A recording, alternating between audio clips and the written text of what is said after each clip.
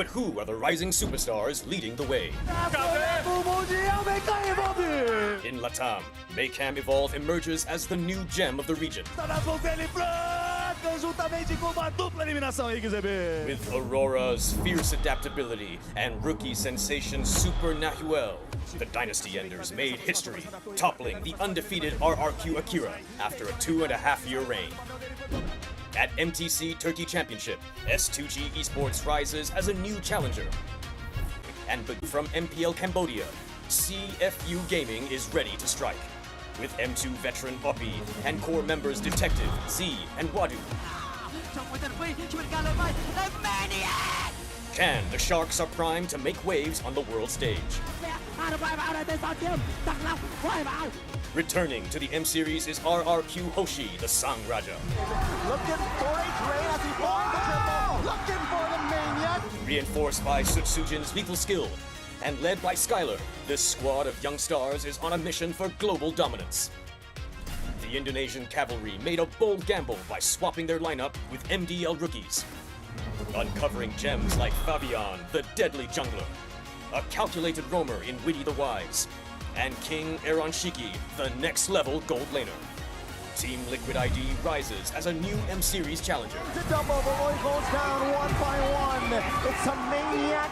MPL PH Season 14 saw the debut of Aurora Gaming with rising gold laner Domeng and MSC 2022 champion Demon Kite. The Kite-Kite combo complements Aurora's methodical playstyle, leaving fans to wonder how will they fare in M6. Spearheaded by superstars in Kelra and King Kong, Fnatic Onyx PH made MPL PH history with a 13-match winning streak. Known for his insane mechanical skill, Season 14 has seen King Kong perform Mid lane, Domeng for Kelra! While Kelra has proven to the world why he's the gold standard. Making his M Series debut and ready to shake the international stage once more is Selangor Red Giant Skies. Known for his signature fanny, Skies is able to switch it up with fighter junglers, enabling SRG to deploy many different playstyles to surprise their opponents. These rising stars have claimed the spotlight, but which player has what it takes to emerge greater than ever?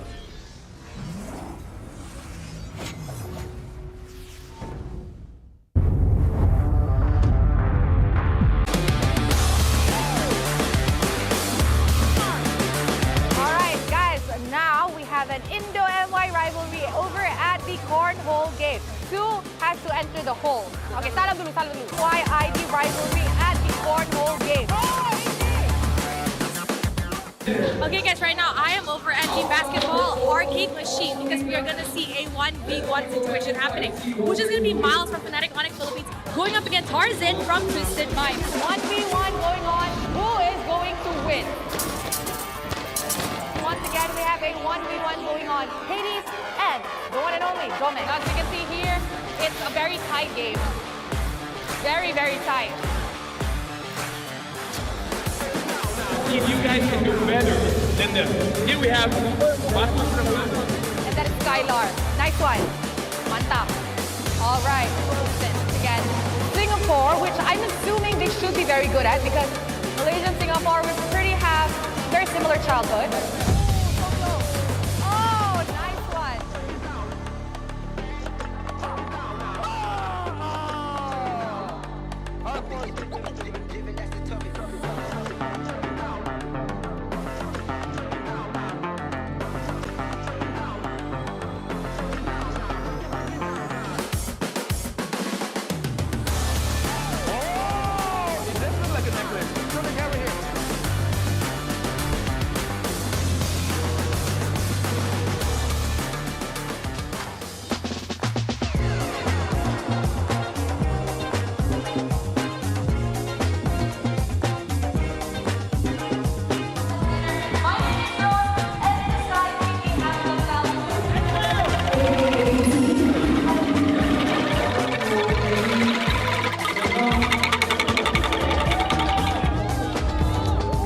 Just for your information, there's an official merchandise for NCT TNT Gold dropping on 28.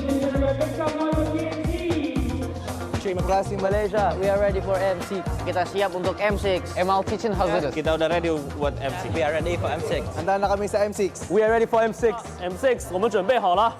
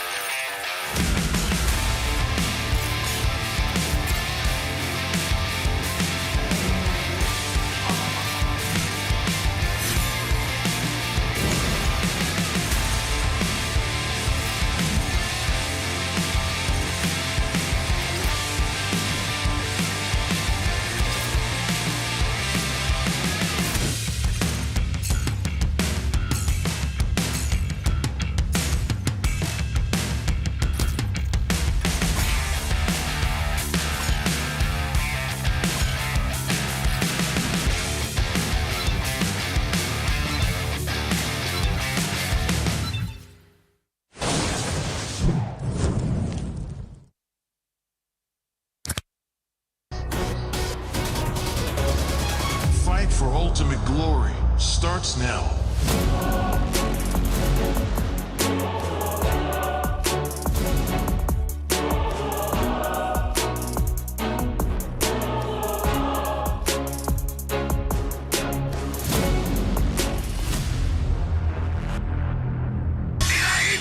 Mobile Legend M6 スイスウォッチ明治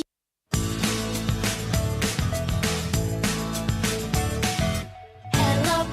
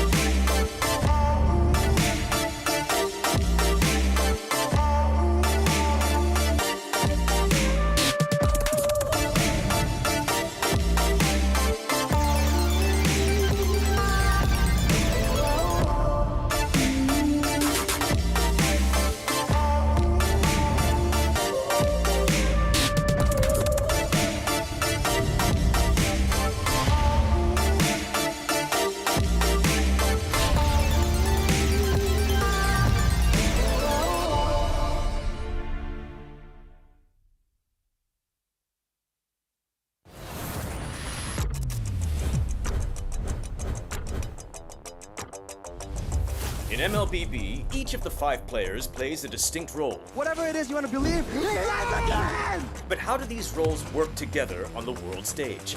Go and Sons, who picks up the... Mid laners and roamers are the bedrock of the team. Looking for the knockup, not able to find us, hence who he wants more, takes him out. Whether it's picking beefy tanks, mages, or sustain, together they provide crowd control and damage in the early game, making space for the team to farm or secure objectives. Then we have the EXP laners, usually playing tanky heroes. They poke and zone the enemy to create opportunities. All right, let's see, another fight commences here. Gear goes in, it's going to be a lot of damage played. While the roamers pick to fill the team's needs and support if needed. EXP laners must win their lane and protect their tower with aggressive, confident play, ensuring map control for the team. Ooh, final slash. Finally, we come to the junglers, the early to mid-game finishers, and the gold laners, the mid to late game finishers. Fiery, the god in the jungle, takes a double kill. For junglers, whether it's frontline tank utility or assassin early game assassin burst, they form the core of the team. They act on the space created by their team to finish off objectives, utilizing power spikes with the early game advantage they get from farming the jungle. Should be a retreat from the Burmese gold, and they get sent down into the ground. Gold laners focus on farming for gold to become late.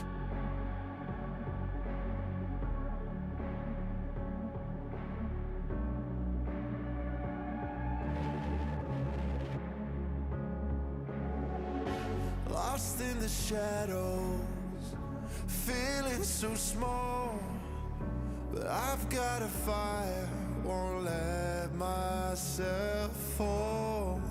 Every hit taken, every scar earned, lessons in pain from which I've learned. When the world says I'm done, I'm just on in my run. Through the darkest of nights, I will find. You won't get me down, you won't get me down. I get back on track with a peaceful attack. I'll always come back around. I'll never back down, no, I'll never back down. A force to behold and it waits to unfold. I'll always come back around. When worlds converge and dreams ignite, there are millions to witness the champion arise. With every challenge, we push with all our might, for we have only one goal, the ultimate prize. When hope seems so far, I'll reach for the stars. In the heart of the storm, I am reborn, I am reborn. You won't get me down, you won't get me down. I get back on track with a peaceful attack. I'll always come back around. I'll never back down, no, I'll never back down. A force to behold and it waits to unfold. I'll always come back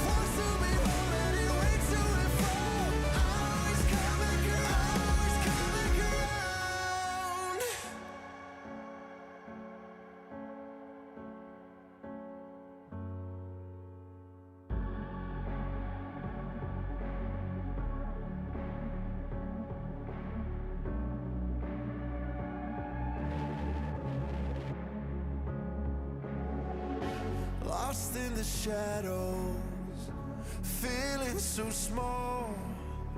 But I've got a fire, won't let myself fall. Every hit taken, every scar earned, lessons in pain from which I've learned. When the world says I'm done, I'm just starting my run. Through the darkest of nights, I will find. You won't get me down, you won't get me down. I get back on track with a peaceful attack. I always come back around. I'll never back down, no, I'll never back down. A force to behold and it waits to unfold. I always come back around. When worlds converge and dreams ignite, there are millions to witness the champion arise. With every challenge, we push with all our might. For we have only one goal, the ultimate prize. When hope seems so far, I'll reach for the stars. In the heart of the storm, I am reborn, I am reborn. You won't get me down, you won't get me down. I get back on track with a peaceful attack. I always come back around. I'll never back down, no, I'll never back down. A force to behold and it waits to unfold. I always come back around. Battle, battle, taking the right, make it, break it, hate it, I shine. You won't get me down, no, I'll never back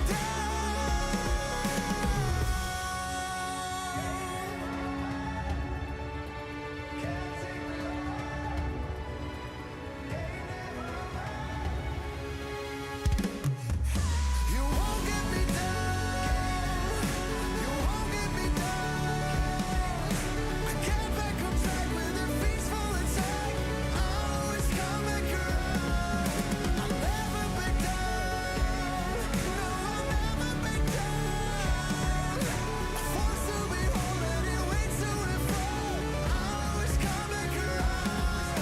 You won't get me down, you won't get me down. I get back on track with a peaceful attack. I'll always come back around. I'll never back down, no, I'll never back down. A force to behold and it waits to unfold. I'll always come back around, always come back around.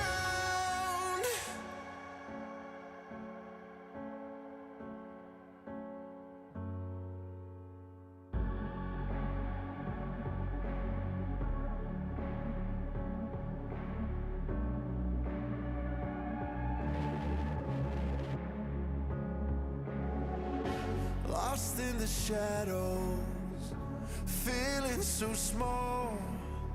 But I've got a fire, won't let myself fall. Every hit taken, every scar earned, lessons in pain from which I've learned. When the world says I'm done, I'm just starting my run. Through the darkest of nights, I will find. You won't get me down, you won't get me down. I get back on track with a peaceful attack. I always come back around. I'll never back down, no, I'll never back down. A force to behold and it waits to unfold. I always come back around. When worlds converge and dreams ignite, there are millions to witness the champion arise. With every with all our might, for we have only one goal, the ultimate prize when hope seems so far. I'll reach for the stars in the heart of the storm. I am reborn, I am reborn. You won't get me down, you won't get me down. I get back on track with a peaceful attack. I'll always come back around. I'll never back down, no, I'll never back down. Forced to be whole and it waits to and fall. I'll always come back around. Battle, battle, taking the ride, make it, break it, hate it, I shine. You won't get me down, no, I'll never back down.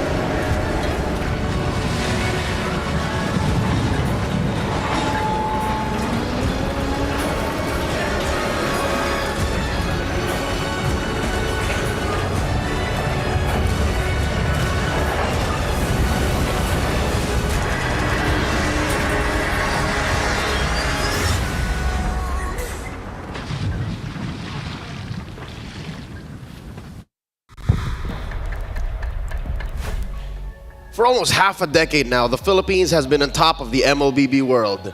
To get there, they had to topple the Burmese. In today's bouts, we are going to be revisiting old rivalries for a new age. Welcome to the M6 World Championships. At your service, my name is Leo, here with Trex and Wheezy F Baby, finally on the world stage. Stefan Shocks, how you doing? Hey, better late than never, but never late is better. In this case, greater than ever. Glad to be a part of the desk for the World Series M6. The elevation, the intensity is just starting to heat up. Man was in the air for about 30 hours and finally in Kuala Lumpur. Trex, you were part of last night's broadcast. How was that? Like, y'all almost ended at 12 midnight. We almost ended up, we were waiting for Wheezy to get there and he was very late, so we were very late, but in the end it all worked out okay. And now we get, like you said, I mean, I couldn't have said it better myself, we got some rivalries coming up. We got some big games ahead of us today. 2 best of 5s, ladies and gentlemen, coming your way. I hope y'all are ready, and I hope you freed up the rest of your weekend because you're not gonna wanna miss these upper bracket bouts. Real quick, a shout out to Kadia. Experience the thrill of gaming in real life at Kadia's Gaming and Esports District. Every detail is a celebration of play and entertainment. Check out at Kadia Gaming, play life. Now, gentlemen, it's been a wild ride all throughout Wildcard, all throughout Swiss, and despite Wheezy having a very busy schedule, finally having the time to join us here in beautiful Kuala Lumpur, Malaysia, you've been tuned in ever since the very start. I have, and honestly, full of surprises. I know in the very beginning we were asked to give our predictions for who we thought would make it into the top 8, who we thought would make it to the knockouts, and a lot of us were wrong, right? We got to see some regions who would have thought performed the way they did, such as China, DFYG, up against Ofednar out from Turkey as well. Both of them, some heavy hitters. Unfortunately not here with us today. As you know, the higher you get up that ladder, the higher the elevation gets, the harder the matches go. And here today, it's just the creme de la creme, the cream of the crop, the ones who are going to make it on top. These 4 teams are fighting for the chance to play at Axiata. Winners of today's matches are confirmed for the top 4. Real quick, we're celebrating No. This is a billion. 1,500,000,000 registered MLBB players from the 6th of December all the way to the 23rd. Join the event and complete tasks to get a random epic skin for free. Thank you for your unwavering support and for being part of this incredible journey. Hashtag Mobile Legends Bang Bang. Hashtag MLBB for life. You know, when we first saw that number yesterday, we were wondering if we thought it was a typo. How many? We were like, wait, how many zeros is that? LaFell was like, What 1.5 billion. Okay, that's where we're at right now. And that's just an exciting thing to hear, right? How much growth we have had over the half decade, right? More than that. To think that we are one of the 1.5. Ladies and gentlemen, let's check out the brackets once more. After yesterday's opener for best of threes, here we are now in the upper bracket semis.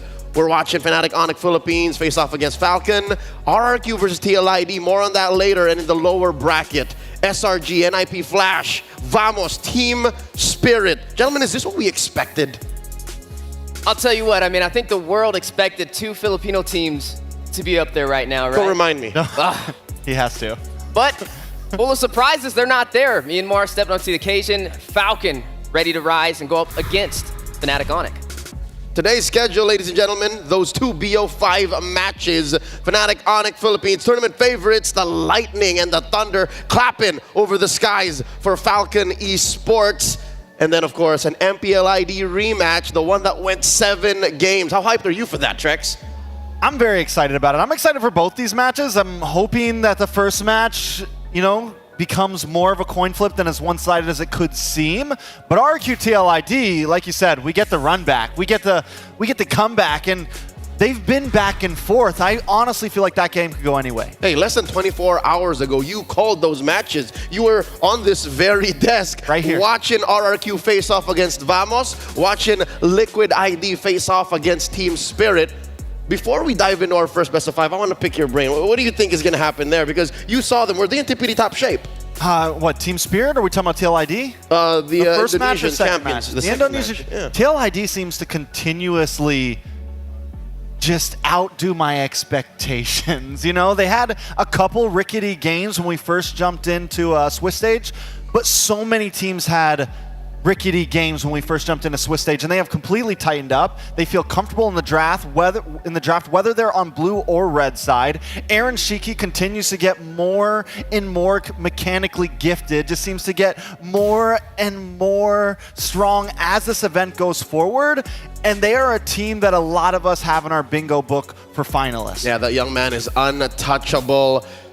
Weezy, gotta ask you, how you feel about these gold laners just shining over and over again? Like, day in, day out, over the past couple of weeks of competition, it seems like it's the gold laners really shining. Yeah, you see picks rising to the occasion, like the Bruno with new additions and items. Like Grenier. Yeah, there you go, with the Malefic Gun. You ask Mirko, what does a Malefic Gun and a Bruno do? He'll tell you. I'm not gonna tell you, but he'll let you know. But nonetheless, it's full of excitement seeing these gold laners be able to shine. Even when you look at teams like RQ Hoshi, right? You get to see Skylar with a whole bunch of rookies on his side.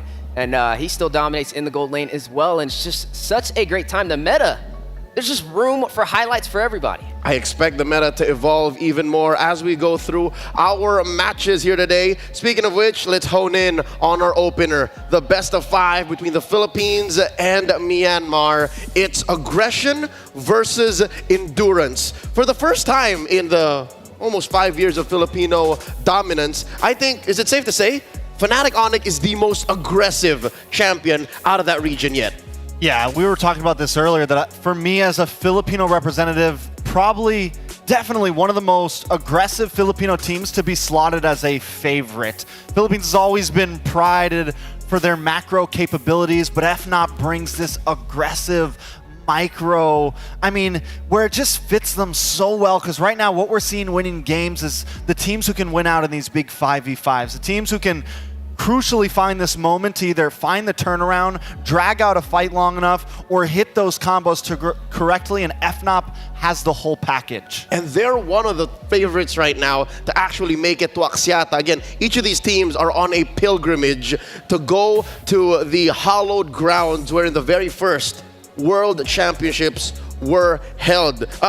Weezy, do you remember where you were when we first had that? 2019. What were you doing in the latter part, Q4 of 2019? Well, I was in the military, so I was actually deployed during that time. But nonetheless, if I know all about being a part of a team, being a part of a unit, and getting the job done, I'm hoping to see that same thing here today in the M Series. And man, just some explosive competition. In the first series, going in a best of 5 now, right? Whoever wins is going to secure a placement into the top 4. These 4 teams are all marching towards one goal, to make it to Axiata. Falcon Esports, Fnatic Onic Philippines, TLID, RRQ, the latter actually having been there to compete for the finals. And now, our first bout. Lightning in the sky. It's safe to say, Falcon Esports have their work cut out for them. It's these three, Kelra, King Kong, Kirk, coming into their airspace. The connection, right? Definitely. And they are a trio to watch out for. Kirk played such an amazing game yesterday. But also on the side of FCOM, man, PX7, Royal Milk, Kid X, these guys are, this is a trio as well, and a hungry trio that's been through the dirt, a trio that hasn't always even made it out of group stages. You know, a team that a lot of us have kind of doubted, and now they're here front and center going against probably one of the biggest mountains they've ever tried to climb. And this is the best they've ever looked. Again, it's the connection versus XXX. Now, I'll tell you what, right?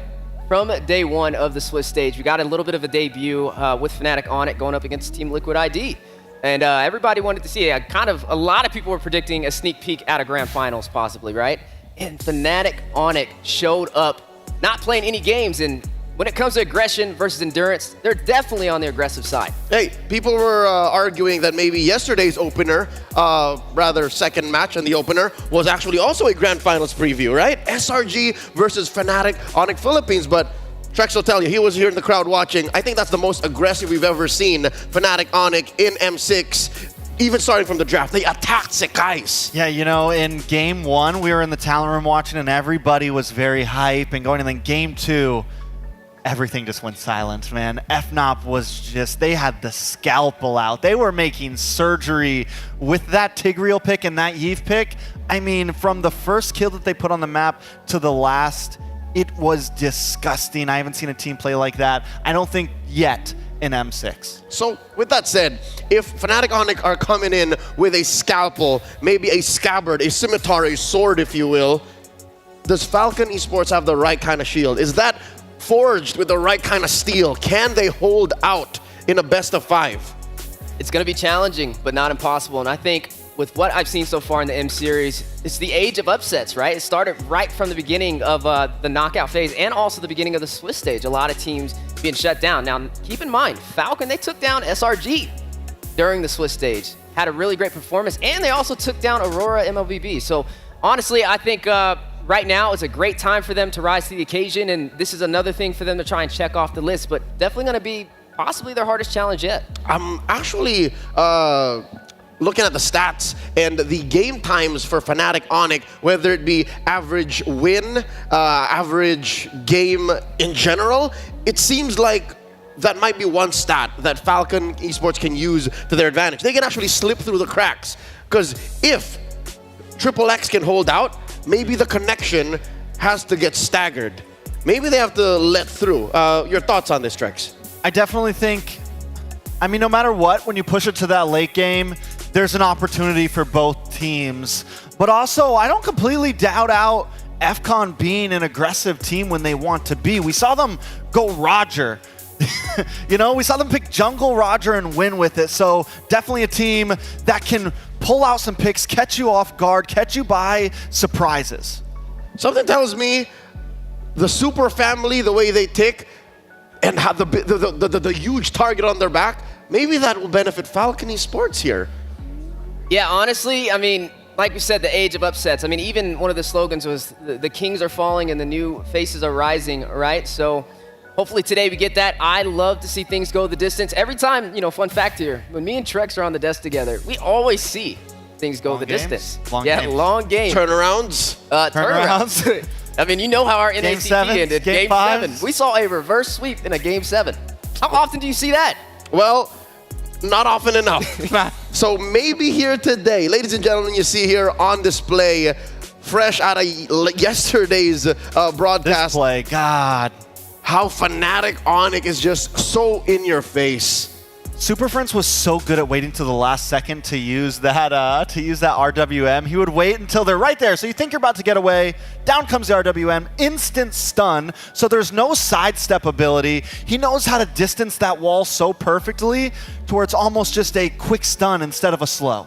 Let's talk about how Falcon Esports after dropping Aurora, after dropping big name after big name in the group stage in the Swiss, they're able to just force these games to such a point wherein it's an inevitable win. They mastered the long game, it seems. Well, I'll tell you what, if anybody had guest coins, they were probably betting on their downfall, especially up against a team like Aurora or SRG, who you even said was a potential grand finalist position that a lot of people were betting on, and they took them down, right? So we can't count them out just yet. If there's any team that has the capability for an upset, it has to be Falcon Esports.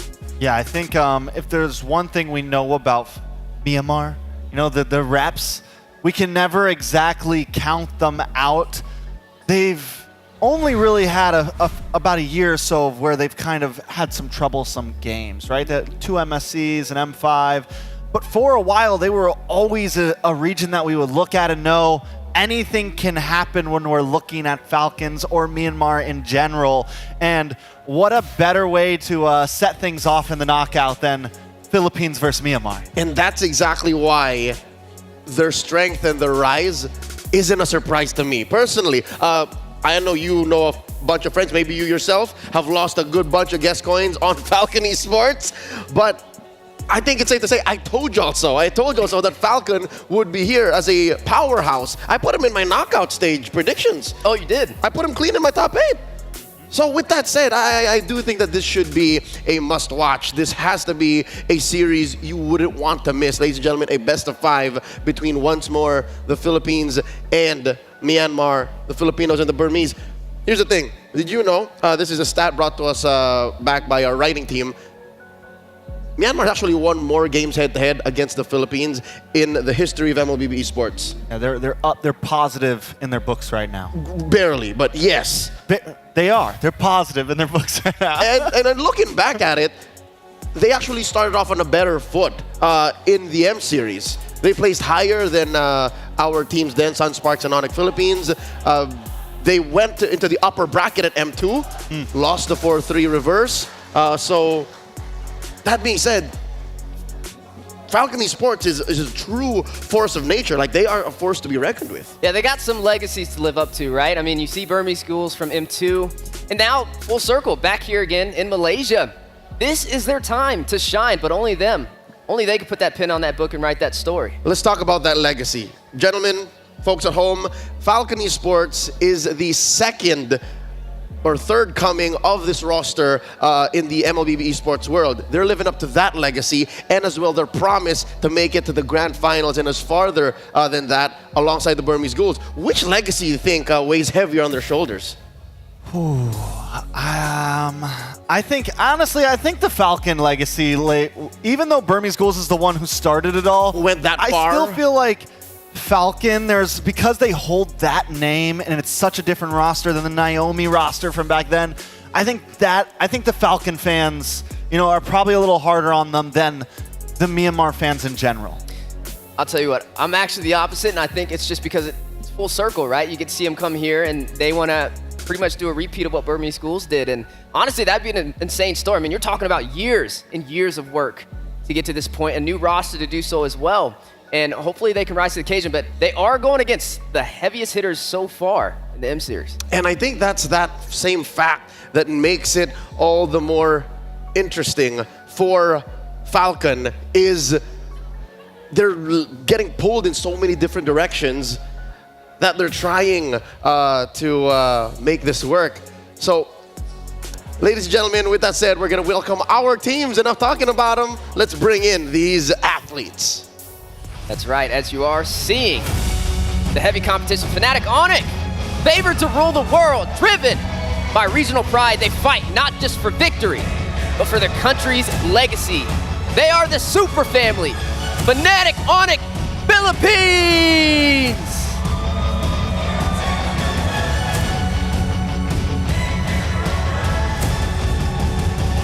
And let's welcome their opponents. From underdogs to game changers, they have soared above every challenger, looking to make it past another obstacle. Give it up for Falcon Esports!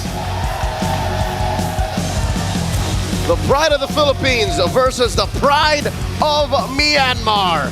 Here they are on stage, led in by their coaches. Coming up, it's Coach Why Not and Coach Hayes of Fnatic Onyx Philippines versus Coach Nyochao and Coach RC of Falcon Esports. I'm getting the vibes, gentlemen. Throwing back to M2, throwing back to M4. Like, this is that match. And I love how you started. You know, you laid it all out so well, Leo. Filipino dominance started against Myanmar. That was their first, that was the Philippines' first world stage crown, their first big trophy. That's when the era began. And there's always the talks in Discord corners. There's always the talks in YouTube chats about when will the era end. So the question is, can Falcon Esports make full circle here and try to reclaim some of that power?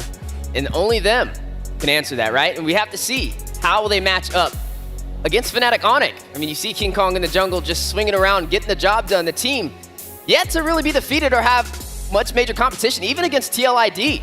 It was a clean victory, and you saw them in control of the entire game with little to no struggle. In about a minute and change, the match will begin. That means the draft will be upon us. But for now, go ahead, claim this redeem code. This is for y'all, part of this. Making M6 all the more special. Thank you all so much. That's for y'all. Type it in before it goes, before it runs out. Now, I hear that we have a few words with the beast himself, King Kong, telling us about how they beat SRG. First of all, they didn't expect anything, but they want to win M6. And they never assume that they are stronger. At the end of the day, they're just doing their job, and they got to be confident in everything that they do. You know what I love about that? A team that's confident, but a team that is also humble, right? Everybody sees them as a potential grand finalist here in M6, and not to breeze through and say, oh, we can stomp through everybody, but to be very humble about the experience says a lot about King Kong. It says a lot about Fnatic Onyx. It's very Filipino of them, you know? Just they feel confident, and I feel like FNOP has come into this just with the confidence, right?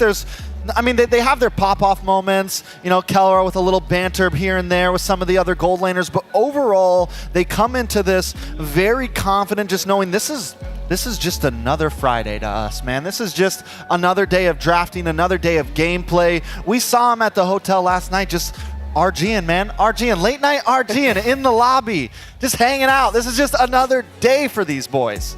And that's what makes it so scary. When you're Falcon Esports, you're up against not just one of the strongest teams in the world, but you're up against a machine. You're up against a team that just follows the process and somehow ends up with the best possible outcome. I mean, right now, it's no secret. The underdogs are definitely Falcon Esports, right? And a lot of people are expecting this game to go over to Fnatic Onyx. But with Falcon's backs against the wall, I say two things when it comes to pressure, right? It either bursts pipes or it makes diamonds. And today, we'll be able to see that between these two amazing teams. And we'll have to see just how they fare off. Folks, it's time for us to get the game started. We're in the draft. Butterflies. Blue side, red side. Calling it now. By lantern's light.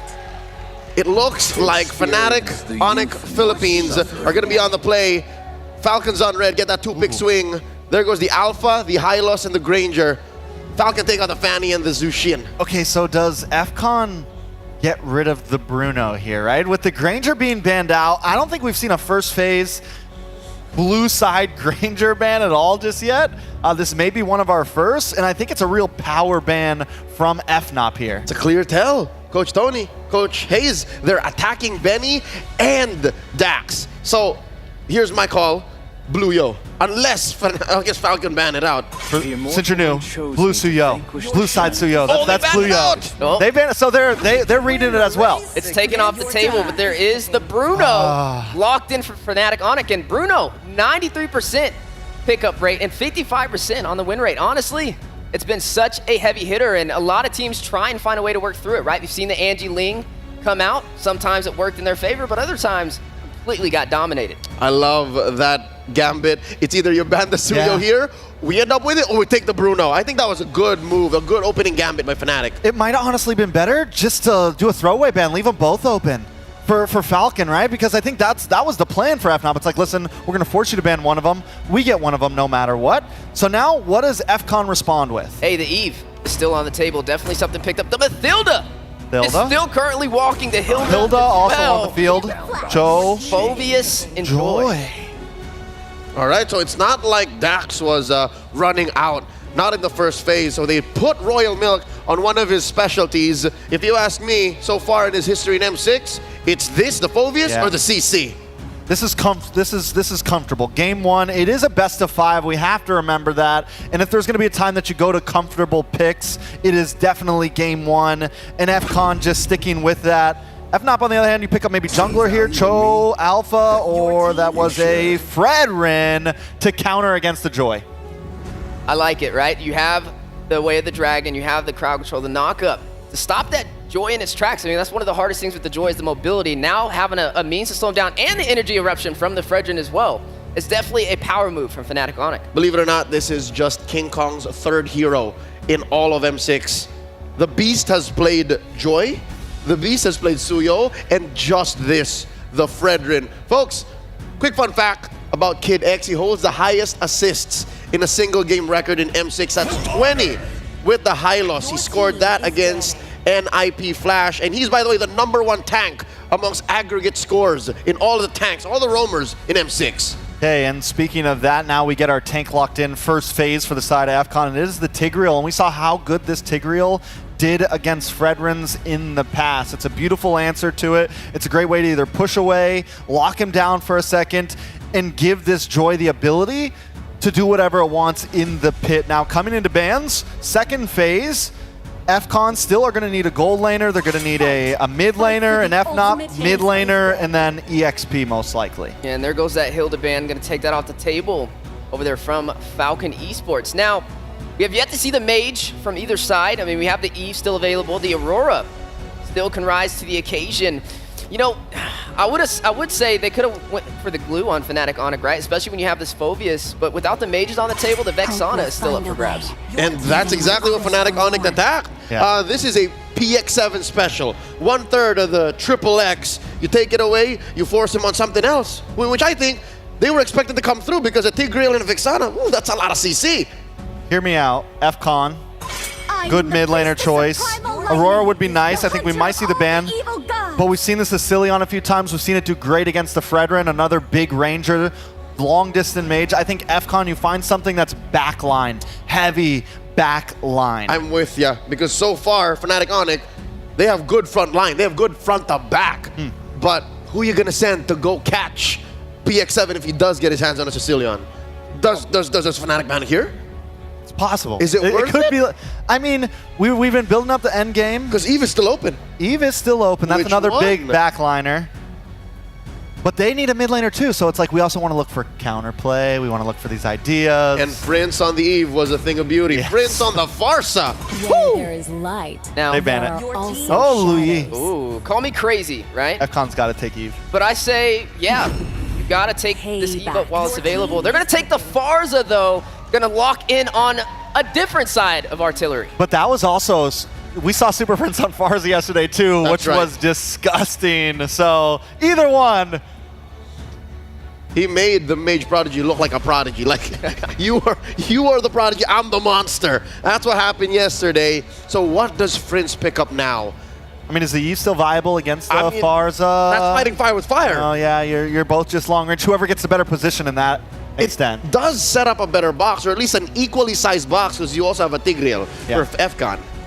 Yeah, and you also have a Cho, which still can be flexed into the XP lane. If they do that, technically they could pick up the Mathilda, put the Eve in there, you have a means to escape, and you have a means to engage, and I think that would be a good read, especially up against this composition. A flex like that could be vicious. On Kirk has played it, and what a read! Wheezy on point! Mr. Wiesman. Wheezy F, is that for Fnatic? You got that Faramis Matilda combo, dirty duo here. We've seen it just a couple of times, a handful of times in MPL Philippines, and boy oh boy, was it quite the combo. So what's left for Falcons here? They still need a hero for Benny.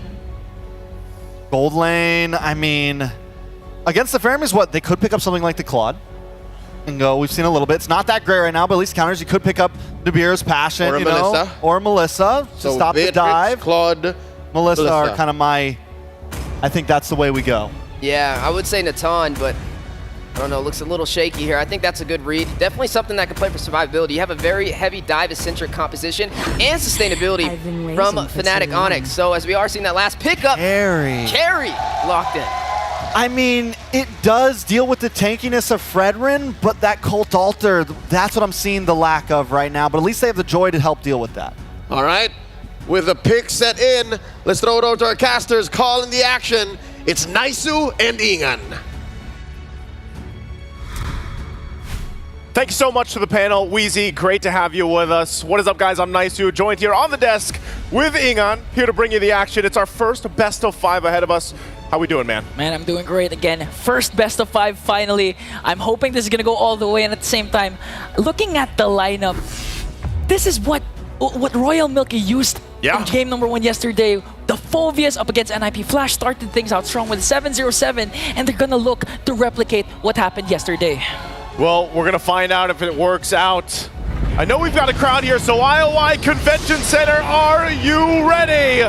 It's a ticket to the top 4 in Axiata on the line.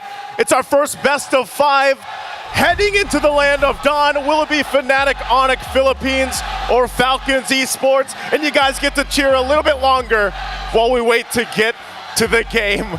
But we saw it, man. We saw the compositions. Our panel broke it down.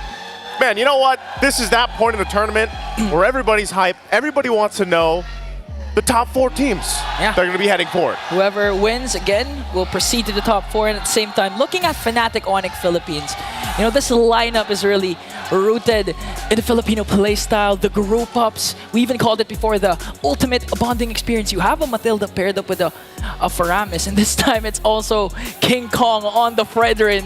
So it's like a bit of a throwback with what Fnatic Onyx Philippines, the super family, is going to show up against a Falcon Esports. Well, you can see it, you know, familiar faces, of course, out there too. And I think that's the thing, man.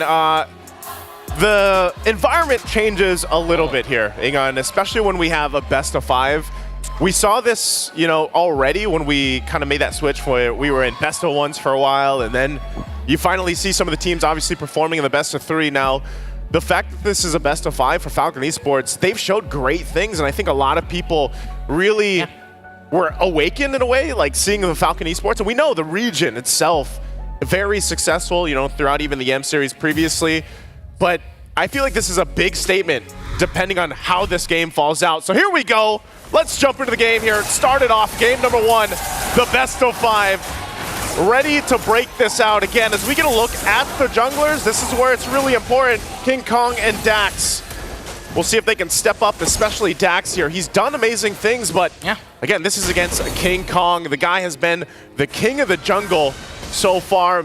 Before we break it down a little bit further, everybody watching with us right now, M6 Pass. Yeah. It's now available. It's actually the perfect time. This is perfect time to get the M6 Pass. While we head into a little bit of a troubleshooting, you can complete all active tasks during the event to reach level 75 for free. Get amazing rewards including Claude's Battle Emote, M6 Glory Avatar Border, Baksha's Battle Emote, and the new special skin, Baksha Dauntless Shield. You know what, Naisu? What's the best part? Tell me. It's all for free! It's all for free. You can get that at level 75 for free. But it's hard to get to level 75. Hey, man, you know what? That's why there's the support chest, too. Don't forget. Yeah. If you got the diamonds, might as well spend it, you know? Speaking of support. There's the support. There's the support of Falcon Esports. I mean, man, even during the team lineup, the team entries, they were all so hyped. Because again, Falcon Esports has been exceeding a lot of expectations. If you're going to go back to all the talent predictions when it comes to the top 8, I rarely see Falcon Esports on the board. And right now, just looking at their track record, they won against Aurora, lost against Twisted Minds, won against SRG, BTK, and yesterday, NIP Flash with a sweep.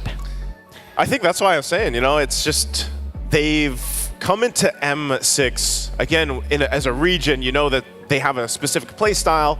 They love to be pretty aggressive, and maybe that's what's needed here because our panel was the ones talking about this, man. They were saying that, you know, this might be one of the most aggressive Philippine teams that we've seen, you know, in Fnatic Onyx Philippines. And Falcon Esports, that might be the answer to the problem that a lot of teams are having facing against, you know, FNOP is, can you match their aggression? But I think it's always that question is like, if you can match their aggression, can you keep it up throughout the entirety of a game? Not just game one though, but like an entire series.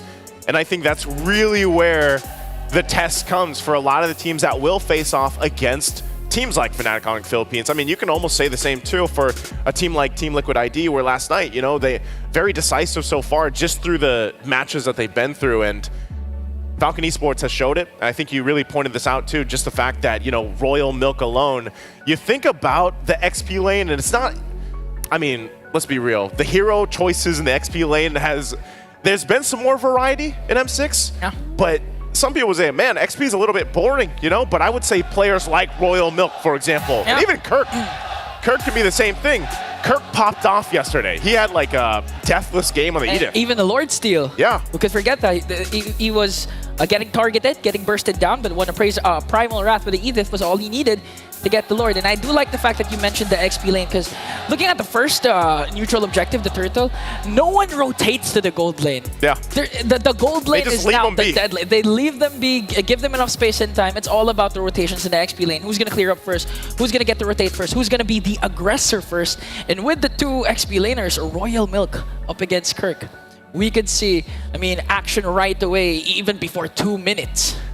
Yeah, we'll see exactly how they kind of approach that. I think that's a good point too with the gold lane, specifically where, you know, they've known that they've been left to their own kind of devices, and then they usually just duke it out 1v1 their own.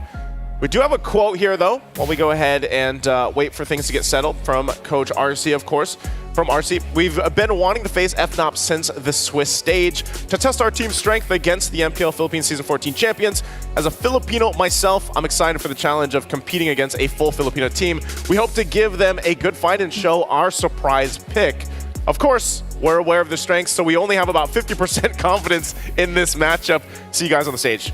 Would you take the 50% confidence? I think it's more of them not underestimating their opponents. Again, I do agree that it was better for them, of course, if they were able to face up against Fnatic in the group stage. Because even the coach of Fnatic Onyx Philippines, Coach Why Not, he also mentioned that the Swiss stage was actually, it's like it exposes the teams. It makes you question if you're really good, because it's all best of ones. And for Coach RC, I know he's excited to go up against Fnatic Onyx Philippines to test their strength.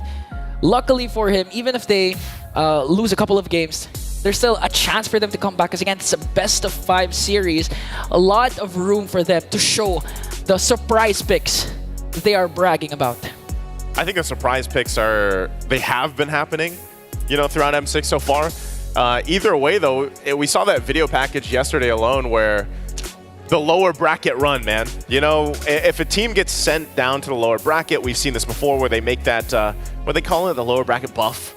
The lower bracket run, where they eventually get to the grand finals and then, you know, end up becoming champions there if they can. But I think either way, you know, you work with this. And here you go. Okay. Good luck with it. That's the support chest, I believe, right? Hey, good luck. Good luck. Let's see. What's he get? I'm not sure. Okay, he's going Actually, for one more. He's just spending it all. This is another way you guys can level up your M6 pass right now. He's going. Going for the Just level hit max. 75. I would hit max. Let him take his time. It adds to the suspense, okay? You still got around, how many is that more? Around 5, 6 draws? 5, 6 draws. He's got about 200 diamonds left. Oh, 300 XP? Okay. Congratulations. Okay. Level up that pass while you can. Yeah, man, I don't know. I think once we eventually get to this game, that's where you have to see. If Falcon Esports, if they get the advantage early on, I think we might actually see, because have we seen Fnatic Onyx Philippines really struggle? I mean, at all M6, if we think about it, you know, and a team to go into this and kind of say, you know, you do obviously respect a team that is, most people would say, tournament favorite now up to this point. You know, so you got to approach it with a certain kind of mindset, I feel like, and if that's 50% confidence, but also you're just kind of respecting on what the fact that Fnatic has done to all the teams they've played at this point, that's the best thing you can do. I think it also goes the same way for Falcon Esports. Again, just looking back at who they faced up, who they brought down. Fnatic Onyx Philippines, they can't also underestimate this emerging team in Falcon Esports. And going back to your major point a while ago, if a team like Falcon Esports can match up the intensity, the pace, the tempo of Fnatic Onyx Philippines, that's going to be put into question for game number 1. But the thing that I'd like to highlight also is what Leo has been saying. What did he say? That King Kong has been transitioning slowly to some sort of a utility jungler. I mean, for the first half of the respective MPL, we've been seeing King Kong use the Fannies, the Lings, the highly mechanical assassin players. But right now, he's been resorting to a Suyu that has an Impure Rage for added sustain. And now the Fredrin, giving a lot of time for Super Friends and for Killra to shine up, stack up, and be the main course of their team. So it's going to be a question of... It's not going to be a question of if you can match Fnatic Onyx Philippines tempo. It's going to be about... Oh, it is that. I was gonna say, I'm waiting for you. It is that, Naisu. It is that. But here's the thing. No, but the thing is it going to be a high fast-paced tempo that you're going to be matched up with? But looking at this right now, it's a Fredrin. We all know the Fredrin has sustainability. It's more sustained, more controlled. So you don't know what type of aggression Fnatic Onyx Philippines will be releasing now. If it's anyone, man, it's King Kong that's going to be the aggressive Fredrin. You know, like... He might be able to go ahead and pull that off if that's the plan. Really, for a lot of people that have been watching up to this point, especially Swiss Stage, you know, Fredrin, you automatically think of Mobazane, of course, found success with it and made it work. But this time that it's going to be in the hands of King Kong, and I think we are going to be getting a glimpse at King Kong here, is his playstyle and how he likes to go ahead and utilize even these utility junglers. You know, just looking at here, whether it's the Joy, whether it's this Fredrin, whether it's the Suyo, he has a certain playstyle. And I think that aggression, but it's also what a lot of people would call it, is just this kind of calculated aggression that teams haven't been able to tame him. You haven't been able to tame this guy in the jungle just yet. And I feel like every single time a team does approach FNOP, that's one thing on that box of the multiple boxes that they have to check off. Yeah, and not to mention Super Friends, apart from King Kong, has also been popping off. Right now, for the side of Falcon, PX7 has the Farsa, but yesterday it was actually Super Friends who first used the Farsa, popped off with a Feathered Airstrike, became a menace up against their opponent's SRG for this specific game. And just looking at King Kong with the Joy, man, how will the question is, how will you tame the beast in his own jungle? I don't know, man. You got to be able to tame it. No, go with the max. Okay, he's going with the max. He's 43. going with the Naisu style. Okay, 20. We're doing 20. half. How much XP is this? We got to look really closely. Oh, it's Delar. It's Delar. Hey, what's that? 5,000 XP? I can't do quick math, bro. let's ask Delar. Good luck, Delar. Last one. Last one. Go. Oh. Danny got 7,000 XP. Hey, we're going back to the game. Congratulations for all the XP. And now we can catch back up. Again, only a minute into this. So nothing too crazy just yet. I'm not sure also if we got a glimpse at the emblems, but maybe we get a picture at that. We can see them here. King Kong did go Concussive Blast with the Fredrin. He is going to be up against Dax running that Temporal Rain. This is the typical thing we've seen from the Joys here. But also with this, again, it's Royal Milk. I think if anything for FNOP to deal with, it's not letting Royal Milk have that kind of similar experience he had on the Phoveus yesterday, where he was just had a massive game in his favor. Yeah, again, he started out strong with a 707, looking at the emblem set. Okay, so King Kong really go. Oh, Dax! First it down Brusco, was just busy looking at the emblems, and Dax, it all happened in a flash. Took down the Bruiser with one electrifying beats. That's how fast it can happen, especially with a Joy across from you. So now Turtle's up. FNOP's going to start this up. They do have the advantage, and it's quickly going to go down. So they are going to just trade this out. King Kong will secure that. But look at the moves here from Falcon Esports. Dax trying to take the purple. Might get cut off here. Not able to go and secure it. Oh, here comes Killra, and the kick also getting gacked up by 4. And that's the trade Fnatic Onyx Philippines went with. They got the turtle plus a shutdown onto Dax. So they get that. They make it work. Now possibly looking for more. Royal Milk also here in the mid lane, but holding it down once again. Objective secured for FNOP, and that's what they're probably going to focus on the most. That's why they also have the Fredrin. And just the amount of pure utility they have, man. That's, I think, one of the biggest obstacles in this game one that they have to overcome. Here we go again. Now taking a look at the emblems. Look at all the quantum charges here for FNOP. Of course, plus the 2 concussive blasts to help with that clear speed, but tanky enough to sustain a lot of the damage. We'll see if it works out. Kid X! Implosion, Sacred Hammer gonna connect with Super Prince, making sure Kirk is safe with the Nether Realm, but that's one major resource expended by Fnatic Onyx Philippines. So far, Kid X still a good catch. This is what I was saying, though. It's all about getting through that utility. I mean, we're talking about a Matilda and a Feramis. A combination that, you know, you got to have a lot of things to throw at that, just the utility alone to go and overcome it. And then on top of this is withstanding these setups from Kirk. I mean, a lot of times lately we've seen Cho just going in the roam, you know, and playing that. Here we go. This is the aggression we were all talking about Fnatic Onyx Philippines zoning out once again. Kid X now gonna transition onto the top lane, gonna try and get down energy shields, zoning out Benny, but here comes PX7 though with the Wings by Wings. They're gonna get some extra gold here for Kelra, working on that turret, nearly half down now. Turtle's gonna be up shortly here. So we'll see how they rotate through this. Royal Milk still holding down the bottom side alongside Kirk. They'll go ahead and just duke it out a little bit as the rest of the team gets in position. I'm wondering, does Falcon Esports actually want to contest this, or do they let it go? They might have to rely on Kid X setup potential. He's got the implosion ready as well as the flicker. There they go. Okay, here comes the Shadow Stampede, but Royal Milk goes in with the Infernal Pursuit. Implosion gonna connect, paired up with the Feathered Airstrike, but Super Prince once again with the Nether Realm. Dax going in from the back line with the Electrifying Beast, gonna bring down King Kong, but Royal Milk once more gets 2, a double with the Infernal Pursuit. No, make it 3. Kirk answers with a kick. Kelra gonna feed him off. Double also for Kelra. But Falcon Esports, they won that trade. They got 4 kills plus this turtle. It's looking like Royal Milk again gets the triple kill. All that under the tier 1 turret too. A great fight from Falcon Esports, and that'll also get them a turtle. So they've got that fight in them. And Fnatic Onyx now has to adjust from that. You know, it was a great initiation at the start, and they responded well, but then they just get collapsed down, and that's what the Phoveus does. Yeah. He allows you to just go ahead and get the airtime with the Infernal Pursuit and just dunk on people, turret or not. And so Kelra nearly getting that tier 1 turret up on the top side. He's going to be fine. Guiding Winds out. Dax will get his first item locked in now. Starlium Scythe. Glowing Wand also for PX7. Some of these first items already coming into play. Okay. Mid lane though. Energy Eruption. Gonna try and poke down Kid X, so he doesn't have the health to zone out the members of Fnatic Onyx Philippines. And looking at the previous clash, apart from what Royal Milk did, we have to commend again the mid duo of Kid X and PX7, but we have to commend Brusco because he goes in with the Guiding Wind.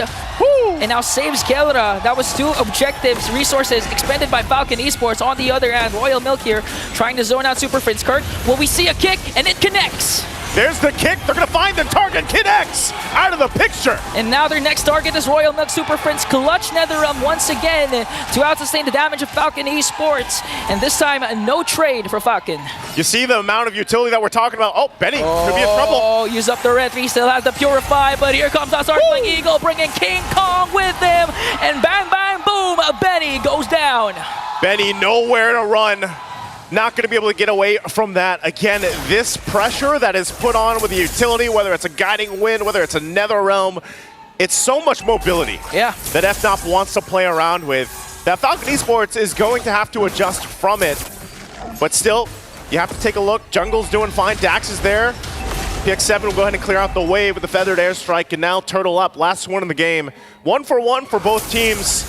Still, Falcon Esports can choose to fight this. They're going to keep Benny up on that top side, possibly trading if they can. Royal Milk will go ahead and just hold this front side. Uh-oh. Hold on. They got to watch out, though. Kirk on the hunt for this, too. Still, this could be a full-on fight. 5 versus 4 here. They're going to force Kid X back. Dax might try to jump in. Gets... Oh, no. He's in trouble. Oh, the kick flicker combination from Kirk to take down Dax. And now they're going to get a turtle. But Benny answers back with a turret top takedown. Now, Fnatic Onyx Philippines, they're in a roll, in full control. King Kong used up his retribution to force PX7 to use the flicker and Wings by Wings. Fnatic Onyx Philippines holding to a 1.7k gold lead. Good push from Benny. At least they got something out of it, but Fnatic getting a whole lot in this. They're going to drag Kid X. Shadow Stampede, forced to use the Sacred Hammer for Kid X to walk away. And now the thing is, the thing that's happening right now, Falcon Esports, although they were able to get previous trades during the first 4 or 5 minutes, it wasn't the proper target. I mean, looking at the composition of Fnatic Onyx Philippines, they're going to feed all the resources to Kelra because he's going to be the main win condition of Fnatic Onyx Philippines. And if you keep him alive, even if Brusco falls down, King Kong falls down, Kirk falls down, it doesn't matter as long as the gold standard is alive for Fnatic Onyx. And that's what I'm wondering for Falcon Esports, just with everything that they have available, going against even the 3 Purifies alone, and then we've all seen it before, how Kelra positions himself. The reason why he is called the gold standard is something that they want to be able to go and solve. And looking at the items, you know, they are falling behind in the gold lane here. King Kong, tanky enough, confident enough to go and just fight for this purple buff. Might force out, the red trees goes in. Gonna be fine though, they do kind of disengage, keeping Kid X at bay here. Not sure if Falcon Esports actually wants to take a fight. They're just kind of slowly whittled down. Even with the Ghost Bursters alone, the turret finally falls. Kelra working on it. Now for the tier 2. The focus here, they might force a fight. Kelra, the damage! One more! So Kelra gets a kill onto Benny. The next target is Royal Milk Infernal Pursuit. He's going to bring down one with him, but Kelra says, I'm going to take 2 and bring them down. Fnatic Onyx Philippines transitions to the middle lane. Again, Kelra now under the turret. The tier 2 is in trouble. PX7 is gone. The aggression of the Super Family. I mean, all throughout the game, they're grouping up, finding kills. Even if you look at the lineup, Falcon Esports, they have a good counter initiation with Kid X with the implosion, but the problem is he's having a hard time sending because Kelra has proper targeting. The main damage dealers of Falcon Esports are falling apart even before Kid X has an opportunity to cast his ultimate. My goodness, the amount of damage that Kelra has right now, as we saw just from that glimpse, as Lord is secured now for FNOP. You know, what is he at? Haas Claws, he's got the Berserker's Fury, he's just got the Rose Gold Meteor Dog, he's got, you know, Malefic Gun too. He's got all the space in the world to work with. And so with this, Falcon Esports falling further behind in this game 1, they're gonna have to go ahead and get ready for a defense against this Lord push. You still have that wave pushing up top alongside Kirk into that tier 2 as they get ready. They might have to pull a miracle play out here with Kid X. If they can get things set up, King Kong on this side of the jungle. Okay, Dax still gets his purple buff. And here comes the force. Fnatic Onyx Philippines will take down Royal Milk once again. They have a Lord marching in the mid lane. You know, looking at the game, it's not a good game to be a Farser right now because the dive composition of Fnatic Onyx Philippines is just too much. I mean, you have Cho, you have Matilda, even King Kong has been diving for Fnatic Onyx Philippines, and now they're sieging in with the Lord. PX7 casts his Feathered Airstrike, but has to cancel it right away because of the threat Fnatic Onyx Philippines has. Looking to close the game out, still with the Lord marching in. Falcon Esports has to go ahead and defend. They're getting whittled down. They will take care of the Lord, though, so that might be all they get. FNOP still waiting for the rest of the waves to push in. They want the rest of the base turrets, but now in full force, Falcon Esports. Can they hold on to the base? The shields are going to pop. Kelra just taking a couple shots there. Look at the damage on Royal Milk alone. And there they go, still trying to end it here. Oh, the implosion is there, last effort, but Super Friends once again save the Super Family with the Nether Realm, but here comes the counterattack coming in from Falcon Esports, gonna bring down King Kong. One member down for Fnatic Onyx Philippines, but they're gonna transition up top and try to bring down another turret like a Kelra! Even on the face of 4 members of the Falcons! He's going dead! Unfazed, wants to go for more, gets the double, Kurt gets the kick, feeds Kelra with the triple. Is this gonna be a main?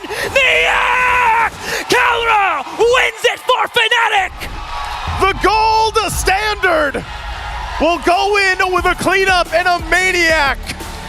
11-40 a game for Fnatic Onyx Philippines to start the best of 5. Can the Falcons rise higher than this? That is the question, because what a game, what a performance from FNOP. The Super Family, again, extending their dominance even up against Falcon Esports.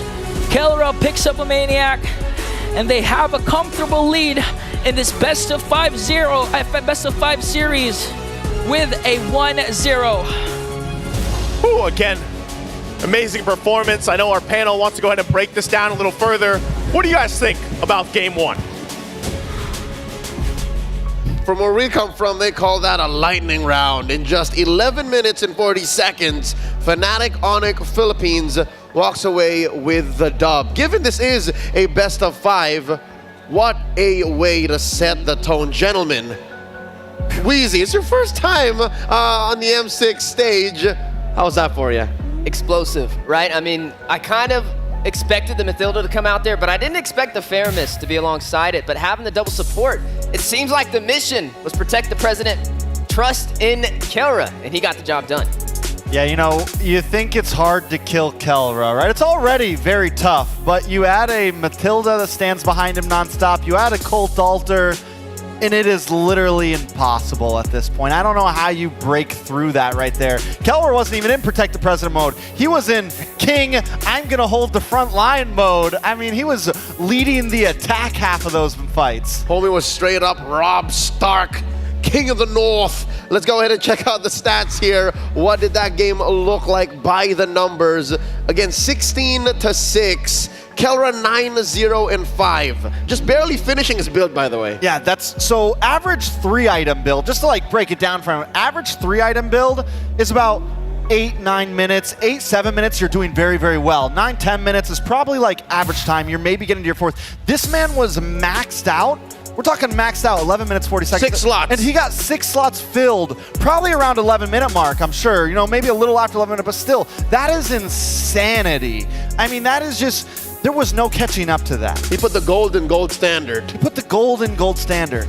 Yeah, I mean, even with the itemization, right? When we see the Brunos go in for the Haas Claws, Berserk Sphere, then the Malefic Gun, he did it in a little bit different of an order, right? He went to Haas Claws, and then he goes straight into the Malefic Gun. He's playing not only for the survivability, but also able to attack from afar to sustain himself.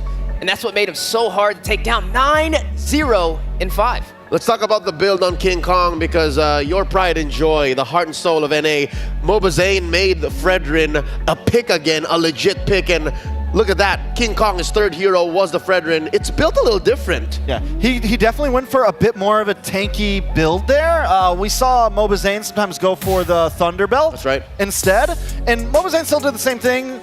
Half a Molten Core. There were some other games where he didn't, and you could see the slowness in the jungle. So King Kong picks up the Molten Core, picks up the Helm, picks up a little the Athena Shield, just in case PX7 gets out of control, just in case Dox gets out of control. And instead of going for the Radiant Armor, I really like the Athena Shield, because it's that security against PX7. And it's that big booty, the HP. Like, you just get it, and it amplifies everything else the Fredrin does. Let's talk about Falcon Esports this time around. The way they drafted, the way they built their lineup, it's nothing we haven't seen before, especially from them. It's the core on the Joy early on, PX7 and Artillery Mage, sandbagging on Royal Milk early to mid, and then you're waiting for Benny, which was unfortunate. Benny never really got online.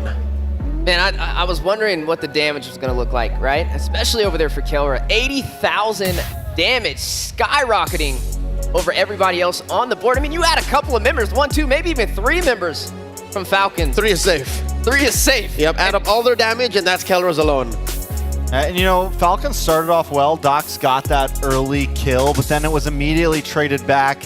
And they get the kill on the Brusco, but then Dox goes down. And from that point, it just felt like FNOP was like, all right, fine, we're going to press the gas now. And you look at FCon's composition, you look at this carry, you look at this Farza, all of these heroes need about 3 items to really pop off.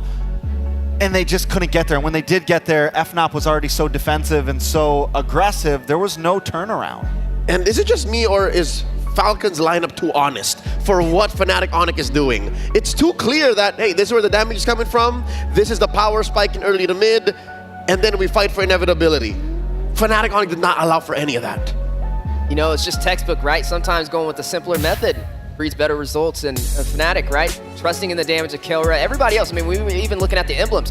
Very sustainable, very mobile, but no damage. It was only Kelra the one dishing out that damage, and they just trusted in that Haas Claws, that Berserker's Fury, and that Malefic Gun to rise to the occasion. Speaking of Kelra, there he is himself, that big old smile, ready to lead the way for Fnatic Onyx. The gold standard is our MVP for game number 1. Screenshot this right now. This is how you build, and this is how you play a Bruno. Yeah, I even love the 4th item fourth item, RGM, the Rose Gold Meteor. And so a lot of people would save that for last, and that becomes your juggle item. But it just goes to show Kelra was playing so aggressive in that matchup, and I'm sure when we see some of these MVP highlights, we'll see it, how he was in the front line. He always had Brusco behind him. He always had the Cult Altar ready to go. And then just to pick that up as your fourth item shows that, listen, I'm going to get aggressive, man. I'm 8-0-5 right now. I'm 9-0-5. I'm going to get in your face and just be that guy. Hey, he's got Rose Gold, dog. He's got Rose Gold, dog. If anybody knows what that is, it's us from North America. Rose Gold, dog. Hey, man, a great game for Kelra. Now the question is, how does Falcon respond? We'll see here in the highlights how Kelra went behind enemy lines, in their face, and around these choke points to be able to kick balls straight into Falcon Esports' face. Something to note, you'll see here the positioning of Brusco constantly being close to the back line so that Kelra would have a pull out. You have Super Prince, who's about in the middle of all that to make sure that there's reliable damage from the Ghost Bursters. Where does this put Kirk and King Kong? I mean, this puts Kirk and King Kong essentially wherever they want to be. But King Kong normally holding front line, looking for angles, looking for those taunts, right? Looking for anything to buy that little bit of time. And look at King Kong here as well, kind of looking for the back, putting pressure, just in case Benny did try to get away there. He was there to catch him. There was zero escape for Benny, even if he gets past Kelra.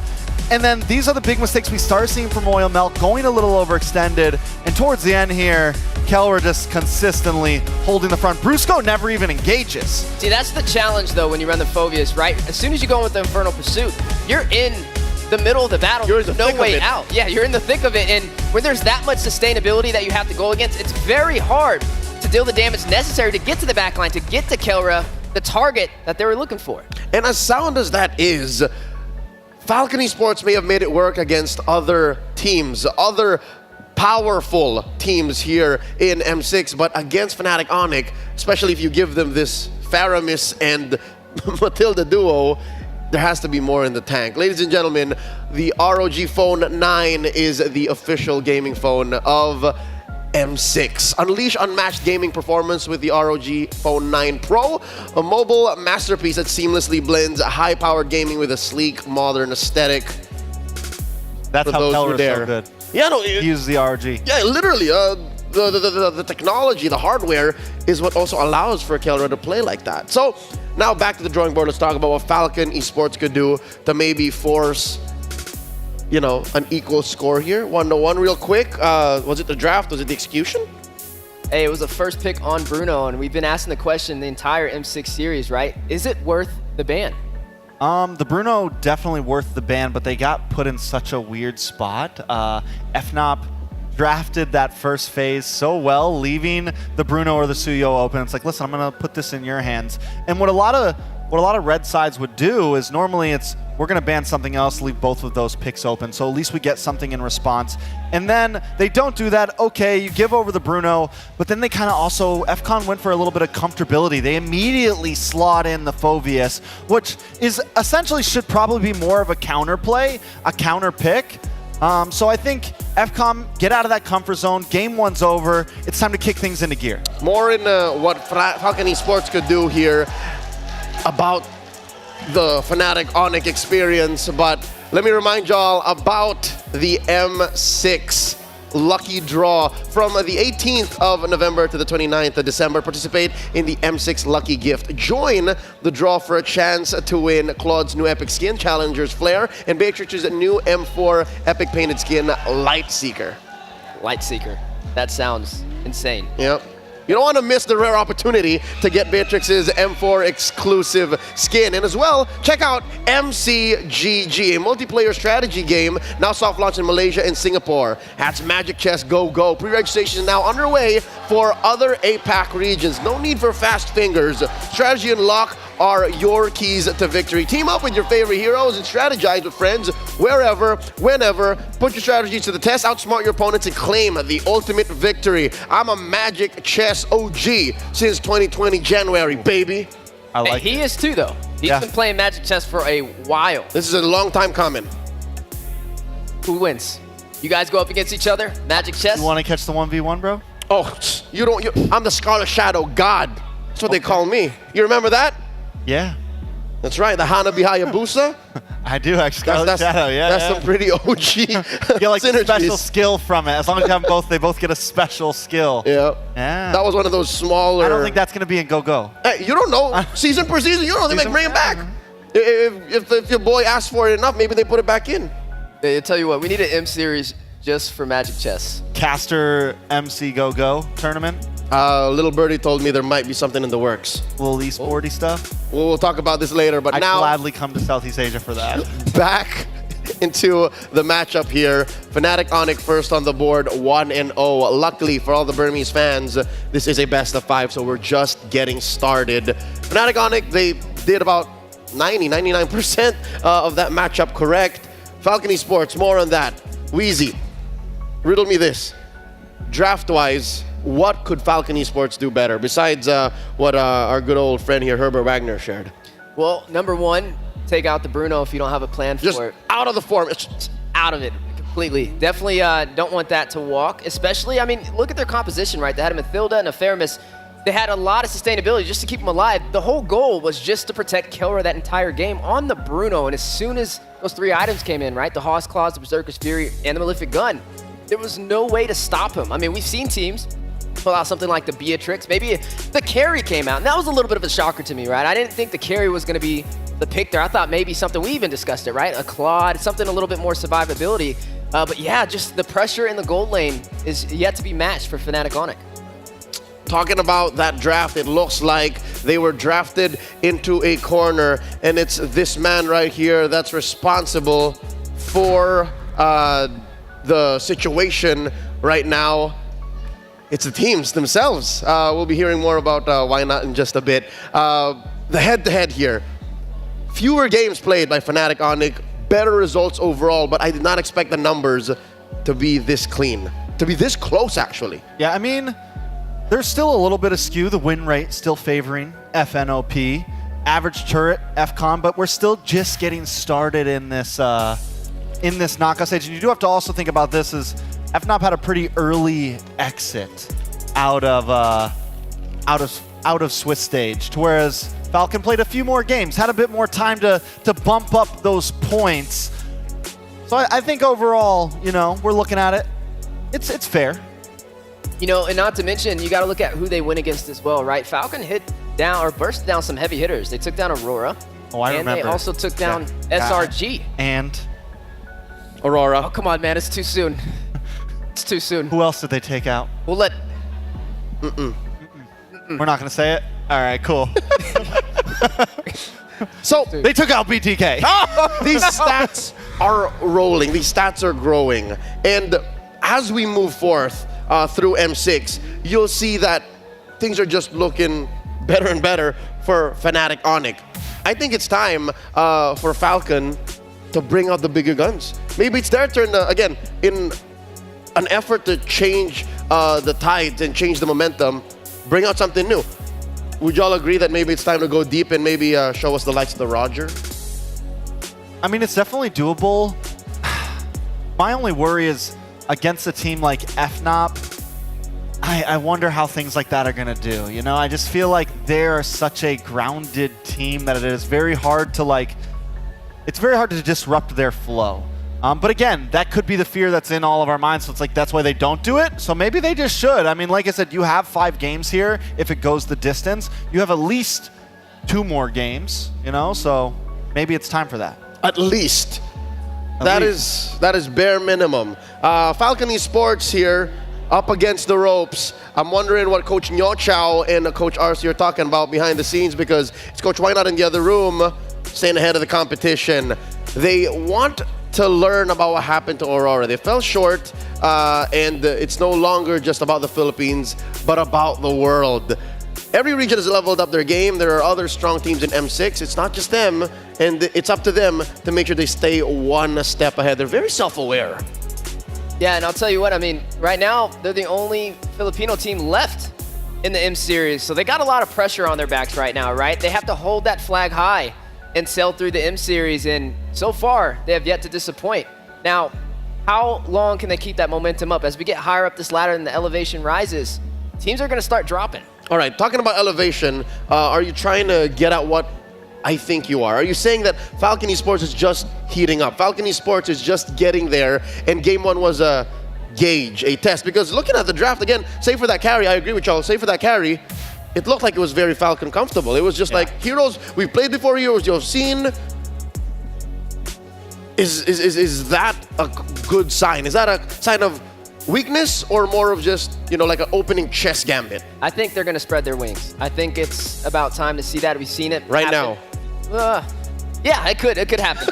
Could happen. I don't doubt anymore. I mean, there's times even in NACT when we thought things weren't going to happen and the world was surprised. And if I've learned anything from watching the M Series, it's been full of surprises and full of upsets. So as we get to Game 2, we'll have to see where it goes. Yeah. And for the Falcon fans out there, I think you got to be hoping that that was just a stretch, right? That was the warm-up. That was, let's get our thumbs ready for Game 2, you know, crack some knuckles. And now we're in a place where let's push things a little bit. And a lot of that's going to come down to the coaches, right? With the way we saw draft last game, I think coach is going to be extremely important into this. But we do have a head-to-head between Kelra and Benny.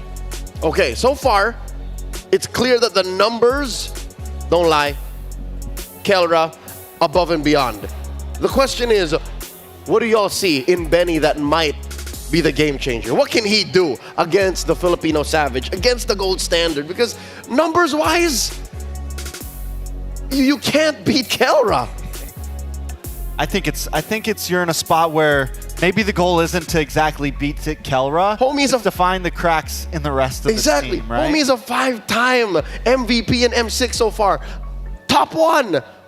Oh, behind him is Aaron, Shiki, and Skylar, 4 apiece. So with that said, Benny must be looking at that like, not toe-to-toe, not up front.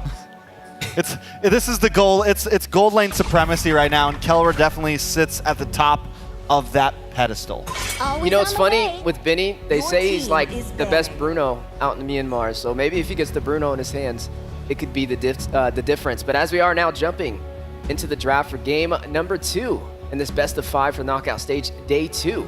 And we see Falcons rise to the occasion and even out this series. All right, opening up, it's Falcon Esports on the play. Fnatic Onyx answering back.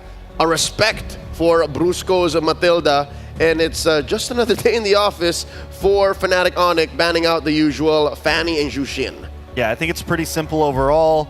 My guess is FNOP once again is going to force FCON into some sort of trade. Now, FCON taking a page out of FNOP's book and banning out the Granger, and now this time Fnatic Onyx have that choice between the Suyo or the Bruno, but I don't think they're going to ban either, man. I think they're willing to throw the trade out. They are comfortable enough to be like, fine, pick which one do you want, man? Exactly. Because we're going to get 2 powers back. Hilda's still open. Cho's still open. So many options, and they ban out the Hylos. So now FCON is in the sticky situation once again. This is what FCON was supposed to do last game. Yep, and FNOP made it happen from red this time. They did it blue, now it's in red. They go, all right. They get the Bruno, and now FNOP can go Suyo X, Suyo Hilda. Suyo Hilda, Suyo whatever, honestly. But it puts Falcon in a good situation, right? Like we said, Benny's definitely comfortable on this Bruno, but Fnatic Onyx not going to waste any time. 2 heavy hitters, the Cho and the Joy. And the Joy has been known to do very well against the Suyo. It can win out in the 1v1s. We've seen so many junglers win out against the Suyo. It's one of the few junglers right now who can go to like toe-to-toe in terms of just 1v1. So now FCON has to think maybe they don't pick the Suyo. Maybe they go for something like the Alpha. Bovius again. This one looks a little better against the Joy and the Cho. Yep. So maybe it's not complete comfort, but at least it looks good. So in the first phase alone, I can say that Falcon Esports are again hedging on Royal Milk. A lot of their big wins in Swiss and even in the opening day of knockout was off of Royal Milk popping off. So far, it's looking like Falcon Esports have that at least in the first phase. The Monster Mage picks up the Farsa once more. I like this against the Phobius. Well, we have to see what's going to be the response in the gold lane, though, right? I mean, we see the Bruno picked up from Benny. There's been a couple of different marksmen that have rose to the occasion. With the Granger being off the table, you still have the Moskov. You still have the Natan. The Layla. Doing really good. The Layla. We saw it from Keller before against the Bruno. That's right. I'm just saying, we can't count Kelra out. No. I'm not even worried about his gold pick because it doesn't really feel like it matters that much. Like, he'll make ends meet with whatever you give him. Exactly. Now, how hilarious would it be, but just as well, very justified, that Falcon bans the Bea and the Layla, and then they allow the fair pick of the Moskov. You know, it'd be funny to see Fnatic Onyx pick up the glue. You know, especially, you could technically put in the XP lane up against the Phoveus and just let the Cho does well against it. Run the roam position, and honestly, it'd be a really good pickup here considering the Cho's single target. Well, I guess not single target CC, but it's not as easily able to control majority of the map. So I think that would be an excellent pickup. Now, if that happens, I don't think I'd like to see the Layla because there's nobody protecting you. That's two dive type of frontliners, and Kelra is left alone. Kelra's good, but not, no peel good. I'm on the mind of FCon jungle right now. And Alpha's gone. Suyo is open, but I think FNOP wants them to go Suyo. They'd rather I'm him almost Suyo. looking last, slot 5. They go for maybe an assassin here. Maybe it's time to bring out something like that, the Haya, something along those lines. We know they have that type of jungler in their kit, and it could be troublesome for the Farza and the rest of the team. But the stats say Suyo has a better score over Joy. Is Fnatic seen the 1v1? Exactly. Is Fnatic Onyx the one to say, you know what? You don't know the beast. You don't know the Sigma jungler. You haven't seen him mewing, looks maxing, Ohio Phantom Tax. You haven't. So maybe they'll allow that. And that's exactly what they're saying here. I mean, they can go for it. And it will work. I mean, it can work. It's pretty much whoever gets the first few kills, right? From what we've seen, we saw yesterday, we saw Joy win out sometimes. We saw the Suyo win out. Whoever scales a bit quicker is going to win out. Yeah, right now you are seeing that Claude picked up. It's going to have a little bit of that survivability working inside of Kelra's favor. I mean, he was already hard to kill before, right? But now it's going to be even more challenging. Not to mention, he should be able to soak in to the more tankier composition with that Phoveus and that Tig on the other side. And there's the Suyo. Confirmed.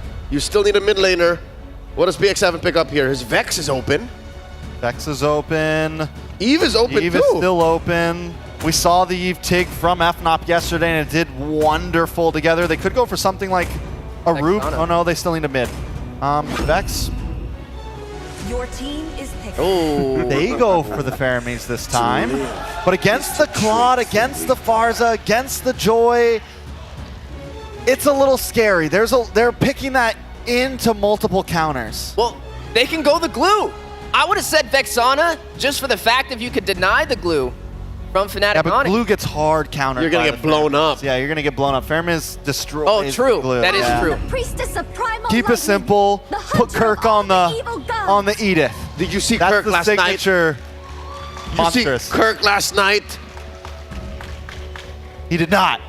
I'm just kidding. Monster. All right, y'all know he didn't die. So, with that said, let's throw it over to our casters. Calling game number 2. Nice swinging, and let's go. Hey, you know who saw Kirk last night? We did. And everybody else saw Kirk's performance, but also Phoveus and Benny's Bruno this time around, man. I gotta say, it was an electrifying game 1, but this draft this time for Falcon Esports, is it gonna be enough to take them into the series and even it out 1-1 again? You know, I do have to agree with Trex, man. You picked up the Faramis up against the Farsa and the Claude, natural counters of the Faramis. They're just going to burn through the Netherrealm, but let's still see how Falcon will respond to Fnatic Onyx. They've got to respond. They both have comfort picks leading into this game. And really, when it comes down to it, you got to be able to contain the lightning that is Fnatic Onyx Philippines. We'll see if Falcon can soar high. Game number 2, jumping to the land of Dawn. It breaks down to this, Dax and King Kong in the jungle. This time Dax, also a pick that he loves to take into the games. We'll see how he answers mid lane. It gets a lot of action early on, especially when we see the Cho in play. And this time they'll try to secure the buffs and the early rotations. But Ingon, anything sticking out so far emblem-wise for you when we get a preview of it? Not so much. It's just that Dax, again, resulted to the Impure Rage, so you know that he wants to go for the sustain. Not so much about the attack, but looking at Kelra unfazed, unbothered. Quantum Charge Master Assassin. Yeah. He wants to go aggressive in the gold lane. This is what I love about Kirk, too. Kirk loves the Warcry emblem on the Edith. And there's a reason why he gets so many kills when he does pick it. Such a comfort pick for him. And we've even seen him go to the extent of just taking Lords alone. So, again, something that Falcon Esports wants to go ahead and keep in consideration. A lot of the early poking going back and forth. Brusco loves to be pretty aggressive on the Cho. A King Kong, too, on this side of the jungle. Oh, Kirk, okay. Our Shatter Flicker combination. Here comes King Kong. Might be able to take down Tax. Super Friends once again shining for the Super family. They want to extend their lead by trying to go for Royal Milk. But again, Brusco will disengage. That was a huge response coming in from Super Friends. Big response, PX7 could be in trouble. Brusco taking a couple of shots, 1 kick, 2 kicks, gone. Super Friends will pick up the kill. The aggression of the mid-roam combination paired up with King Kong's fast farming. This was actually what the panel has been saying. In terms of statistics, Suyo has a better win rate compared to Joy, but again, Trek said it's all going to boil down to who's going to farm up faster. And so far, King Kong is 1 level ahead of Dax. I'm wondering how this matchup will play a part. You know, we saw this answer already. Benny, in trouble! The feathered airstrike finds the mark, and now the fight for the turtle's gonna break out. Infernal Pursuit, they're gonna try and work on Kirk. Kirk pops his ultimate, but gets pulled up and hit with the Queller. A trade for Falcon Esports. And now they're gonna transition to the turtle. Let's see how Brusco and Super Friends will react. They're just gonna give this up. Looks like Falcon Esports will get the objective. They secure the turtle. Meanwhile, though, leave it up to FNOC to find something else where a ton of gold go in the hands of Kelra here as he pushed in. Still, of course, working on that first item. Did get the level 2 boots, though, to help with some of the trades against the Bruno. So he's got that little extra physical defense to go ahead and deal with that, because this is a matchup that, yeah, maybe some people wouldn't like to play in the Bruno. I mean, Bruno, obviously, just massive win rate right now, pick rate as well. The Claude so much, not so much so. You know, it's specific gold laners and players that really like to utilize this, and Kelra being one of them. Actually, we just see a lot of the gold laners from the Philippines like to go for the Claude. And it's always something they can take into consideration later in the game where they split push on the map. Yeah, I think that's why Fnatic Onyx Philippines early rotated up top, because we've been talking about this a while ago that they normally don't engage in the gold lane, but in this case, since the opposing team has the Bruno and Keller has an unfavorable hero in this Claw, they have to work on the gold lane, but right now Royal Nick with an Infernal Pursuit. They're going to go in. Kirk, a little bit of health still left, will flicker on out defensively. So going to be just fine. Now still the fight. Going to disengage both sides, but some battle spells, ultimates used in that exchange. There's the kick, though. And the Feathered Airstrike. PX7, though, with the Nether Realm to try and save Kid X. Brusco forced to use the Flicker. So that was still a good initiation, counter initiation for Falcon Esports. They did, however, lose their Nether Realm with this incoming turtle. Part of this, again, too, is just to be able to contain, you know, allowing your junglers to get the buffs. Now look at King Kong. He can actually go in. Looks like it was taken, so Dax, no purple buff for him. Yeah. You were just about to say that the junglers need to get their buffs, and King Kong already stole one. 1.2k gold lead for Fnatic Onyx Philippines, but still Falcon Esports still putting on, trying to control the higher ground in Turtle Pit. They want to go for the neutral objectives as much as possible to try and delay Fnatic Onyx Philippines' fast rotation. This is how you keep up with the tempo of Fnatic. If you can't go for kills, go for those objectives. They're going to go for it. Feathered Airstrike, there's the kick. Okay, paired up with the Feathered Airstrike, a mega kill coming in from Super Friends, but they're going to answer back by taking down Brusco as well. They have full control over this turtle, but King Kong will make it in time. I'm not sure if he's going to get there in time. Dax will get the turtle. And the Primal Wrath coming in from Kirk, but PX7 goes in with the Nether Realm. Look at King Kong with Electrify. He's going to take down one more, make it 2. No trade for Falcon. They did, however, get the turtle, but Fnatic Onyx Philippines will transition in the middle lane. Benny making his way alongside Dax. They will hold on to the turret. Benny taking a couple shots, but it's Kelra now taking that, but he's going to be fine. And meanwhile, down to the bottom side, King Kong just pushing in. There's the kick. Oh, and the Feathered Airstriker reached Kid X, forcing him to use the Sacred Hammer to evade. And again, how many times have we seen King Kong? Actually, we don't see it because it's always an off-cam kill on the bottom lane, Naisu. He's everywhere and anywhere that he needs to be. And it just seems like FNOP continuing on. Now, Benny could be in trouble. Okay, there's still no Jit Kundo. Okay, it connected, but Benny, okay, we know that Benny is one of the best Bruno players, not just in a specific region, but actually in the whole M6. And now he has to step up, especially when it reached the 16-minute mark where Bruno is really activated, can go for a potential comeback up against Fnatic Onyx Philippines. But in order to do that, the rest of the members from Falcon need to step up and try to extend the game to that mark. This is what FNOP likes to do. They like to play on all fronts, all lanes. You know, Feathered Airstrike just to go ahead, get that limit test in on Royal Milk. Does get brought down under half health, but he's going to be fine. Essentially, it's Falcon Esports to go ahead and adjust, you know, side of the lanes, top side too, maintain what they can. And like you mentioned, Benny, he needs to get to the point where, you know, he has the space to work with. He can actually go ahead and utilize the setup from Kid X, hopefully later on, and they can even rely on Royal Milk to stay that front side again. They're gonna easily burst down Kid X right away. Not even a single reaction from Falcon Esports. Now gonna transition up top. They're gonna gang up on Benny. Benny in trouble, sliding tackle in. Brusco, one hit away, won't get it. Still alive, and they pick up a kill now on Benny. Oh, that was a quick response for Fnatic Onyx Philippines. They know that their power spike is now Super Friends with the Feathered Airstrike paired up with the Flicker. Now Kurt goes in with the Earthshatter PX7 with the Nether Realm, but it's not gonna out-sustain the damage. Kelra goes in with a Blazing Duet. That's gonna be a double kill for King Kong. And just like that, in your words, Naisu, Fnatic Onyx Philippines, they're just too damn good. Right now, they are charged up and ready to go. They'll get this turtle as well. It is still 2-1 in terms of turtles, but man, every fight that's going right now, it's FNOP that comes out on top of it. They have to be able to take down Super Friends. I mean, we've seen the utilization of the Flicker defensively, aggressively, and everything. So Falcon Esports, they want to be able to lock someone down, but who do they get? Because even when you think they're actually going to be able to kind of withstand a forced fight, it's either Kirk or it's Brusco. Every time that Flicker is available to Brusco, he's going in, trying to set up a kick here.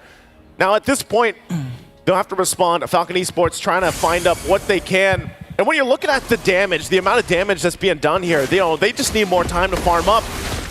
The fact that they have this fairness in their favor, it's not the same amount of damage burst that comes out from Super Friends. You know, at this point, Super Friends is really trying to force PX7 to use the Nether Realm right away before they fully commit, but here comes the play. Oh, Kikondo plus Flicker combination, gonna bring down Royal Milk. Infernal Pursuit's not gonna be enough now again, gonna transition onto Dax. Will they overcommit though? They don't have minions, and under the turret, they might go for the discipline route and just walk away. Falcon at this point, trying to get what they can across the map. It's probably going to be this tier 1, but they get the information that you guys might want to back off from that as the rotation comes through from Fnatic Onyx PH, and this is what they like to do. Dax in trouble. Kelra? Still going to be fine. Kelra won't dive into that, but they will work on the tier 2 turret now. PX7 joining him up. Not going to go down just yet, but Super Friends. Another there strike, going to connect onto 2, forcing PX7 and Dax to walk away. Zoning them out, Fnatic Onyx Philippines. They're going to have minions under the middle lane. Are they going to commit the mid push? Because right now they have a 7.3k gold lead. At this point, you're free to do anything. Yeah, when you have this kind of lead, it's really...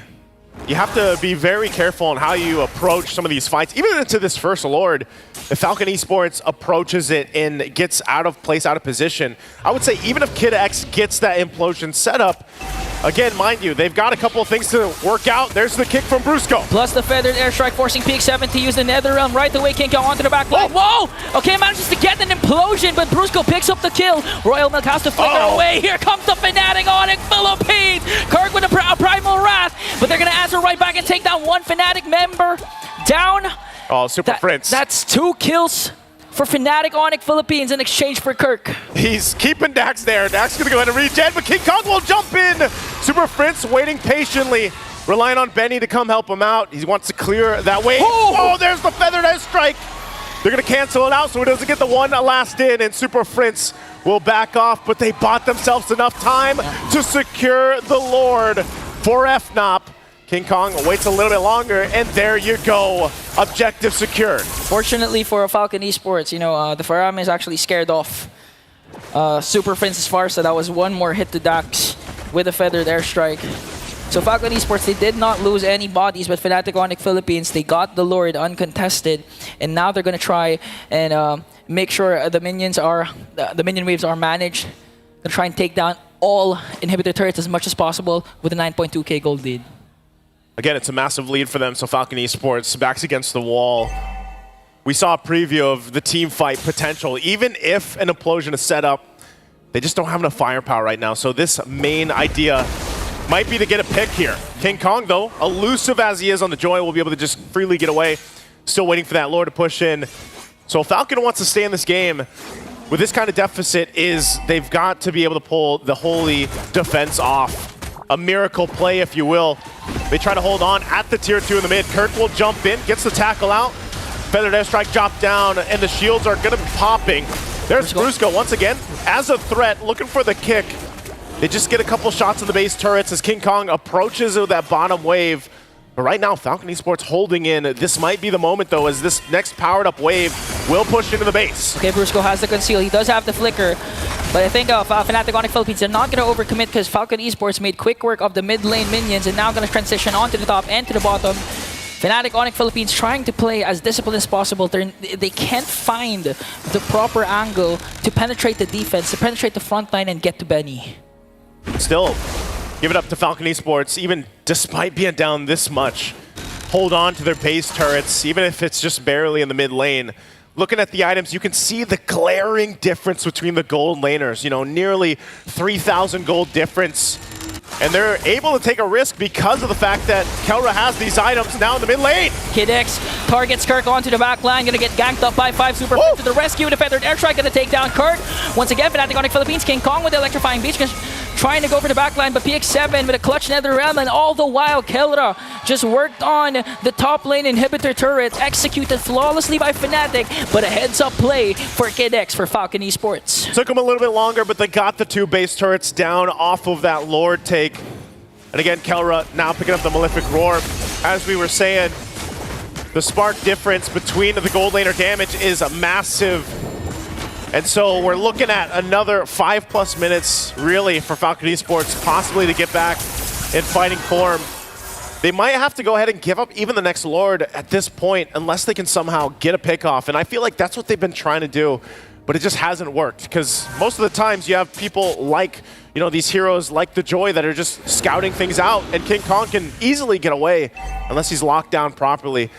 Picks up the Divine Glaive himself, so the amount of magic damage being utilized here between him and Super Prince, and even to an extent, Kirk is a massive.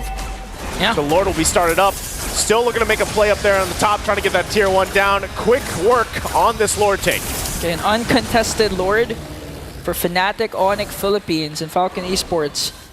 They're no longer looking for a trade. I think with their current composition, they can, however, try and clear this, especially if no one gets picked off, and Kid X makes another miracle implosion play, so it's still possible for Falcon Esports to try and turn things around and force the game to the 16-17 minute mark when Benny is going to be activated for their side.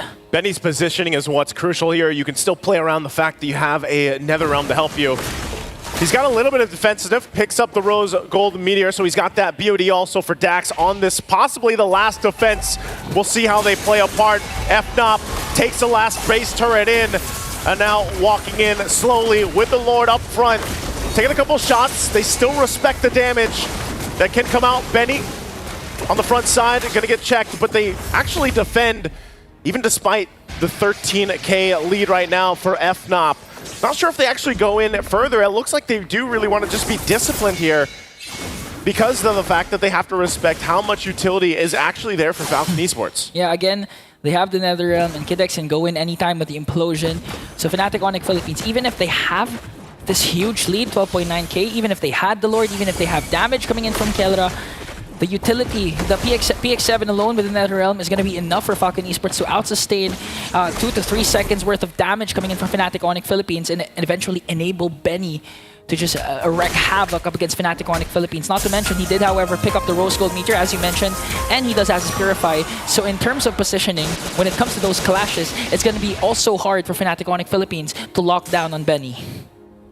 Sort of surprised, you know, with FNOP, even with the lead that they have, based off even what we saw in Game 1, how kind of slow they're taking that approach into the base. And part of it really is just because, for example, if one person goes down from FNOP and they overextend into a base push, that's a whole lot of gold going to whoever gets that kill from Falcon Esports. And if it's Benny, obviously he's pretty much there. I mean, he does have the itemization that he needs, still working on the last one. but you can already see it. You know, when they get a preview of the damage, when they're defending, it's there, and a Netherrealm alone is enough. No matter how behind PX7 was, for example, Netherrealm is enough utility and enough value to actually turn base defenses, where we've seen this even in previous competitive games for MLBB before, where a Netherrealm, a clutch timing on it, can keep you into the game. So it's FNOP practicing that disciplined approach. You're still waiting for that Lord to come up. Not really going to be able to find anything from this, so rather just kind of out of stalemate until Falcon Esports gets in that defense mode again. Yeah, Fnatic Onyx Philippines gonna do this by the book.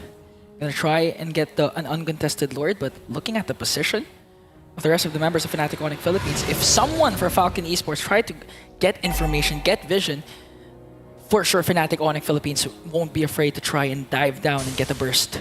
Well, Lord's up here now, so Falcon will just let it get taken. They know that even if they approach towards this, it's going to be gone in an instant, as it is. Another Lord now in the hands of FNOP. This is most likely the one that could end the game.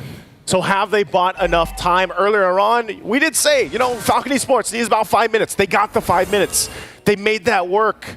That was one of the boxes they had to check. Now can they make this a team fight, a defense to possibly turn the game in its favor? Again, they have, what, no turrets down. So they have to win a base defense and possibly swing towards the base of FNOP. And as they wait for that Lord to approach, FNOP will deal with the waves managing them up. And this is one of the things, you know, Dax himself has good damage on the Suyo, but he's nearly just got to wait for Kid X. If Kid X lands this implosion, it's going to be great, but already Kid X in trouble. They got spotted out and bursted down. Kid X Immortality will be popped. That's one member down for Falcon Esports, but Kelra actually is not going to mind Kid X anymore. They want to go for the tower push. Without Kid X, though, can they even win this fight here? They're going to break out. Okay, they're going to zone out the members of Falcon Esports with a feathered airstrike. They're going to log onto the base and win game number 2 for Fnatic Onyx Philippines. And off a questionable positioning, punishing the positioning mistake, man. We don't even get to see Falcon Esports go for the base defense that they were building up to and they bought time for, as FNOP will punish any mistake they see. Now at 2-0, match point for this series. Again, going back to the drawing board here for Falcon Esports. Yo, Fnatic Onyx Philippines, even though they're hyped up, exciting team, they're still not afraid to showcase their discipline, their macro gameplay, and their patience up against a team like Falcon Esports. That game was executed to perfection by the whole squad of the Super Family. Man, I'm just not sure the call there.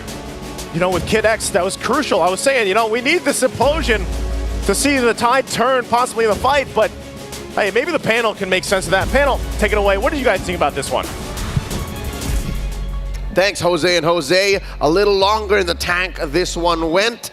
17 minutes and 48, still the win for Fnatic Onyx Philippines. And with that, we are at match point. Gentlemen, it seems like Fnatic Onyx are also capable of swinging it over and giving Super Friends and King Kong a little bit of spotlight. Yeah, this one wasn't really the age of Kelra, but yeah, again, Super Friends and King Kong combination. Just hard to match up with. You have the Joy, right? Super mobile, able to get to the objectives, and you know, we kind of talked about it briefly while the game was going on. The farm rotation from King Kong. He's able to farm very effectively with this Joy, take the neutral objectives, and also be aggressive. I think he got that first kill on Dax. Hear that orange buff? Yeah, I think that's the big key is he wasn't only a my job is to get the objectives type of jungler this time around. He was aggressive, he was able to attack, he was able to put damage out, and that's so important on these Joys because Joy can take a little bit of time, but because he was able to get some of those early game kills, he was online much faster. And I think that's the beauty of this draft by Fnatic Onyx Philippines. The fact that they, once again, in the second phase going in, allowed for the Suyo to come in despite the stats saying otherwise. You should not run the Suyo into the Joy or the Joy into the Suyo. It was the Joy and Cho opener. The draft alone, once again, allowed for Fnatic Onyx to make the active calls and say, Falcon, are you sure? Falcon Esports, this is what we're ending up with. And let's look at the item builds, let's look at the stats. Despite it going longer, something tells me this was more of a non-starter for Falcon Esports. Yeah, definitely hard to match the pace of Fnatic Onyx, right? I mean, we talked about it from the beginning. Aggression versus endurance, and they're very aggressive. This is a 17-minute game, a little bit longer of a stretch than the last one, but still the same result, right? Even though Kelra wasn't really the one to get the job done, he played more for survivability on this one, right? He trusted in his teammates, he trusted in King Kong to be able to get those neutral objectives, and Super Friends from afar raining down the artillery. But I got a question. Was Faramis the right play? I mean, the Faramis, when we saw it so late in the game, felt a little bit off with some of the picks that were already on the field. You're up against Kelra on this Claude, which I think can do a great job against it. You're up against this Farza, and you're up against King Kong, who played a very aggressive game and can get in the midst of that Cult Altar and just bring everything down. And King Kong, once he gets Holy Crystalline, you know, it's trouble, man. It is a problem. The damage is just too much for everyone to handle. So to answer your question, Faramis was kind of Farameh. Farameh. Right? Again, the amount of AoE and the potential for Fnatic Onyx to come in at many different angles to bully your formation out of position makes the Faramis less than ideal. I'm sure PX7 and the rest of the gang had a plan for it. It's just we really didn't see it come to fruition. If you ask me, it feels like Falcon actually just ran back a little bit of what happened in Game 1, iterated, polished it, but we all watched Game 1 and that wasn't close. And it's always challenging when you have the Faramis on the board, not to mention when you have the Tig as well, because Tig with the Implosion or Faramis with that Cult Altar requires your team to play close together, right? But Fnatic, they know how to be aggressive. They know how to separate your players, and then you're out of range for the Cult Altar. You're out of range to be effective on the Implosion play, and that's when you see Fnatic take advantage of the engagement. Dear God, look at the Monster Mage, 63K. Yeah, Super Friends is, I mean, continues to be a monster. Very similar to Kelra. Like, no matter what mage you give this man, he is making plays. But when it comes to these backline mages, especially the Farza or the Yve, but the Farza was so fun watching yesterday, and it was extremely fun watching today. I love how he picks up the flicker. And this flicker, for Super Friends at least, is almost never used defensively. It is a engage, flicker in, look for the stun, look for the play. I mean, it isn't an aggressive flicker. It's a reposition. We've seen it in the last Turtle fight, and then we saw it a few times inside Falcon Esports' base. And you'll see here, the gold graph, for the first, 5-6 minutes, it was under control. It seemed like Falcon were keeping it close, and then suddenly, what was this? The last Turtle, it went for a drop. This is just showcasing Fnatic Onyx understanding of what makes macro work. Because sure, you gave the turtle, but you're losing more on money. Yeah, and that's the thing, right? When they're in control, it's very hard for them to let go of that, and it goes to show they're definitely paying attention to the objectives. And Falcon, they need to find a way to turn this around, right? That chokehold is getting tighter and tighter. It's now 2-0. Potentially match point on the way. Yeah, I would say, honestly, even with that first turtle, it still felt like FNOP was in control, because remember, they gave them that first turtle, got a bunch of gold plating off the gold tower. Stole the purple. Stole purple. They got such a great trade out of that. We're able to push back Benny and give Kelra the advantage in that gold lane. So even when FCon gets some of these neutral objectives, FNOP never really loses out, and that's what FCon has to do. Force them to lose out on these trades. I'm wondering if this is an all-time high. 12.9. For sure an all-time high, at least in the knockouts, if I'm not mistaken, for this gold lead happening at about the 15 minute mark of game number 2. Amazing work by Fnatic Onyx Philippines. Definitely in control even more. Ladies and gentlemen, let's award our MVP. Who could it be? Fnatic Onyx Philippines' very own. I think it's the Monster Mage, man. You just gotta give it to Prince Ramirez. Oh man, definitely well deserved on the Farza. Like I said, the flicker was not to escape. It was to engage, and that's exactly what he did today on this Farza with the artillery. Very hard to deal with, and provided all the damage necessary, controlling entire zones for Fnatic Onyx. I mean, Super Prince has been flying under the radar of that MVP ding for a while. I feel like it's been well-deserved for a minute now, so it's nice to see his face up there. It's nice to see him, because this guy is truly a monster. I mean, it feels like it's hard to pick and choose on the side of FNOP, but my eyes a lot of the time, end up on Super Friends. The plays he make are just unbelievable. Let's check out the highlights here. Big spots for the Monster Mage. You see here, late entry. He comes in without even an ult. He's just wings by wings in, one blast, and then we're good. Moving from lane to lane. I think Farsa might be a breakout hero for the knockouts. Yeah, I mean, just look at his positioning, right? He always plays from afar. I mean, look how far he is in this turtle engagement. That's what makes the difference, right? Playing for survivability, but also utilizing the AoE range from that feathered airstrike to the maximum potential. And then who else to clean it up? King Kong. Not a way to slow him down, even with the TIG, still able to find the opportunity. I love what you said about the Farsa being a breakout in the knockout stage, because especially for FNOP, it fits their quick-moving laning phase. It fits the way they want to move around the map. Super Friends hits the wings by wings, looks for these fights, and it also fits their layering style of fighting to where each person will kind of take a turn of engaging, disengaging, moving back and forth. They're never stagnant in these team fights, and that Farsa works so well for Super Friends in their form. All right, folks, it's not like we're seeing Farsa for the first time in M6, but the fact that it's coming back with such great returns, great highlights, great stats, make it a breakout hero. Who else might we see? It has to be something that Falcons bring out now. Yeah. Because Game 1 and Game 2, those drafts, they look very similar, and the results are similar too. So, this is the definition of insanity, doing the same thing over and over again, expecting something new. Right, but end up getting the same result. Right now, I'm pretty sure, I don't even think Eve was banned in that last game. It was available, and Fnatic Onyx still prioed the Farsa, right? You're a little bit more mobile, so I guess in survivability with the wings by wings, you have a lot more at your disposal, right, to engage and disengage, and then you stacked it up with a flicker as well. It's just pure chaos, and definitely not something you want to see in the hands of Super Friends. Now, everything on the line, a chance to be top 4 right now. This is where Fnatic Onyx is heading.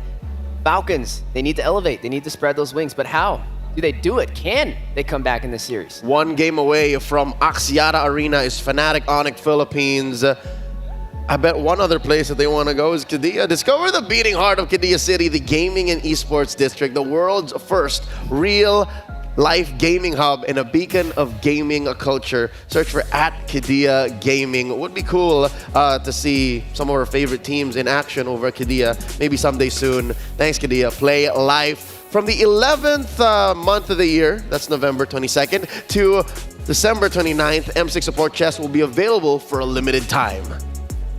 Purchase the support chest for 50 diamonds to get a large amount of pass EXP with a chance to obtain a basic M6 pass. Use the basic M6 pass to instantly activate the M6 pass, unlock additional pass rewards, and immediately get Claude Challenger Spark. Hashtag greater than ever. Hashtag MLBB M6. Hashtag Mobile Legends, bang bang. All right, so with this out of the way, we were pretty urgent after Game 1.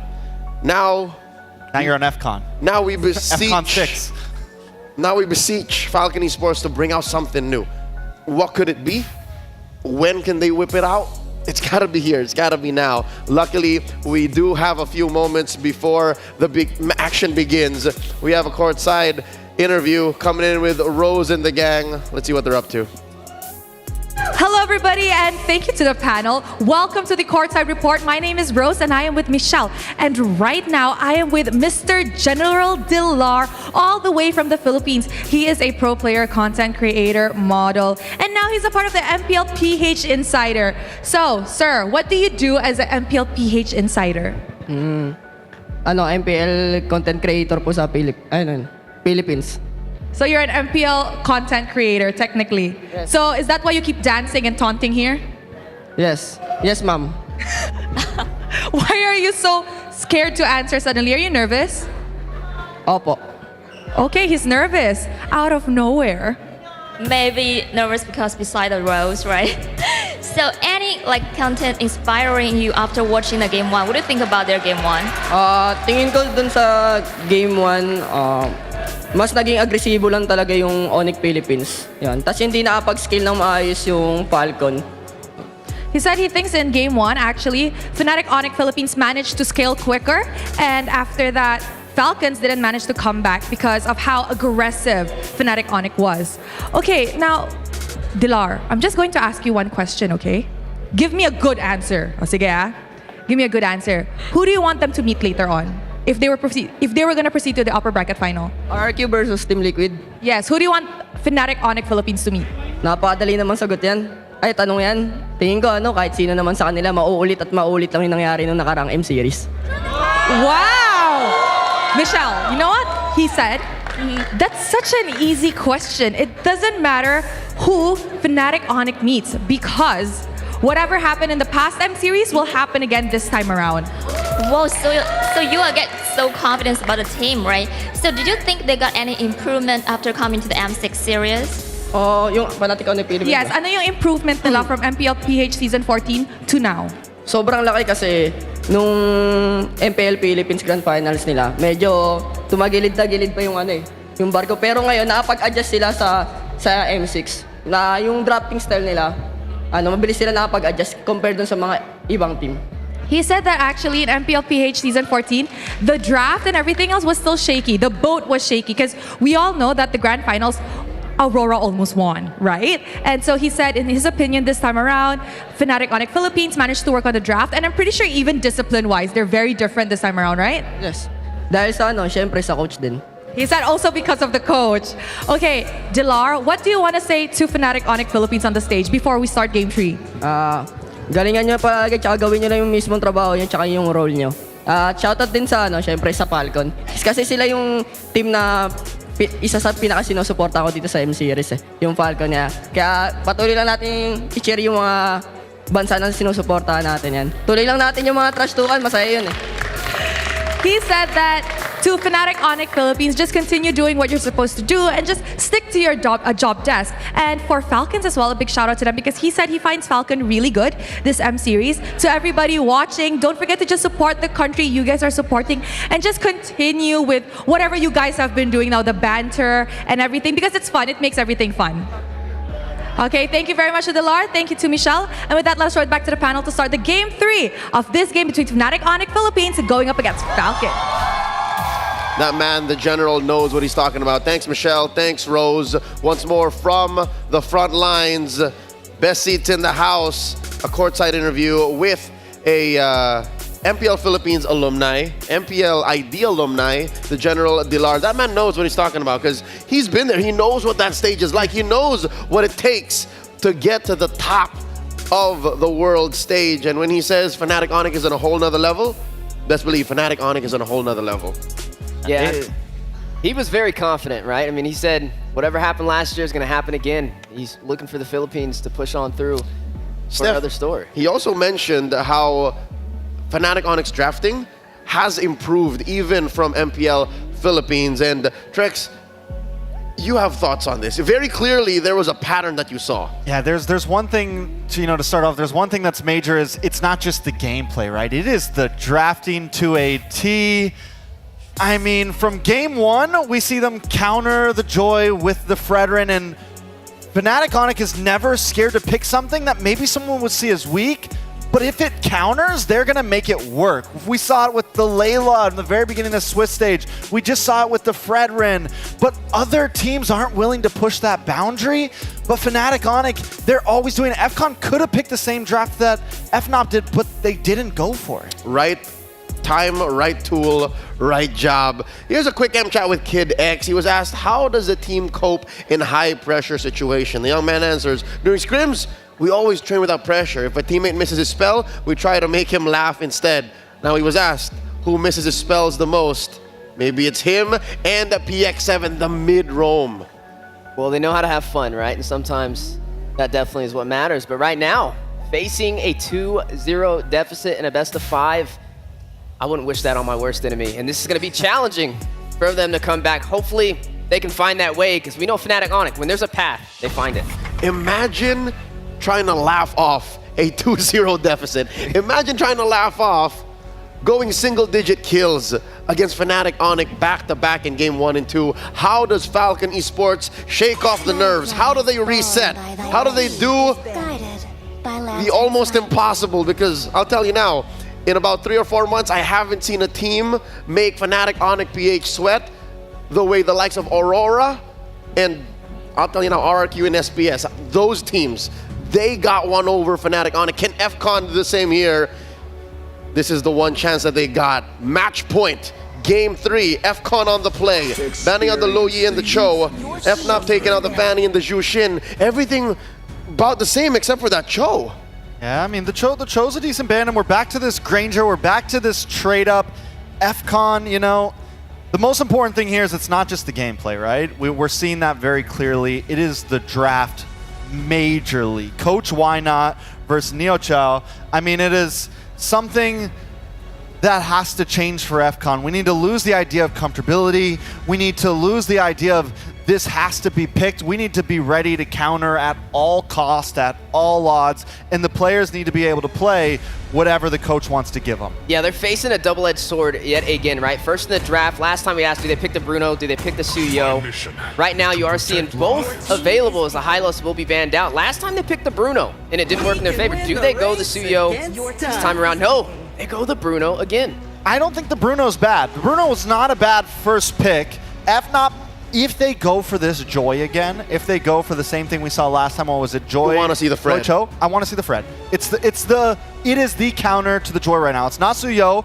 Joy wins out in that rock, paper, scissors. We already saw it last time. And if you doubt what I'm saying, FNOP pulled the Fred out against Joy in game 1. So take a page out of their book and do what they did to you. All of the supporting documents to prove Trax's theory is in this series. So all you gotta do is scrub back about an hour and a half and you'll see it all. Now, Fnatic Onyx, they open up with the Joy and instead of the Cho, they get the Khalid. Which we know very much this could be a Roam Khalid if they want it. It could be a Brusco special. Yeah, it's a Brusco special. Some spice in the land of Dawn. Yeah, and they can definitely flex it like you mentioned, especially with that Hylos being out. One of the only heroes that can really match up with the pace of that Khalid. Now, there's still a lot of mid laners on the case. Up for grabs. You are going to go ahead and see the Fredrin locked in, a Trex prediction at its finest. Coach Trex. Okay. It wasn't a prediction. It was an order. It was an order.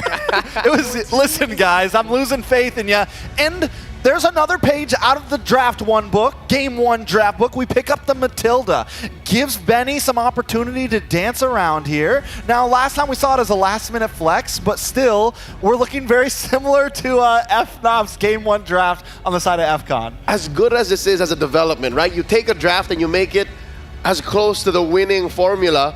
You're doing it against a team who did that. Hey, man. Imitation is the highest form of flattery, but not like this. What are you trying to get the Faramis and then like an XP lane substitution for that Cho? Maybe they should have took the Cho in the beginning and then did the swap and literally just copy and paste, you know? Now the question is, do we pick up our mid laner here, right? I mean, last pick on the board for the first half. You could go in for the Farza again. There is a Mathilda though, could be a little bit of a challenge. They're gonna go in for the Vexana instead. All right, this is another hero that I think Super Prince is comfortable with, but we haven't seen him shine as much as compared to, you know, his MVP winning Farsa, his Lu Yi, even his Valentina. So I'd like to see how he works with the Vex. And it just goes in so cleanly to the way that FNOP draft. They're always looking for the counter play. They're never scared to put, okay, this time we're going to slot Mage in our 3rd pick. This time we're going to slot this in our 3rd pick. They know, okay, you got Fredrin. We're going to bring out the Vexana. It does great at countering it in the Lord Pit. It does great at dropping the Eternal Guardian. Fairme's banned. Second phase band's going quick. And this time Falcon's like, listen, we're going to take out the Layla. Look at that. And the Beatrix. Tit for tat. These coaches not wasting any time. Coach, why not? The Kimi Mutombo, no. Just says I'm not going out like you this. You cannot do what we did to you game 1. And of course, Coach Neo Chao respecting the hard counter. Counter said it himself. Yes, it is a hard counter. If I pick up the Layla against the Bruno, them balls ain't touching me. Now, do you match mobility with mobility, right? With the Khalid and the Joy, do you go in for something like the Hilda? It's open, oddly enough. Hilda against the Joy works well. I think FCON could pick it up, honestly. So that's 2 hard counters, the Fred and the Hilda. There's another hero I think that is open, but you can't pick anymore to counter the Joy, is the Beleric. You just get in there, you stand, stop dancing. Yeah, stop dancing. Stop. Wait a minute. Wait. All right, we are looking for an XP laner. There you go, Royal Milk's fave. And what's going in mid? What's going in mid? What else is left? Aurora, Eve, is Lu Yi still? Nope. It's not enough burst though. If you pick any of these heroes, that's not enough burst. Yeah, just go for a nice back line, honestly. I think Eve would work. Could go for the Farza again. It's not the right kind of damage. It's going to be challenging because of the mobility aspect. I was going to say Farza would work better than the Eve, just due to the wings by wings to be able to get a little bit further out to safety. Maybe pair it up with the flicker as well. And the damage profile, very important in this current meta game. If you picked anything else, like a utility, mage, and mid, FCon would not be going fast enough, not even close, to catch up to the tempo that FNOP will be going in with. It's make it or break it. Facing match point for Falcons. And you are going to see that last pick on the way. Always ready to counter. Always! FNOP doesn't care if it's meta or not. We're counter-playing. It's Falcon we're asking for to bring new flavor, but now Fnatic Onic evolving the metagame once more before our very eyes. Yu Zhong showing up here. Game 3. Let's go over to our casters, Ingan and Naisu. You know, Yu Zhong had to come out because he's seeing all the other Prime skins coming out to play in M6, and he's like, you can't forget about me, Ingan. They pull out the Yu Zhong pick. What do you think about it? Do you think this is a closer? It's match point right now for FNOP. I think it could be a closer, a good counter pick coming in from the composition of Falcon Esports and in the hands of someone like Kirk, easily activated. You know he's going to disrupt the formation of Falcon Esports, specifically when the Feathered Airstrike has been casted, so it's going to be hard-fought battle for Falcon and going up against Fnatic Onic Philippines. Right now, FNOP is saying, what's a Falcon to a Dragon? We'll see if it plays its part this time around. Game 3, it's match point right now for FNOP. Can Falcon Esports soar higher and stay in the series by taking a game against Fnatic Onic Philippines? And this time around, a little bit different in the jungle, of course. Dax this time gets the Fredrin. It's such an interesting change of pace that we've seen throughout the M6, even from Swiss stage to now, and just the meta in general. And again, make sure you guys grab your M6 pass. It's now available. Oh, mid lane, PX7, whoa, in trouble, one hit away. Brusco will be fine though. Okay, this is the aggression actually that we expected for Fnatic Onic Philippines. I mean, you have the signature Brusco Khalid. Khalid activated early on in the early game. Main objective is to really try and go for the mid control and eventually go for the delay in the jungle rotation. And so far, Brusco has been doing a good job going for those pokes, going for those engages. And we'll see if Brusco can keep it up against Falcon Esports. Part of this too, obviously, is, you know, I like that Falcon Esports has utility on their side now. You know, you still give Royal Milk the hero that he's performed probably the best on, even Benny to that matter, but still you can play around this Matilda pick. Helping Dax have a little more mobility on this Fredrin is going to be great. They're setting things up for the first objective, poking down Brusco a little bit here, but King Kong is there to go ahead, and the Quicksand Guard. Super Prince though will have to burn the flicker already, so pretty proactive early game from Falcon Esports. Yeah, that was well worth it. Again, just the guiding wind. You already burned out Super Prince's flicker. And you know that in terms of mobility, Vexana, although he has the Deathly Grasp, mobility-wise, he's not up to par compared to PX7's Parsa. So that's a good resource burned for the side of Falcon Esports. But again, here is the problem. Kirk with a Yu Zhong already level 4. If PX7 decides to go for the Feathered Airstrike, but on the other hand, no Dax, going right after Brusco. Brusco going to be in trouble. Flickers out, heals up, Quicksand Guard will go down though, but the fight's still going to break out as Dax falls next. And it's Kirk taking some more with the shots and gets the double. It's a reminder the Yu Zhong still works in the meta, and that's going to be a turtle as well for FNOP. If you're speaking about proactiveness, Kirk was proactive in that clash. Jumped in, plus the Petrify, gonna take it down too, even though Royal Mid got the vengeance, but King Kong though, forcing Kid X to flicker up, but catches him off guard with electrifying beats, and brings him down once more, extending the lead of Fnatic to 1.3k. And Brusco just given the vision available to King Kong to see if they actually want to make a play from this. Dax has to be careful because of just the difference in speed from the jungling that can happen here. Mid lane, they do get that flicker out now from PX7. Feathered Airstrike to help clear things out. The Super Prince will keep him under the turret. But you can see this, again, Dax is falling behind slightly against King Kong, now sitting at level 7. Yeah, and apart from the discrepancy in the two junglers, we saw what could happen when it comes to the mid lane matchup. PX7 cast the Feathered Airstrike. Super Friend's not going to go out of the vicinity of the Feathered Airstrike. Just going to go in and cast the Destiny Grasp to disrupt the Feathered Airstrike. That's more than enough. And not to mention, Kirk also has the usual with the Petrify. So there's a lot that PX7 needs to worry about when it comes to casting his Feathered Airstrike. Again, this poke battle here in the XP lane. Kirk's biggest threat, too, is obviously, like we've seen in past M series, where Yuzong was just picked up so much in the XP lane. Whoa! Super Prince. Okay. Raging Sandstorm. Okay, they're not going to commit the Flicker, though.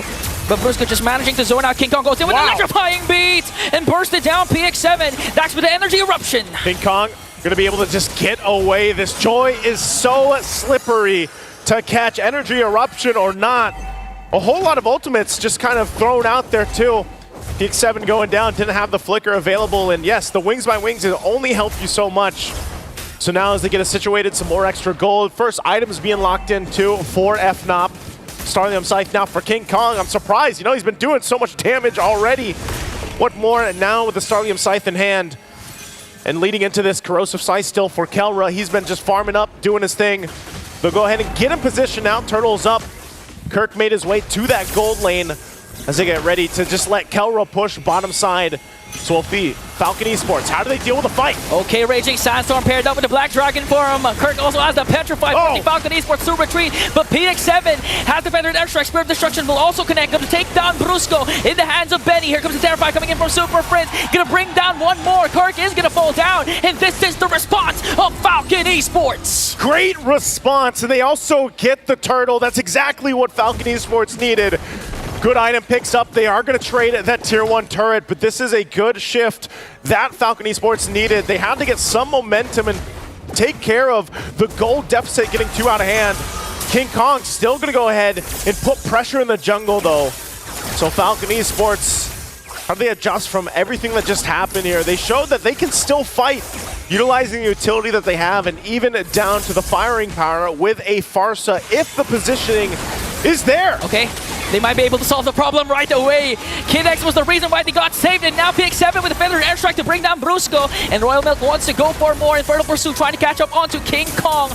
Volley Shot Worldy is going to connect, and Fnatic Onyx Philippines will disengage. You're seeing it happen, you know, in these team fights and these skirmishes. Falcon Esports' lineup allows them to just go ahead and fight it out if they have to. Kirk now joined the fight into the mid lane. They get the Vengeance out. Kirk could be in trouble. Still going to be fine. Get some of the healing back with that Sharice, and so he goes and disengages. Okay, that's a win for Falcon Esports. Although Royal Milk popped his Vengeance, they also popped Kirk's Petrify and paired up with ultimates casted by Fnatic Onyx Philippines. But all the while, Kelra, the gold standard, is just really making quick work of the turrets. He did get the turret down bottom during that turtle fight wherein Falcon Esports won that trade. And right now he got one on top, and King Kong goes in onto Dax. They're going for Dax. Dax, quarter the health. Oh, the Spear of Destruction lands, and here comes Kelra, picking up the kill right on the mark. And now PX7 whittle away. 1 HP will survive. And Kid X now caught under the turret. They go in. Here comes the internal guard, but Royal Milk wants to go for Kelra. He's not going to be able to catch him, and Kirk blocks his path. Brusco and Super Friends, will they re-engage? Kirk has to jump away. And again, the gold standard. When you thought he was just going to go for the turret push, he went for more. He took down Dax. So what you always got to watch out for is where is Kelra going to show up. I mean, this Moskov alone plays that part. You know, push down one of the lanes and then just join the fight. But right on the mark that time, the fight, though, for the turtle. Falcon Esports looking to take the last turtle of the game. Brusco jumping in. Okay, they're going to commit the Raging Sandstorm, but all the way to the backline. Kid X trying to work on King Kong. Spear of Destruction will miss. The Feathered Airstrike is there, but they're going to get a kill onto Benny as Dax gets the turtle. They want to go for more. Falcon Esports on the attack. Killer just dishing out the damage. Super Friends with the Infernal Pursuit to bring down Super Friends. And that's a trade Falcons was willing to take a kill onto 2 plus the turtle. Even if they lost to Benny, it's fine. Falcon Esports will fight and fight and fight. They know they're facing that match point against FNOP, and this is what they have to do. Kelra could be in trouble this time.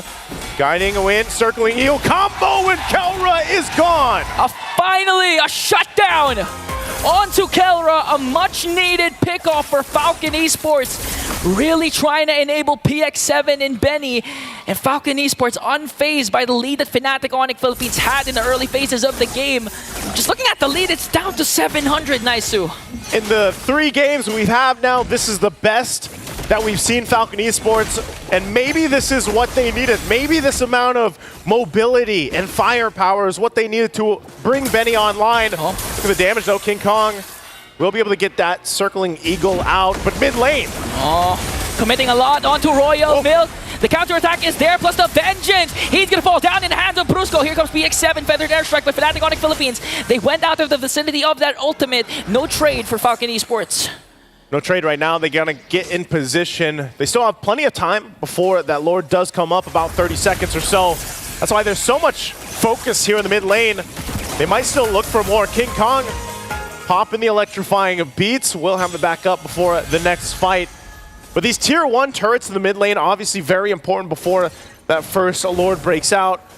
But right now, it's just kind of maintaining things. Good item pickup here for Benny, finally getting that Malefic Gun. So now he's got the 3. He's got the Haas Claws, he's got Berserker's Fury, Malefic Gun. He is where he needs to be on the Bruno. Has farmed up quite a bit, sitting at the top of the gold ranking here too for Benny. So he is online. As long as he is safe, and he's got not only the sliding tackle, but he's got a flicker plus Kid X on the Matilda. His positioning should be on point. Super Fritz! Super Fritz has to walk away now. Falcon Esports going to set their eyes on this Lord. That was a good rotation for them to clear out the top lane so they can focus on this major objective. Fnatic Onyx Philippines, King Kong looking for the proper angle. He's going to hide in that brush. Gonna get in position. Kelra might make his way down too. They know Falcon Esports wants to take this with the Fredrin. They have the utility. They're gonna go. Here comes the Black Dragon form, Raging Sandstorm combination to zone out. Falcon Esports, the Spirit of Destruction will connect. Dax gets the Lord, but Fnatic Onyx Philippines wants to go for the kills. Royal Milk will get 2. And now Falcon Esports, the response that you want from them. They're bringing everything they have to bring down Fnatic, and only King Kong is left. And the Falcons find their flight. And they'll just go down, taking the tier 2 in the mid lane. They might look for more. Working on the base turret, they're gonna get the shields down. And FNOP a couple seconds away, but they lose a base turret. And now they have to defend against this Lord push. That was a huge, huge play. Falcon Esports, not just the micro, all the way from clearing the top lane so they don't have to worry about the Kelra split push. And down to Kid X is trying to save everyone with the guiding wind and the counterattack. Dax, his priority was to go for the Lord, and he got it. But they went for more. They went for 4 bodies. A huge, huge play coming in from Royal Milk, also to zone out the members of Fnatic Onyx Philippines. Lord sieging in the bottom lane. Sieging on in. They're going to wait for that to go down. They'll walk in with it. FNOP. They'll have to be on the defense. Feathered Airstrike going to be used. Brusco looking for an angle. King Kong got caught with the energy eruption. Brought down by Dax. They still have the Lord, but Fnatic Onyx Philippines going to make quick work of that. They have minions up top. Now they set their eyes on this inhibitor turret. Will they be able to take down everything Fnatic Onyx Philippines has? Royal Milk goes for the zone. Here comes the circling eagle. Benny left alone to dish out the damage. Fnatic Onyx Philippines has to walk away, but Falcon Esports says, we will make the gods bleed. And we get another game. It's not going to be a sweep. Falcon Esports finding a second win here in the series. Exactly what they needed. This side of the stadium standing up, cheering for them. A great test for FNOP, and it's Falcon Esports that does it. We're at 1-2 right now for Falcon Esports. FNOP has to make some adjustments. I mean, that was a quick game, man. That was 11-44 for Falcon Esports. Great performance. They made adjustments throughout the draft. They played with the utility that they had, even for Kid X, and they just came out and played as a team here. Great job by them. This is a series, and Falcon Esports gets one. Let's throw it over to the panel to break down this amazing Game 3. Finally, the Falcons get some altitude and are on the board.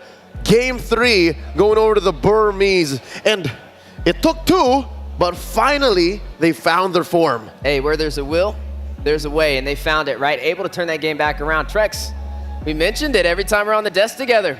You see things go the distance, and if they just take things one game at a time, that can inch their way back up to evening out the series. Now, all they got to do is win one more, and it'll be tied up.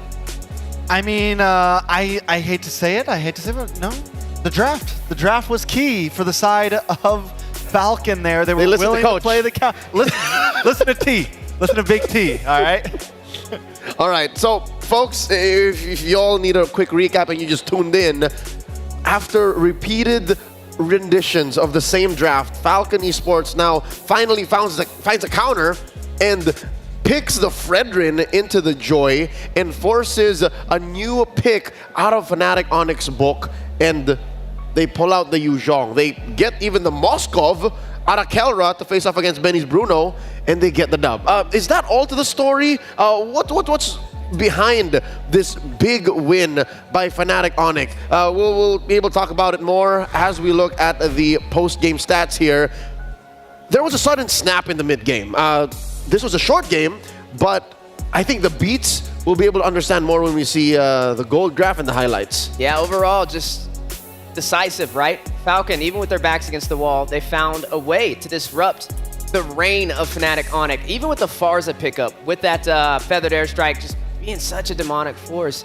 You get to see the Mathilda bring them back to safety. I think with the sustainability and with the massive damage output, and then again with that Fredrin to counter this Joy, who's been pretty much unstoppable this entire M series. And speaking of that Matilda, right, you get the Oasis Flash, you get cooldown, you're building on the more damaging utility side, and you're able to do that because you have this Fredrin. Normally, FNOP would completely take advantage of a squishy front line, but since they have the Fredrin in that place, you have the advantage.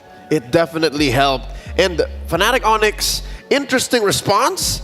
Ultimate dive. They have the Joy on King Kong, just trying to, weave in and out, try to burst down Benny if he somehow found him. PX7 as well, a little softy there. And I'd say the more acquired taste, the X factor, the special ingredient, that Yuzhong, alongside Brusco's signature Khalid, which has done work on the M6 stage before. Suddenly you see Kirk bringing in the Black Dragon. At some point, it worked. It was good when we saw them synchronize it with the Rampaging Sandstorm, but I guess the guiding winds was just enough, and of course the hard stoppers up front. Yeah, I think the big problem where it started to fall apart is you have this Khalid, which already isn't a real tank, right? Like, yes, it's a decent tank in the hands of Brusco, but then you also throw in the spice of this Yuzhong, where now you essentially have two heroes that just aren't real frontliners. Like, they are, but they're not your hard-boiled tanks, right? And once Benny gets online, he's just eating those things up. And that's why in the beginning it works for FNOP. They have the dive, they have the counterplay, but once it gets to the end, when Benny's really punching in, those, more half tanks aren't cutting it. And this is just overall a way better solidified draft from Falcon. It's what we've seen in the last matches, right? You have the Mathilda, which helps with the Phoveus. One of his biggest problems is having to dive into a team and having no way to get back to safety. But when you throw that Mathilda in the mix, he has a clear path back out when he uses that Infernal Pursuit. As you look at the gold graph on the board, I mean, look how it scales in Fnatic Onyx's favor, all the way up to about that 7 minutes with that turtle play. And then out of nowhere, Falcons rise high in the skies and take over. Almost 3,000 gold between them, and then it was even Fnatic who scored the turtle at that point, and suddenly, come the 9-minute mark, it's Falcons who scored the Lord, and then Fnatic locked inside their own base. Well, there is a big trend to notice with a lot of Fredrin games. It is normally always first Lord pop-off. Like, that's normally the time when these Fredrin compositions start to shine, right? Because Fredrin's a slow jungler, and what FCon did so well here is they never let that gold get past that 3K mark, right? They always kept it under range. It peaked at 2.4 deficit for FCon, and then it starts to come back. It starts to flow back. If FNOP was able to full send that gold lead and get a couple more kills on the board, then their composition probably would have won out. They would have been able to take control. But because FCon's able to kind of stalemate it until that 9-minute mark, then they're good. And they really spread out the responsibilities. You see here, PX7 got a solid amount of kills, 3. Benny as well, 3. And then sometimes the frontliners would just find these stragglers, these random heroes from Fnatic Onyx that have crossed the threshold, the point of no return, and that's what led up to that huge lead. Because, again, in the first 7 minutes, yeah, it's true, Fnatic Onyx were in control, but Falcon never let them go farther off. That's why it stayed within comeback territory and allowed for the Burmese to get the win. Let's go ahead and figure out who our MVP is. Which one would you name to be the biggest impact player for Falcon Esports? Ladies and gentlemen, it's none other than Kid X, holding their ground, keeping everyone safe. His Matilda definitely allowed for so much more than just protection. Yeah, I think this was the perfect Matilda game, right? Especially stacked up with that Phoveus, and I would say even with the Fredrin. Both of them not the most mobile heroes, but when you throw the Matilda in the mix, not only are you providing those shields, but you're also getting them back to safety. We saw a lot of amazing highlights over there from Kid X to get that job done, only really needing that flash of Oasis to be able to pull that off. Now, with the Matilda in the mix and the Phoveus, is that a gamble Fnatic Onyx wants to take again for the next game? To leave both open? To leave both open. I guess it depends on what side Fnatic Onyx ends up being. If Fnatic Onyx picks blue side to go to, the draft will be completely different. It's going to be a completely different game, you know? But still, we'll see exactly how it ends up. I like the way that Kid X plays this Matilda. In the early game, it was a little more aggressive. He was able to bring Dax to chase down some of these picks, able to bring people to safety. He was always in the correct spot at the right time. And I think just overall, it's a hero that did fit him very well. Okay, now in hindsight, watching these clips play, and again, once the fight begins, Falcon Esports just has had that unfair advantage of we can disengage and re-engage at will compared to Fnatic, who is just all in dive. Maybe that's something Fnatic Onyx did not see coming, like the way Kid X plays it. It's very different from Bruce with Matilda, that's for sure. He's not sitting behind the team. He's sitting in front of the team looking for angles nonstop. And maybe that's the problem that Fnatic Onyx ran into, right? I mean, when you have a hero like the Yuzong and also a Khalid, both of them with the Sandstorm, with the Black Dragon, they both dive in and they're looking for that opportunity. But when you don't get it, when you have a Matilda that disengages that target that you select, you just wasted your utility, and that's when you counter-engage, and that is when you make that opportunity work in your favor, and that's what Falcon Esports did. And now in hindsight, even the battle spells, watching the action once more, it's evident to me that the lack of Purify makes it all the more worse, right? I think the way Fnatic Onyx approach this game and the way that Kid X and Falcon punish them is, yeah, we're going to outbox them. We're going to press these buttons better, and that's how we're going to win. Falcon did not let that happen. You know, it's such a great point because Kelra is kind of, at least so far in M Series, he's notoriously known to just take the flicker because I think he's so confident in his mechanics. About 9 out of 10 times he's right to do that. Exactly. But this time, FCon FCon catches them out, right? Falcon Esports takes advantage of that, and that small oversight ends up being one of the downfalls here, right? So very well played by Falcon, and now, for the first time in 3 series, and we're coming on to what, Series 4 now, Fnatic Onyx has to go to the drawing board. Yeah, I mean, they're rolling their sleeves up, but they're not out of the tunnel just yet, right? They got to find another way to disrupt that path that we've been seeing Onyx dominate in. And I agree with you, Trex, when you mentioned the draft, when you mentioned the Fredrin, being a great response to the Joy. These are the things they have to do, right? Half of the battle is in the draft, and that is where you can disrupt Fnatic Onyx from taking over.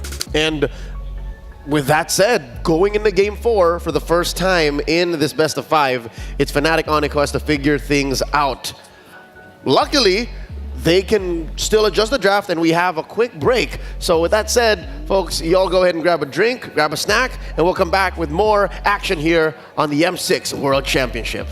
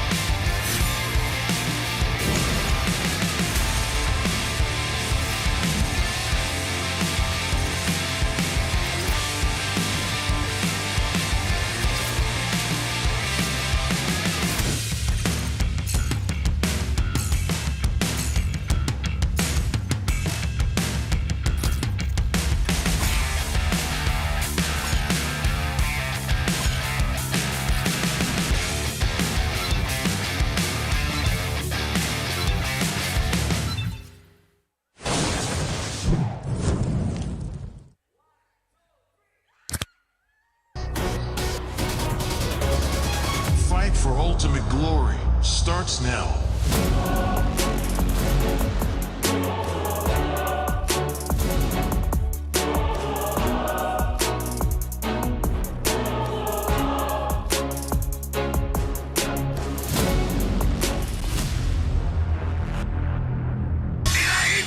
Mobile Legend M6 スイスウォッチ Meiji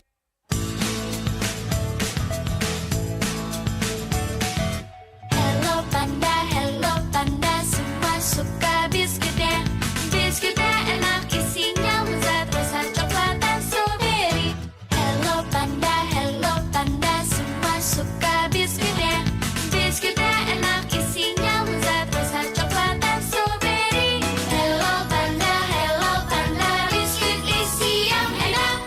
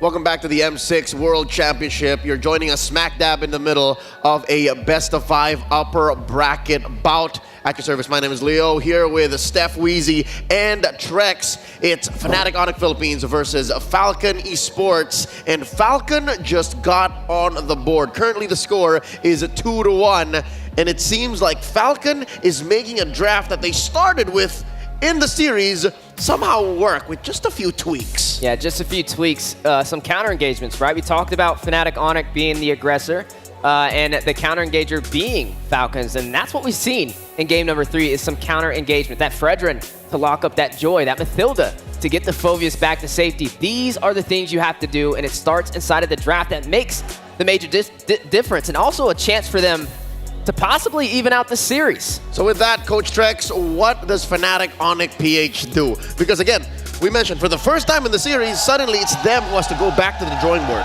Well, I think I don't want to take away from them taking that Yuzon pick, because that's just the way that FNOP goes. Like I said, they're never scared to pick something if it theoretically on paper counters. And I think FNOP just has to continue doing that, continue playing their game. The real question is, do they go back to blue side, which creates this really interesting dynamic between teams, because some teams really like drafting from red side, and I'm kind of still wondering, where does FNOP fit on that blue to red side right now? It seems like they enjoy blue, but we're really going to know now because they're finally losing a game. Yeah, more on the Yuzhong. Something tells me it's less about countering what Falcon Esports are doing, and it's more of just their coup de grace, their finishing maneuver to try and take down Falcon.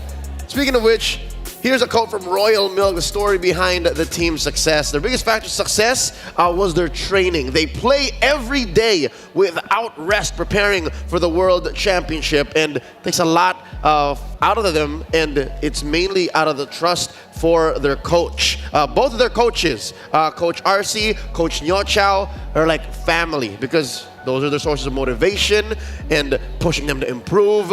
It's their support that allows for them to improve. Yeah, they're definitely close-knitted, right?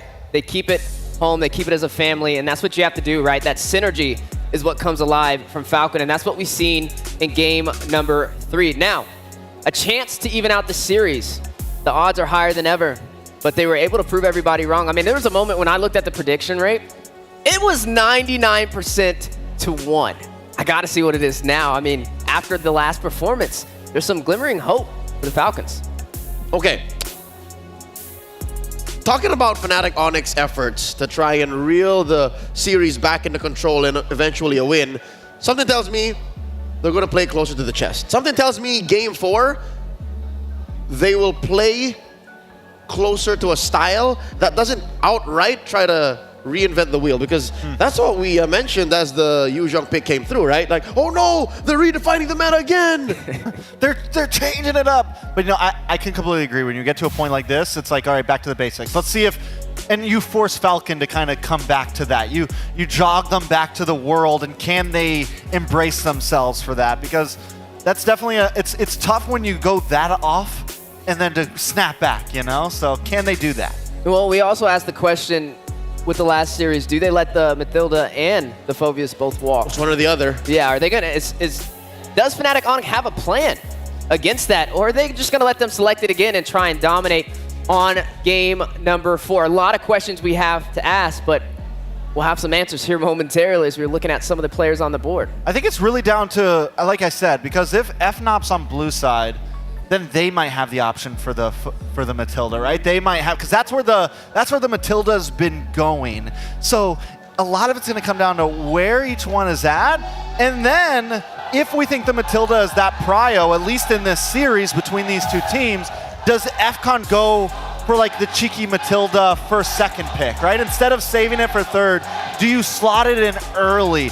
If at least between these two teams, that is one of those defining game-winning picks. One hero for sure that's going to show up in the first phase, regardless of blue or red, is the Joy. King Kong has played the Joy 5 times now, the most in M6. That's why they call him the Electrifying Beast. Second would be Hades and Hoda, and then Sekai's and Tienzi. So, Joy Fredrin. Let's talk about that dynamic, because it's very apt. Are we going to see that trade here again? If the Joy goes through, I think we definitely see the trade. There's no reason for you not to see the trade between those two. Is it that solid? Coach T, is it that solid? I think as long as the team is solid, it's that solid. I think it is the rock, paper, scissors right now. I think it's Joy over Suyo, Suyo over Fred, and Fred over Joy. And then Alpha's just we can throw that in too if we want. And that's why Coach Wynot's just like banning it over and over again.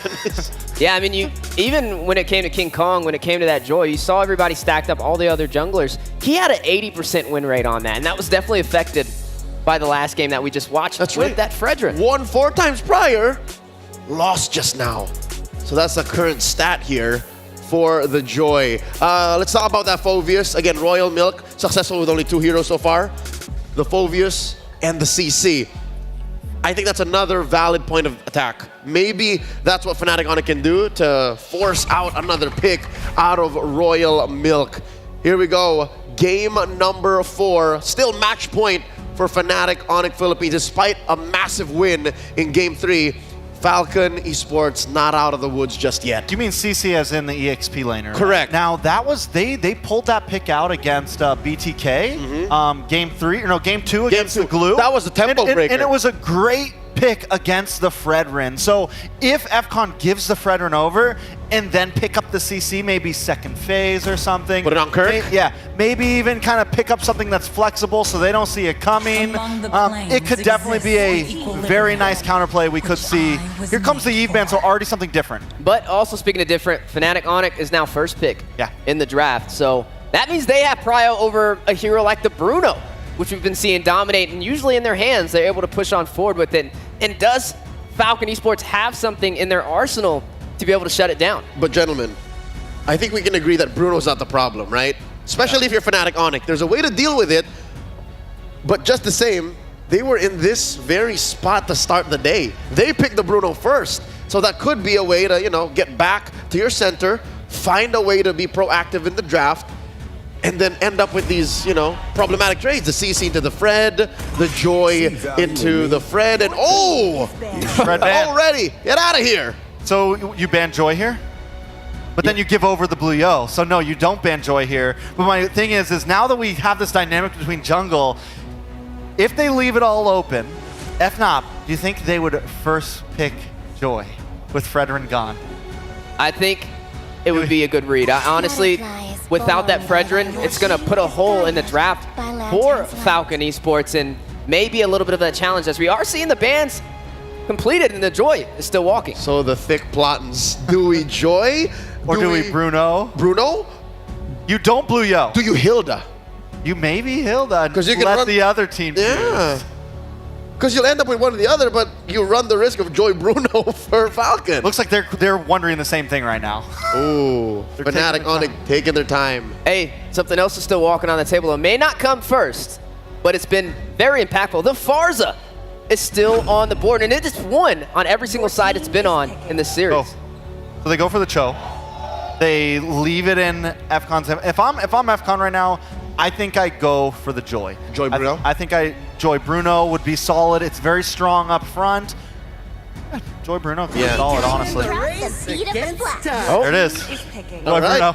So Farsa here, would you right now put it into this phase? Because I wouldn't agree Farsa first 1 or 2, you know what I mean? But I would first phase. I would first phase it. I think it would be, because if not, then Falcons is going to pick it up, right? You're kind of forced into a situation. Isn't that damage overload, though? Isn't that a little too much soft? I think at this point, FCON needs some sort of front line before they're all cut off. Before you commit to that kind of artillery, right? Do they pick up the Hilda here on FNOP? Hilda jungle? Maybe just go for the Alpha? It's either the Hilda or Khalid first. chose me to vanquish the shadows that plague. Oh, Granger. We haven't seen the Granger. Granger's been getting banned. It has. Now that it's through, it's the clear answer to the Bruno. Which, by the way, it's been catching up, by the way. The stats are so close. The stats are neck and neck for Bruno and Granger here. And it really helps support the Suyo and some of the things he's have. Like, it just adds a bit more damage where he needs it. The Granger's a little harder to catch, I think, than the Bruno. There goes your Hilda pick, though. So I think overall, both drafts very solid. We finally see both coaches, I feel like, are on an even playing field going head-to-head here. Well, there's 2 flex picks available right now, right? I mean, you have the Hilda on the side of Falcon. Could be the Roam, could be the XP. Same with the Cho as well. So right now, I think it's going tit for tat. They're trying to figure out who has the edge against the other. I mean, right now, Roams are still available to be grabbed from both sides. Current stats on the Bruno-Granger matchup, 7-6 with 1 game lead for Bruno. Thanks, Manny. I love that. I mean, because in the beginning it was all Bruno, but now that we're getting to the knockout stage, we're seeing the gold laner shine, and we're actually seeing that it's a legitimate counterplay, right? We'll put it into the hands of the likes of the gold standard, the untouchable Aaron Shiki. It's definitely possible. All right, hear me out here. Tigreal is banning. Oh, wait, did he just get banned? It's Okay, been he's banned. I was about to say, Never mind. walking for a second. I thought Recall. there would have been a chance, but a good read from Fnatic Onic. I mean, especially with that show, with not as much Group CC, the TIG would have been excellent here, and I think that's a good read to be able to take that off the board. Now, yet to see the mages picked up. What are we thinking? Farsa is still out there. Eve is still out there. Vixana, oh, Eve is not there anymore. Vixana is still out there, so is that the possible trade? Is there Vixana? Yes. My eyes are on this Matilda still. She's out. Oh, she's banned. It's been a long. Is there room for an Aurora? Because I was expecting the Louis to get taken out here too. What Aurora about on FNOP side? Or on FCON side? Either way. I think it works better on FCON side to deal with the fighter jungle and the Cho and everything. Joy's a little harder to hit with an Aurora. You know who I'd like to see? I don't. It might not happen, but the Ruby for Fnatic Onic. Ruby Roam. Yeah, it works good with FCON too. Honestly, you deal with the Cho and you deal with the Suyo. Yeah, it was brought out yesterday by RRQ Hoshi into the hands of Enoch. Against the Cho, against those types of picks. Hard stoppers, yeah. Even the Joy will have to think twice about dashing through. Yeah. She get yeeted in. Yeet. You ever been yeeted in, Weezy? I can't say that I have. It sucks. No fun. No good. No bueno. All right. There's the Khalid band out, respecting Kid X's potential. And there's the Kid X pick, the Gatot. He was running out of choices, folks. Yeah, but luckily, all of Falcon's players all have played at least 5 heroes throughout the run in M6, so they got deep pockets. All right, now we put the ball in Fnatic Onyx court to decide, is this going to be a Cho in the XP lane, or will this be a Cho roam? I think they could Farza here again, honestly. It's the one. It's like I like the Vex, I like the Aurora, but the problem is you have little escape from this Hilda and from this Joy. Yeah. But at least with the Farza, you have your Wings by Wings. You have you can purify. You can purify. You can flicker. You have a lot of maneuverability at least. I'm with you. Also, we do not know exactly what Brusco's playing, so finally we're gonna get a reveal here. Which one? A pocket pick? Is this a Nakai? Oh! Okay. Still up in the air though. We've seen a good chunk of XP Akai in the past quarter of MLBB Sports. It could definitely be either one right now. And the same goes for the Gatot and the Hilda. Oh, it's more likely Hilda XP. More like, so do you like the Kai over? I think the Cho's better EXP against Hilda because at least you keep up in rotations. Correct. This makes it difficult to put in the Farza though, because there's a way to get back to the Farza with the Cho, with and the Akai. And to steal it. And to steal it with the Valentina, with the IMU. That's a really good read from Fnatic to lock in that Valentina last minute. And now all eyes are on Falcon Esports. Keep in mind, if they pull off this game, they will tie up this series. A battle to earn top 4 and have a seat in Axiata. And that means we go all the way. This rivalry will not go down so quickly. The closer for Falcon. There it is, Coach T, the Aurora. I like it. I mean, I think it's solid. I think it helps answer something. The real spice here, though, is that Akai. How is it going to work out? Back-to-back, game-to-game, FNOP bring out a spicy pick. Let's throw those our casters to call this match. Game number 4 ahead of us here at Falcon Esports after getting the last one. Can they do it again to bring it down to 1 game? What is up, guys? Again, I'm Nice and this is Ingon. Ingon, some interesting picks here. We saw the Yuzong earlier last game, but now also the Akai comes to play. Yeah, Akai onto the hands of Kirk, so it's gonna be interesting how he's gonna fare up against Royal Milk's Hilda. But in terms of clear speed, I mean, paired up with a concussive blast, then you get the Molten Essence. It's gonna be okay, and then you're gonna have a huge advantage when it comes to those AoE control. AoE control or not, again, up for Falcon Esports to gain the flight in the series, jumping into the land of Dawn. Will it be Falcon Esports taking it to a Game 5, taking it all the way against the Super Fam FNOP? Or will this be the end of the series? FNOP looking to close it out, still at match point. Dax and King Kong again in the jungle, and yeah, it's Brusco on the Akai in that roam. Kirk went in, took the Cho, parked it in the XP lane. So now we get to see this kind of difference work here this time around. But I think, you know, Falcon Esports, man, they have a lot of great picks to deal with this. Even looking at the emblems locked in here, quite a bit already. Royal Milk taking some damage, a little bit too much. Even popping the Revitalize, but King Kong might actually be able to take him down. Here comes Super Prince, but Shadow Strike also. One more hit, and King Kong gets it. First blood kill onto Fnatic. First blood going to the hands of King Kong, helping build in that momentum. Surprised, you know, that even with the Revitalize, Royal Milk just wasn't able to kind of withstand that. And that's what I was going to say, you know, the heroes that they have, remind you, they have the double Revitalize sustainability composition here to help them out. Kelra too, I mean, we saw his phenomenal performance on this Granger alone just yesterday. So still, it's going to be that gold lane matchup, and I have to agree with what Trex mentioned earlier. You know, at this point in the knockouts, you're really seeing these gold laners come into play in these, you know, longer series now, where they are that crucial part where, yeah, sometimes they're left to their own devices in the lane, but then they end up going 1v1 themselves. But later on, these picks specifically, obviously can turn the tides of these early on fights. Yeah. So now, Turtle's up. Positioning going to be crucial. You can already see it too. You have Super Prince taking some shots here. PX7 though. Uh-oh. Whoa! Whoa! A crucial kill for Royal Milk onto King Kong off cam. And now trying to work on Kirk. No retribution holder for Fnatic Onyx Philippines as Dax picks up his purple buff. Oh! But they answer right back with a takedown onto Kid X as Falcon Esports will try and get the objective away from Fnatic. They might try to stall this, but I think it's going to be too late with the Joy. The electrifying beat's going to be too much as Dax will secure the objective. Good response again from Falcon Esports. Able to pick up King Kong, you know, it's surprisingly, we didn't get to see it all happen, but PX7 was there. The flicker was gone too, so great usage again with this Aurora pick.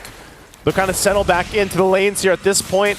But that's the thing, you know, this Hilda XP has been a nuisance for a lot of teams going against it. Oh, Benny gonna go ahead and block a lot of shots. Kelra gonna be fine, just trying to delay what he can. He is a little bit behind Benny though, for now. Yeah. So right now, the play for Falcon Esports is to really just be aggressive in the mid lane, especially for Royal Milk onto the bottom lane and try to keep Fnatic Onyx Philippines preoccupied. Don't mind Benny once again. Give him the power spike later on that he needs to try and outplay Fnatic Onyx Philippines. And so far, Royal Milk has been doing that. A solo kill onto King Kong. And the best part is, Fnatic Onyx Philippines, they're not as aggressive compared to what we've seen in game number 1, game number 2, wherein they're trying to control the pace against their opponents. Maybe they don't have to be too aggressive. I mean, part of this too is because of Super Prince, you know, what ultimates is he going to take for this? Takes the Frigid Glacier. Oh, there's a lockdown, but again, the passive still there. Takes a shot too with the Queller. So King Kong just kind of shooting off from far range. And like I said, this part of this is, I'm wondering how the Sakai roam is going to work here for Brusco, especially when he's trying to utilize the lockdown with a heavy spin. And how this all plays a part. King Kong taking a couple shots. Kirk, though, goes with the kick. Might just disengage. Does get the ultimate out. Kirk going to be in trouble as Royal Milk will get the kill. Ultimate sacrifice for Kirk to save King Kong from harm's way. Again, that was still a good initiation for Falcon Esports, but could be bad or worse for Fnatic Onyx Philippines if King Kong got picked off once again. Now, they're giving a lot of space for Benny onto the top lane. Now they want to go for the counter engage onto Royal Milk, forcing his Revitalize. This is why they have to buy time. Brusco gets the Revitalize out. They still have one more. Now the turtle's up. Falcon Esports will go ahead and get in position. Kid X holding down the front side. Kirk taking a couple shots at King Kong, trying to get a range here, but he's going to be zoned out quite a bit from Falcon. Royal Milk and Kirk and Kid X just trying to zone out. Here comes Brusco with a heavy spin. Caught Dax off guard there, but still Dax gets the turtle. Here comes the counter engage once again from Falcon Esports, going to bring down 3 more. Kid X goes in with the AOG and takes down 4 members of Fnatic Onyx. PX7 is online with the triple on this Aurora. Great usage of the Frigid Glacier, and look at that, they're going to get a tier 1 as well. Talk about momentum for Falcon Esports. Falcon Esports, 3.3k gold lead. Their lineup actually is good for those counter engages, but looking at the instant replay, they're the aggressors. Even though Brusco had a good pin down onto the backline, they set their eyes on the proper targets, which are the damage dealers. Dax focusing on the turtle, he got it, and at the same time, they had the kit to go for more and overextend because Kid X saved his AOG for the perfect moment where Fnatic Onyx was trying to escape. And see, that's what I was saying about the lineup that Falcon Esports has. They have so many options to zone out with a front line, but even their back line protection is actually going to be pretty good just because you also throw in Aurora to the mix. So now they're going to be focusing a couple shots on Royal Milk, but he's tanky enough to just deal with it. This is a huge lead already early on. 4,000 gold for Falcon Esports. So now FNOP in a position that they don't find themselves in often. They don't usually have this kind of gap to work against. So the adjustments on how they approach the next portion of this game is going to be crucial for them. I mean, even for Kelra, it's a little bit harder for him to actually move around, even when the flicker is gone, because of how much threat there is from Falcon Esports, whether that's the Hilda, whether that's the jump from the Avatar of the Guardian with Kid X, or even just getting frozen down from PX7. And as they picked up those big kills, you know, these are big item power spikes already for Falcon Esports. Yeah, Killer just only has the Hunter Strike compared to Benny. Has Claws, Berserker's Fury, going to work up to try and get that Malefic Gun right away and activate his late game power spike later on. 4.4k gold lead for Falcon Esports, and they're getting good ground coverage, not even letting Fnatic Onyx Philippines get a sniff off that turtle. 3 for 3 now for Falcon Esports. Objectives all secured. Once again, momentum in their favor. They're going to play a part. They're all over the jungle. There's a kick from Kirk into the turret. This might be a good engage for Fnatic Onyx Philippines. They're going to take down Royal Milk, forcing Kid X also to use their Revitalize. Kelra, that's Sonata connecting. That is not going to be enough. PX7 used the Frigid Glacier to try and walk away. Now Fnatic Onyx Philippines slowly finding the favorable trades. They'll find one pickoff, but they still have so much ground to cover here for FNOP. As Falcon Esports willing to go ahead, you know, if they lose Royal Milk, it's not that big of a deal if it's Kid X as well, and PX7, you know, quite sustainable himself just by the fact that he has also got the passive and can work with that. So even if he uses the Frigid Glacier, it's not the end of the world here for Falcon Esports in the fights. Brusco picking up a crucial defensive item. First one finally locked in. Athena's shield dealing with so much magic damage being thrown at them. So the fact too that the tier 1 turret in the mid lane is already gone for FNOP at this point in the game, it puts them in this situation where they're kind of clumped together and they can't overextend. And Benny picking up the Malefic Gun. There's the lockdown on Royal Milk. He's gonna just take so many hits and will get shot down. Dax trying to go for the answer. Here comes the Electrifying Beast, gonna take down Super Prince. And that's a good better trade for Falcon Esports as Benny works on the top lane turret. And we were asking this question even during the start of the broadcast is how do you tame the beast? How do you tame King Kong? It's easy. Take down a mid lane turret, expose his jungle, and take away the buffs of Suyo. That seems to be the answer right now as Falcon Esports takes the tier 2 in the mid lane already, setting themselves up for a easy take on the Lord unless FNOP, despite being down 6,000 gold, actually want to contest this. Knowing them, they might get in position for it. They're going to go ahead and grab what they can, but you answered it here, Ingon. You stop King Kong by just taking parts of the jungle, and it looks like right now they're going to go for even more here. King Kong's still on the top side. Kirk can't find an angle, and Super Prince going to dodge the Avatar of the Guardian. Okay, they're going to overcommit and try to force Fnatic Onyx Philippines to back away as they work on also on the bottom lane turret as they get the Lord. No trade whatsoever for Fnatic Onyx Philippines. They do, however, get the top lane turret. And just look at the damage coming in from Benny. He already has the Malefic Gun, so in terms of range, you can expect Benny to just go crazy. It looks like Falcon Esports wants to do in Game 4 what happened to them in Game 1. Massive lead right now, very one-sided, and Lord getting ready to march down the mid lane as Fnatic Onyx Philippines gets ready for a defense. Again, what kind of tools do they have here? Super Prince, he's been holding on to the Avatar of the Guardian the most of the time, so we'll see what ultimates he takes for this one. He holds up on the front side, Kid X to stay up front. Lord gonna make its way. They still have the shields. They're gonna force a fight here. Shield's gonna pop. Dax now, is he gonna jump into the base? They deal with the Lord, it's gone. But you can see it, Benny online. Just a couple shots will bring them down to half health even. Good play coming in! Kalra shuts down Benny! There was a close call for Fnatic Onyx Philippines because Super Prince almost got bursted down to try and get the AOG away from Kid X. And now Kalra has been activated, a crucial shutdown onto Benny. A good pickoff, but still, FNOP has so much work to do. Successfully defending that one is not enough to turn the tide in this game just yet, as Falcon Esports still holds on to a comfortable lead. And I mean, Dax, there's been no answer for Dax. Dax has just been freely taking the jungle. Looks like they want to go for the mid lane though. Okay, they commit the Frigid Glacier for the AOG. It's all gonna miss, and they're gonna try and take down Kirk. Electrifying Beast, but Brusco from the back with a heavy spin. Gonna catch up onto Royal Milk.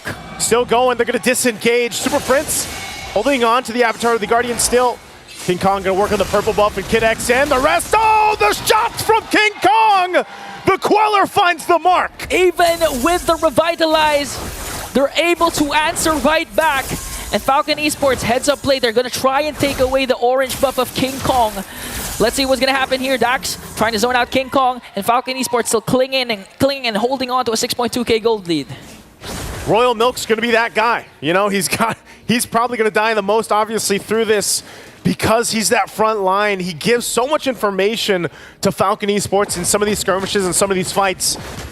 Little by little, Fnatic Onyx will try to crawl back into this game, but they have so much they still have to do. Even looking at the items, you can see the gaps between the lanes here. And yes, at some point, Kalra might get the itemization he needs, but he doesn't have it just yet. Still working on the BOD. Down a little bit against Benny as they get in position now for this Lord take. Crucial in positioning. If there's any time for Kirk also to find the kick, this is going to be the one. Positioning there, Royal Milk scouting things out, be able to find one, and now they have to reset. Again, the great thing that FNOP was able to hold on to the base turrets off that massive push in from Falcon Esports. But the Lord's going to start up, and the front line is going to be set up. They might just have to give the Lord away as Falcon Esports will get the Lord and get ready to march towards the base again. of Fnatic Onyx Philippines. Flawless execution for Falcon Esports. Now they have the advantage to siege in and get down inhibitor turrets for their side as they once again take away the buffs of Fnatic Onyx Philippines. Looking at the itemization, no defensive items for Killera. He does, however, have the Festival of Blood and Impure Rage for added sustain, but the problem is if he gets picked off or get knocked up, it's an easy kill for Falcon Esports. This is crucial too. Genius One locked in now over here on the side of Falcon Esports. In a base defense against an Aurora too, and then Dax just going to the back line. It's going to be so difficult for the positioning here. You've got to have to keep an eye on Killera.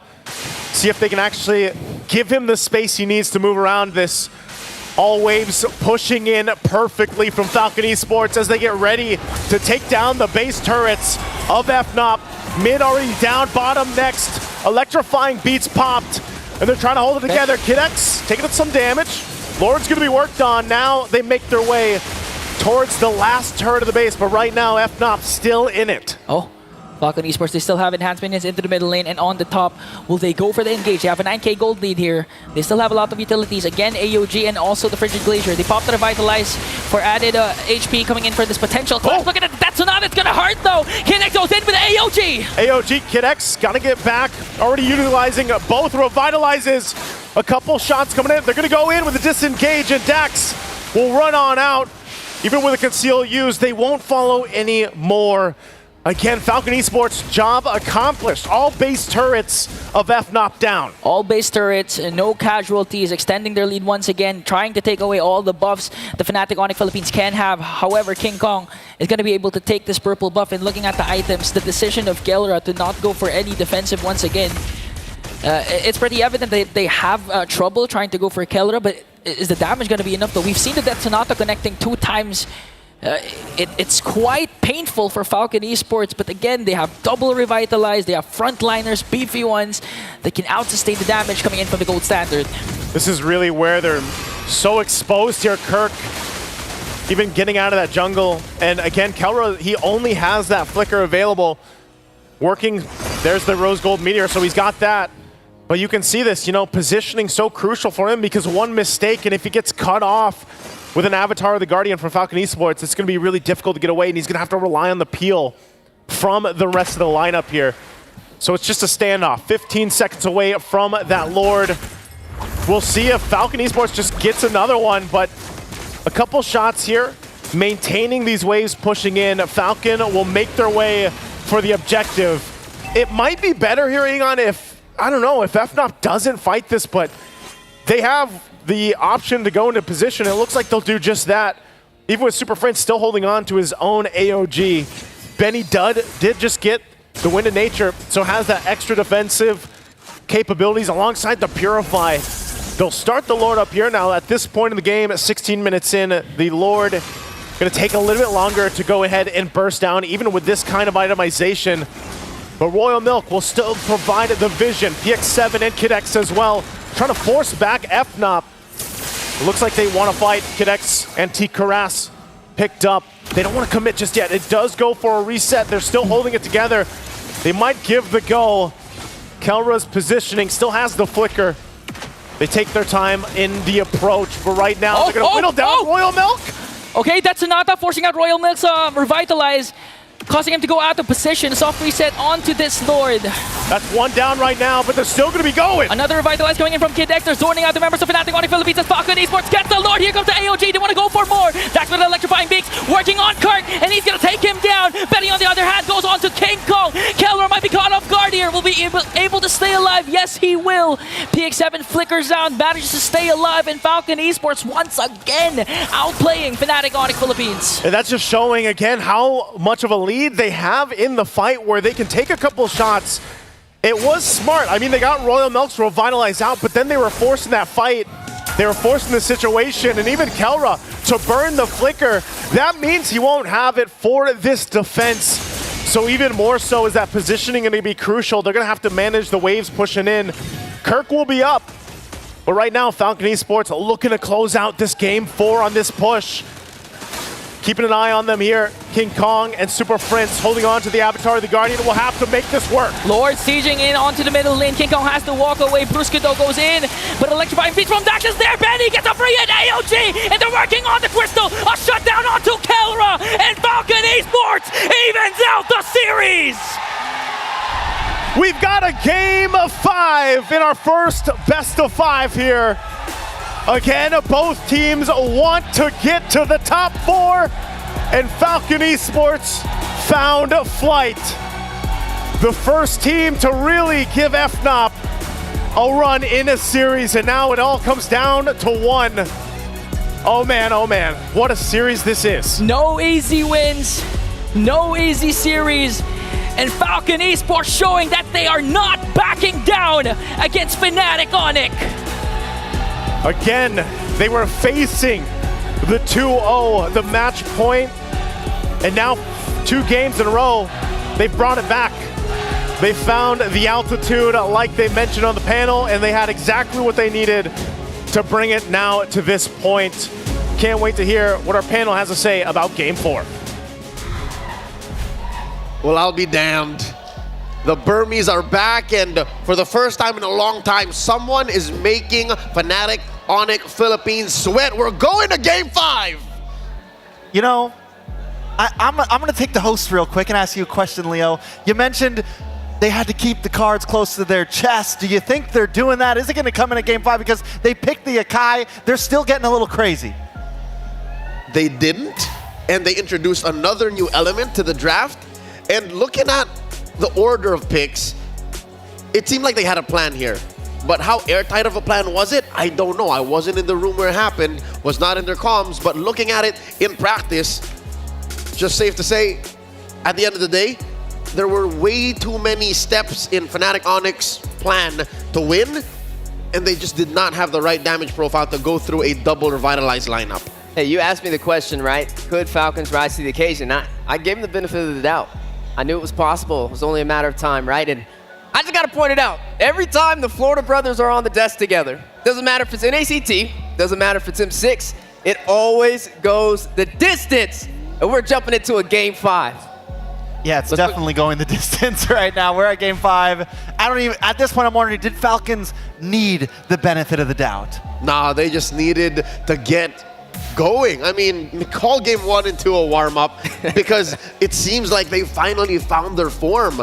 This was close to an 18-minute game, and to be honest, Fnatic Onyx seemed like they had it figured out going into the game, right? But as soon as the objectives started rolling out, and as soon as rotations came through, I'd say as early as the,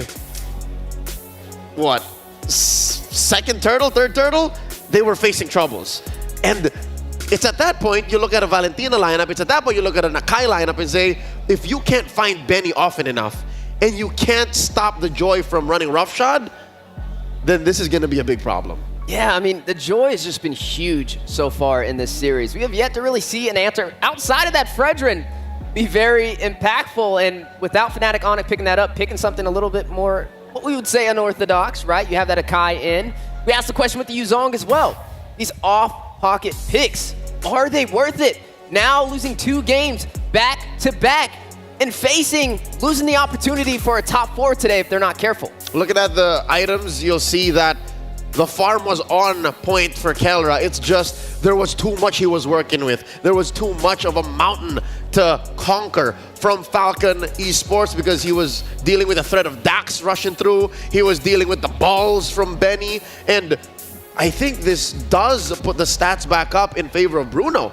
Bruno is still favored now at 8-6, if I'm not mistaken. Yeah, Bruno definitely still holds the lead as long as you have the right draft around him, and that's what Falcon is doing. They seem to be the ones to pull the cards close to the chest in that game and come out on top repetitively, and this time it seems like the coach of FNOP is having some trouble in the draft. They ban out the Fredrin on blue side, leave themselves. I think he didn't think the Joy was going to get slotted up front. Not like that. I don't think he thought it, because something went wrong there in that draft, and it went heavily into the favor of FCAP. Taking a look at the damage, though, another thing to point out, look at Royal Milk, and this is the great thing about the Hilda. You still do a decent amount of damage early game to keep the rest of the team in check, to buy you time. Here's the frustrating thing about Fnatic Onyx lineup. They dealt so much damage. Look at Kelra, look at Prince, look at King Kong. This is as expected. But who won? At the end of the day, they did more damage than everybody. It's a double revitalize. I think that really was the nail in the coffin, besides the aforementioned, stumbles in the draft. Yeah, it was just a very big hurdle for Fnatic Onyx to jump over. I mean, even with Kelra on this Granger, who we said was technically the counter for the Bruno. We've been seeing it rise to the occasion alongside other marksmen like the Beatrix. But this time around, that Aurora pickup I think was huge as well, especially with that Valentina having to pair up against it. It worked off really good for Falcon Esports. Dare I say an MVP performance even. It was a solid stopper. And let's do some calculations, right? Because they did almost so much more damage, almost double the damage probably total than FCON. But look at who soaked up all that damage. Kid X in Royal Milk, 151,000 damage onto Royal Milk, and barely any kills on him, right? He just played a great game overall, and the double revitalize, it just shows, is it time to finally nerf this? Is it time to finally get rid of the double revitalize, the revitalize ability, because it is ridiculous. That seems to be on top of the list. When you ask the MLBB player base, they would say Marksman, Malefic Gun, Revitalize, and what else? That's all. That's good for now. We'll start with that. So that means the meta is in a very healthy place right now. We are at about 72 heroes picked overall out of 126. So we are very, very happy with the way the metagame is going, save for those two things. Looking at the gold graph right now, you'll see that it was a downhill slide for Fnatic Onyx going into that first turtle, and then eventually they just lost control. I think that's an all-time high of almost 10,000 between them and Falcon at the 14-minute mark. Yeah, total control, right? I mean, in the beginning of this series, Falcon was having a hard time getting into this game, and I think right now we can agree they're a slow-starting engine for this series, and now they're fully revved up, and you're starting to see some of the cracks show from Fnatic Onyx, right? A lot of pressure on their side. They're the last team from the Philippines sitting in M6, holding that banner. And now, with these two teams being tied up, who will take the first spot in Axiata? And I think something else, one of those cracks could be this, right? And I want to take a look at this gold graph because in the very beginning, FNOP almost always wins out in laning phase. And it doesn't look like a lot, but just them starting that first 3 minutes off, 4 minutes off with the lead, it shows. We talked about their great micro mechanics, their great aggressiveness, but now the lack of macro from them, maybe that's starting to be the downfall a little bit. Maybe it's too much relying. They're having trouble with the snapback in that Lord phase of game, right? They're having trouble with that snapback. They're leaving things down to too much of a coin flip, maybe. And teams like Falcon, those outer sea aggressive regions, love that. They thrive in that. And that is the current dilemma for Fnatic Onyx Philippines. Can they somehow snap back to a more macro-focused form? Because Falcon Esports, they just got started, and now finally they are soaring, and momentum is on their side. Their front-line mage, their MVP mage, we're gonna give it to him. Spoiler alert. Let's throw it over. It's PX7 on that Aurora. Coach, he picked up the Aurora. Coach T, he picked up the Aurora. I like it. I think it was a very clean pick, and it worked well. At first, I was a little like, okay, this can work. It's a little dangerous, but again, you have the front line to block for it, so the Aurora can just save. And even in that final push when they were going into tower, he drops the Frigid Glacier and saves Benny's life to make sure Benny can get a little bit more damage out. And they waited in the draft to pick this up, right? This wasn't an early pickup. This was pretty much the last pick for the draft right after that Valentina slot. It was red 5 for game 5, yeah. And to get that MVP, it just showcases PX7's mastery. And right now, with the momentum rolling inside of Falcon Esports' favor. They're 1 game away from dropping Fnatic Onyx into the lower bracket. Flipping the table. Let that sink in. Let that sink in. Can they do it? Can they do it? Momentum is on their side. Unless Fnatic Onyx somehow, some way, pull something out, then yeah. There's a phrase we haven't used, I think, at all this M6 that I think goes very hand in hand with Falcon and Days of Past. Is it broadcast safe? Downloading. Oh. Falcon Esports, first 2 games where they just downloaded. Was Coach Neo Chao just downloading the draft for a bit? You know, was the bar filled? Are they good to go? Are they at 100%? I think they are right now because the first 2 games, Fnatic Onyx Philippines was in the driver's seat, man. They had the wheel of the draft, and now Falcon Esports seems to have the wheel of the draft. They got Fnatic Onyx Philippines guessing. And if anything, watching the game now, watching PX7's highlights on that Aurora and Falcon Esports' performance so far in games 3 and 4, I agree with you. It seems like it's now a check for Fnatic Onyx Philippines if they have more files, if they got more blueprints. What's in Coach, why not in Coach Hayes' clear book? Like, what the else original do they have? blueprint. You just got to get back, like you said, pull your cards in, get back to the original blueprint. I mean, they're stacking up teams left and right in M6 so far. I mean, they took down Aurora MLBB during the Swiss stage, and then they also took down SRG, and now to bring back this series, which was really just 1 match away from a full sweep from Fnatic Onyx, now tied up. How do they do it? And if anything, it's Falcon who refuses to budge. It's Falcon who just says, no, we're just going to pick the same heroes. We're going to put Aurora on PX7. We're going to put Agatot on Kid X. You've seen this before. We're going to keep the Bruno on Benny. And I'll tell you now, that's pretty terrifying. If you're Fnatic Onyx right now, is we keep giving them the same heroes. We could have sworn fundamentally we could beat them. I think that is one thing that they haven't done quite yet, is just go back to the basics, to the fundamentals, what worked in game 1 and 2. Stop it with these Yu Zhongs. Stop it with these Akais. But I was actually going to ask you that. I was going to say, do they stop these X Factor picks? Because I always say it's high risk, high reward. And right now, the reward is not on Fnatic Onyx side. Listen, if you see the crowd behind us, we have the Philippines behind my right shoulder. We have Myanmar behind my left.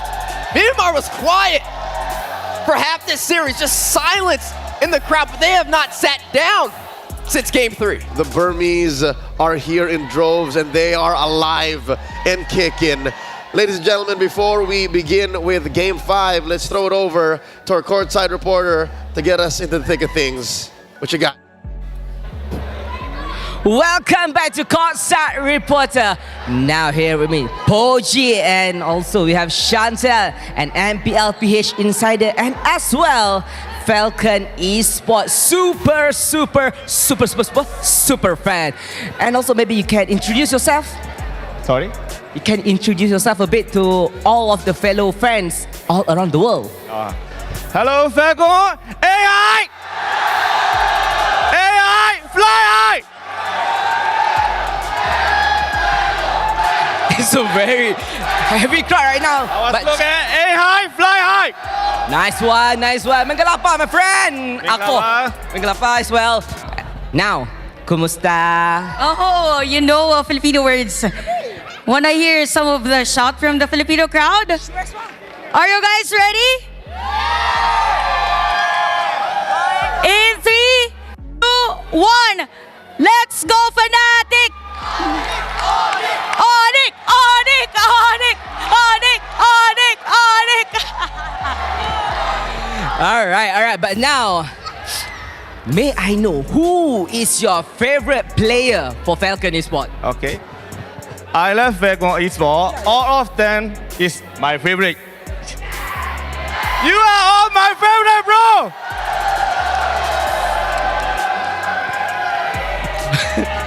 Betul bersemangat.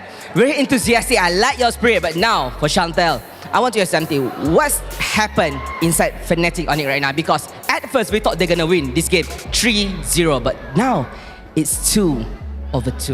It's the last game. What happened? Probably because of the masterful draft from Falcon Esports. We didn't really expect it to be a very long game, especially for that. And all I can say is that Dax is playing really well. Aside from Benny's nice matchup against, I forgot the name. I'm very nervous about this game, but yeah, against Kelra. So it's all about the laning, and again, the basics of Falcon Esports was just really on point from that previous game. Yeah, draft and execution.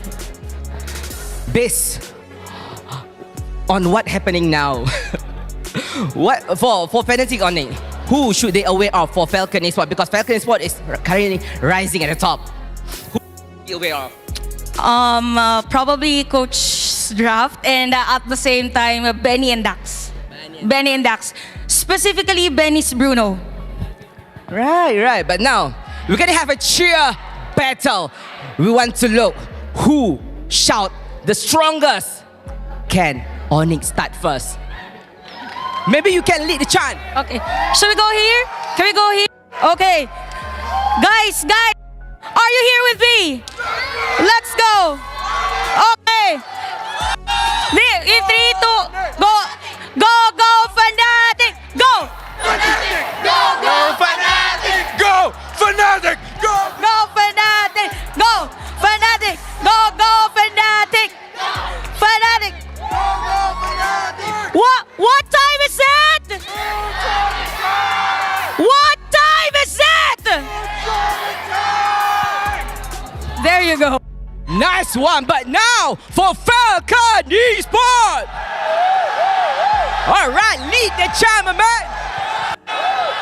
Falcon! Falcon! Falcon! Falcon! Falcon! Falcon! Falcon! Falcon! Falcon! Falcon! Falcon! Louder, man! Louder! Falcon! Falcon!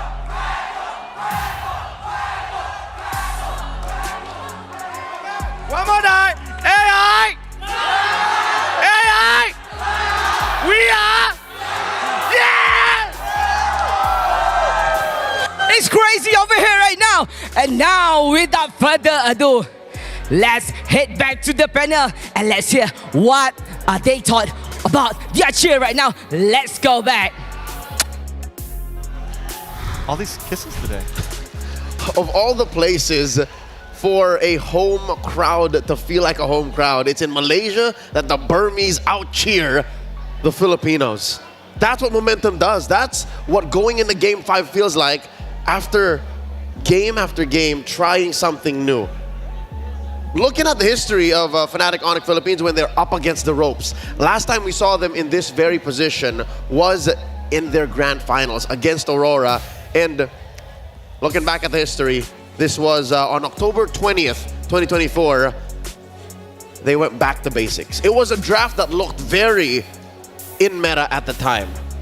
Now, gentlemen, do you agree that if somehow, some way, Coach Lina and Coach Hayes can find this back to basics meta draft, is this the key? I think so. I mean, sometimes simplicity works the best, and that seems to be when Fnatic shines the most, at least against a team like Falcons, where I don't feel like they're going too out of pocket with their picks, right? They're going for more of a standardized meta. So jumping into game number 5. In just a few. These are things that have to be checked off, right? Going back to home court with more of a standardized draft and not high risk, high reward picks. All right, how about we go down to the numbers? What if we compare our mid laners?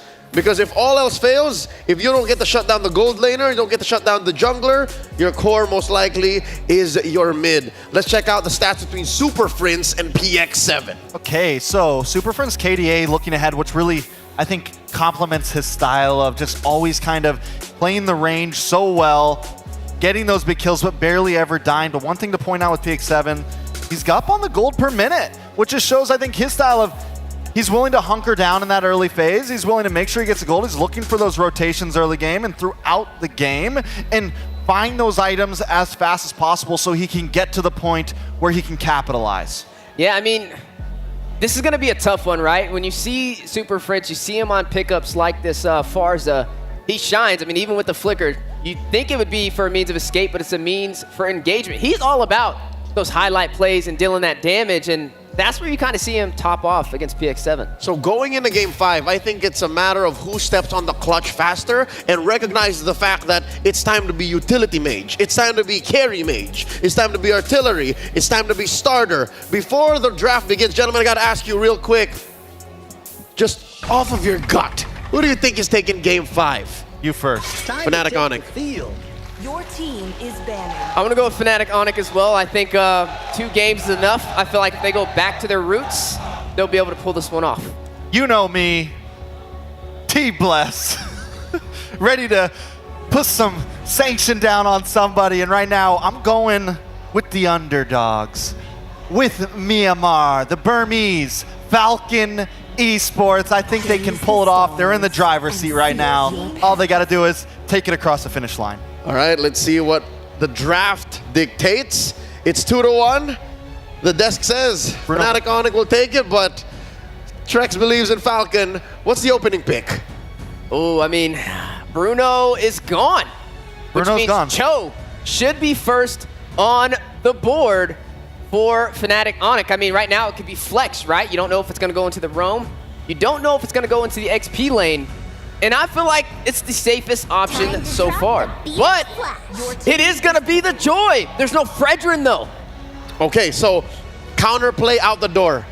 That's what I wanted to see. Remember in last game, I was like, they banned the Fred, they could take Joy right up front here. But they took the Suyo, and they allowed the counter. So now, FCON's in the position where they have to find the counter to the Joy. What is it? Joy's been winning games back to back to back in this series. They pick up the Hylos, they get the Granger, so they have some front line. They have some answers a little bit. The Hylos hasn't slipped through yet. Oh, this is getting spicy right now.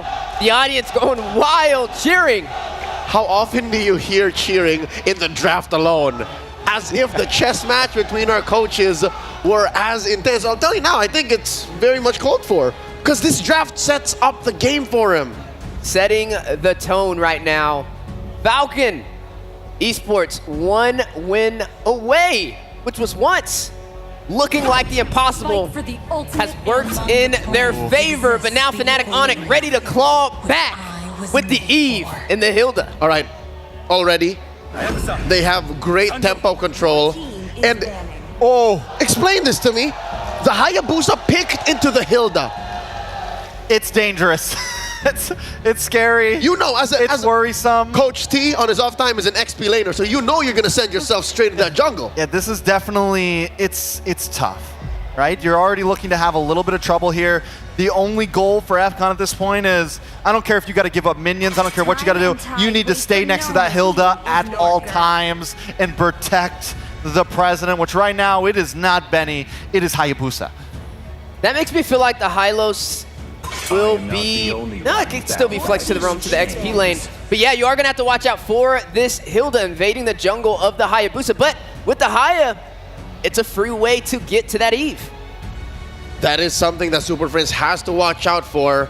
So he has to pick a very specific battle spell, likely a flicker. He is handy with a flicker. Second ban here for Falcon. Did they take away one more choice of gold laner for Kelra to address that missing pick? You think of the 1-1? I think the 1-1's very viable. I think it could definitely work out here. 1-1 or Moskov? Yeah, maybe the Moskov and force him into the 1-1, but the 1-1 does really good against the Hylos. That it does. So at this point, I think you just take out the 1-1. They go for the Cho ban instead, also a decent ban. But yeah, if the 1-1 gets picked up, FNOP's looking good, I feel like. It's at least when it comes to like Lord fights and some of those more late game fights, Hylos is gonna have a little bit of trouble. Wait a second. Maybe, just maybe, the Mathilda is still available. Couldn't FCON take that up? I mean, it'd be another way. Both of them can. They both can. Yes. But FCON has priority right now. Yeah, and you're already pretty squishy with the Hayabusa. It's a pick you could capitalize on, but also a little bit risky. Could go sideways. It could go very sideways. What Falcon is actually looking for is the kind of damage in mid that is the right damage profile burst. Thankfully, they pick up the Vixana. If there was any other pick, they would be having a hard time finishing people off with the Granger and the Haya. Good pickup here. Still, we don't know who's going into actually Roamer XP. Fnatic Onic, what goes into the hands of the Filipino Savage here? The 1-1 still open. At large, the Moskov too. Yeah, both of them can definitely get the job done, but you have to watch out for this Hayabusa. So maybe going in for a little bit more of that survivability could work out better in their favor, because I'm just worried about the die potential, right? When you see this Hayabusa picked up from FCON, they're going to try and get some early kills, some early initiations. There goes the Irithel slotted in. Okay, so we've seen Kelra play the Irithel before. It was against the 1-1. You know, it was against some of those picks, but still, I'm not completely against this. I've played this matchup before. I'm pretty confident with the Irithel. You just have better coverage. Granger has to draw straight lines. As the Irithel, you can actually, you know, have some combat mobility. And you have decent kite against the Hylos. You have decent kite against a lot of what FCON wants to bring. And if it comes down to it, you can dodge the big thicket ults, the EG, if you're somehow in the thick of it, in the middle of things, and the Hayabusa's ult, the shadow kill. Heavy crossbow into like a party of 3. Yeah. And you spread the damage there. Now, do we see the Mathilda picked up here? Is this a Hylos in the roam or a Hylos in the XP lane? Seconds away from the final draft for game number 5. And Tig has been slotted in for FCON. That is a Kid X special. How do you feel about the draft, coach? I do like FNOP right now. I feel like FNOP looks very clean. They brought it back in for sure. One final game in this best of 5. Let's throw it out to our casters to call the action. Jose and Jose. Hang on, we gotta check IOI Convention. It's game 5. Are you guys ready? All right, they're ready. It's me, Naisu, and Ingan to bring you game 5.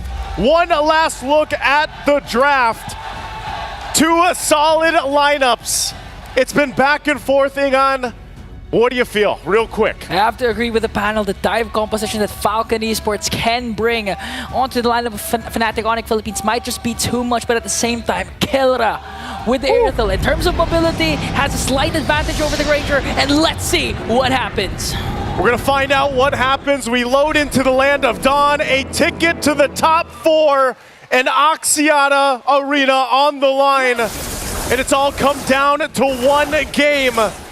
King Kong and Dax have been back and forth throughout the series.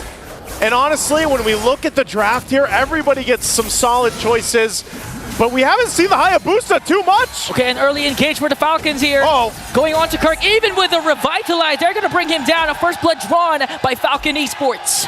Oh man, the fact that you get a first blood already, even though it went to Royal Milk, man, I mean, that's a great start for them. Now for Fnatic Onic, gonna go ahead and try to adjust from this pace. Again, King Kong on the Joy. We know this has been very elusive, but now you have a Hayabusa across from you. Oh! There was the Void Crystal. But the damage coming in from Brusco, forcing out PX7 to use a Flicker. So there was still an engage from Fnatic Onic Philippines.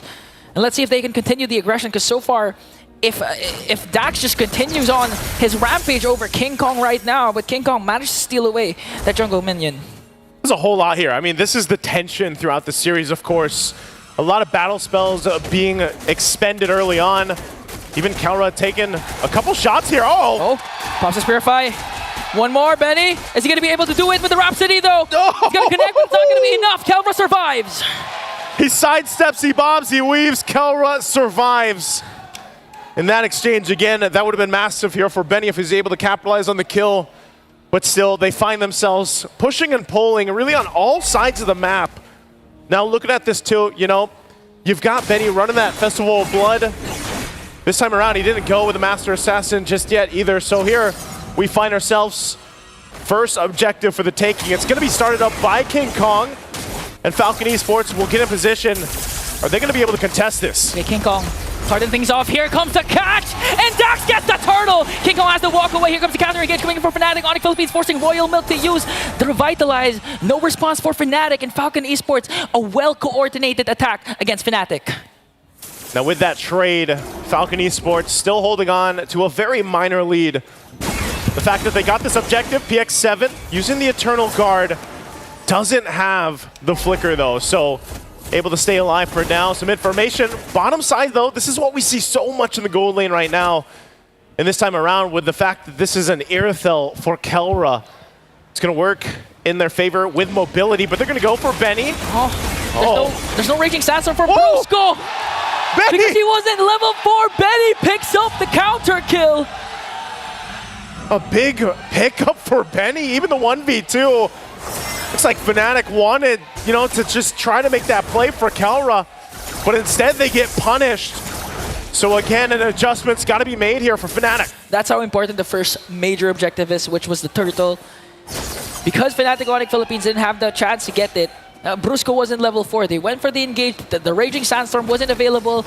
And Benny was, Wiggy Shadow Kill, forcing Super Friends to walk away. Here comes King Kong onto the backline with the electrifying beast. Raging Sandstorm finally connects onto Dax, but answers with the implosion! Here comes the counter attack, but still King Kong manages to find Dax and walk away safely. Kirk is there, joining the fight. Kid X able to get away. Again, the momentum shifts just slightly, diminishing that minor gold lead that Falcon Esports built up. And now King Kong holding on to the 2 kills. This is what he wants to do. He wants to go ahead and scale up as quickly as possible, especially when you have Dax on the Hayabusa across from you. Turtle coming up here at 10 seconds away as it's on the bottom portion of the map. They'll have to rotate down. King Kong still up on the top side. Dax will make his way though. They might just try to blitz this forward. They have 3 members here, Kelra and Brusco, waiting for the rest of the team. Positioning important. King Kong might, hold on, Brusco. Defending Raging Sandstorm. Quick Sand Guard to make sure he's not going to get picked up by Falcon Esports. Here comes King Kong though. Brusco has to walk away. Kelra. Brusco went down, but PX7 as well. Kelra in the midst of everything go. Kirk working on a Kid X. Kid X has the implosion plus the revitalize. Here comes the Sacred Hammer, and it's going to get a kill on to Kid X. King Kong zoning out Benny, but Falcon Esports remains unbothered. Going to try and go for the purple buff. Kirk though, zoning out Royal Milk. They're going to have to go ahead and just get this buff. Dax goes and secures it. King Kong's going to start the turtle. They expended quite a bit on both sides for this. Dax will check things out, but 4 members of Fnatic Onyx will force Royal Milk back. So they might have just gotten a hard-fought turtle. Now Benny going to be in trouble. Gets out with the flicker. And Brusco be able to escape. But now Kirk, King Kong looking for the back play as well. They go in a little bit longer. King Kong brings down PX7 with the electrifying bleats. And Kelra works on the bottom lane turret. They also secure the turtle. A lot of isolated clashes there for both of these teams. But Fnatic Onyx Philippines, they won all 3. Man, it just feels like, at one moment, FNOP flips a switch, they turn things in their favor, and they just cause some chaos that makes teams kind of second guess a little bit on the positioning. I mean, they collapse down even under the turrets, so they now build up 2,000 gold lead at this point. They got the last objective. Falcon Esports still in fighting form, though. They're still in a good position to go ahead and contest the next turtle when it comes up, but they might look for another play if they can. Again, the surprise factor here really is for Kid X. He's got the implosion, he's got the flicker combination, where Royal Milk, he's more so of utility. I have some sustainability with Revitalize, but I can also use the Glorious Pathway to cut off the exit routes, but Royal Milk. Okay. They're going to force out the Glorious Pathway to be used defensively. On the other hand, Kirk has to walk away here, coming in from damage of Falcon Esports. They also used up their Revitalize. Major resource expended for the side of Falcon Esports. And they're going to make quick work of the mid lane turret. They might set their eyes on Benny. King Kong goes in, Rhythm of Joy, electrifying beats, and a mega kill for the beast himself, King Kong! You can't stop him. You can only contain King Kong, but now in the mid lane. There's an attempt coming in from Falcon Esports. Here's come one to Kid X again with the implosion. But the sustain is there for Fnatic Onyx Philippines. Kelra dishing out the damage, forcing Falcon Esports to walk away. Again, no trade. And I do agree, you cannot stop King Kong in his element. 4-0-1. Now they're going to take away the buffs of Falcon Esports. They've got to stop him, though. They have to stop him from taking the resources. Dax is going to need this. He's only level 9, nearly level 10, but he's falling behind here. Turtle up for the taking. Going to go ahead and get in position. Falcon Esports needs this. If not the turtle, then a defining team fight in their favor. They don't have a flicker for Kid X. He's got to wait for the implosion to be available, so they'll take their time with it. But even so, Benny and the PX7 both have to watch out positioning-wise. They're going to set things up. Benny picking up with the Malefic Roar. Turtle's going to be started up by King Kong. And now Kirk providing the vision. Both gold laners making their way towards the fight here. Okay, they're going to try and work on Kirk. Here comes the implosion. They're going to commit it. Dax on the other hand trying to focus on the turtle. Brusco is the first man down, but they answer right back with a kill onto Kid X. King Kong still gets the turtle. Another kill onto Kirk. Falcon Esports doing their best to try and break down King Kong with a leaky shadow kill, but it's not going to be enough to bring down King Kong. Fnatic Onyx Philippines with a 2.6k gold lead. The 2-for-2 trade, but the objective for FNOP further in the lead a little bit further, and that's a Holy Crystal now with a Starlium Scythe for King Kong. Look at the gap for the jungle. In terms of the gold, a massive lead right now, 2.2k ahead of Dax. And when you pick a Hayabusa like this is where it gets difficult, holding on to the buff, so they go in and break out in a fight, they'll take the purple. This is the main difference compared to game number 3 and game number 4. Kirk has been activated along with Brusco. They finally are able to get the vision, to get the zone from Falcon Esports compared to what happened during game number 4 wherein with the Akai pick. It was easy to burst down and poke down Brusco. That's why during the big engagements, he has no HP, he gets bursted down right away, not able to maximize the ultimate, but right now it's different. It's a different story for Fnatic Onyx Philippines. We see Kirk, even if he overextends, even if Kid X commits Implosion and Sacred Hammer, it's not enough to burst him down, but all the value that they get with what Kirk did was all used up by Fnatic Onyx. Man, even for Super Prince, you know, the fact that he's just able to go ahead and be a nuisance by setting things up with the RWM, but he also just has a glowing wand and a wishing lantern. I mean, the Void Crystals alone are enough to go ahead and stop some of the guessing of Falcon Esports on wanting to fight. And Dax is almost going to be in a situation where then, all right, he's behind. He's got to kind of catch up. He's not going to be really to go face-to-face against King Kong. So best case scenario for Dax is he's just able to go ahead and somehow steal the Lord if that ends up happening. It might have to happen here. We've seen this time and time again with previous Hayabusa players, but again, the zoning potential from FNOP is so good that Dax's entry point is really hard to get to. I mean, he has such a difficult time actually getting there, even with the quad shadows. Yeah. So now the Lord is up. It's going to be started up by King Kong. It's still going to be used too. They want to make a play on Royal Milk. Okay, they want to go for the -1. King Kong here with electrifying beats, forcing the Glorious Pathway once again, plus the Revitalize. That's 2 major resources expended by Falcon Esports.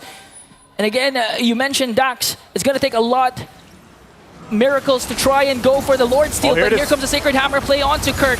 Oh, Dax, look at that. Already so low, even with the quad shadow. A quarter of the health. They know they're low. They're going to start up the Lord again. He's going to try to get the orange buff and get some health back here. They might be able to delay this even further still. As Falcon Esports, do they contest this? Orange buff locked in, get some of the health back. He's going to reset. They know that some of the resources were down as well from FNOP. So both teams still going for a reset. Even with this kind of lead, Fnatic Onyx cannot overextend into the team fight, and they'll send Benny back down to possibly just push this out a little bit, that tier 1. He's going to try to go for a trade instead, because again, looking at the... Brusco along with Super Friends going to bring down Royal Milk. Real World Manipulation paired up with a Raging Sandstorm is enough to take him down. Now they're going to work on Kid X. Here comes the power of Brilliantness, forcing Kid X to walk away. 1 member down for Falcon Esports. Fnatic Onyx Philippines looks to get the Lord away from Falcon. Should be able to get this. Dax is around the corner. I said he might have to go for a steal. Looks like he might try to do it. Pop in the shadow kill, but they delay the Lord a little bit further. Super Friends manages to find Dax. And now he has to walk away. Fnatic Onyx Philippines secures the Lord. Great pull off there. When they saw Dax enter, they didn't keep pressuring it, so they're able to go ahead and safely secure the Lord. Falcon Esports in a position once again to get ready to defend. Some crucial items were just picked up. They are catching up a little bit here, but you can see it. A lot of this is relying on Benny. Again, he's got the items that he needs, still working on the next one, the 3rd item. We'll see if it's enough to defend into the base. That Lord is pushing its way down the bottom. They are going to lose that tier 2 up top. They'll try to hold on to what they can. The shields might even be threatened here. They'll clear out what they can, but this is the moment. Maybe Kid X is able to pull something off with the implosion. But can he withstand the damage? Again, Kid X not fully locked in. Only a Dominance Ice completed on this Tigreal pick. Let's try to spot them out of the jungle as they deal with the Lord right now, but so far so good for Falcon Esports. Glorious Pathway dropped down to try to maintain the tier 2 in that mid lane. There's a conceal though. They might put some pressure here now on the base of Falcon Esports. Falcon Esports made quick work of that Lord down bottom and manages to save also the mid lane turret. Just look at the damage coming in from Keller, forcing PX7 to walk away. King Kong electrifying. This might be the catch. Falcon Esports gets 1 kill. Now they want to go for more though. Kid X with a conceal. Oh, missed the explosion. Super Friends with a super instinct. And now the counter attack coming in from Keller. They're going to take down one more. Kid X is going to fall down in exchange for King Kong. I can't say I wouldn't have tried it myself. Kid X went in, but it didn't work. And right now, they look to go ahead and just stop the bleeding. I mean, they got King Kong. Oh, Royal Milk? Okay. Glorious Pathway.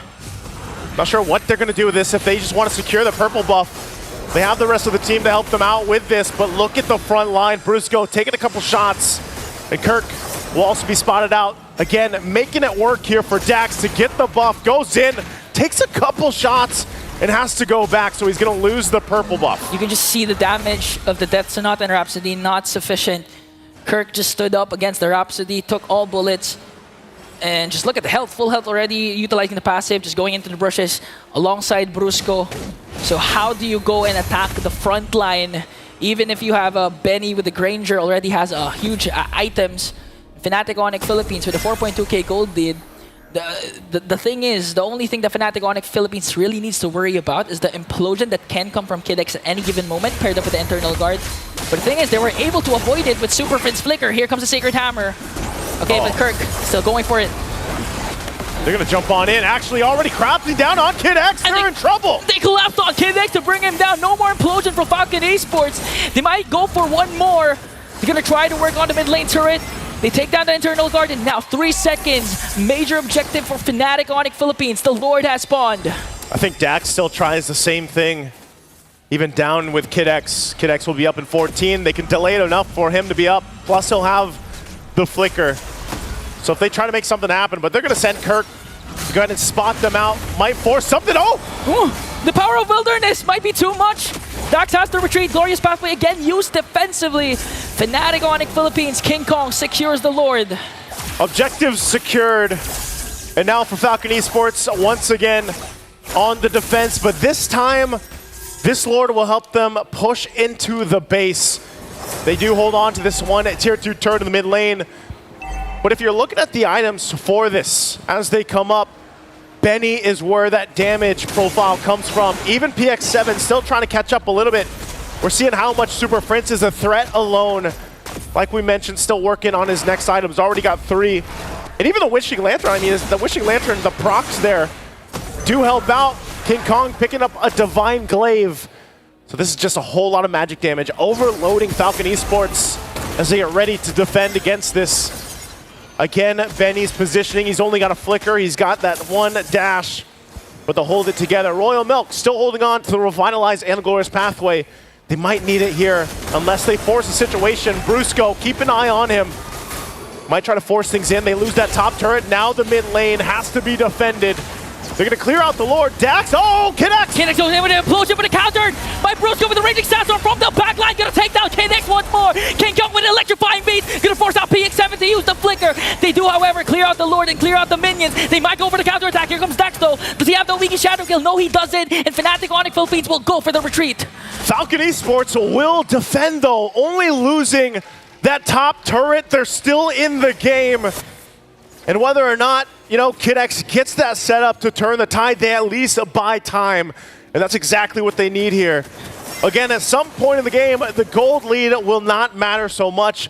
Dax has done a good job at catching back up. Remember, he was down quite a bit against King Kong.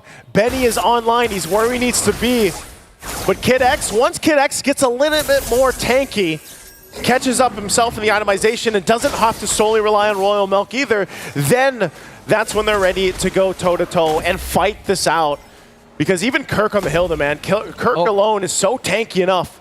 Okay. They'll go ahead and get ready for this. Again, trying to take that buff. Keller already swapped his boots for the Wind of Nature. So he's jam-packed. Keller wants to go all in. And for Falcon Esports, it's either you try and go to contest for the Lord and steal it away, or at least if Fnatic Onyx Philippines secures the Lord, you need to take down bodies for the side of Fnatic Onyx Philippines. At this point, FNOP will just go ahead and take things slowly, take the buffs what they can, and go ahead and just gauge to see if Falcon Esports wants to force a fight. I don't think they should. And if they do, it's literally only going to be when Kid X has that flicker available, but it might be better off. They've tried it a couple times that they just get the fair fight they're looking for. You know, we saw what we expected was that back in game 2 where Kid X on the same hero, the Tigreal, wasn't able to work out from him. He's out there scouting, but they're going to have to work for this. Again, we'll see if he actually gets back, but the Lord is up. It's going to be started up too. So he does still recall, it looks like, unless he gets the information that he'll actually be safe, but Super Prince will spot Kid X out. And now they're going to go all in onto Kid X. Royal Milk forced to use the glorious pathway. Kid X immortality will be pumped. All the while Kirk onto the backline, and they will bring down Kid X. Connecting to every single member. King Kong with the cleanup crew. Immortality will be pumped. Benny has to walk away. He's the only one left. The raging sandstorm from Brusco was on point. 4 members down. It's only Benny to defend this base push. Kelra and Super Prince, they'll take down the mid turret. They'll clear out the lanes, but they might not be able to end it. Super Prince. Oh, Kelra in with heavy crossbow, forcing Benny to walk away. He's going to bring down King Kong, but Fnatic doesn't care. They secure top 4. And the storm rages on as the lightning fast porcupines pierce through the pride of Myanmar, the Falcons Esports. A decisive 5-game series. What better way to book that slot, the top 4 in the Axiata Arena, than to have it go all the way? What people thought, myself included, was going to be a sweep was not, and talk about the rising to the occasion from Falcon Esports. They do go down to the lower bracket, though. They still have a chance to fight on. We'll see if they make it happen. Again, I'm Naisu, that's Ingon. Let's throw it over to the panel. That makes 3 and 5. Still in favor of the Burmese, but Fnatic Onyx Philippines takes one for the current reigning and defending region in the M Series. We went the distance, gentlemen. We went the distance, and Fnatic Onyx earning a spot into top 4 of M6 and a seat in Axiata. Yeah, I mean, it completely goes all the way. Back, forth, back, forth. Falcon try to clutch that final win in there. But what does Fnatic Onyx do? They do exactly what you said, Leo. They bring it back to simplicity. They bring it back to the basics in the last game, and they take the dub. And more importantly, in-game, they were very surgical, very specific in what they were trying to do. Midway through the game, I checked in on Dax's net worth. Homie was legit in poverty. He was difficult of items. He wasn't dealing any damage. And all the way until the very end, even when it was quote-unquote comebackable, he was sent back with a shadow as soon as any member of Fnatic Onyx saw him. I mean, we asked the question, right? Picking up the Hayabusa into the Hilda, was that the right decision? I mean, there was not really a point in time where we got to see the Hayabusa thrive in that environment. You know, but that's when it leads to the question of what else was there, right? It was definitely tough. You could fall back to something like the Suyo. You could fall back to something like the Alpha. The Alpha might have been well there against the Hilda and everything, but the pressure's on, right? It's game 5. You got one shot, and Fnatic Onyx clutches up in those moments. And I think for the first time in the whole series, this is the real pop-off for the electrifying beast, King Kong. We were talking, and I think it's safe to say, Joy is the #1 jungler in the meta right now, in M6. You know, Trex brought up a good point. Possibly new meta on the way. He said, ban Brethren, go Joy on blue side. If you're blue side, yeah, you ban. I mean, and we just saw that happen. That could be the answer. Of course, we're going to see how things unfold with other teams. It feels like when we get matchups like this, there's always one hero, one or two heroes. And for this match specifically, it was the Joy. I'm sure when we watch TLID RQ, it could be a very different hero, but it seems like there's always at least one hero that ends up being the major trading piece. More on the metagame and the specifics of this bout later, but for now, we do have word that we have an interview set up ready on stage with the winners. Rose is with Fnatic Onyx Philippines. The team that has just qualified for Axiata Arena upper bracket finals and have just secured top 4 this M6 World Championship. Ladies and gentlemen, give it up for Fnatic Onyx Philippines. So right now, I am with Brusco and Super Prince. First of all, guys, congratulations. An amazing run so far. How are you feeling? Sa match namin, parang mas madami kaming natutunan ngayong match, mga lesson na i-review mamaya. And excited rin kasi top 4 na kami. Okay, Brusco said they actually have a lot of homework to do later on. They have to go back to whatever mistakes they did just now so that they can continue improving, and they're also very happy because they're now in the top 4. Super Friends, how are you feeling? Okay lang din kasi first time din namin sa M-Series, tas parang palong-palo kami maglaro. He said he feels good too. Despite being his first time in the M-Series, he also feels happy that they're actually playing really well. Now, Brusco, can you take me back just now? What happened in that game against Falcon? Why was an almost reverse sweep happen? What happened? Siguro binigyan namin yung Bruno. Tapos nanalo kami. Akala namin goods lang Pero nung pinikulit nila, di pala kaya. Kaya di namin respeto yung Bruno talaga. I see. So Brusco thinks it's all down to the Bruno. They gave it in the first time because they think that they could actually beat it. But I think, Benny's Bruno is really not something to be messed with, no? It's very scary. He's very good at it. So will you do it again? Will you give him Bruno again if you guys meet? Ban Bruno. Ban Bruno. Okay, now as we all know, Super Prince has been in Onyx for a long time, right? Fnatic Onyx. And you've been through multiple roster changes. How does it feel that your hard work is finally paying off? Unang-una po, masaya kasi na pag international stage tapos yung hindi po sumuko yung Onyx sa akin. He said firstly, he's very happy because he managed to go into the international stage. And he's also very happy that Onyx did not give up on him. Okay, now for Super Prince as well, you got a new moniker. There's a title. People are calling you now the Monster Mage. Do you like this moniker? Gusto mo ba yung title na Monster Mage? Or di mo masyado bet? Honest opinion. Kahit ano. Anything? Anything's fine with you? But maybe you can tell me more. Do you like it or do you not like it? Okay rin. Okay, maganda. It's nice. Okay, now, in your opinion, who could give you a hard time in the mid lane? This M6. Rins. Rins? Why do you think Rins is gonna give you a hard time? Bakit? Kasi pag nakaka-script namin sila, sumasabay siya sa akin. Oh, so during screams, Rins can actually catch up to Super Friends. Now, this is going to be interesting.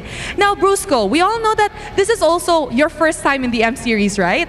Are you nervous playing, actually? Hindi po Parang excited na kasi, excited pa po kami kasi kami yung magde-defend ng title ng Pilipinas. Oh, he said he's actually not nervous but more towards excited. As they're the only Philippine representative left, they're very excited to defend the Philippines title. And you, Super Friends, are you nervous? No. No. What's your personal goal this M6 aside from winning champion? Finals MVP? Do you want to show the world you're the best mid laner? To be the best team. To be the best team. What about you? Personal goal? Parang tingalain kami na sobrang lakas na team na mas malakas pa dun sa mga prime na mga all teams. All teams. He said his personal goal is to be the team that everybody looks up to, stronger than the previous champions. Okay, Brusco, come here. Okay, I want you to give you a really good answer, huh? The next match will decide who you guys will meet in the upper bracket finals. Do you want to meet RRQ Hoshi, your ex-team, or Team Liquid Indonesia, the team that you beat in the Swiss stage? Gusto ko malaban talaga RRQ RRQ Hoshi, why? Tandaan nyo parang, wala lang, may gusto lang ako patunayan. He wants to prove something. What do you want to prove? Na ako nga pala yung sinayang nila. Wow! You know what? Okay, guys, he just said, I want to prove that I am the player they actually wasted. Do you have any message to them before, if you would meet them in the upper bracket finals? Good luck lang kasi ano rin kami, parang brothers yung FNOP tsaka RRQ good luck bukas, sana manalo kayo. He said, good luck. We hope you win. Thank you very much to Brusco and Super Prince. Once again, congratulations on already securing top 4 this M6 World Championship. And with that, let us throw it back to the panel to break down what happened in this amazing best of 5 series up against Falcons. Thank you so much to Rose and to Kim. I'm flabbergasted. Super Prince and Brusco. You heard what he said about RRQ, right? He said, oh, I want to prove that I'm the one y'all wasted, by the way. I'm winning championships over here. I like it. That's the type of mentality you gotta have. Like, just to let you know you missed out. You know, big gains. It's like you guys know what I'm saying. He's saying he's a lottery ticket, right? And they didn't cash it in.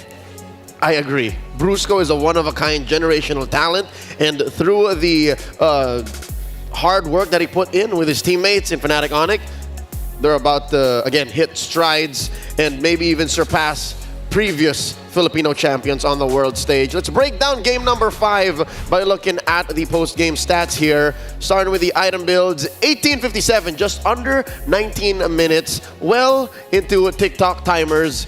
Fnatic Onyx Philippines, look at what they did to my boy Dax. They did him dirty. This man didn't even get complete build at 19 minutes in. He was still working on final item and didn't even have a piece of final item, which means he just finished. He just lucked in what, Malefic Roar there, Endless Battle, or no, BOD was his last item that he built. So I mean, it was a tough road for Dax overall. He was famished. He was famished. Look, if this was Monopoly, he never passed go. Right? I mean, he never got online, he never got started, and you got to see FNOP just taking advantage of it. I mean, the Hilda just being great on denying him his farm in the jungle. King Kong on the Joy. With the Fredrin ban, there's just nothing to stop him in his tracks. Looking at the kill scores, meaning the deaths that Fnatic Onyx had to concede over the Falcon, these are the most strategic deaths I've ever seen. 5 on Brusco, constantly peeling for his teammate. Kirk with the 3 deaths. I guess the first 2 were like in efforts to put Dax even lower on gold. And I guess one of those on King Kong because he stayed underneath tier 2 in mid too long. Yeah, but that's okay. And even in the very beginning, with Kirk dying, it was all a part of the plan. We slow down Dax as much as possible. We saw it in the very beginning. First kill of the game was over to AFCON. Dax in Royal Milk secure it. But still, by the time Dax gets to the other side of the map, when he went for that first gank on Kelbra, because of the slowdown, he didn't have level 4, so he couldn't get the kill, and that's all due to Kirk's doing. And that is where Fnatic Onyx makes up for it in macro. And when you mention macro, you have a mid-game, a power spike, a late-game, end-game plan. I guess for Falcon, it was to have Dax clean up what Benny and PX7 were setting up. There were some, rays of hope for PX7, but Benny, let's talk about this hero, Granger. Would you agree with me, gentlemen, when I say Granger isn't truly a late-game scaling hero? I definitely agree. I mean, not to mention, he definitely has a little bit of a skill gap that comes to him as well. Harder to pull off, which means you're fighting a double battle on both sides. But with the Irithel on the other side, you imagine the Irithel with that great Dragon Spear, with all that crit, the Berserker's Fury as well. And when your team's on top in that economy, you're just gonna burst anything down in front of you. But credits over to Super Prince on this Eve. 109,000 damage. Yeah, I think Super Prince has just continuously been insane. And I like what you said about Benny. Is he the late game scaler on this? I think there is like some, because the stacks, eventually you get to capitalize, but it's very decisive on you need that front line, and FNOP just picked apart the front line. Dax was impoverished, Kid X didn't have any money, Royal Milk had no money, so Granger just falls apart if there's nothing to hold it down. That's right. If you do scale up somewhat, you need cleanup. You need a way to take advantage of it, and that's where these assassins come in. King Kong and Dax, all the more to hone in on the fact that Dax did not get to play MLBB. Look at the turtle and lore distribution. Look at the amount of damage they dealt to turrets. And even in assists, 400 gold, that goes a long way. That could have been the little pieces and bits of that final item for Dax. And this just shows when you have a pick like the Joy and nothing to really stop it in its tracks, you're going to scale way faster than a Hayabusa who already has to deal with a counter-engaged pick such as the Hilda. Yeah, and the thing is, seeing that gold difference, that 2,000, almost 3,000 more gold, plus the minions, this is what the Joy is so good at, right? It can farm decently, and then you can also send your EXP lane or send your gold lane to another place, and the Joy is so fast and moves so much that it can pick up those minions on the off lanes. It gets all the change in between. It is essentially like the new funnel hero, right? It has all the pieces. And that's where King Kong got the 5,000 gold over Dax, which explains what? 5,000 is about an item and a half when you're a core, right? When you're a jungler. And truth be told, even if King Kong was behind here, even on a Joy, we've seen him in prior series, prior games here in M6, he's just so good at farming with the Joy. It's a term I'd like to go to call hunting. He just decides to go hunting in the jungle and then clears up and somehow catches up. As the Hayabusa on Dax, he just doesn't have the kit. Like, it's just very difficult to do. Yeah, and we also asked the question, bringing it closer to the chest, going for more of a standardized draft, and that's what Fnatic Onyx did for game number 5. Yep, that's what allowed for them to take advantage of the hero they put in mid. That's what gave the nod over to our MVP, to the monster mage himself, Super Prince, getting another nod here as the MVP in game number 5, his Eve. It was beautiful. Yeah, I mean, I think anytime we see Super Prince on that back line mage, he always does well. I think he's so key in terms of positioning, in terms of timing on his ultimates, in terms of timing on his skills, and just knowing where he needs to be when he needs to be there. And even here, he picks up the tenacity, goes for the puncture for a little bit of early game penetration, but also a slightly defensive emblem build overall. And that's all of this is just to credit into those 0 deaths, right? How do you reckon that last item's gonna go? Something tells me they just want to end it quick, get it done with, fleeting time. I mean, it could have been. I mean, that's more control over multiple areas. Imagine a real-world manipulation coming in like 15, 20 seconds in between each other. Yeah, it's a problem. It's definitely a problem.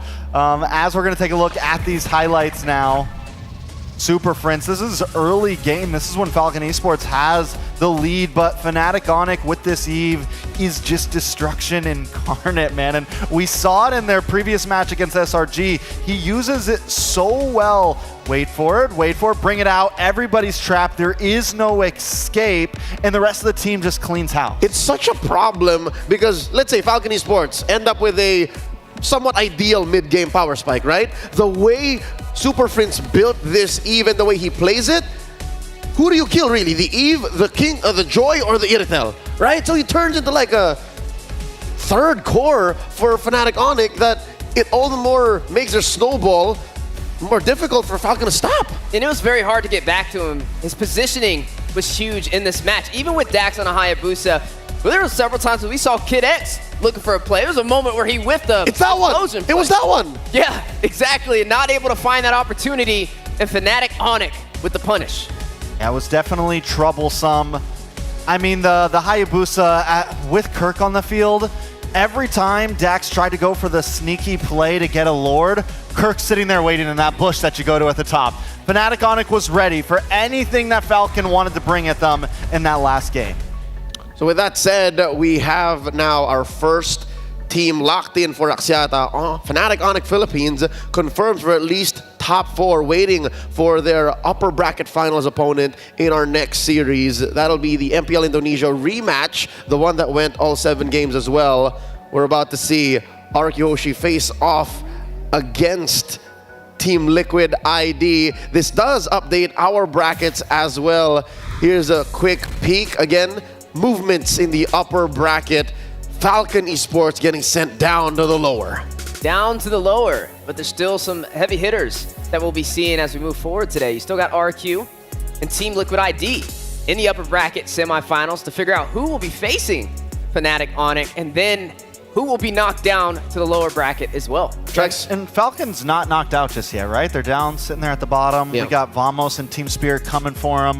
But if Falcon still wins one more series down in the lower, they still secure a spot at Axiata. Yep. Who do you reckon they would prefer facing? Seeing the breadth of Falcon Esports play style here today, it's Vamos or Team Spirit? I think if I'm Falcon, I want to go against Vamos.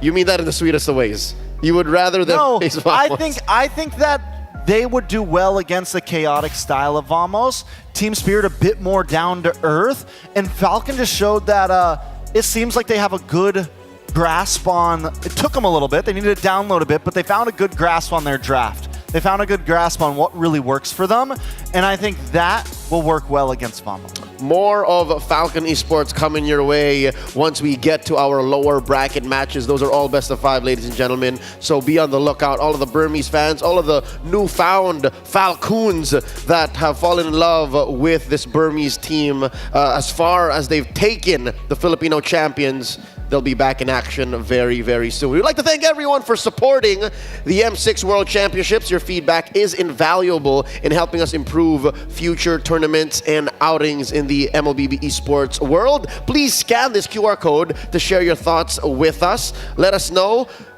Tell everyone that you like the Swiss format. That's just me though, right? Swiss was good. It was real good.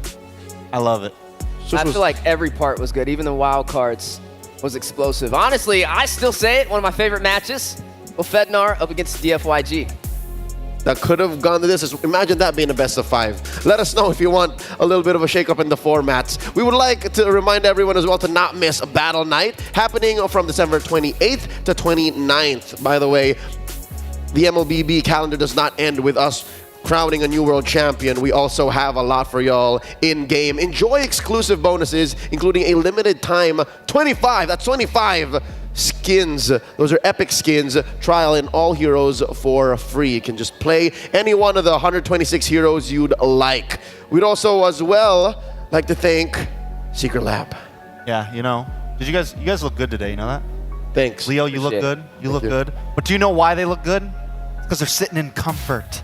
They're sitting on a beautiful chair, and you got to keep yourself looking good, and by looking good, you got to sit comfortably. So play better for longer, look good for longer with ergonomic chairs designed to keep you at the top of your game. The Secret Lab Titan Evo is designed to adapt to different postures across various activities. So not only is it great for PC gaming, you can enjoy proper ergonomic support, well mobile gaming as well. Treat yourself to the same match-winning comfort enjoyed by the best MLBB teams and the best MLBB casters.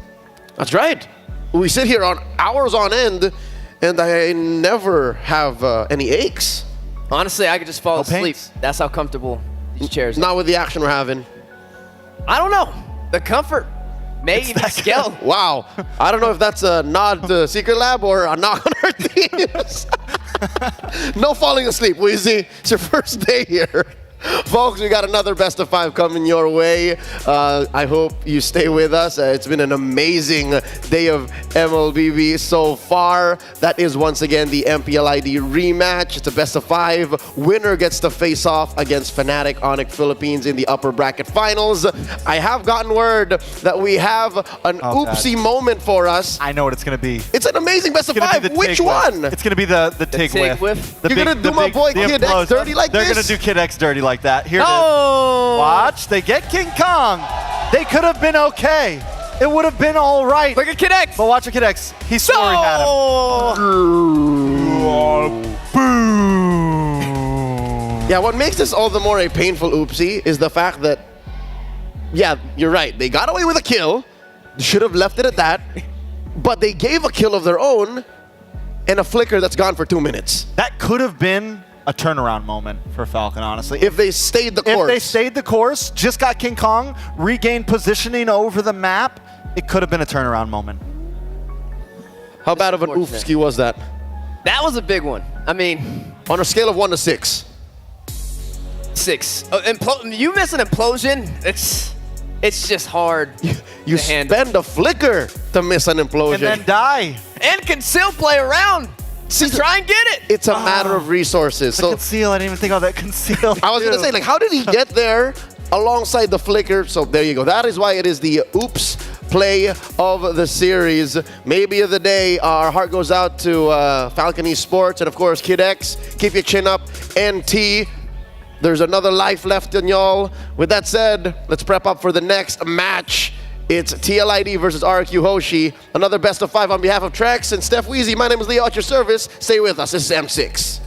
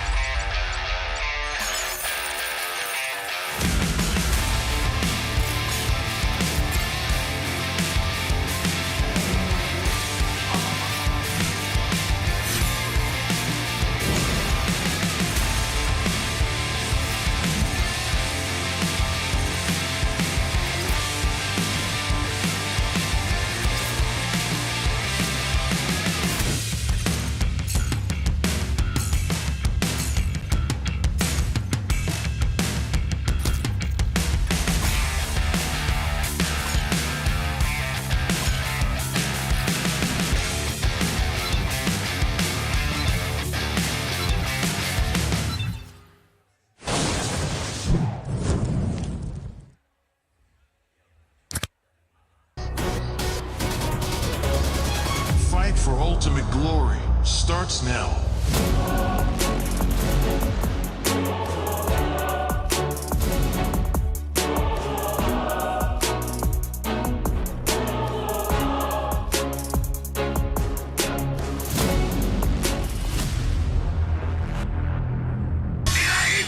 Mobile Legend M6 スイスウォッチMeiji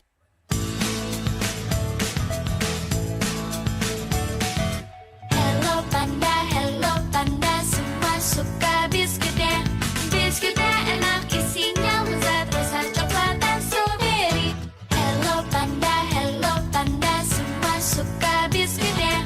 Biskuitnya enak, isinya lezat, rasa coklat dan strawberry. Hello panda, biskuit isi yang enak.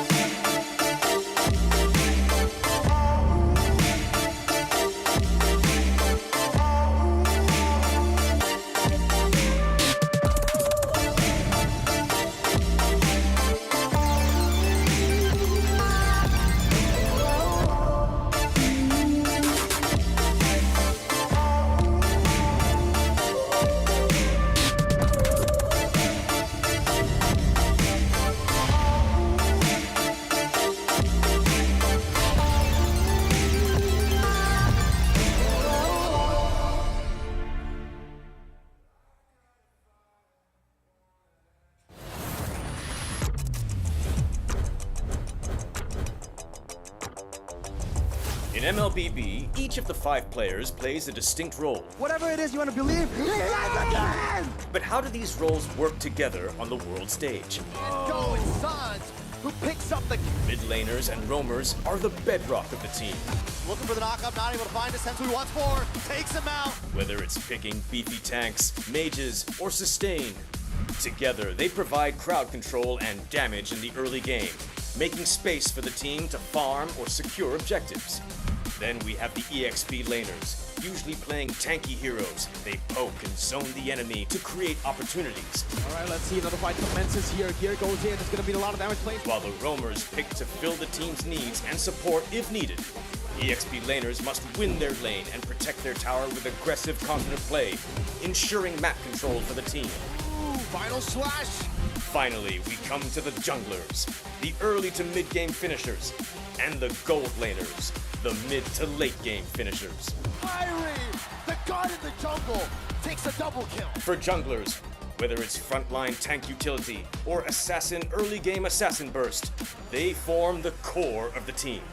They act on the space created by their team to finish off objectives, utilizing power spikes with the early game advantage they get from farming the jungle. Should be a retreat from the Burmese Gold, and they get sent down into the ground. Gold laners focus on farming for gold to become late game monsters. 1v3. They are savvy observers, staying out of trouble and positioning well to deal the most damage with their fragile heroes. Do you agree? How would you describe the roles that make MLBB greater than ever?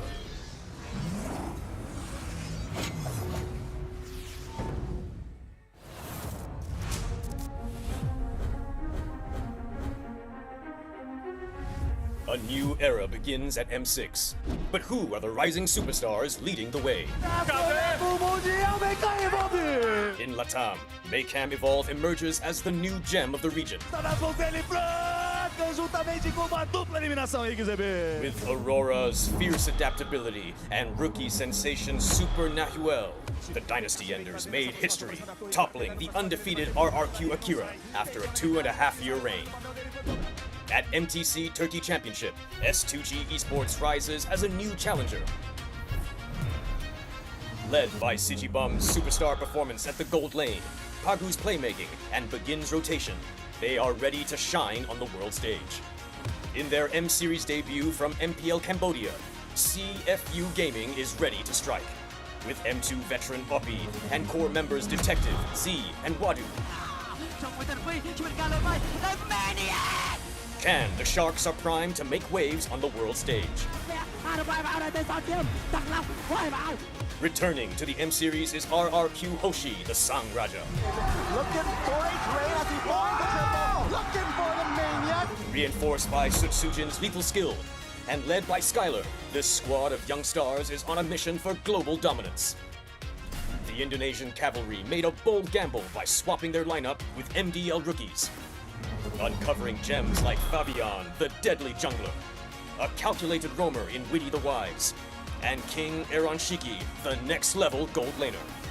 Team Liquid ID rises as a new M-Series challenger. It's a double, the Roy goes down one by one. It's a maniac.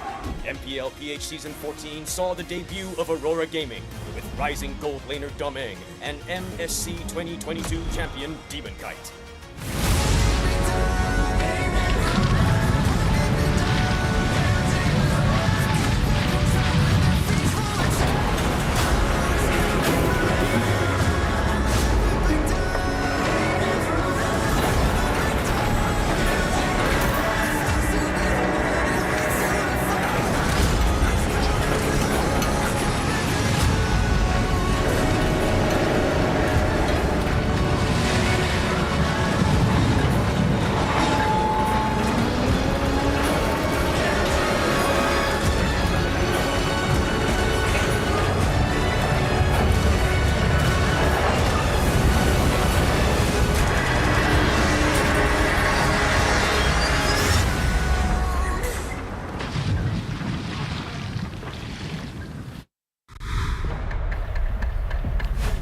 They tore the house down in Bandung not more than a few weeks ago. This time, they'll be clashing in the IOI Convention Center with everyone watching. The world has its eyes on this upper bracket semi-finals on the way to Axiata.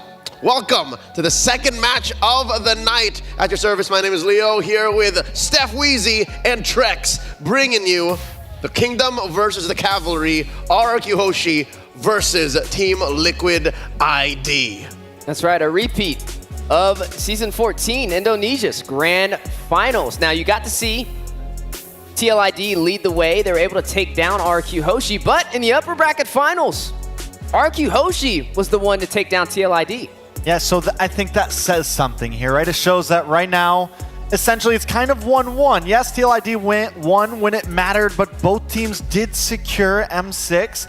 And RQ, we can't say that they're behind them. We also can't really say that they're ahead of them, but I think this match will be very important to see where these two teams stand in terms of M6. On the world stage, it's safe to say that RRQ might actually be the cleaner team. Going into their DNA, that is their main strength. Very templated, very macro-centric. The Kingdom knows how to march forward to the tune of King Skylar. On the other hand, a freestyle approach to mechanics, a freestyle approach to the Brawl server that led them to a championship win in Bandung. Team Liquid ID. Which do you prefer? What makes you smile deep inside, Steph Wheezy? Well, I like the story of Skylar, right? The story of a veteran pretty much spearheading the way for a bunch of rookies and going the distance. It reminds me of back home with BTK. It reminds me of back home with Moba Zane when he had rookies on a former BTK and they won our grand finals. So again, I like to see things go the distance. I'm hoping manifesting it into reality. Another best of 5 all the way to a game 5. Well, you mentioned rookies. If we're talking about rookies, it's TLID all the way. There's definitely a story to them as well. The whole team is fresh blood. The whole team is hungry. The whole team is happy and ready to be here. It's going to be Kings versus Champions in our next best of 5. Who will reign on the world stage? For a team that calls themselves the King of Kings, the Sang Raja, Rex, Regum, Kian. it's weird that they're the ones who actually have to prove themselves. Is that not? They're the ones who come here and say, acknowledge us, come on. Because really, that Game 7 in Bandung could have gone either way. Yeah. It was went all the way definitely a clash. All the way to a Game 7. So what was it, like 4-3 at the end? It was definitely beautiful to be able to see that play off, and again, went the distance. And that just shows you that RQ Hoshi has what it takes. And I'm expecting to see that. Like Trek said, 1-1 on the board in terms of victory so far from the upper bracket finals to the grand finals in season 14 of Indonesia. And here they are again, another chance at glory at the world stage. How perfect is that? That it's RRQ now who is one series win away from making that holy pilgrimage back to where it all started. It was them who fell to EVOS Legends that went all the way as well. They could we could be looking at a history book and saying RRQ was the very first world champion.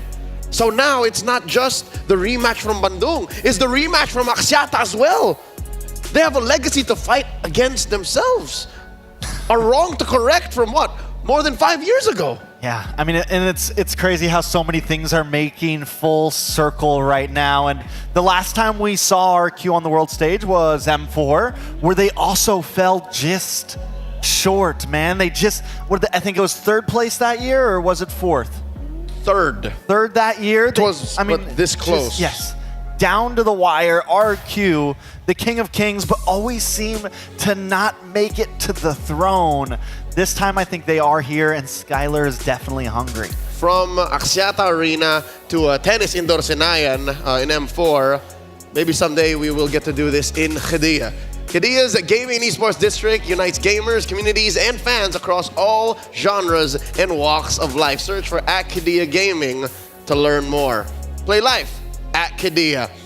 We're also celebrating 1.5 billion, got that number right this time, registered MLBB players. If you're watching right now, you're one of the 1.5. One of us. From 12th from the 6th of December, thanks gentlemen, y'all didn't join me, to the 23rd, join the event and complete tasks to get a random epic skin for free. Thank you for unwavering support and for being part of this incredible journey. #Mobile Legends bang bang.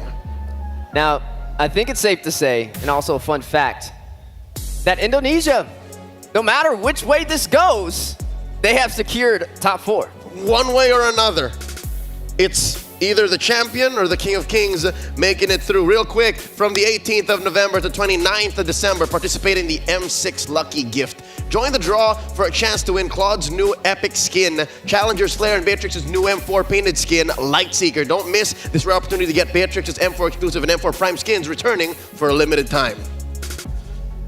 You gotta get it while it's available, and these teams gotta get it as well. Where are you at right now on it, Leo?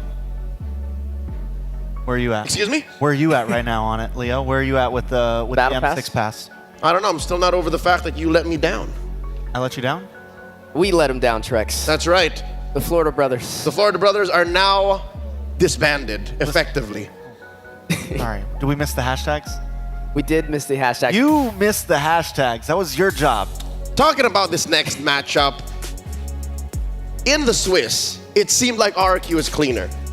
Still undefeated so far, would you agree that RRQ Hoshi is the team that has got a better journey going into this upper bracket bout?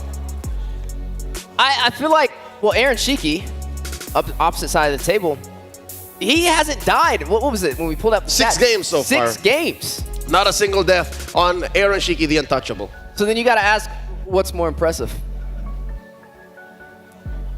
That's a single stat. That is a single stat. You could also bring up the fact that the Ghost to Jakarta only died once each game so far, tops. Or the fact that RQ was the first team to make it out of Swiss stage. In all of M6. In all of M6. So, I mean, I think, for me at least, RQ has started off clean and has been clean the whole time. TLID, on the other hand, I think their first opening game was Angeling, and it did not go very well. So it's been a ride for them. But I will say, now that they are in gear, I feel like they're reaching a slightly higher high than RQ, at least a little bit.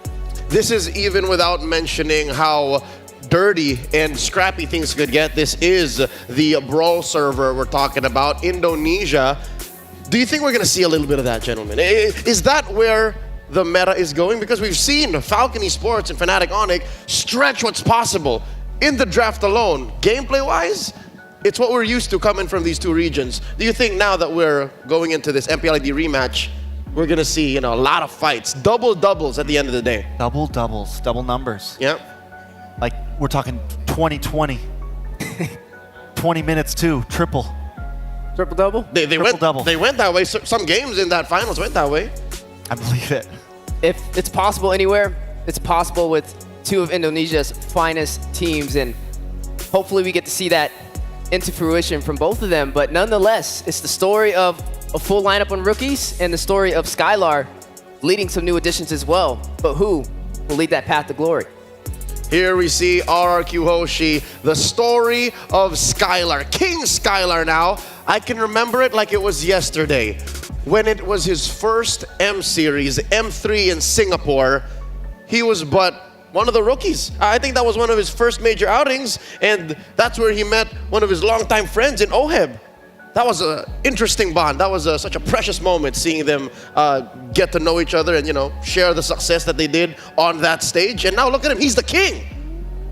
I mean, he's definitely a monster, and I love this showdown of Brawl Server Kings because for me, Indonesia has always been the aggressive server, the micro mechanic server, and the meta does fit them right now. It does work out, but also it seems like both of these teams have really smartened up in terms of how they approach this.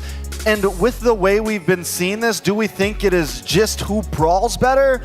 Or is it really going to come down to draft like what we saw in the last series? When you get this far into MLBB esports, the upper echelons of our competitive scene, you can't just force a certain style. So to answer the question, even if we are expecting double-doubles, triple-doubles, I think there has to be some evolution, some adaptation. So if we're going to take anything from the series prior, these two teams have to evolve. They can't just rely on their instincts to suddenly just say, yeah, we'll just keep fighting. Well, if we go into double-doubles or triple-doubles, then you're talking about some very long games. I think on average, during at least the Swiss stage, we were looking at 15-minute games, right, on average. But if you're talking about triple-doubles, that's 25 minutes plus. As long as you get past the 20-minute mark, I'll call that an extra long game. Coach T, what is an extra long game for you? At this point of the meta, yeah, 20 plus minutes. Not many games are reaching that. You asked me a year or two ago, I would say 20 minutes is we're still mid. Yeah, we're like mid-late. We're on the 7 out of 10 right there. At this point of meta, 20 minutes is you're hit that 10 point. Both teams are getting maxed items. Very rarely are we seeing every player hit all 6 items right now in the current meta. I remember back before being on the desk and I was watching the Swiss stage. The longest game I saw there was 35 minutes. That was Ofetnar up against DFYG. We got there. We got there. I don't think we got there again. We hit a 37. 37. Was it 37? When did that happen? In Swiss? I think so. I can bring up the stats. I mean, I believe it. I know that BTK had a really long game. A couple really long games down to 20. I know there was a couple games that went the long haul. If there was a 37-minute game, it was definitely on my off day, and I'm glad I was not here for it. All right, well, we'll check the stats. But for now, we do have an interview on deck for y'all to learn more about the ins and outs of this matchup coming in. Let's watch this. Thank you, Penna, and it's me here, Poji. Together with me here, Team Liquid Idea. How are you guys? And now we're having Fabian and as well Aran. To Fabian, how are you, my man? Good. It's quite easy to answer. And now, Fabian, I need to know something. Do you have any message to Sujin over RRQ? Give me something spicy. For Sujin, I think let's give our best gameplay like in MPL ID season 40, and then watch out in Turtle dan Lord. Wow! But then again, because soon you are about having it's almost like a final in MPL ID again. Team Liquid ID versus RRQ. How does the team feel? I don't know, but maybe just same like MPL. Yeah. All right, quite nice. But then again, to Aran, to whoever that win this matchup will get to Axiata. How prepared are you guys? I think we very confident because I think we only need to do what we do on the final MPL so we can win. Because I heard you have a 95 or to 96% confidence. But now, can I know, is it almost 99.9999% confident wins against RRQ? I think still 96%. Too nice of them. But then again, before we turn to RRQ Hoshi, maybe you can give us something mewing or something, spicy to RRQ Hoshi. Let the lead to them. Something like that, can I?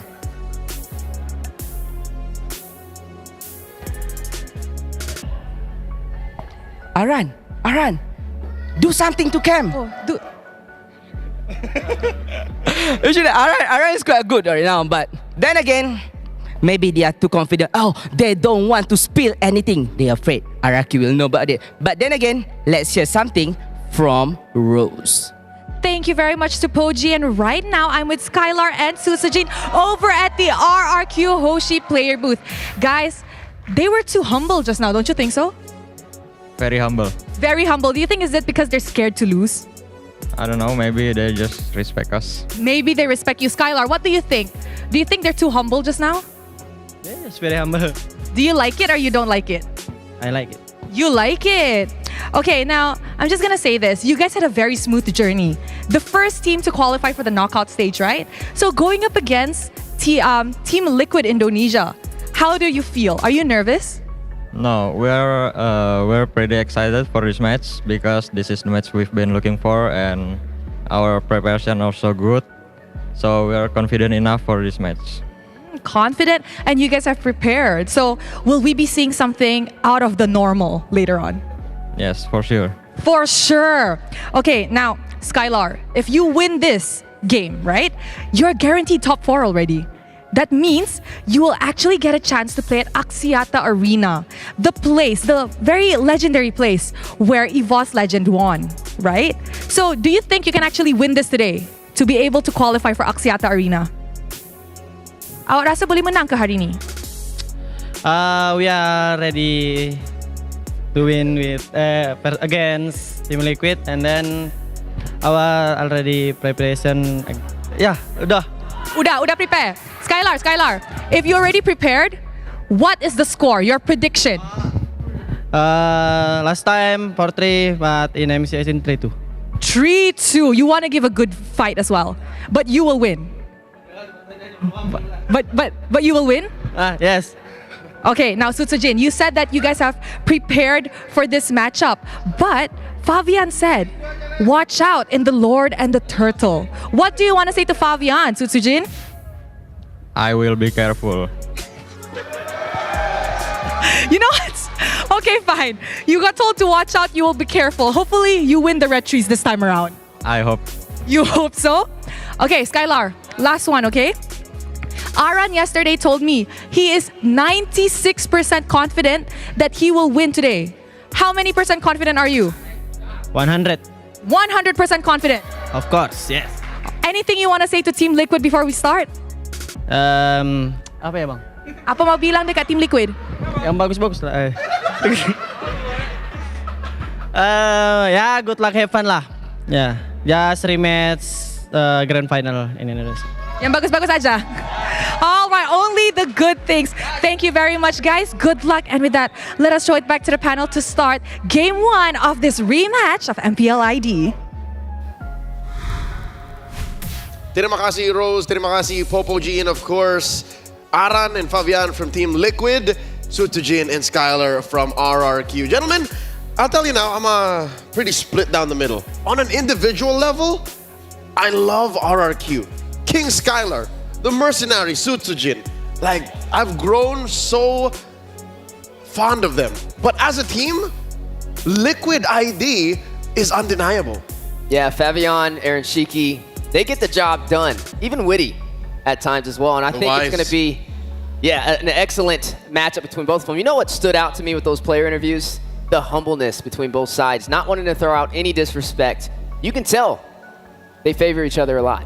Well, I think it's, you're in this position where, you're on the world stage now, where it's not just about a team anymore. It's about support, representing Indonesia as a whole, right? And unluckily, they get drawn against each other. So they have to face each other. And no matter what, one of them goes down today. So no, it's not a time to, talk smack, have fun. I think both of them know what's at stake here. And both of them know what this means.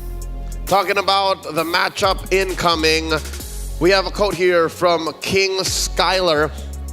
He is sharing to us about a promise he made to his teammates back in M4. When his old teammates, again, OGs from ID, Vin, Clay, Albert, R7, when they all left RRQ, he felt sad because they all fought together hard to give their best in M4 and they only finished third. So this time, he promises that if he wins this time in M6, it will also be for them.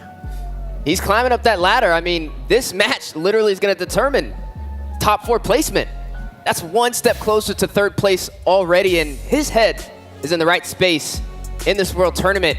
He definitely has what it takes to pull this off. One step closer to fulfilling a promise he made to Vin, Clay, Albert, and R7. Yeah, and these are guys that he played with for a long time. Like you said, I couldn't say... These are OGs, right? And this is the possibility for Skylar. There's something in my gut that says they can definitely pull it off or at least secure grand finals. There's just this feeling, it's like, is this finally RRQ's time? And so many people have been wanting it. So many people want to at least see them on that grand final stage. But they got to get through TLID first. Historically, RRQ has a knack for finding themselves in the middle of historic events. Real quick, to validate our query about the longest game in M6 so far, it was indeed a 35-minute bout in the wild card. This was between Incilio and RRQ Akira, 35 minutes. That's what you were watching. That's what you were referring to. Yeah, and that's a pretty long game, 35 minutes. And again, like we said, with Indonesia, both teams fighting it out the first and second seed. The Brawl server, in effect. Hopefully we get some spicy engagements in another series that goes all the way to Game 5. And the game I was referring to, where I wrongfully said 37 minutes, it was actually 27. I meant 27. It was Twisted Minds versus Falcon in the Swiss. That went 27 minutes. That was won by Twisted Minds. So it's clear that maybe there is still the potential for comeback-centric teams to make it work, make it happen here on the world stage. But talking about history, RRQ. I don't know if maybe Skylar was part of this. The longest game in M series so far was in M3. RRQ Hoshi versus Blacklist International, 35 minutes, 35 seconds. Equal numbers. That's a nail-biter right there, man. Especially like M3 times, especially Blacklist when they were a team that was known to push the limits and look for that big snapback rubber band moment. We're talking how many lords at 35 minutes? What, 6, 7? He stopped scaling at 25. I don't know if that patch was in, but assuming close to 6 or 7, yeah. Definitely going to be some nail-biters. And, I mean, we've been full of engagement today, right? I mean, even back in our first series today, to be able to see Burmese, be able to see Myanmar sitting out there cheering, being able to see the Filipino crowd as well, just ready to rise to the occasion, and overall, we're able to top off that series. Now, it's Indonesia in the house, the first and second seed. RQ Hoshi, Skylar, trying to keep that promise to the OGs. Stefan, you mentioned something very important. I think it's time for us to acknowledge the fans in the crowd real quick. Let me hear the kingdom! It took them a second. They had to, they were a little spaced out. Let me try it one more time. Where is the kingdom? There we go. Very rare is the kingdom not present. I'm pretty sure the cavalry has something to say. Where's the cavalry? Uh-oh. Oh, they're here. They're here. They're here. They're there.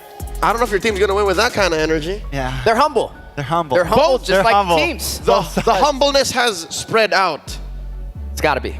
It's contagious. Why are teams scared now? Is it because of what happened with Falcon and Fnatic? Like, if that is a 50-50, what more ID versus ID?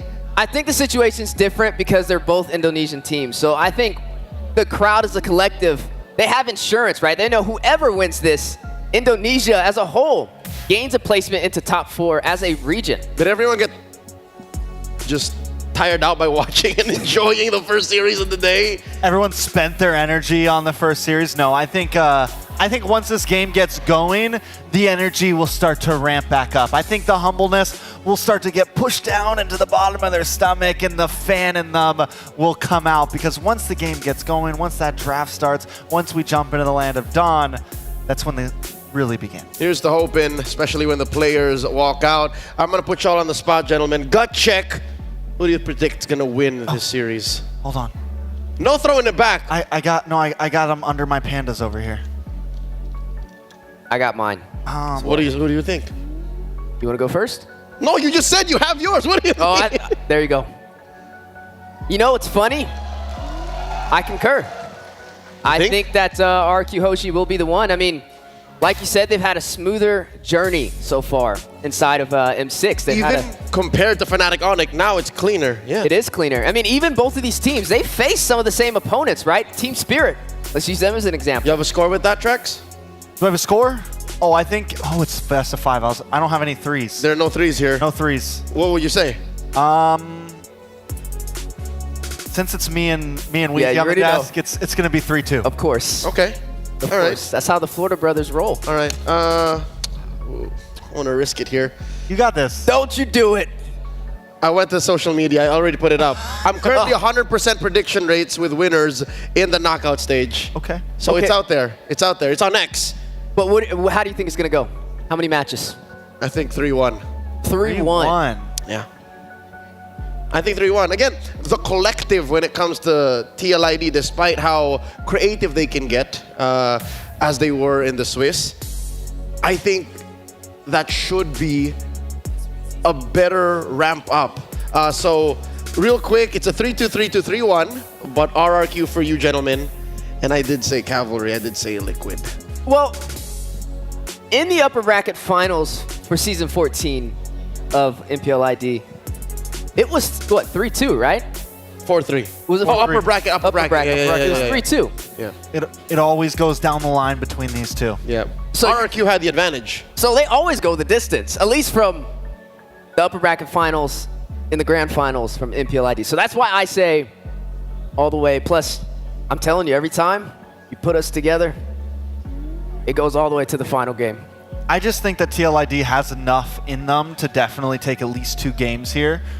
It's definitely down the line. It's definitely a coin flip. TLID could come out on top, but I think RQ's steadiness is going to take them to a victory here. I think TLID still has they have very good highs, but they've also had some bad lows. You know, they're still kind of on the roller coaster to where RQ feels like they're kind of, just coasting.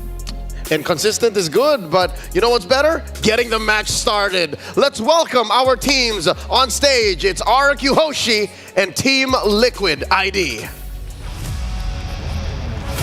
Many attempted to invade the kingdom, yet they still stand strong before us. They're here for vengeance, redemption, and the throne.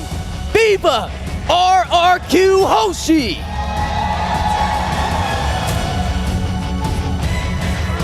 And their opponents, the champions of MPLID. The Cavalry already had the King of Kings bowing to them before. Now, they look to repeat history on the World Championship stage. Let's go, Team Liquid Indonesia!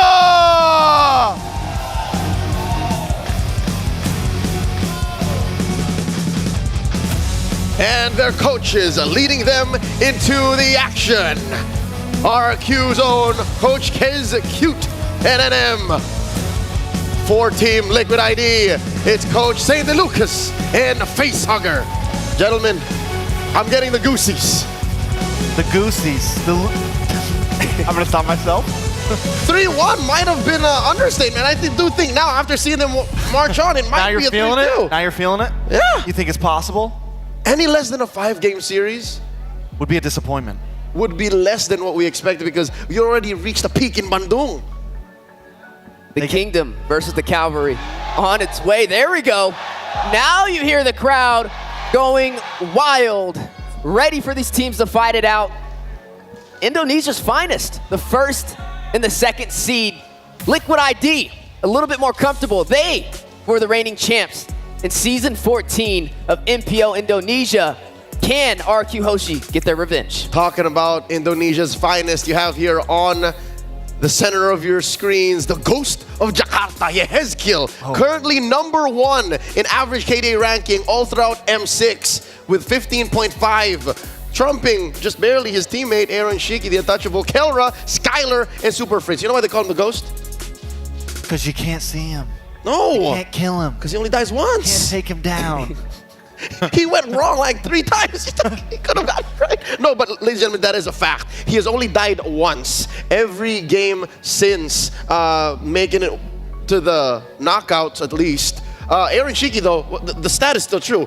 6 games unkillable, but he's still just second to Yehezkiel. So if he's the ghost, does that make Aaron Shiki the immortal?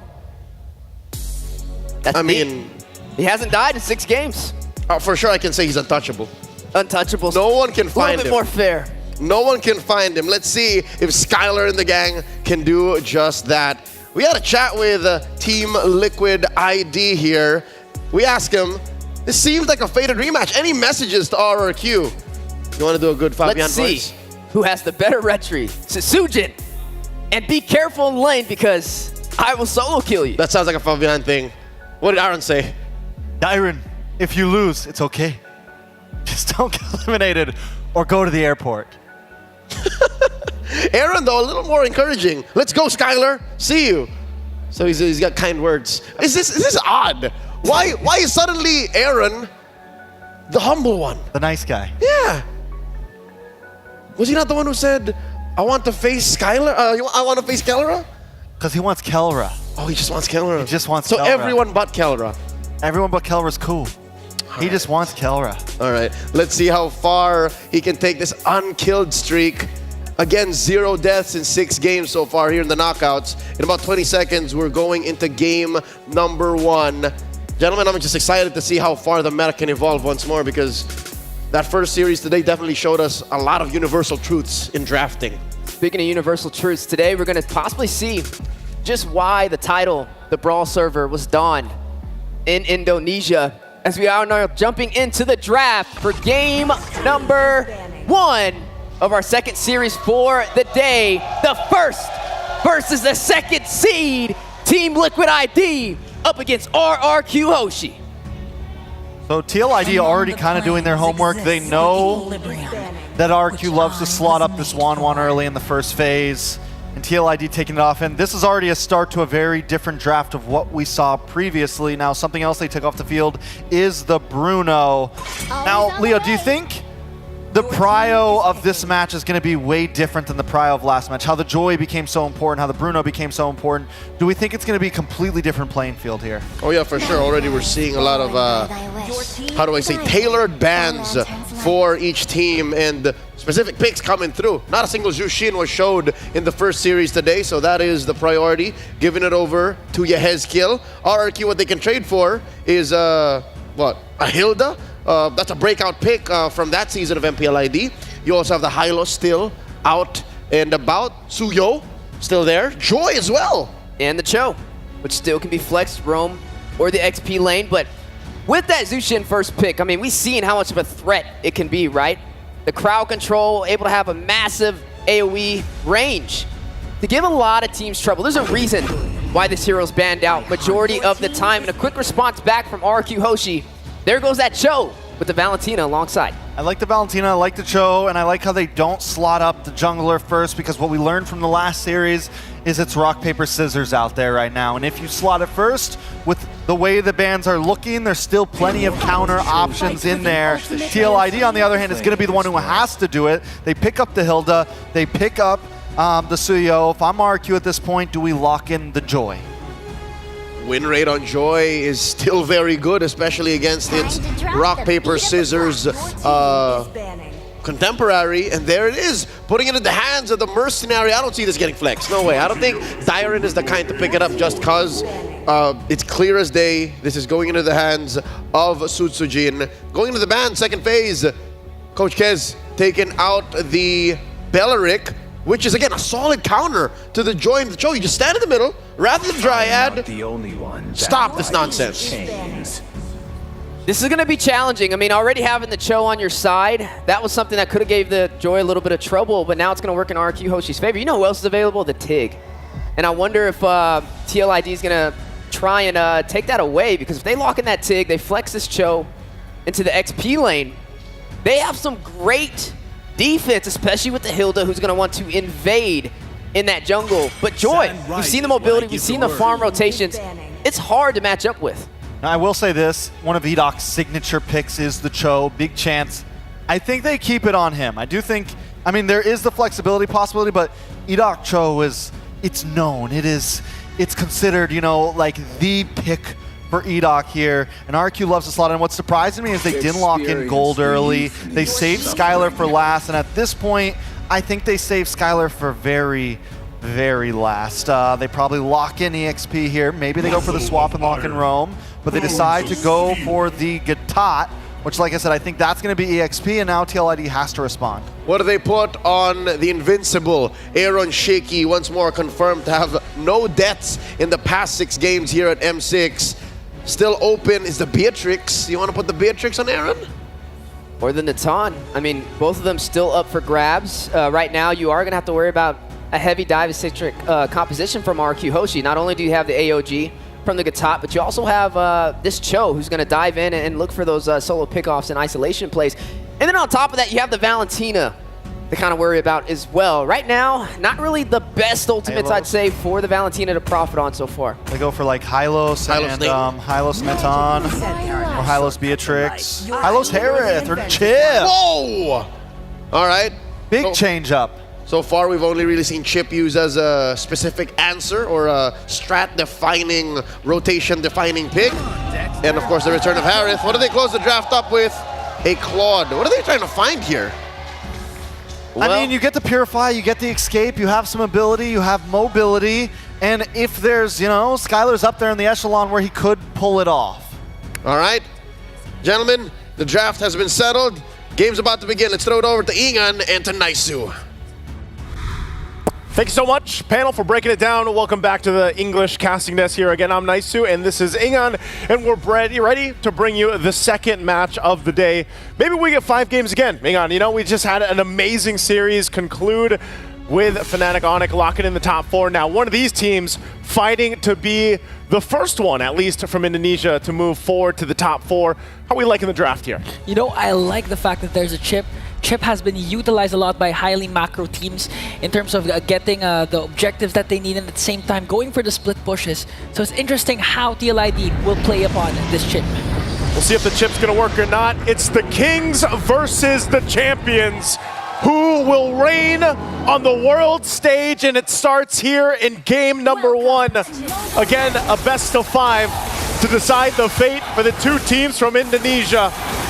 Taking a look once again, the matchup. We always get a good glimpse at the junglers, and we saw the talk that led into this match. And, you know, Edoc, man, we've seen him so much on the Cho. A lot of teams, they have decided to go ahead and deal with this pick, make it work. It does give a lot of crowd control, obviously, but the pick-off potential is great. Early on, too. I mean, it looks like they're already making moves. Okay, they're trying to make a move on to Edoc. Edoc has to walk away. Here comes the Revitalize, though. And now RRQ Hoshi turning things around. Might be able to work on Widdy. Here comes Yezkiel with a Lantern Flare. Gonna try and work on Dryer, and they're not even done, though. A lot of sustain, a lot of damage. But here comes Sutsujin, though. Not yet level 4, but they're able to take down a Widdy. An aggressive start from TLID and RRQ. A 1-for-1 trade. Oh.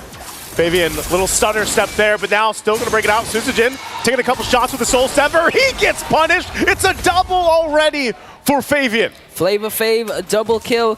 A bit of an overextension then from RRQ Hoshi. Even Suzujin isn't level 4 yet. So that was just a huge play coming in from Fabian. I mean, such an extended skirmish already. You know, that's what that really broke out to, and that's where you play on the part when you have a Revitalize available. Mind you, we've been seeing teams do this where they have the double Revitalize options, and that's Team Liquid this time around.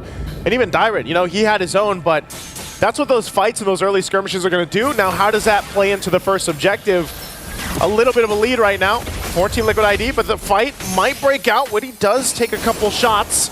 Lantern still to throw everybody from RQ around, but the turtle is up, and now it's going to be started up. Both teams getting in position. Fabian will hold the turtle, half health for now.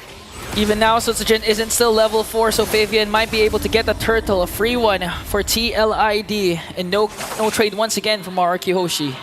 What's difficult here for RQ Hoshi, hold on, Aran, okay, Edok's out of there, is not only playing against double Revitalize, but also the Purifies that are available here. They have to be able to go ahead and follow through with the catch. Oh, not even that, but also just playing against Witty the Wise. The chip has worked for some teams, and honestly for others, it's also been a weak point. It's kind of double-edged sword when you pick up this chip and you bring it to a certain draft, a certain gameplay style. Now up top, still the focus trying to keep Sutsujin under control on that Joy pick, but that's the thing. I'm really interested to see how Team Liquid decides to go ahead and use the chip.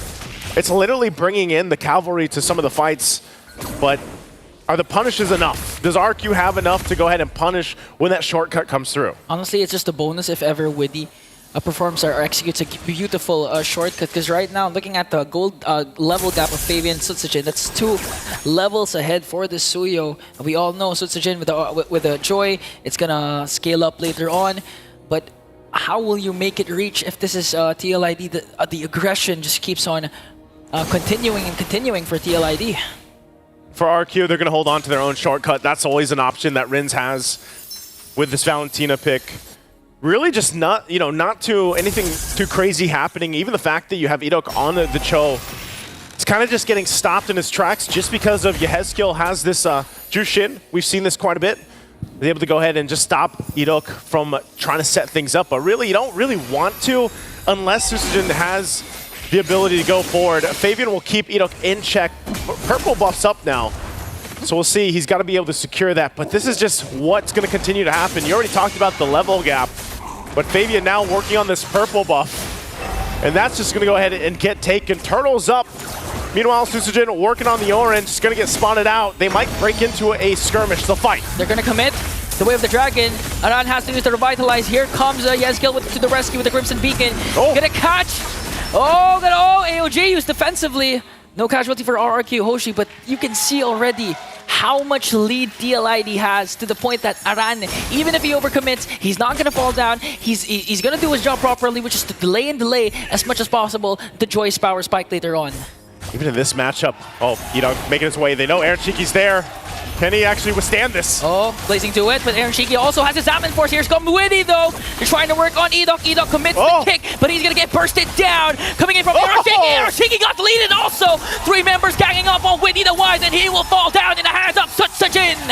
There's RQ Hoshi. They get 2 kills in the exchange. It looked like the shortcut came through, but the mid turret did get taken down as Team Liquid ID gets an objective.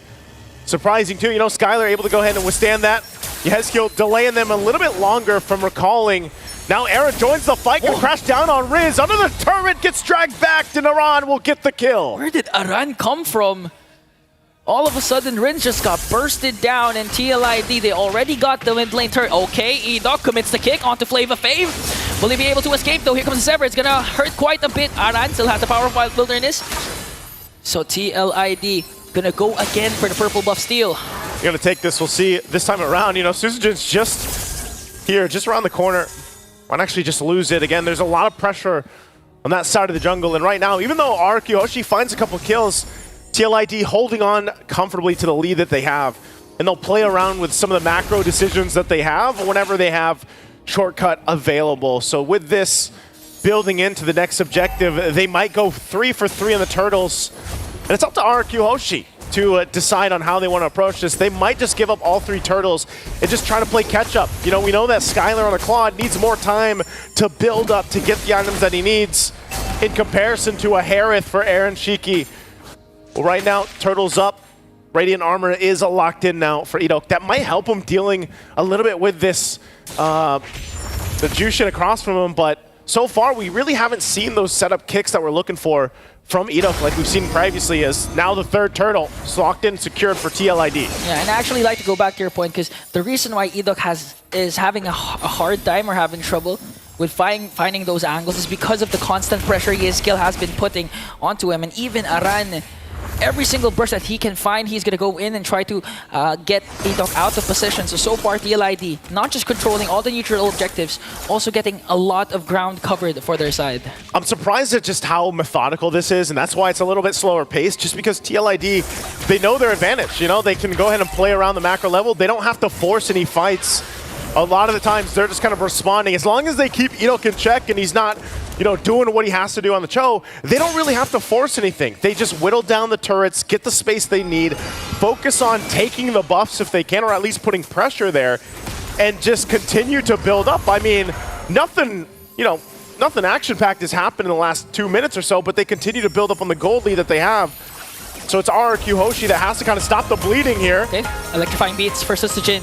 Just trying to keep TLID at bay. They might go for Edok. Lantern Flare is going to connect, forcing Edok to use the flicker. Here comes Rinso. He has his own Crimson Beacon. And now RRQ Hoshi still standing their ground. They're not going to let the second tier turret get taken down. Now they hold on to it, but again, they're just really holding on at this point. Now waiting for that Lord to come up, and with TLID having the lead they do, they should be able to go ahead and secure things. Finally working on the tier 2.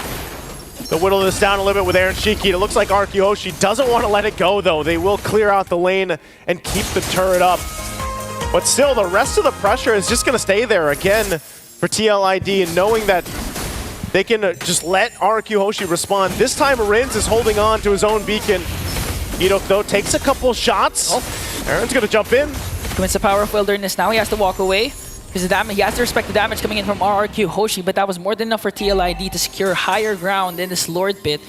Again, they're just really controlling the mid lane, the bottom lane, and now even the minions are going to take down the bottom lane turret. You can see that.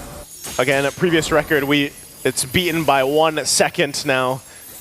Fastest level 15, and that's just going to be another objective. But they go in with a shortcut. Are they going to be able to follow through? That's already the Lord taken. The shortcut to come up. They don't get any kills, but they might fight here. They commit the kick, but is it going to be enough? Though Skylar goes in with a blazing duet. Aaron Shiki onto the backline with his Zaman Force, going to be able to take down one more. AOT going to be used up defensively. Yezkiel on the other hand, going for Jiren. They're going to evade a potential death, but Fabian says no, we want more, and brings down 2. Oh man, you heard it earlier. He said, be careful. Goes in, gets a kill, and now with the Lord in favor, it's looking a little dire here for RQ Hoshi, trying to defend the base. Okay, they're ganging up on Edok. Lantern Flare is there. Edok has to walk away. The damage chunking up a lot of his health. Energy shields will be popped in the middle lane. And onto the bottom lane, RRQ Hoshi. They have to think about how to clear out this Lord as fast as possible without suffering any inhibitor turret takedowns. Here, they might be able to go ahead and clear this out. Again, only the first Lord, RQ Hoshi, makes work of it. But they do lose space, more space around the map. They already didn't have a lot to work with. But that gold lead continues to build up as Team Liquid ID just keeps punishing RQ Hoshi's positioning, and that's all utilizing the shortcut. I mean, that's exactly what it is. You know, 1 minute they're taking the Lord, next thing you know, here comes Team Liquid ID through a portal, crashing down.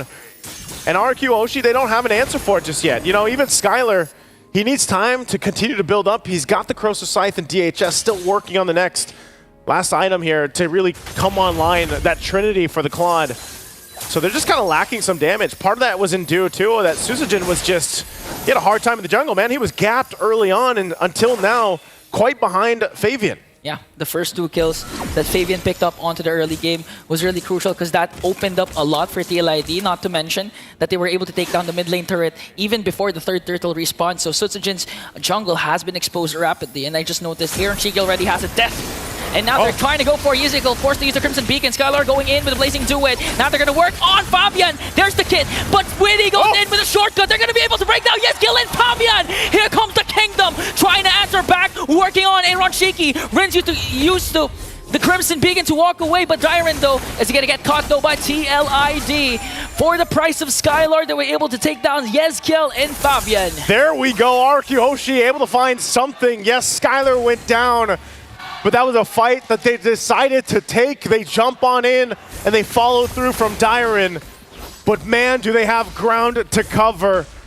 Even looking at the gold rankings here between the heroes and the lanes, they have a lot of work to do. even for Skylar, like I mentioned, he was nearly there for the 3-item power spike that is for the Claude, which just locked in the golden staff. But you don't want to go ahead and lose all those fights. If they can get a couple kills, that's great. But can they actually go face-to-face in a team fight for the Lord? It might be better for them to go ahead and continue to try to farm up, buy some more time in this game because of how one-sided the early game was. TLID will go ahead and start this up, and this is going to be a quick one. Already half health on the Lord, and Arkyhoshi going to be too late to get in this side of the map. They will try to get the purple buff at least. You can see that too. Aaron Shiki picking up Divine Glaive enough too just to take Dyron down, you know, to half health. So that's what's in store for Arkyhoshi. Let's get ready for this defense. Now, Ingon, are they going to get past this? Are they going to get past this Lord push in, being down this much? I mean, it's still possible. Although I believe they're gonna suffer inhibitor turret takedowns. But again, I do want to commend Aran because Aran has been covering a lot of ground, providing a lot of vision for the side of TLID without even being taken down even once. 1-0-4 with the Hilda. Now the Lord later on will siege in the bottom lane.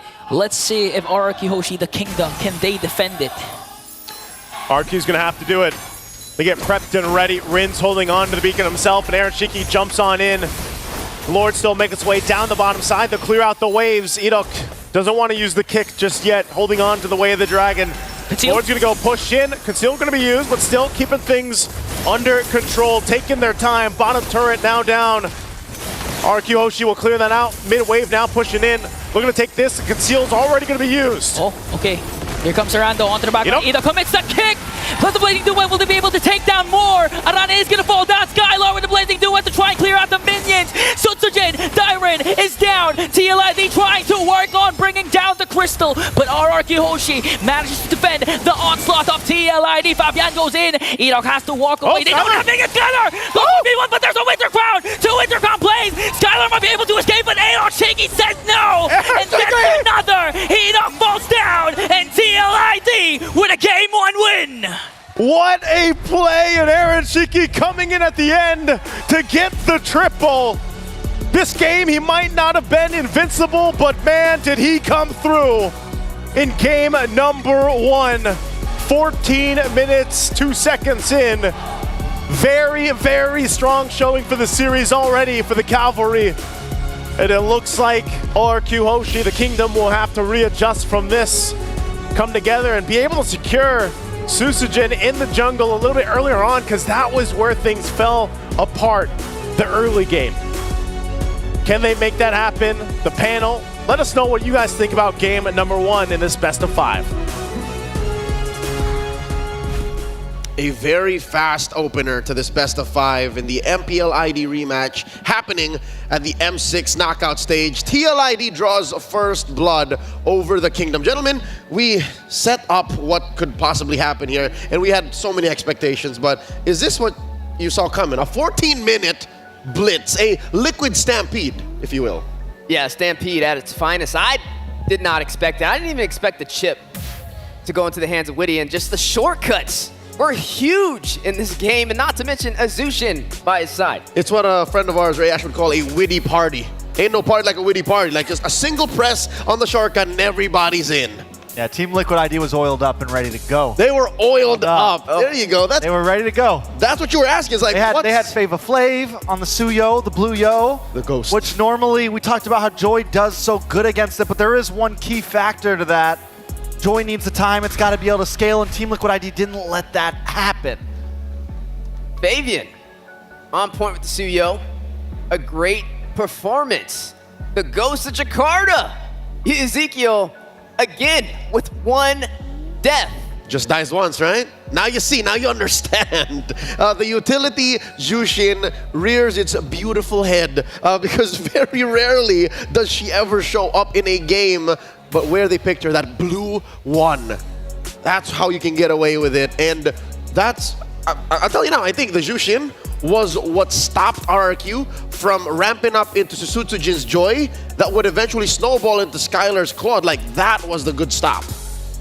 And a lot of focus in the draft onto Skylar in the beginning, right? We saw the double marksman ban come out. They banned his Wan, which pretty much opened up the door for that Zushin to walk in the draft. Yeah, and you know, we questioned the Claude pick. When we saw it, it was a little, how is this going to play? I felt like Skylar could maybe pull it off, but once it starts to fall behind, it is troublesome. And he also goes for a little bit of a defensive build there, picks up the tenacity. But I want to look at Aaron Shiki because he goes for bargain, right? He gets the bargain hunter. He goes for cooldown. This man is trying to get items as fast as possible, and he knows his team will buy him the time to do that. And once they were locked in, they were willing, like, Stampede, man, they were in the base. They were willing to push the limit and take it down to the wire. He did suffer a couple of deaths, 2 more than what he's used to in the past 6 games here. But hey, you do what you gotta do. Let's look at the post-game stats here, talking about damage, talking about farm. And you'll see here that it's all orange. It's all Liquid ID. We did break a new threshold, folks, a new record for the fastest level 15 in M6. It's currently Flavor Fave, the usurper, going to level 15 at 847. Flavor Fave! On point for TLID. You gotta love to see it. You know something else that stands out to me, Aaron Shiki, on this Harith, man. Monstrosity. I'm still stuck on that level 15. That's under 9 minutes. That's almost 2 levels a minute. Homie was farming for next game. He was farming for next game. I mean, Fabian, and that's the thing when you look at this team, it's hard to just pick a singular player, right? Because yeah, Aaron Shiki played great, Fabian played great, Yeheskel played great, but none of them would have been able to do that if it wasn't for Aaron and Witty. I mean, the whole team is a full package and they bring it every single game. You say Aaron or Aran? Aran on the Hilda. There you go. He was checking, he was clearing bushes so that Witty can bring the party. There you go. I was like, wondering, Witty party. Yeah, how does Aaron set up? Like, he's the player. He's the, you know what I mean. He's the payoff. Now, that level 15, does that also help with Witty having the shortcuts to traverse them across the map? For sure. I think the shortcut plus the Revitalize allows for a re-engage even after the hard dive on the shortcut. Here's the gold graph. Again, a very fast game. So, folks, you have to understand that this spike is actually sharper than what one would think. In 14 minutes, they were able to go 10K above RRQ. The TLID stock is rising right now. Gotta invest in it, man. Look at the difference. You didn't see a single moment. I mean, look at the objectives. There's nothing over there for RRQ Hoshi for grabs. Yeah, I mean, they were consistently in the lead. Even that one dip is only because they were looking to finish the game, right? It was only because they were putting this this Lord into everything on that final push there. Yeah, I think this is the Fabian shutdown. That must have been the Fabian shutdown, and then they clap back into a dominant position. And yeah, no, prior to that, they actually hit like 9K lead, and then the slow dip, and then the eventual finish. So this all happened within a matter of 2 minutes. 14-minute game. Game number 1 in Team Liquid ID's favor. Now, how does RRQ Hoshi bounce back? Before we jump into that, we got to see the bread and butter of what made this happen. That's right.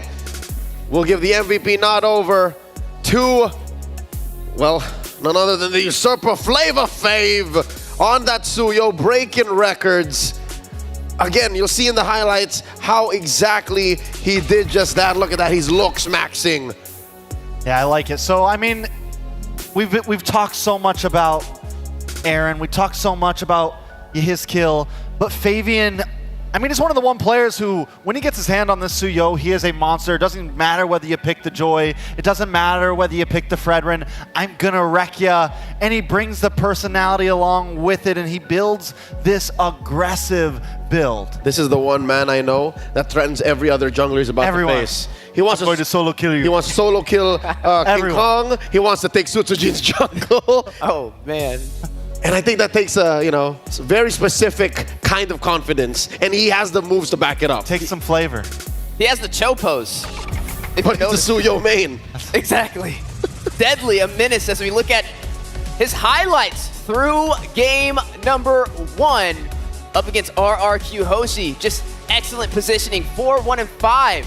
Able to get the job done at a moment's notice. A well-deserved MVP. Sutsujin understands the power spike. Look at this level 3 diving in. Hold surge. and now hold my drink because I'm about to clean house. This was an interesting trade. Look at the trust between Fabian and Aran. Like, if that's a match I would play as a Suyo, I would have backed out. But no, they trusted each other, they listened, and I don't know, is it just me or was Sutsujin not as careful as he said he would be in the M chat? Oh no, yeah, that was all part of the plan, right? That was all part of the plan. It's like, we can be humble, we can be careful, but I still want to solo kill you. You know, I still want to take you out. And the comms are there, and this is what I mean when I said Team Liquid ID just feels like they're getting cleaner and cleaner and cleaner as they move through M6. Their comms are on point, the teamwork's on point, and even at this last play, it's like whoever pops it first ends up winning out, and Fabian hits the winner crown, takes it all. That's what I'm saying, gentlemen. That's exactly why I predicted for Liquid, is because of this connectedness, this ensemble approach to the game. I think that's what won them the championship, and that's what's leading them to victory here, alongside their penchant for learning on the fly. I think the fact that they had a less than ideal approach into the knockout stage makes them more of a threat. And they jumped into M6 with a banger, right? They went up against Fnatic Onyx in the beginning of Swiss stage. They first picked that Angela. They did.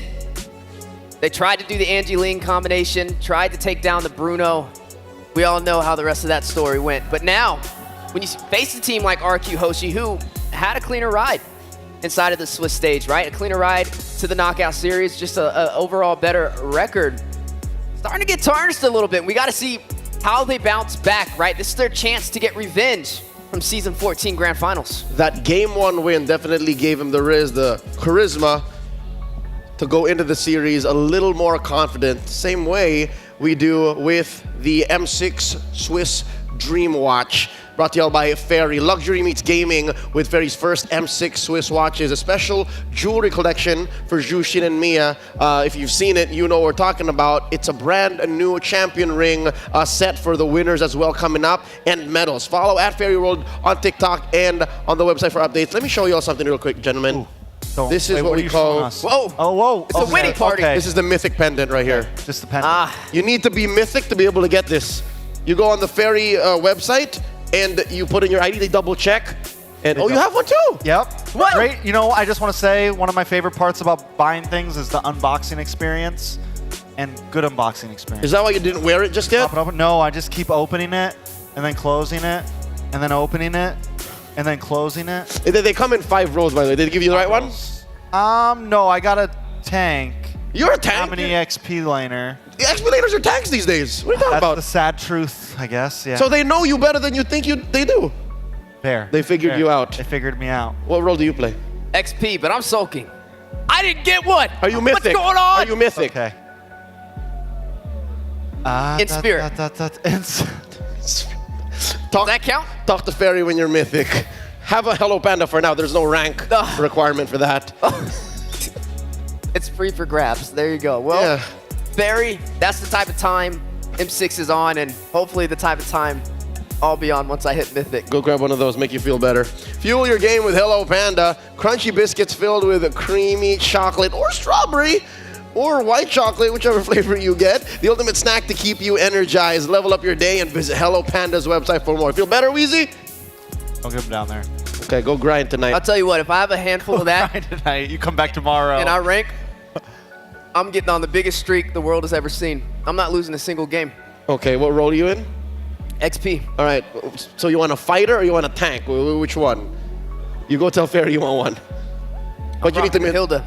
So okay, I so can tank. flex. Okay, so you guys can be twinning.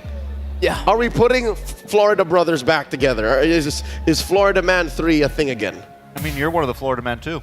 Exactly. Are we putting it together? Okay. All right. We're putting it together, folks. Florida Man 3 is back together. Real quick, let's get into the mind of the man behind the mic when drafting begins. Here's a quick quote from Coach Saint DeLucas of Team Liquid ID. Familiar faces in a different arena. It's going to be a tough match for us because I'm sure they're hungry for revenge since they lost to us in the grand finals of MPL ID Season 14. Coming from the 3-0 bracket, they have had more time to prepare too, so we're likely facing an improved version of RRQ. We don't make it easy for them. No. Don't forget that they're also up against an improved version of Team Liquid. That's what I'm talking about. Ooh. That's what I'm saying is, the journey to the knockouts, I'll say is more beneficial to Liquid because they had a lot of lessons to learn.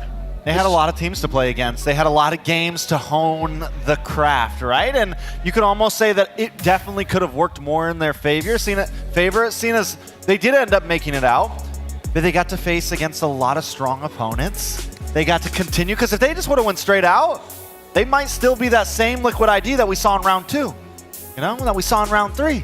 That tried cheeky things, but only to learn, you know, and find out that you don't do that. So with that said, it's the flip side this time around with RRQ. Backs against the wall, one more game loss, and it's down to match point. What do they do? What do they improve? What do they fix going into the second game of this best of 5?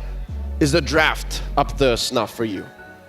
I feel like even past the draft, a little bit of the macro, right? I mean, when we looked at the gold graph, all the objectives went over to TLID. So draft for objectives. You could draft for objectives. That'll make it a little bit easier to be able to pull them off. I think it's a good start, right? Try and control the early game. If you can do that, you can disrupt the tempo from TLID, because once they get going, they don't stop. So at least respect the fact that there's a lot of big objectives and a lot of spikes to get if you farm up via these major objectives. So that's something on the to-do list for the mercenary Sutsujin. Slow down the usurper in Favian. Most definitely the head-to-head overall. Down the line pretty much. I mean, Sutsujin a little bit ahead in gold per minute, but 56 gold. I guess in gold per minute is a pretty decent amount in overall average. But Favian just has this steadiness. Favian just has this ability to kind of pull out on top. It's a rock solid confidence. It's it just, really is, you know? Like he believes in himself no matter. Whether he's got 10 health or 100 health, it doesn't matter. He's always ready. That is the difference maker here between these two junglers. How about we check in on the XP laner? We had a quick chat with Dyron of RRQ Hoshi. How confident are you going up against TLID? And he says, I think we can win. I trust in the team's process. But are you looking for revenge, we ask? No, that has already been forgotten. It's also their effort that helped them win. And you know the rest. Indo pride. Emoji, make the sound for the emoji. I'll leave that one to Trex. Emoji, hashtag. All right. Does that count? Not very creative, but we'll let it fly. I like that Dyron does not want to be a slave to vengeance. He wants to do this for the right reasons, and he wants to win because it's the mission. Because, you know what? Now I'm wondering, when did Skylar make that promise? And did Skylar share that promise with his current team that if we win M6, we're doing it for the OGs too? I mean, he already said they want to beat the record, right? They want to beat that top 3 placement. And this is the battle for a top 4 placement. So this is just one more step toward the right direction. Even though they got off to the wrong foot, the battle is not over yet in this best of 5. Let's go into the draft here. RRQ on the play. Let's see if they'll adjust. Let's see if it's all in on Skylar once more. You know, something really interesting to point out here. Yesterday when we saw RRQ playing, when they had the choice to choose, they always choose second pick. But it seems like TLID has pulled their card, banning out that Wanwan, banning out that Bruno, forcing them to not get the trade they want. So this time RRQ finally, with the choice, picking first pick. And this is going to force to shake things up for TLID. Yeah, Susujin's going to end up with Suyo or the Joy once more, closing up all the gaps. And even more important, I think Skylar's going to get a better matchup. Yeah, I mean, the Wanwan that was dreaded is still available, and maybe that's something he can go in for. The Bruno. Still on the table. I mean, this is a situation where you technically don't want to ban out the Fredrin because you would let the Joy be free for grabs. But also, if you pick the Joy, then you got to worry about the Fredrin in the first phase. It's a nice gut check. Sutsujin has played the Fredrin prior in the Swiss, but what if RRQ, what if KezQ challenges Flavor Fave? Can you Fredrin in the face of our Joy? But we've seen it already. He doesn't need to. He can do it with the Suyo. Phovius taken out away from Dyron. What's RRQ to pick here? Is this Blue Yo? We can win Bruno. the race against Oh no, Bruno. Blue no. That's the Blue no. All right. Blue no. Blue like no. it. Kind of like Bluey. But what's the response, Cho? Do we pick up the Cho here nice and early? We go for the Hilda alongside the Suyo. to lock it in for TLID. It's a Flavor Fave special. Yeah. It's an Aran special. Why reinvent the wheel? Why fix what's not broken? Yeah, it works very well for them, and I mean RQ. The only big difference at this point is they get the Bruno this time, but TLID still very much drafting exactly what worked for them last time. Will the Bruno be the big difference maker? I think RQ needs to think about, do we slot something different in the jungle, or do we have faith this time that the Joy will actually work out? I'll tell you now, I think it's a better case for RQ already. Just by putting a hero that is a little more in the meta, a little more prio in Skylar in the gold lane, does a better job. And look at this, running a Fredrin into a Suyo. Doesn't even have to be a Joy. This is clearly, as they saying, yeah, we're protecting the king here. Now, but also, do you remember what happened to the Joy in previous series when the Hilda was on the field? It's like the Suyo can work, but when there's a Hilda on the field, there's a little bit of a problem. When there's a Hayabusa on the field, there's a little bit of a problem. So I think this, because at first when I see the Fredrin, I go, how is this going to work against the Suyo? But I think if you go Joy here, the Hilda bullies, right? The Hilda gives you a little bit of trouble. So not a horrible pick overall, I feel like. Yeah, it's going to be hard for Hilda to kind of rush into that Fredrin, right? He's very sustainable. He has the energy eruption, a little bit of CC in his kit, which can make it a little bit more challenging. Now, I like the Aurora pickup. It kind of stops that Valentina, I feel like, from coming out, because it's not really the best ultimate kind of profit off of with the Frigid Glacier. We are going to be seeing that CC knocked off the table, though, trying to limit the mobility. They don't want something to kind of match up with the mobility of this Hilda on the side of TLID. More importantly, I think it's the damage profile that Liquid ID have to work out here. The fact that RRQ Hoshi are onto them, taking out the Lu Yi, would not be surprised if the Vixana follows up next, or even, dare I say, the Farsa. Does Yehezkiel have a Farsa in his arsenal to make up for it? Because between the Granger and the Suyo, that's just not enough. Like, you can't pop the Aurora nor the Fredrin. What more an XP laner? What if Dyren picks up something chunkier? Is the Hylos open? Oh dear God, the Hylos is open. Is still open, may get banned out here. Definitely a possibility, and I think that they don't ban it out, but TLID can pick it up on their own side. Maybe go like Romilo, CXP, Hilda, something of that nature. The Farza could definitely work, and I feel like since we've already seen Fabian pick these long-distance mages like the Eve, it shouldn't really be a problem. But then they could also go into something like the Valentina. It's been a favor. It's been something that maybe fits their fast play style a little bit more. They still get the Frigid Glacier with that. So definitely a possibility. Yeah, I mean, RRQ Hoshi, they need something to get into the back line. Right now with the Fredrin, with the Aurora, with the Bruno. It's very honest. Yeah, it is honest, and it's not closers, right? They need somebody to be able to close that distance. I don't know if there's room to switch up suddenly, throw that Fredrin into the XP lane. But they are closing up gaps. RRQ Hoshi watched when TLID brought out the double poke. So, Yehezkiel, not happening, not on our watch. That's what they used to drop Aurora out of M6. And it was a clean play, too. I think when that Xavier came out, we were all like, huh? And then it just worked out so well. And that's the thing, TLID is able to play the early game. They're able to also push to a later game if need be. So RQ really needs to dig deep here. TLID first pick. Do they save? They don't have to pick Mage right now, right? Mage is already picked on the side of RQ. Yep. They could hold out, lock in the XP or Roam right now, and there goes the Cho. So well done. There's your dive to the back line right there. There's your answer to catch the Bruno or catch the Aurora. Can't even kick the Fred. Yeah. Melt them down before he can cause havoc. And now we got to ask, how does RRQ Hoshi respond to this, right? I mean, Katat is still available. Ruby. Ruby would be They're good known here. to pick a Ruby on first pick. Edok played a Ruby. They're known to do it, especially against a draft like this. This is actually almost the exact draft that they picked Ruby against before. Could be something they lock in. It's a strong frontline composition right now. From the side of TLID, the Cho, the Hilda, the Suyo.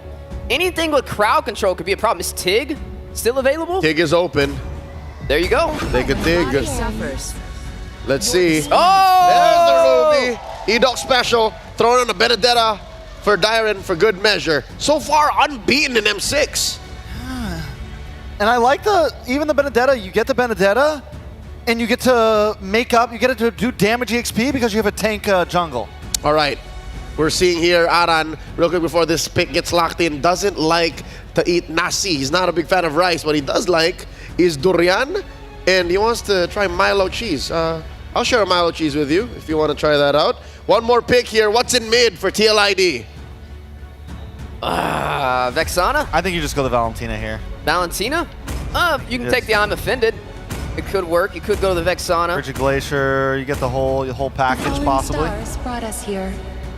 Wait a second. That was that's a... Wait a second, That's Navaria. a Navaria. Another long-range sniper. It's still a poke, and it definitely helps with the setup because, again, no bush is going to be unchecked with the way TLID drafted here. Game 2 has been locked in. I hope y'all are ready for the action. Naisu and Ian will be at your service for this one. Thank you, panel, for breaking down Game 2's draft. I love it, man. I love it when new heroes obviously come out for the first time throughout the tournament. This time around, it's Novaria. Ingan, it's been a minute since we've seen Novaria. Man, they used the Savior, now they want to go for another ranged artillery mage. The Novaria is back, could provide a lot of good vision for TLID. Again, looking at this too, comfort pick still also for RQ. Is it enough to even out the series? That is the question as we get ready to load up into the Land of Dawn. Once again, RQ Hoshi wants to bring this to a victory. Now, based on their lineup, that's a little bit different, obviously. You know, I'm glad that we are seeing this Fredrin start to pop up once again, especially when you have a certain game plan and idea how you approach the game. Look at this, Dyron and Aaron. Aaron should be fine. Actually, hold on, Dyron looking for the kill. Does take a couple shots. Aaron's gonna actually be able to back off. Still revitalized for both of them, still available. But that's the thing, you know, some of this early action to start things up, but also to start things up for you guys at home. If you haven't yet, grab the M6 pass. It's now available. You can hit level 75 for free up until December 29th. Make sure you go ahead and grab it while you can. A couple shots already to keep Edok in check. What do we feel about the Edok pick once again, this Ruby against that Cho? I mean, it's a good answer whenever Widdy decides to dive. There's the Don't Run Wolf King that can disrupt the momentum that Widdy can do whenever he decides to go in with a Jit Kundu plus a Wave the Dragon combination, just like what we're seeing right now coming in from RRQ. What's interesting about this as well is the fact that, you know, I wish we had a count for how much damage is contributed, because that's 3 concussive blasts for RQ Hoshi. And if they get the lockdown or the setup on the right moment, whether that's the Frigid Glacier, whether that's even just Edok setting things up, some of that concussive blast, if it's all procced at the same time, can actually burst down and be a surprising form of damage. Now Iran gonna get caught into the jungle again. He did, however, force out the flicker coming in from Rins. Now TLID wants to go for more. Hopping into the Revitalize, but they're gonna bring down Sutsujin, wanting more. Edok in trouble. The Queller is gonna hit, but it's not gonna be enough to take down Edok. Not gonna be enough, but that'll be enough to go ahead and make them swing towards this turtle. It's TLID already off to a good start in the early game, trying to replicate what they did previously, and Dyron won't be able to do anything about it. So they go ahead and grab themselves the objective, and now eyes set on the purple buff. Trying to put pressure here to make things worse. Okay, trying to work on Dyron, and just looking at how the game's going right now, Aran has been playing phenomenal, unbothered in his own lane. Important to note that Dyron opted for the Benedetta type of sustain, because he has the Concussive Blast and the Festival of Blood, and his battle spell is the Revitalize. It's going to be crucial for him. Again, we've seen iterations of the Benedetta already through even the Swiss stage and up to this point a couple different times. But that tankier Benedetta, also depending on what kind of item build he goes to, could help out. Whoa, Dyron forced to pop that Revitalize just as we mentioned it. But now here. Oh, they're going to catch Widdy. Here comes the taunt. And all of a sudden they bring down Widdy the Wise. Energy Eruption also connecting. That's why Widdy, he didn't have time to react. He couldn't get away from RRQ. That's why the Ruby's so good. You know, we saw this just recently, and it's a great pick. Edok loves to go ahead and play around this, and that's exactly what they have to do. They have to kind of catch people out from TLID, whoever that's going to be. Most of the time it is going to be Widdy, because he's going to be the one trying to set things up. Now, if they do go for Iran later on, then they need enough damage to follow through that, and they just don't have that right now. Yeah. But eventually, even when Skylar becomes online, you know, the fact that he already got an early kill will help him scale up against Aaron Shiki. But now Fabian, Okay, one more Queller. Didn't even have to use it as Fabian picks up the kill onto Dyren. Not a good start for this Benedetta. Fabian only having the Hunter Strike. Does get a flicker out from Hezkiel, so he's going to be fine. Witty also checking things out on the side of the jungle. Skylar joining them. Not sure if they're going to actually follow through. Witty half health, but the Turtles up, and they are everywhere. It just seems like there's a cavalry in every side of the map, putting pressure all over RRQ Hoshi as they go ahead and now rotate. Look at that push, too, that Fabian was able to manage to take up top, and that's why you see him. You know, he broke a record in the previous game. We'll see if he's off to it doing the same here now. Turtles for the taking. A couple check shots here on Edok, but Rins wants to get a position for this Nair and will hold them at the bay right now as Fabian keeps things going. The rest of the team is already making their way here, though. They might want to break out a fight here. That's a good Astral Echo, just a stun. Here comes the Jit Kondu combination, but Edok gets the turtle. Here comes TLID onto attack, though. Witty. Aran forced to revitalize. RRQ Hoshi still standing strong. They're forcing TLID to retreat, but Arando keeping RRQ Hoshi at bay. Keeping them at bay, tanky enough, but hey, 1-1 for the Turtles right now. And RRQ Hoshi trying to keep things in tow, you know, not get too out of hand. Again, Skylar able to go ahead and just kind of farm up, do what he needs to do. We've seen this matchup so many times now, the Bruno versus the Granger. Aran might get caught here, though. Okay, now they're trying to work on Aran. 4 members up against him. He's not going to be able to out-sustain that. And that's going to make Aran overthink, can I really out-sustain or can I really dive deep? You know, eventually, yes, he will be able to continue to do that. He just doesn't have much right now. You know, he's essentially still working on the first item. He's got the leg plates at least to help with some of the physical defense, but ultimately he needs more time. Even when the Revitalize is down, you know, and that's why the catch is so good from RRQ Hoshi. Yeah. They just need to be able to follow through with the damage, and now the focus on this tier 1 in the bottom lane. Conceal! Edok goes in with an I'm offended play. Rinto on the other hand, Widow for the backline, working on Sutsujin. They're going to bring down Edok, and the Star Shunner brings down Rins as well. A bit of an overextension for RRQ, and a great response from TLID. Wow, they were feeling pretty good about that initiation, and then they got checked really quickly. I mean, even just a face full of Rhapsody from Aaron Shiki, not where you want to be if you're Edok. So with that, they'll go ahead, kind of reset at this point. Oh, wow. The steal from Hezkiel, able to get it with the shot from down under. And now they're going to gank up onto Dyren as they take down the bottom lane turret. Here comes Fabian with the stun. Even with the Revitalizer, you cannot out-sustain 3 members of TLID. You know, at this point, he is really going to feel like the ghost. You know, just kind of roaming around from a distance and then taking things from you out of your hands. Hezkiel, once again, loves these long-range heroes. You know, we saw the preview of the Xavier earlier on, and now with the Novaria. This turtle, though, definitely going to the hands of TLID. Everybody not wanting to approach this area. They don't want to get whittled down. They don't want to get caught. Witty as well, holding down that front side with Aaron. So this is, once again, a lead for TLID that they can just capitalize on. Just like in the previous game, RRQ Hoshi trying to scrap up what they can, and every time their flickers are down, they could get caught out. You know, they could easily get taken down by a setup from TLID. And just like that, Aran's just going to hide in the bush, use the passive, heal up, and then continue his dominance, his over-aggression, providing a lot of vision for TLID. They do, however, have a 3.8k gold lead. Now they go on a conceal. They might go for Dyren down bottom. They went down there, but Dyren able to get back, disengages.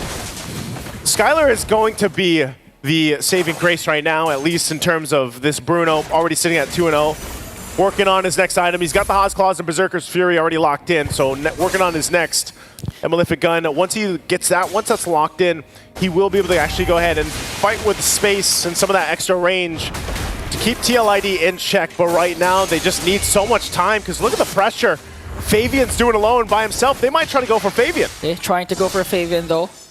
But again, it's not going to continue. Edok commits already the I'm offended play onto Aran, but Aran remains unbothered. As TLID, just look at the macro. Just look at how they're controlling the map. They have tanky frontliners in Widdy and Aran. So right now, RRQ Hoshi's having a hard time trying to respond to the aggression of TLID, as Aaron Shiki will get the turret up top. Turret falls, and TLID looking for more. A couple shots always from a distance. And Hezkiel, all he has is a glowing wand. He's got the Enchanted Talisman at this point. So he's going to continue to build up. And Fabian, you know, you can already see the previews of the damage That's why Leo was talking about the damage profile. You know, that was what's important, especially for TLID. It's hard to play against that when you have this kind of range. You know, how do you approach these fights when you have to get in range to set things up if you're RQ Hoshi? You know, you're not going to be starting anything from this. Dyron. Okay, Power of Wilderness will connect.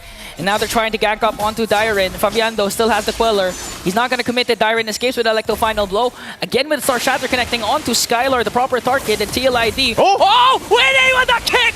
Catching Enoch right away as they try to work on the Lord. And all of a sudden, TLID, they're stepping on the gas. Aran has to revitalize though. Will he again with a conceal? He has the Jit Kundu. Will he commit it though? TLID. Wow, they're going to get actually forced off. So with that, it is going to reset, so doesn't matter. They go in for it. Flicker in, Fidget Glacier, but Aran is going to get caught here. Taunt, Energy Eruption, and Dyron finally has a kill. That's going to be a 1-for-1 trade, and Araki Hoshi kiting away the Lord. Aran's out of this, and now still fighting for this Lord. Getting in position. Dyron does have that Revitalize available if he decides to kind of go in, tank things up. Winnie, though, once again, has the Way of the Dragon available. That's Sonata. Uh-oh. And they blocked it. They blocked that Sonata coming in from Eroshiki. It's just the Jin just soaking up the damage. He's going to fall down. Enoch as well. But a kill spree coming in from Skylar. Now they're trying to work on Dyron. A 2-for-1 trade. Witty for the price of Enoch in Sutsujin. I think they're still going to try to delay this out. Eroshiki, though, and Skylar in the mid lane. That's another Rhapsody. One more Star Shatter. Is it going to connect? Boom! And it missed. Whoo! That was close. But ultimately, what a fight for the Lord. Came down to it, and TLID will get that, and Aaron running for his life won't escape from Rids. Woo. Imagine if that Star Shutter connects, the TLID is going to make quick work of the outer turrets. They did secure the Lord, but still Skylar remains deathless, 3-0-1, and when we approach the 15-minute, 16-minute mark, when it's really activated, and when Araki Hoshi starts to work around, starts to play around the fact that they have the Bruno, this is going to be crucial for TLID to end this early. You can see it right there. You know, Skylar is up there on the damage meters. Like I said, he'd already had the Malefic Gun eventually for that fight. Eroshiki now picking up the Sky Piercer. So now this is where Eroshiki looks to go ahead and pop off, get the stacks. They're going to walk in with this Lord. And as long as Skylar has that space to work with, the only unfortunate thing is he doesn't have a flicker now, so he's got to rely on the peel of his team and also positioning. He'll go ahead and work on the Lord. Oh, there's the pull! They're going to commit the Fidget Glacier and bring down Fabian. On the other hand, Arando got caught up by the Energy Eruption coming in from Susujin Edok. Will he continue to play TLID? Works on the mid lane turret, so that's still a trade Araki Hoshi was waiting for. A shutdown onto Fabian. That's a good shutdown. Again, going to the hands of Skylar too. Just dealing with the Lord. They dealt with the push. Get a little bit of extra thousands gold there. Witty goes in with a kick. Off angle kick, and now the counter punish from Araki Hoshi. Forcing out the flicker Skylar? from Witty. Arando Power Wilderness might be able to take down Edok on Skylar quite low. And now they're on the sandwich play as they try to work on Sutsujin as well. I am offended play. Aran might be safe, but they take down Skylar. Now Witty with a conceal. Aran will be traded for Skylar. Oh man, Skylar almost got away. Then they concealed. Then the pull came through, and he ends up dying in that clash. So a whole lot happening there. Araki Hoshi, though, ultimately getting some important shutdowns and gold in their pockets. Maybe allowing them to go ahead and have a fairer chance against the next Lord take. They've got plenty of time, about a minute or so, to go ahead and readjust and recalibrate. But Team Liquid ID, you know, they want to fight. There was some positioning there, too. And Eroshiki still has not gone down yet. So Skylar getting a little bit aggressive, and even earlier in that fight, you know, he didn't have the flicker available, so he was doing that, you know, just a pure positioning and skill. Yeah. So we'll see if he actually goes and adjusts his game plan now that he at least has a flicker. Still working on the next defensive item if he's able to get the Wind of Nature eventually. But right now, he just doesn't have it. And you can see them slowly but surely, RQ Hoshi getting some work in this game done, but still, how do they fare against the Lord coming up? I mean, looking at the utility, they have Yezkiel with the Navari that can provide a lot of vision, a lot of slows, not to mention the Astral Echo increasing the hitbox of the members of RRQ Hoshi. So the Jit Kundu, the Way of the Dragon, will connect properly for TLID as Dyron trying to work on Fabian. The Lord has spawned. Let's see if RRQ Hoshi can contest. They are in that vicinity, so they're going to wait. They're going to go ahead and clear up that long lane. Eroshiki will go ahead and start this up. Rins picking up the Wishing Lantern. They want to get in position. Conceal already used. Witty going in. Now they're going to catch Aran there. Frigid Glacier is going to connect onto 2. Skylar, on the other hand, just doing the free hit. Going to bring down Witty. One member down, but exchange for Sutsujin. No retribution holder for RRQ, and TLID will get the Lord. Aaron Shiki's not done. Popping the Pride of Ice. And Rins with the flicker out to make sure he escapes, but TLID gets the Lord with a 4.7k gold lead. Big Lord take again. Witty, you know, starting things up with Conceal, goes in. But that's the thing. I mean, even Aaron Shiki himself, he's just kind of posting up with the front side and just popping off Rhapsodies and Destinatas. And no one wants to approach that, just because how much he hurts. And so now RRQ Hoshi again on the defense. They're going to have to get ready for this. One of the difficult things about this, as you're seeing the shots come through from a distance, is TLID has so much vision. Not even just with a Novaria, but the fact that Aran is literally a walking vision. Like, he is the walking vision. He can spot people out and give that call to the rest of TLID. As now Lord makes its way on the top side. A couple shots. There's the Wind of Nature for Skylar. See if that helps with the defense. There's the pull, but don't follow through. Turret's going to fall, though. Lord finally going down. All base turrets still up and okay for RQ Hoshi. But they lose all the tier 2s. And now TLID, do they take a disciplined route, even though they have this 7,000 gold lead? Looks like they'll do just that. They don't want to overstep. They're happy with what they got with that Lord. Yeah, Fabian just really showing his quick hands. Was able to avoid the I'm offended play from Edok with just one dash. And now a successful defense still for RQ Hoshi.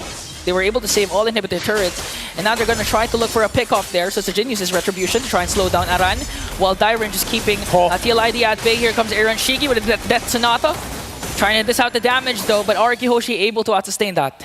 And that's all he has to do. Arana just keeps doing that, providing the vision, knows he can take shots, knows he has a Revitalize. Tanky enough, even with the Radiant Armor. Blade Armor too, still working on the next one. So that's something that RQ Hoshi has to deal with. It's just they have to force themselves to just not get out-visioned at this point. But how do you do that when you also have a Novaria across from you just shooting from a distance? Divine Glaive also picked up. So this is the difficult part. As they get to these next Lords, these later Lords, depending on how long they can stall out this game. Oh, Edok, Here a couple shots. So just look at the range. That's what I said. How do you fight against this range, man? How do you even get in position? The only time it's going to happen is when you actually go and contest the Lord, because then, you know, you have a couple different angles to go from, but even just trying to get in that position, Team Liquid ID has done such a good job at just kind of setting things up. Yeah. You know, firing off from a distance, and that's why I said, as long as Aran is just in those bushes, in that side of the jungle, or even around the Lord Pit, you're not going to surprise them. You don't have, like, the Louis Yis or the Chips to help you out with that. Yeah. I mean, the only surprise factor could come from Edok's I'm Offended Flicker play. We did, however, see Rins already execute a Flicker in Frigid Glacier combination. Unfortunately, only connected to Aran. So if ever they want to go up against a team with high vision, a huge amount of rage, and at the same time damage, they're going to have to catch TLID off guard. They're going to have to catch them by surprise, make an outstanding play, or even just isolate the damage dealers. Try to reach for Yezkiel and Aaron Shiki.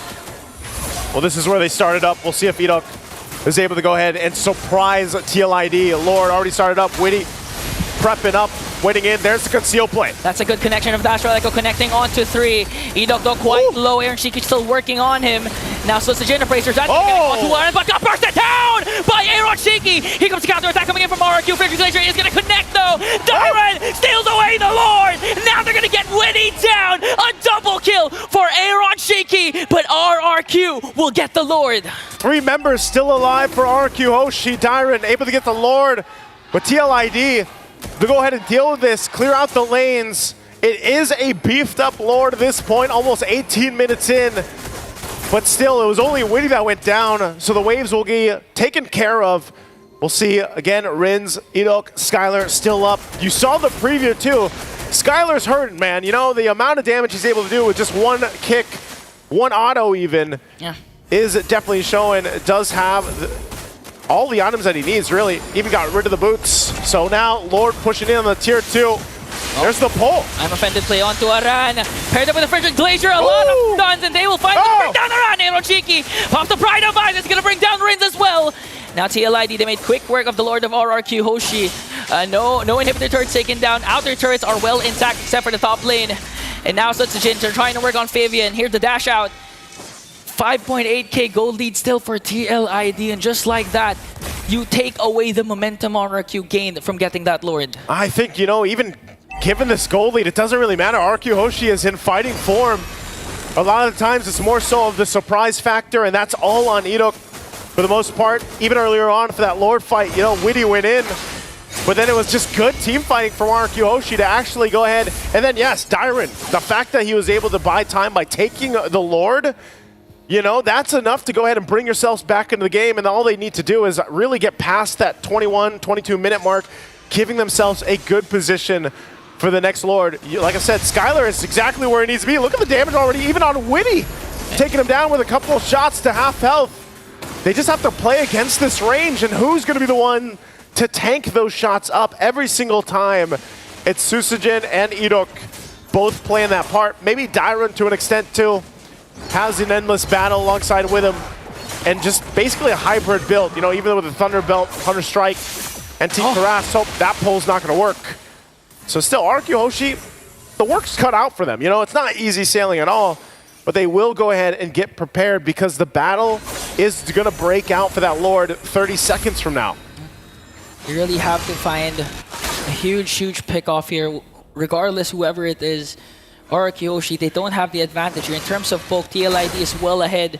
Vision provided by Aran and by the Astral Echo is on their side. So RRQ Hoshi, they need to save up the battle spells, the flickers for the I'm Offended plays that can get to go for the backline and pop Aaron Shiki Spearfire early on. Idok's got it again as long as that Flicker and I'm Offended is available. Oh, top side though. Okay, they're going to commit the kick onto Dyron though. Dyron buying enough time, trying to work on Fabian. Off is revitalized. Sutsujin and the rest are here to defend. Frederick Glacier and they're going to bring him down. A huge pickoff for RRQ. Fabian down and the Lord is up.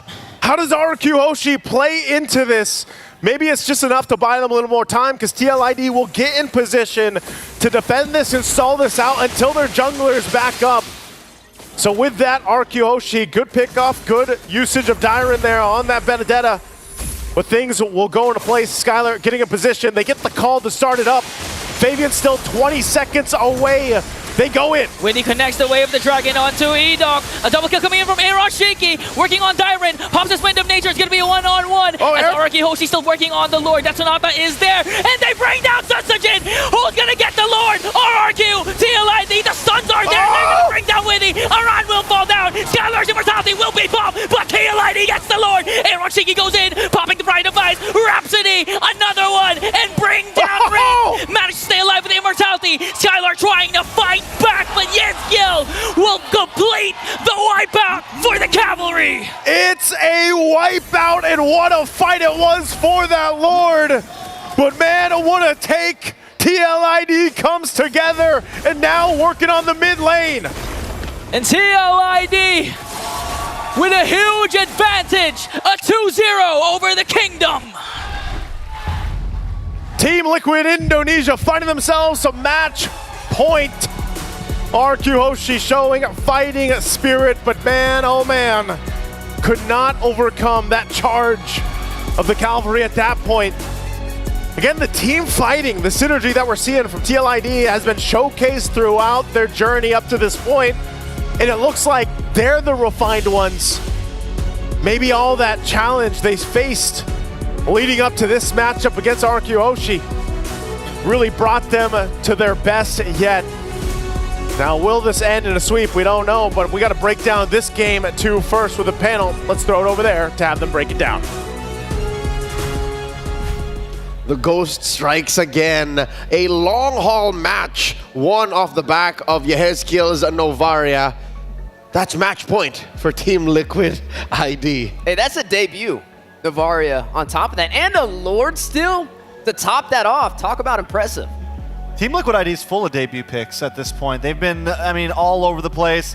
And I would say they have a great success rate with them as well. Very similar to Fnatic Onic. They're not scared to push the boundaries and still come out on top with it. That Novaria pick makes 73 out of the unique heroes picked in M6 right now. So We are definitely in a very healthy place in the metagame, and very talented teams, true powerhouses like the MPLID champions, Team Liquid ID, are bringing them to the table and forcing their old-time rivals in RRQ to respect the potential for this, what are we calling it? The double poke lineup. Yeah, the double poke lineup, the DP lineup. What a game. 2-0 right now. TLID, one more win away from earning a top 4 placement over RRQ Hoshi. Can Skylar and the crew turn this back around like we've seen in the first series today? They need to find an edge. You know, I don't even know who to completely talk about, but there's one thing we have to point out. And it's not like it's an unpopular pick, but you don't get to see it come in all the time. It's that blade armor choice on Iran. And this is this is common. This is a pretty normal build at this point, but it's not very often you get to see it really work out. And there was a few fights at that time. One in particular, the Skylar even took himself out going against Iran. And then we go into Aaron Shiki, who ends up dropping boots for full damage. I mean, just all in types of builds on the side of TLID. You mentioned that moment where Skylar dropped to the blade armor proc off of Aran, and I can't blame him. He is the, once again, true core in RRQ's draft, and that's what you do, right? When there's a threat in your face, you just do your darndest to be able to survive. And if I'm not mistaken, he was also rocking Aha's Claw. So the math that just did not check out. He could not lifesteal enough to save him from the return. He was just all over the place, invading the jungle, especially in the early phase. You get to see just how much of an impact a Hilda can have, how heavy of a hitter she can be in the beginning phase. Then you top that off with a Revitalize on top of that. Talk about unkillable. One more check on one of the heroes here is the emblem on Yehezkiel. This is still the way you build a Novaria, despite her being out of the meta for quite a while. You still build the Wilderness Blessing and the Puncture. Weirdly enough, that's also what Rins did. But it's clear that Rins here is a utility mid laner. The Aurora is used mainly for her stopping power instead of her damage. Well, there was no stopping the poking. That's the big problem here. No stopping. Yes, maybe you catch Fabian, maybe you catch Iran, but we saw it even in that last Lord fight while it was happening. We're wondering, even with Fabian gone, it's going to be tough for them to try to rush this because there's just too much range, too much damage. It's disgusting. It's like there's 3 cores in TLID's lineup, and that just breaks the logic and the understanding of economy in MLBB. Looking at the damage output, Aaron Shiki, the Skylar, one of the 3 cores, quote-unquote, for Liquid ID, dealt 30k more damage. And this is a Granger compared to the more favorited Bruno. You're starting to see teams not ban out the Bruno, but find a way to work around it. And then on top of that, take a look at the Ghost of Jakarta. Yeah, Ezekiel on this Novaria debut. That's 113,000 damage. This was a lot longer of a game, though. This was a 21-minute match. You could have taken the damage on Skylar, added Dyron, and you're close to Yehezkiel. Exactly. You could literally add them both. I mean, I feel like at this point, I'm looking at some of the numbers, and Iran also has absorbed 213,000 damage. That is essentially everything we see on the side of RQ right now. All of it together is pretty much Iran's damage taken stat. On Aran. Not to even mention what Weedy does. Weedy was on point with those setups, with the isolation, the way of the Dragon. Huge and very impactful, as you are going to see both teams comparing against each other. Skylar and Aaron Shiki. Again, all in on Skylar. That's a story here. So you would assume that the stats and the gold should have been more on Skylar. They should have found a way to funnel, right? That's the ideal here. But again, just the way that Liquid played that early to mid did not make it easy for King Skylar. Aaron Shiki just way faster at clearing the objectives, right? I mean, even looking at the turret, not really anything on the board for Skylar that entire game. When he's not able to thrive, that's when you see RQ have a little bit of a harder time. You know, I can't just give it up to Aaron Shiki, though, because Aaron Shiki wouldn't be able to do this without Yehezkiel, without Woody, without the team around him, right? Without Aaron. You need the whole package, and Skylar right now, you know, it's not like he got killed early on. It's not like there was any major issue, any big whiff from Skylar exactly. It's that when everything else is crumbling around, Skylar's not going to be able to take towers. He can't push. He can't do those things. And here's Aaron waiting for Fabian to make the play, waiting for Yehezkiel to say, all right, I hit him with the echoes. I'm going to hit him with another Star Shatter. You just wail away. It's so much easier for Aaron to get these numbers. And to be able to get these numbers, he relied on his mid laner. He relied on the Ghost of Jakarta. He just doesn't die. It's Yehezkiel on that Novaria. On point, the debut pickup and working in their favor. I mean, the later the game went, the more you got to see it scale. A well-deserved MVP on the pocket pick. We like to say, when it comes to TLID, it's kind of similar to Fnatic Onyx, right? They go experimental, but they don't go too far out of the box, right? They don't go something that is as risky. When he's running on this Navarre, he's playing in the back line. But it's his setups that help the team to win these skirmishes. Yeah, I like the way that TLID goes for some of those unique picks. Is a lot of the times they are in the mid lane. They are in a place where it's a safe position to do it. You're not sacrificing anything too major by deciding to put Yehezkiel on something like this. Now 3-0 and 14. We said he only gets to die once. That happened in game 1. So now he's just, he's just going to be clearing through at this point. All right. In defense of the Ghost, my client, he is afforded 1 death per game, not per series. Okay. So he's allowed another one. The next series. Do they next game, stack? sure. Does he get like 2 next series? No. Just 1 per game. 1 per game. That's why he's called the Ghost. Gotcha. He just has once. Only one. And for those of y'all wondering, if you want to play a Novaria much like Yehezkiel, that last item slot, you'll notice that he only had 5, was a juggle between Divine Glaive, Blood Wings, and a Winter Crown. He just had the damage necessary, especially toward that late game. I mean, he was bursting down members of RRQ Hoshi. But RRQ Hoshi, it wasn't too far off, right? I feel like there's some glimmering hope for them. I feel like during some of the Lord engagements, it wasn't even a retry battle anymore. It was who could get that last hit off. We got to see not only Dyron get a Lord steal from RRQ Hoshi, but on the other side, Liquid ID. Yehezkiel taking one for himself. It was this right here. But you know what? It's very rare that I say outright I disagree with you, but Steph Weezy, I disagree with you because those comebacks from RRQ Hoshi were only possible or were only ever evident if they were able to set up 3 or 4 solid ways. And that starts usually off of Sutsujin finding an angle, Dyron cutting back into the back line, Rins just outright almost solo killing Fabian. Like, those are the ways that RRQ Hoshi could have come back, but alas, that's assuming so much. It's assuming that Liquid ID would take it lying down. You know what? I think I know what they need to do. What do they need to do? When you're feeling down, when things aren't working in your favor, there's really only one option. Hello Panda. Guys, get it. Fill your game with Hello Panda. Crunchy biscuits filled with creamy chocolate, the ultimate snack to keep you guys energized. Level up your day and visit Hello Panda website. Oh my Trex! What is this? Welcome to the desk. We shouted out Panda once, and you eat everything? Yeah. I was gonna offer something to the Kingdom because that's what you said, right? They needed a little bit of sugar. They're just that to good. reset. They're that good. Well, there I you can't have it. help myself. Weezy's been here 1 day. How many Hello Pandas have you had, my good sir? I only had one out of the box. He had 1 piece. 1 piece. You guys have to talk about that later. That's better than most of the other casters that sit on the desk with me. I don't really get the whole box.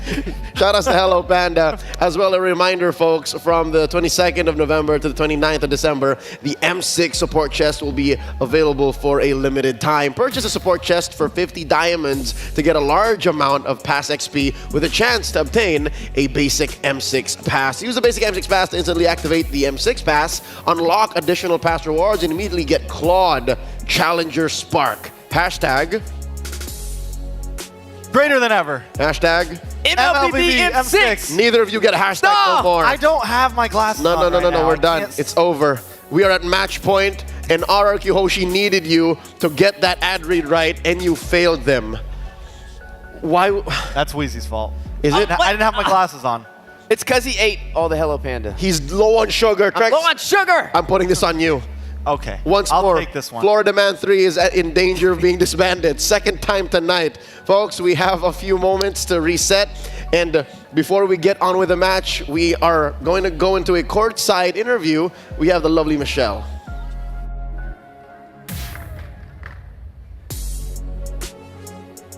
Thank you, our panel. So now it's Michelle with Poji again, and now we are having the ex-coach of RRQ, Hoshi, the field with us. Thank you so much for joining us. Thank you, thank you. So now on the stage, both teams were coming from Indonesia, Yes. but I still need to make sure with you which team you're coming for. Yeah, for sure I'm supporting RRQ Hoshi, right? Because it's my team also. That's why I'm supporting RRQ Hoshi. But because this is the Indonesian match, still RRQ. But if the enemy is not from Indonesia, yeah. Both teams are your home heroes, right? Sure. So, like, did you expect it that they got a rematch so fast in like the knockout stage? Actually, I already expecting it. I already expect because this is a drawing system, right? From Swiss round to knockout stage. That's why I expect that maybe at this moment, I expect. So it's like a rematch of your grand final in your qualifiers. So Poji, would you like to bring some question about the grand final in their qualifier? Yes, sure. So for Coach Phil, do you think, how about you think about this? Because previously in MPL ID for the final, they go full series, 7 games. But for this time, do you think RRQ can go full series against Team Liquid? At upper bracket final in MPL Indo, we get lost 2-0 first, and then we can reverse sweep also. I hope at this moment we can do the same thing lah, because we already lost 2-0 right now. So I hope we can full 5 game. So you believe they're gonna come back, right? Yeah. Okay. So from that significant grand final in your qualifier to the M6, as a coach perspective, do you think the both team got any improvement has been accomplished in the M6 series? For sure got so many improvement.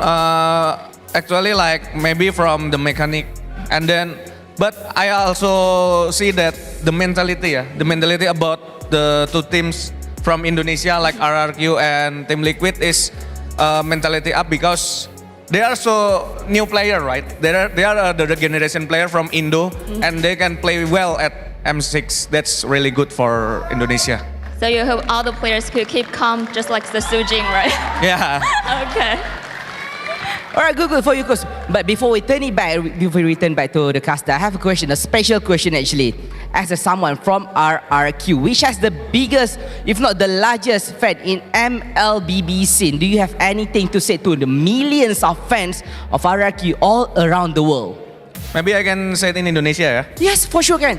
Oke, buat para Kingdom, jangan toxic, intinya jangan toxic, kita have fun aja, apapun yang terjadi, ya intinya mungkin sekarang kita dilihat dari dunia tuh dengan fanbase terbesar lah. Justru karena itulah aku pesan buat kalian Kingdom dimanapun kalian berada, jangan toxic, just have fun, dan tetap kita support dengan cara yang positif. Viva RRQ! Thank you for. I believe your message just cheered them up. So let's check out what's gonna happen in the third game. So panel, back over to you. Michelle, and terima kasih to Coach Fiel, former coach of RRQ, and to Popo G for sharing insights on this upcoming game. I lost track. Game 3? Game 3. Yeah, game 3. All right, it's been a long day, but hey, Coach did say in the upper bracket finals they were down 2, and then they rolled it back. It kind of feels like what we seen earlier today, right? When we got to see Fnatic Onyx up against Falcons. It was the same situation, 2-0. And we all know how that played out. It is a Florida Man 3 desk. It is? Yeah, it's possible. It's definitely possible. Why is there hesitation in your voice? Because TLID just looks too good right now. Too clean? Too clean. Unless, we saw, unless RQ just been downloading. But at this point, it doesn't exactly seem like it's completely just in the draft. Like, FCON versus FNOP felt so reliant on solely the draft. This time, I will say that there's TLID, they're mid, they're EXPLN, everyone just seems to be really in tune and playing to their best ability right now. All right, I can imagine that there's a lot of pressure on the shoulders right now, a lot of responsibilities on Skylar, King Skylar. Here's a quick quote from Coach Fiel here on the growth of Skylar. This is actually from Dyron. Coach Fiel was the one we spoke with. As the in-game captain, Skylar is great at giving us direction. Since we are all still rookies, he shares everything he knows with us. He's very different from the person he was back in season 12, so that's about a year and change ago. Before, he had a lot of doubts, but now he's more mature and more experienced. So, again, very evident that even in game, they all look to Skylar for that guidance. The crown weighs heavy on the king. I mean, he has a lot to kind of keep on his back, right? You talk about the promise he made to the OGs, his former teammates, trying to get more than a top 3 placement. Right now, the battle for a top 4 placement is what is at stake with their match up against TLID. And then also to be a leader to the rookies that are day in and day out grinding with him, preparing for these matches. And right now facing a deficit of 2-0. That's a hard thing to come back from. It's definitely a hard thing to come back from, and I feel like at this point, you know, those players also need to start being able to rely on themselves in the game, because Skylar is the goal laner, right? He's the one in the back. He's the one who needs to be able to capitalize off their well-doing. Yeah, logically speaking, he is payoff, but you need good setup. And so far, Witty the Wise has been on point when it comes to setting up his team. And on the other side, it's Edok. What's been the struggle here? What's been the story? Here's their player head-to-head. Stats say Edok should be the better player, but I don't think roamers can carry the game alone. It's a little challenging, right? I mean, Edok, even in the last game, he was going for more of a group CC type roamer, right? He pulled out that Ruby. That's right. When you go against Witty, he went for that show. So it's going to be interesting how you kind of compare those stats. But nonetheless, just the overall element, setup, that is very important in today's day and age with these games. Coach T, do you reckon it's time to bring out the Franco? Is it time to just shut down one hero, put it in the hands of Edok and say, you know, it's over? RQ somehow end up with these Franco specialists. I mean, it's true. They've had a lot of them. Year after year. It's definitely a possibility. It is game 3 at this point. You could bring something like that out and put it on the line. And the thing is, it's not even just like a cheese pick. It worked very well yesterday, man. It picked them apart piece by piece. So definitely something we could see. I don't think it would be an early pick. I think it'd be something a little bit later. The thing is TLID has such great poke compositions that even a Franco might not be able to save him. I reckon. So if ever a Franco, a pocket Franco, especially Franco to turn things around would come out, it would be very late in the draft. Here we are speaking of game number 3 is afoot. The Kingdom up against a corner. 1 game loss away from being knocked down into the lower bracket. Team Liquid ID looking to hit it where it hurts. Strike the king. Make sure that they fall. RQ on the play. Banning out the Fanny and the Hilda. Respect to Aran.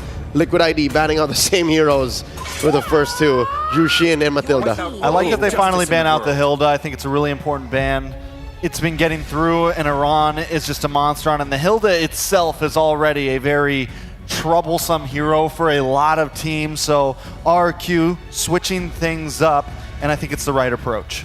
Now, with this Cho being banned out, does this open up the door maybe for the Bruno to be picked up first for RQ? I mean, they could still try and lock in Skylar and something a little bit more comfortable. Maybe even that Wanwan could sneak up in here. See, that's the thing. There's nothing wrong with doing that. But what follows and how Bruno's solid. How Liquid ID plays the response to the power pick Bruno in the middle of the draft is what really matters. So I think it's safe to say if it is open, just take it. It's the power of the 2-pick swing from the red side, which can hit like a truck, and that's what RQ is going to be facing right now. Which is why I'm surprised RQ continues to pick blue side when they favored red so much. It's like that first game really kind of pushed them back, but here goes the risk. Here goes the roll of the dice. Instead of first picking the Bruno, they go for the Suyo. Quick response with the glue and the Bruno. Yeah. With this glue, super early. A little surprising for me, but a response back from RRQ. I was waiting to see it. I thought TLID would have picked it up, but it's going to go into the hands of RRQ Hoshi alongside the Phoveus. All right, a couple of power picks came through. I'd say a few rather, because even Phoveus, prior banned over and over again in the series. The glue as well. I wonder if that was worth it for Liquid ID as they close up the first phase with the Joy. I was about to say it. The Franco. This would have been the game for it. They have their eyes on Edok. No way, no sir. It would have felt good after this TLID, maybe even ban out the Wan just to really limit down onto RQ here. But at this point, in this phase of the game, I like TLID's draft. They get the Bruno. They have the Suyo counter with the Joy. It feels comfortable. A lot of things on RQ comes down to how this Yeve's going to be able to be played, how they can lock down, what are going to be these final bans. Leo, you got something to say? Invented one. What? What's up? I said you got something. Yes, they do. How worthy is this glue? The glue? Because they picked it up early and they had an instant response. I think the glue is going to keep the Phoveus hostage in lane. It checks out. I think the glue is going to not only keep the Phoveus in lane, but do a great job at diving onto this Yeve and helping deal with the Suyo when the time comes. Like, just consistently jumping around. But we got to ask, who's going to stop the Joy? There's nothing really to stop Joy in the tracks. Even when you drop down the RWM, it's going to be a challenge. Question, does RQ have a Belleric? Magic is my life. We're going to find out here momentarily. I mean, it could be a wise answer to put up against it. Not something we see picked up often, but it has slipped through the cracks. It's been like the singular, it's been one of the answers to the Joy, right? But it's even then, it feels like it's been a little shaky. It's a risky pick. It doesn't feel very RQ, especially with their first phase here. That's fair to say. I mean, RQ right now, their backs are against the wall. You know, they have this Phoveus. Hold on, wait a second. Okay, Mathilda is gone. So Phoveus, when you get into the heart of the battle, you're going to have to worry about this glue for one. Yep. And then it's going to be hard to chase down a Joy. Then on top of that, you got Aaron Shiki just kicking you in the face. Yes. How's he going to get out? And it looks like Liquid ID have allowed the Granger. It looks like that's the only pick left for Skylar here, unless he has something left in the tank. A Beatrix? I don't know. I mean, like I said, you still have the 1-1, but he normally only pairs that up when he has a Cho, when they have the Franco, when they have something that has some hard lock to allow Skylar to capitalize on it. So I feel like, yes, Granger probably the only choice. TLID needs to pick Rome at this point. Do they go for the Tig, maybe? That's what I was about to say. Well, Tig can go on both sides, too. So I think it's a high-value target. Should lock it in, but they're going to go in for the Valentina instead, so we're going to have double artillery for both sides. It's very rare that... Oh! Edok does have it! I was about to say very rare that Yehezkiel actually puts himself in the crossfire. The Ghost of Jakarta likes to play fair. He likes to play safe. So picking the Valentina here is definitely going to get him closer to the front lines. How do they close the draft up? They still need a solid roamer. What's Witty the Wise going to play here? No Cho, no Chip. Tig. I mean, it's still on the table. Tilda not open. Yeah, Tig. There's not too many options. Does he get thought? Hylos? Hylos is open. Could be solid. You get the Revitalize. You have plenty of options. It's a counter, well, soft counter to the real world, you know, like you're able to pull yourself out. Yeet. Well, as the clock winds down, we are going to go ahead and see the Carmilla as the final pick for TLID. Little Birdie told me that if there's nothing left to pick, Weedy just goes Carmilla. So when they can't think of anything, it's just, all right, let's do Carmilla. It's just a solid pick. So let's see if TLID can go for the throat here, end the series in a sweep. Let's go over to Jose Ingan and Naisu. Thank you very much, panel, for breaking down, again, Game 3's draft. I think I know the little birdie they're talking about, again, with Witty and this Carmilla pick. Egan, how are we feeling about the draft? I like the Belleric. Even the panel called it already. It's a good counter up against the Joy. Whenever the Joy decides to go for the electrifying beat rhythm, just one Wrath of Dryad can actually do the job and stun the Joy and keep them off their tracks. Ah, man, the Belleric pick has been very interesting throughout M6, even back in the Swiss stage. It's great at locking down certain choke points, especially when you want to be able to move around the RWM, but we'll see if it's in RQ Hoshi's plan to take it to a game 4 ahead of them instead of getting swept here by TLID, because right now they need the adjustments to come into play as they go ahead and start things up. TLID has been all over the map from game 1, game 2, able to go ahead and punish even just like this in the early game. really putting pressure on, knowing the limit of how much they can get away with. And even holding on to this. Speaking of game number 1 and number 2, this is what has been happening. Aran just really dominating the XP lane, not letting Dyren play. He did use the Hilda twice. Now it's going to be the glue, but still, it looks like it's the same story. An aggressive start on the XP lane. Aggressive start right now. And so far, that's been the trend or the theme of this series alone. Again, against these two powerhouse teams from Indonesia, really knowing their own play style and how they like to roam around the map. But, you know, just like our panel kind of broke down earlier on, it just seems like, you know, some of the challenges that TLID face there going forward throughout the Swiss stage, they've really refined their gameplay and their game plan. And RQ Hoshi, you know, they had a great time too. They were one of the first teams, or the first team, to secure the knockouts here. Oh, he's going to be able to get away. Fabian. Oh, now the counter attack from RQ Hoshi. Dyren and Fabian goes in. Susujin as well. Here comes the Revitalize coming in from Edok. Rin's on the other hand trying to work on Widdy. Still no casualties for both of these teams, but this is RRQ Hoshi just saying that you can't repeat what happened during game number 1, game number 2, where you just keep on invading and invading without any response from the Kingdom.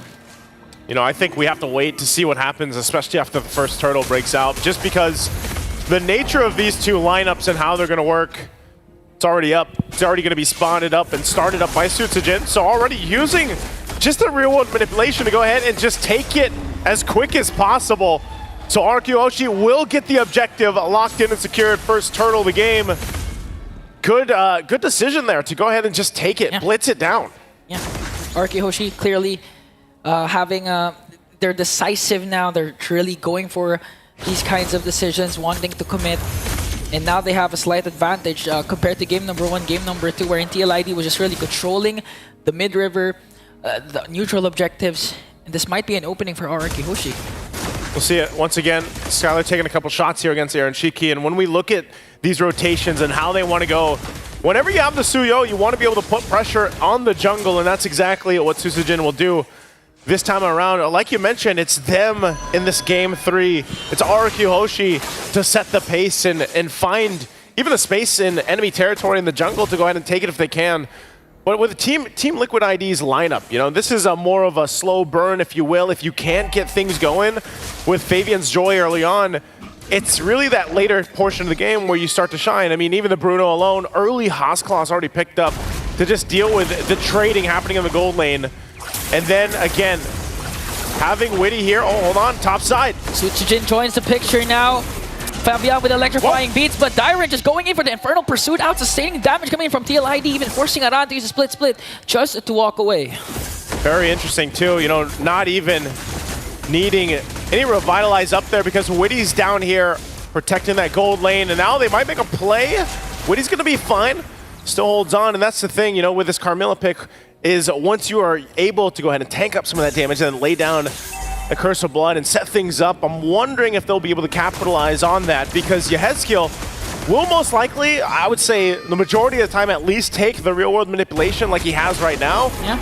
But we could see him change things up, you know? So far, every single lane though has just been a duel, you know, back and forth between the XP and the gold, while both teams just kind of the trio mid lanes go and rotate together, leading into this objective now. Second turn of the game going to be smarted up by RQ Hoshi. But it looks like this time around, TLID still won't make it in time. So now 2 for 2. RQ Hoshi building up on the gold lead now. Nice and comfortable at this point. Yeah, and the thing is, even if we've seen a lot of... Oh, onto the bottom lane though. They want to extend their lead by trying to go for the gold lane. 4 members of RRQ Hoshi rotating down bottom. Oh man, everybody's going to show up for this one. Widdy taking a couple shots. RWM set up to cut them off. Oh, but Yehezkiel has his own RWM. Now the tides have turned for TLID, trying to work on Edok, though. Wrath of Giant will connect. All the while, Skylar just dishing out the damage. That's why Fabian wants to go for the backline. Electrifying Beast going to connect onto Skylar. They might be able to bring him down, and they will do so successfully. A shutdown onto Skylar. Rins, split, will bring him down as well. Dyren doing his best with his Infernal Pursuit, but up against 4, that's too much for him to handle. Oh man, they wanted the fight, and they tried, but Team Liquid ID comes out with the win in the exchange. Really great positioning from Aaron Shiki, even not to go down. And they will put pressure behind the turret, behind the tier 1. but RQ Hoshi wasn't able to capitalize on it the way they wanted to. Yeah, that was a good call for Yesgiel to pop the real world manipulation, forcing Idok to cast right away the Wrath of Dryad. That's why it gave an opening for Fabian to just go for Skylar with the electrifying beat, because there was no catch during that time. They were able to maximize the kit that they have because they know that RQ Hoshi expended a lot on trying to bring down Yesgiel. I'm even surprised because Drian went in, he flickered forward, but still couldn't cap out a kill from it. So they're still killless here for RQ Hoshi. But the fact that they got the objectives early on, you know, it's nothing too crazy. The gold lead that they had was diminished. So this is the adjustment time, and also where TLID's lineup starts to shine a little bit more. Maybe still they have a hard time getting this next turtle, but by the time we get to those lords, TLID will have the itemization that they need. We'll see they're getting in position to go ahead and contest this as they rotate up here towards the top. Aaron Shiki starts it up, and Aran keeping them at bay for now, but Idok there also on the front side. Both teams still, Yehezkiel holding on to the RWM, has it available, so both junglers now getting in position. Skylar a part of this fight too. Doesn't have that much just yet, but they're gonna go ahead and stand off for the turtle. Taking a couple shots, both trying to set up the mages, trying to find that opening. Okay, real world manipulation gonna be casted here, plus the Curse of Blood. Edok might be able to fall down though, but Winnie on the other hand will fall down in exchange for Rins. An opening for TLID. They also bring down Edok. Now the counter attack coming in from RQ Hoshi as they take down 3 with them. Such as in Skylar is still alive. Still alive. They're gonna force off the turtle here. Susagen was starting it up. But with their jungler down, TLID can't secure it just unless Aaron actually brings it low enough for Susagen. Taking a couple shots there, but Skylar there to help him out. Aaron Shiki with a flicker though.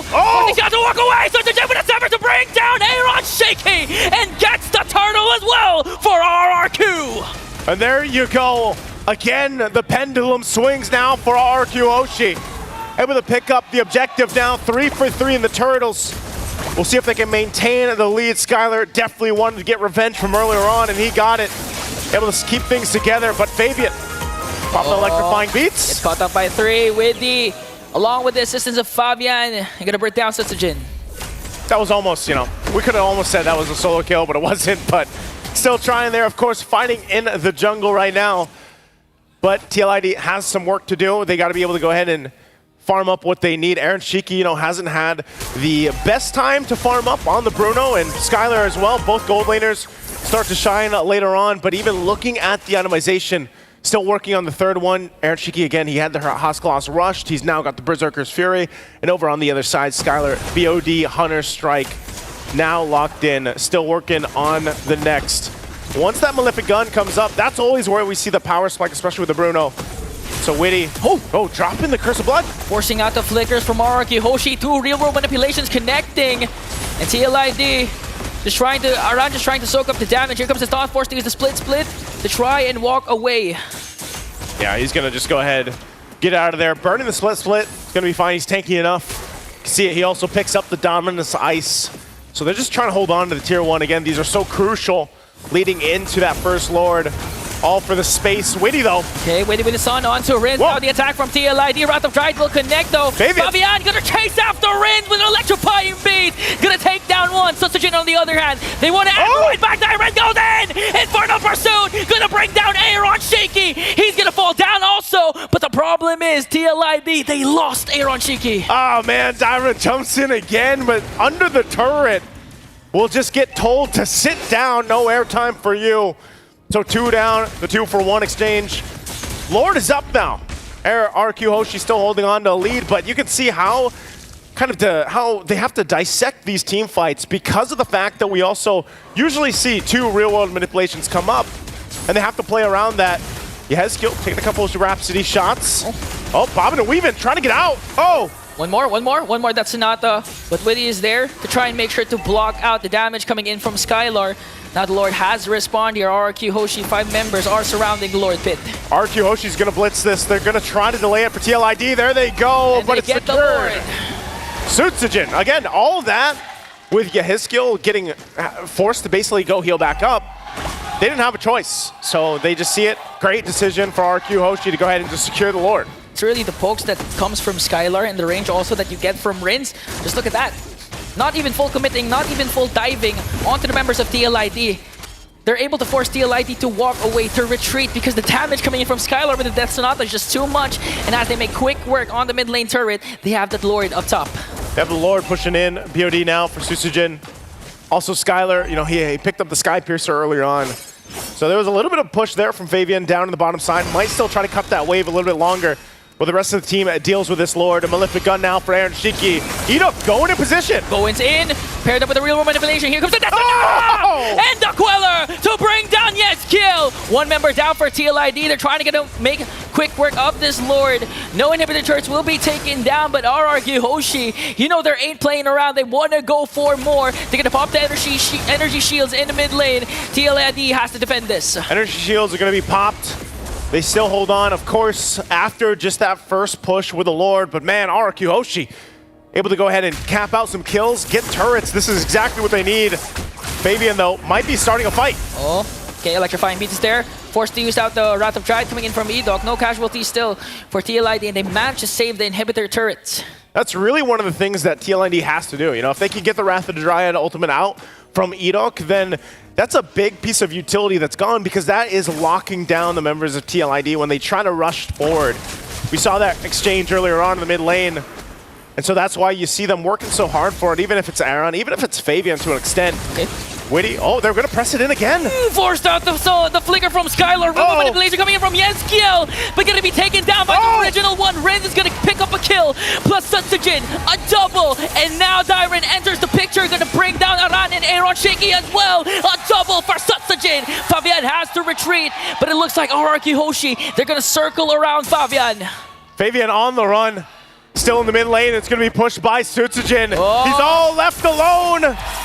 Fabian, he gets out, but look at the base it's being worked on. Now RRQ Hoshi, with a beautifully executed play, will manage to extend the series and take game 3. RRQ Hoshi takes a game in the series. It's not going to be a sweep today, but TLID, great adjustment this time around with the draft, and the execution was exactly what they needed.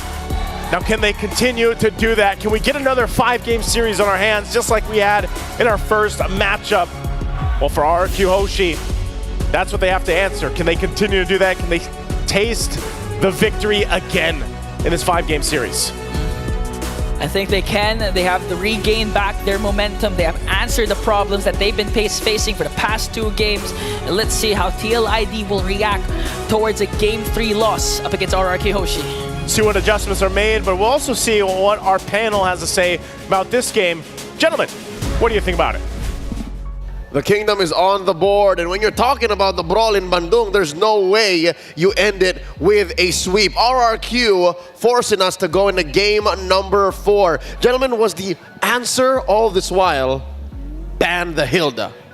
I mean, it's been very effective, right? It's stopping them from engaging as easy as before. Stop Aran and what he's comfortable on, but also you manifested it, Leo. You talked about the Belleric being a potential answer to the Joy. I think it was stacking circumstance, like just the matter of the Hilda ban, the Belleric into the Joy, Skylar on a solid pick, the first pick Suyo and Sutsujin too. Yeah, I feel like everything kind of worked out in that draft. For the first time, they felt a little bit in control, and the Hilda was definitely the first piece to complete the puzzle, right? It was the start of things working in their favor, and then once they had that, it gave them the ability to be able to go the Belleric. It gave them the ability to be able to counter the Joy and kind of stack things up along with Skylar.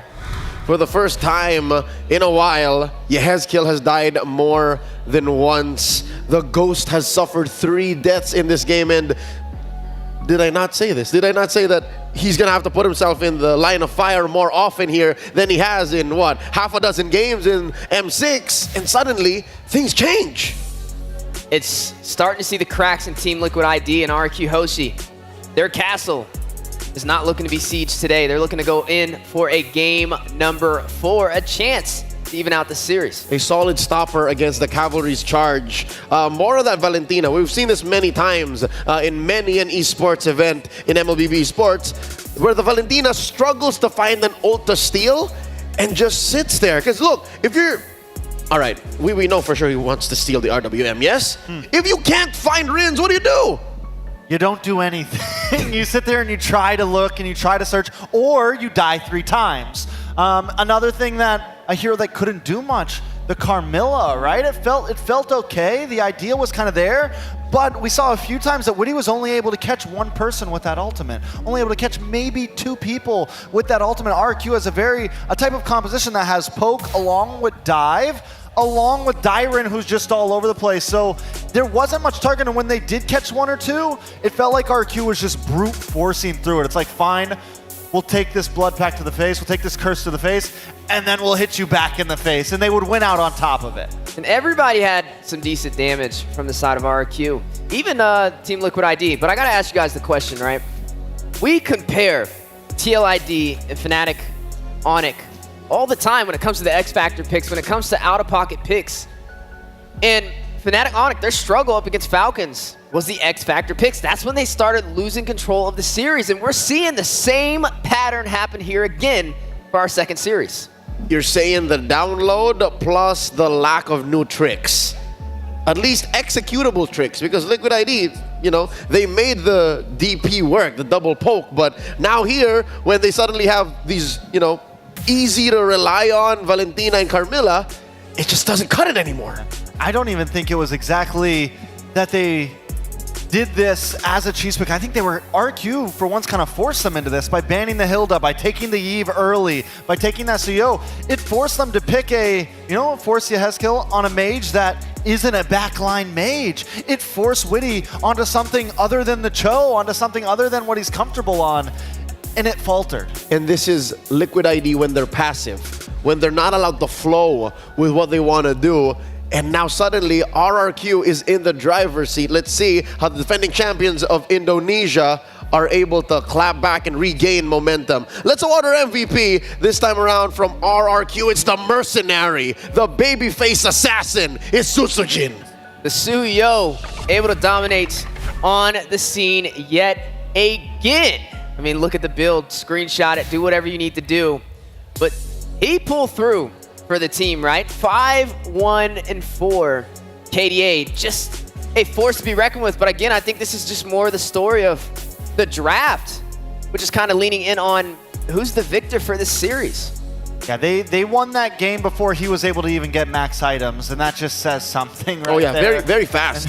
Very quick, and Sujujin played around those turtle pits very well, able to control a lot, able to kind of hold back line, able to dash around and use this Suchijin to the best of his ability. Now, one thing I want to point out too, in this matchup, very different than our last matchup, the Suyo has been winning out against the Joy. And whether it's due to the picks around it or not, it's just an interesting tidbit. I think it is indeed that. It's no longer just the hero-to-hero individual stats.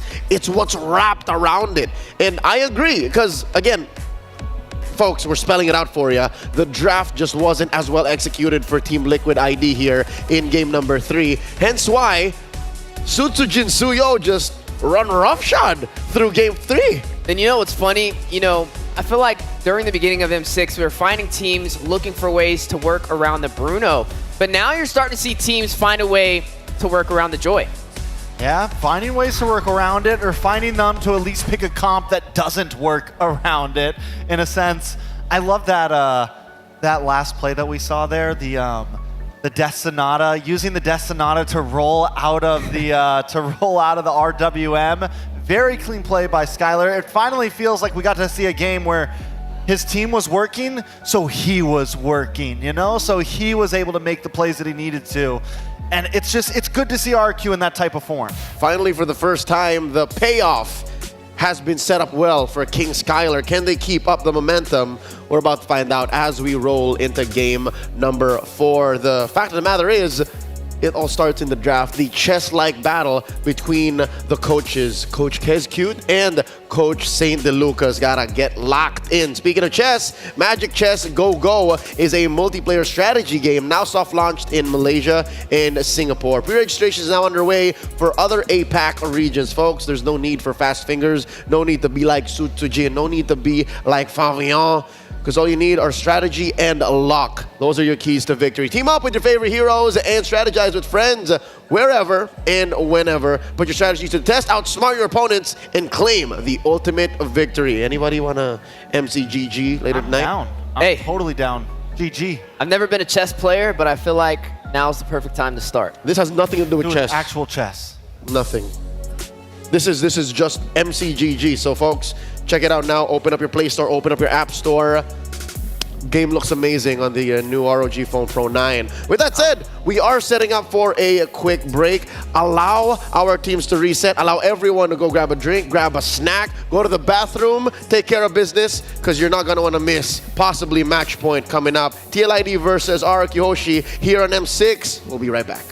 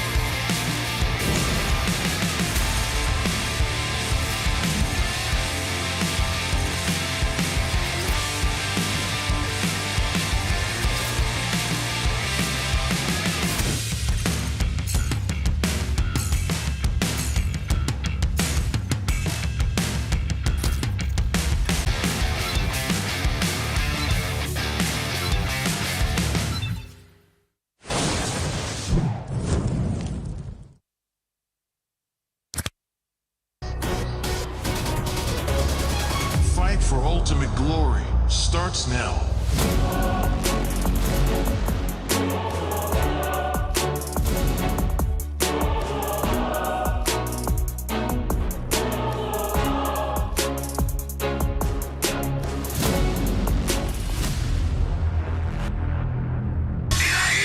Mobile Legend M6 スイスウォッチ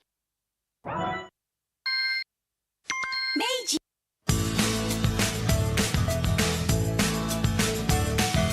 Hello Panda, semua suka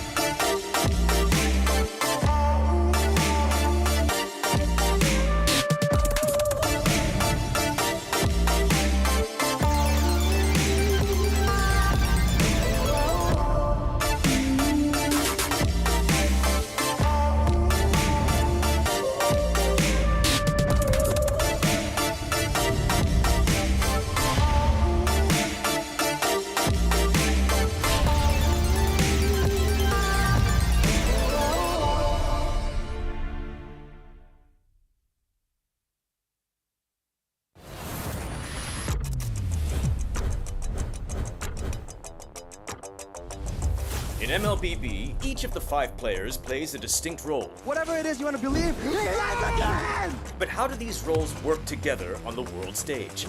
Going Suns, who picks up the... Mid laners and roamers are the bedrock of the team.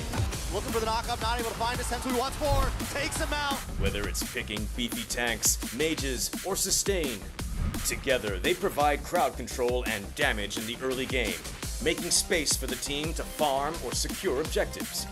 Then we have the EXP laners, usually playing tanky heroes. They poke and zone the enemy to create opportunities. All right, let's see. Another fight commences here. Gear goes in. It's going to be a lot of damage played. While the roamers pick to fill the team's needs and support if needed. EXP laners must win their lane and protect their tower with aggressive, confident play, ensuring map control for the team. Ooh, final slash. Finally, we come to the junglers, the early to mid-game finishers, and the gold laners, the mid to late game finishers. Fiery, the god in the jungle, takes a double kill. For junglers, whether it's frontline tank utility or assassin early game assassin burst, they form the core of the team. They act on the space created by their team to finish off objectives, utilizing power spikes with the early game advantage they get from farming the jungle. This should be a retreat from the Burmese gold, and they get sent down into the ground. Gold laners focus on farming for gold to become late game monsters. 1v3. They are savvy observers, staying out of trouble and positioning well to deal the most damage with their fragile heroes. Do you agree? How would you describe the roles that make MLBB greater than ever?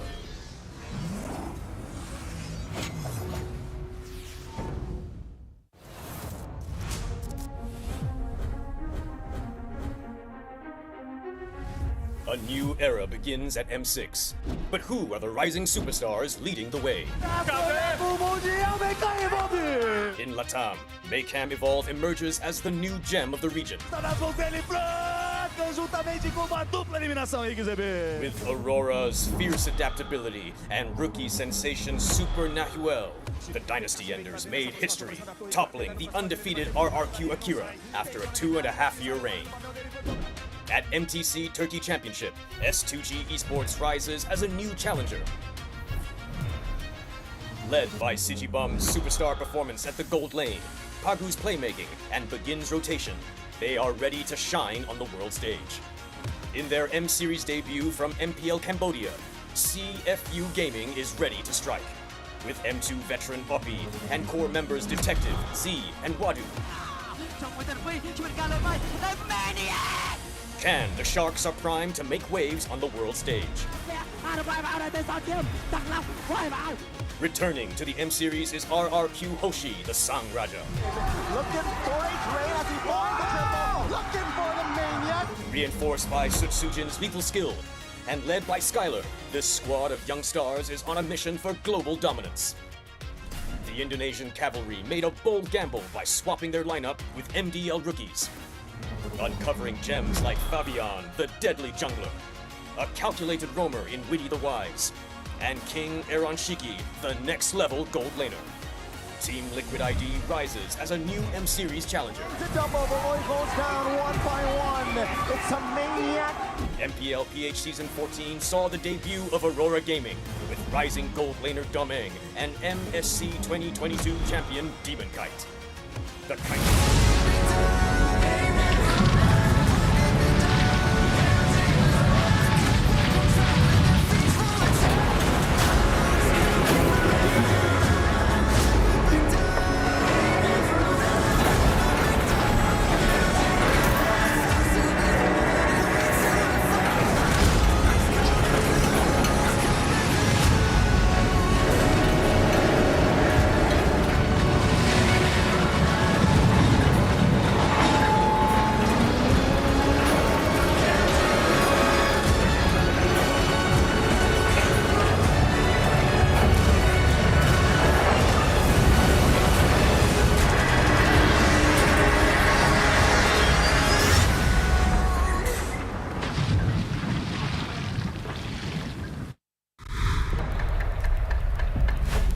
Welcome back to the M6 World Championships. You're smack dab in the middle of an upper bracket bout in the semis between Team Liquid Indonesia and RRQ Hoshi. At your service, my name is Leo, here with Trex and Wheezy F Baby. And does that stand for Finisha? What does Liquid ID need to do to get back on the horse and bring it to the kingdom? Because they were in control for what? The majority of the first couple of games. Well, it seems that the later we get in this series, RQ Hoshi, they're developing more strategies in the draft to force picks into the hands of Team Liquid ID that they're comfortable going up against. If we start with, let's just say Witty, right? He runs this Carmilla, and which wasn't really that effective. I would say a little bit of an out-of-pocket pick, which RQ Hoshi was trying to force in his hands. But then you also have to look at other players as well, like Ezekiel, the Ghost of Jakarta. You mentioned he likes to play the backline mages, but then they force his hand, force him on something that's a little bit more up close and personal, and then he finds more than one death in the game. Coach T, what's gonna budge? I think blue side's gonna budge here. TLID's gonna most likely secure it. And this means RQ has to really think and dig down. If the plan is to force Witty and Yehezkiel into things that maybe they're uncomfortable on, do they steal those away in the first pick instead of prioing something else like the Suyo, you know, something other than the Bruno? Maybe go for the immediate Yve, maybe go for the immediate Cho. Some of those picks that Team Liquid ID have been doing so well on. So I reckon it's gonna come down to the coaches. Coach Kez Cute, Coach NM, they found the spot where it hurts to attack Team Liquid ID. And now it's up to Coach Saint Lucas and Facehugger to say, hey, we can adjust. Again, it's the mid duo that it seems like RRQ is just putting a salt in the wound on. You're right. It is going to have to be that sacrifice on the Suyo, sacrifice on the Bruno / Granger to make the difference. Going into game number 4 now, ladies and gentlemen. Once more, match point for the defending champions. The kingdom on the up and up. Now we're going to see finally who's on the play, who's going to have that 2-pick swing. Liquid ID on blue. Okay, and they do the same exact thing they did in game number 1. They take out the Bruno, they take out the Wan, and now the Yve is thrown into the mix, but the big difference for RQ this time is taking out the Hilda. They learned their lesson after game 1 and 2, and now it's no, the Aaron Hilda's just too much to deal with. We're gonna get it off the map. Aaron Hilda.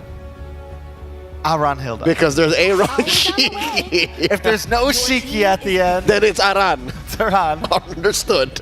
Well, now the question is, do you pick the Cho up? No, they're going to go ahead and go in for the Zushin, which did walk. This is very Game similar number 1, to game number 1, right? The Zushin walks because you go for that Wan pick off instead. And the Zushin was one of the deciding factors in how Team Liquid ID was able to secure victory. So does Yehezkiel dictate the pace? Because this is one of the 2 problems that TLID need to solve. Does RRQ steal the Cho? Does Edok take the Cho right here, right now? Is it Chuyo? I think you do. I think Chuyo. Chuyo's a solid up-front lineup, and it gives you flexibility. It gives you answers. The Wan and the Bruno are already gone. But then you do offer up that Granger, right? So maybe they lock in the Granger here. Aurora. Sorora. Yo. We're reaching now. Almost. Why the Aurora? Is the stopper that important? They're clearly, they're telegraphing the wall set up for King Skylar. I feel like they're up to a sneaky play. I mean, even considering they picked up their mage, knowing that a mage was already on the table. Yeah. So they have something up their sleeves. They're not going to count it out just yet. But TLID, they're not going to waste any time on the draft. They're going to go ahead and pick up this glue alongside the Alpha. It's clear that their focus is still on Aran. They know that Aran is such a game changer, no matter what hero he picks. So, you know what? We'll still pick the glue. I see it. Flavor Flav throws all of the gloves off and it says, you know what, just give me the Alpha, give me an old favorite, and the answer, Dyren's Phoveus. I'm wondering it, you know, I'm still in a place where the Phoveus doesn't look amazing to me right now. The Aurora doesn't look amazing to me right now. But depending on how they wrap things up, there are still plenty of possibilities. They do have first pick when it snaps back. I'm wondering, does TLID ban out the Granger right here and stop RQ from getting that? They have to. Yeah. Trex, that is key to understanding the big picture. We don't get it right now why they drafted this way, but you know what? I'm going to stand my ground and say this is still all set up for King Skylar. Like, that's why I think Liquid ID should start batting out whatever marksman hurts the most, because they're going to have to tell Aaron, just hunker down, brother. Aaron, you're going to have to pick whatever's left after we take out all the good marksmen in the second phase. Yeah, and we still got to see the roamer for the side of RQ Hoshi as well. The Cho being taken off the board. They already have great crowd control with the Aurora. What do they slot in here? I mean, even the Mathilda, I would have said, would have paired off good with the Phoveus, but with that being taken off the table by RQ Hoshi, it really makes you scratch your head. And what do they have in store? They have some game plan for this 2-pick swing on the second phase of the draft. We got to see which way it goes. Even taking out the chip on top of that. Not too many marksmen available, though. Do we see the Beatrix come out? Do we see the Claude come out? Trex, you're onto something. Even RQ understands that it's really not Aaron that's the problem. It's that mid-duo, so they're continuing to attack Weedy. Either now, listen, we know that at least Jushin you got the Jushin, but now let's see if we can force, because my mind was going to the same place. Well, last time we guessed Tig, but they didn't go Tig. Maybe they force Witty onto something like the Carmilla again, because what the little bird tell you? Carmilla's like a nothing pick for Witty. Like when we don't know where to go. It's what he gets when there's nothing left. So do they save? So do they lock in Marksman right now, or do they lock in the Tig for themselves on RQ? Do they lock in something of that nature and save Skylar for very last possible counterplay pick? Last time they did that, it did not go well. They went for the Claude, so maybe you lock him in early. That is the Jawhead now, going to the hands of Edok. So yeah, they are going to protect Skylar by picking him last. What's left on the board? The Beatrix, Harith, the Harith. Oh, I actually want to see the Harith on Aaron right now. He played it earlier. That's what they won the Jushin lineup with, the Jushin draft. Game 1, Harith. It's all fitting into pieces for them. He went 7-2-1. Yeah. Harith would be good, especially when you have heroes that can get up close and personal. Could definitely be a pick. Saving the best for last for Skylar, though, right? The veteran on the side of RQ Hoshi. What is he going to lock in? There's already sustainability with the glue. There's great crowd control with the Zushin and the Alpha as well. There it is. There goes that Harith to be facing off against Skylar in the gold lane, matched up with the Belleric. Yeah, I think the Belleric's a solid pick. It's a big change up from the Carmilla. Still something similar in a sense. Wants to get in, wants to throw down a big circle on everybody. But it kind of has a slightly different touch to it. You get some response. RQ, Skylar. I don't know if he should. Don't do the Claude. All right. So we go into Beatrix, solid pick. Well, this is different though from RQ Hoshi, right? They're forcing TLID to really think through this draft, right? Even us scratching our heads when we see the Suyo and the Aurora picked up first. We're like, where are they gonna go? They could have got something more prio. Let's see if this will unfold RQ's way, or will TLID end the series right here? Let's go over to Ingan and Naisu. Still a match point here for TLID. RQ Hoshi, after a great previous game, can they do it again? Replicate what they brought? Looking at the lineups here, it's looking pretty good, looking solid, but I like what TLID brought this time around. How about you, Ingan? Yeah, I mean, I was looking at the draft, no one actually went for the Cho, so TLID didn't go for the bait out, because I know RQ wanted to really bait out Widdy. Widdy to go for the Cho, and now they go with the Belleric, and just like what the panel said, the Jushin paired up with the Harith is what won them game number 1. So let's see if it's going to be the same result for this game. Again, RQ Hoshi has to win the game to get to game 5. Welcome. Both teams still fighting for that top 4 spot to join the other teams waiting in the wins. And which team will go down to the lower bracket to maybe claw their way back up?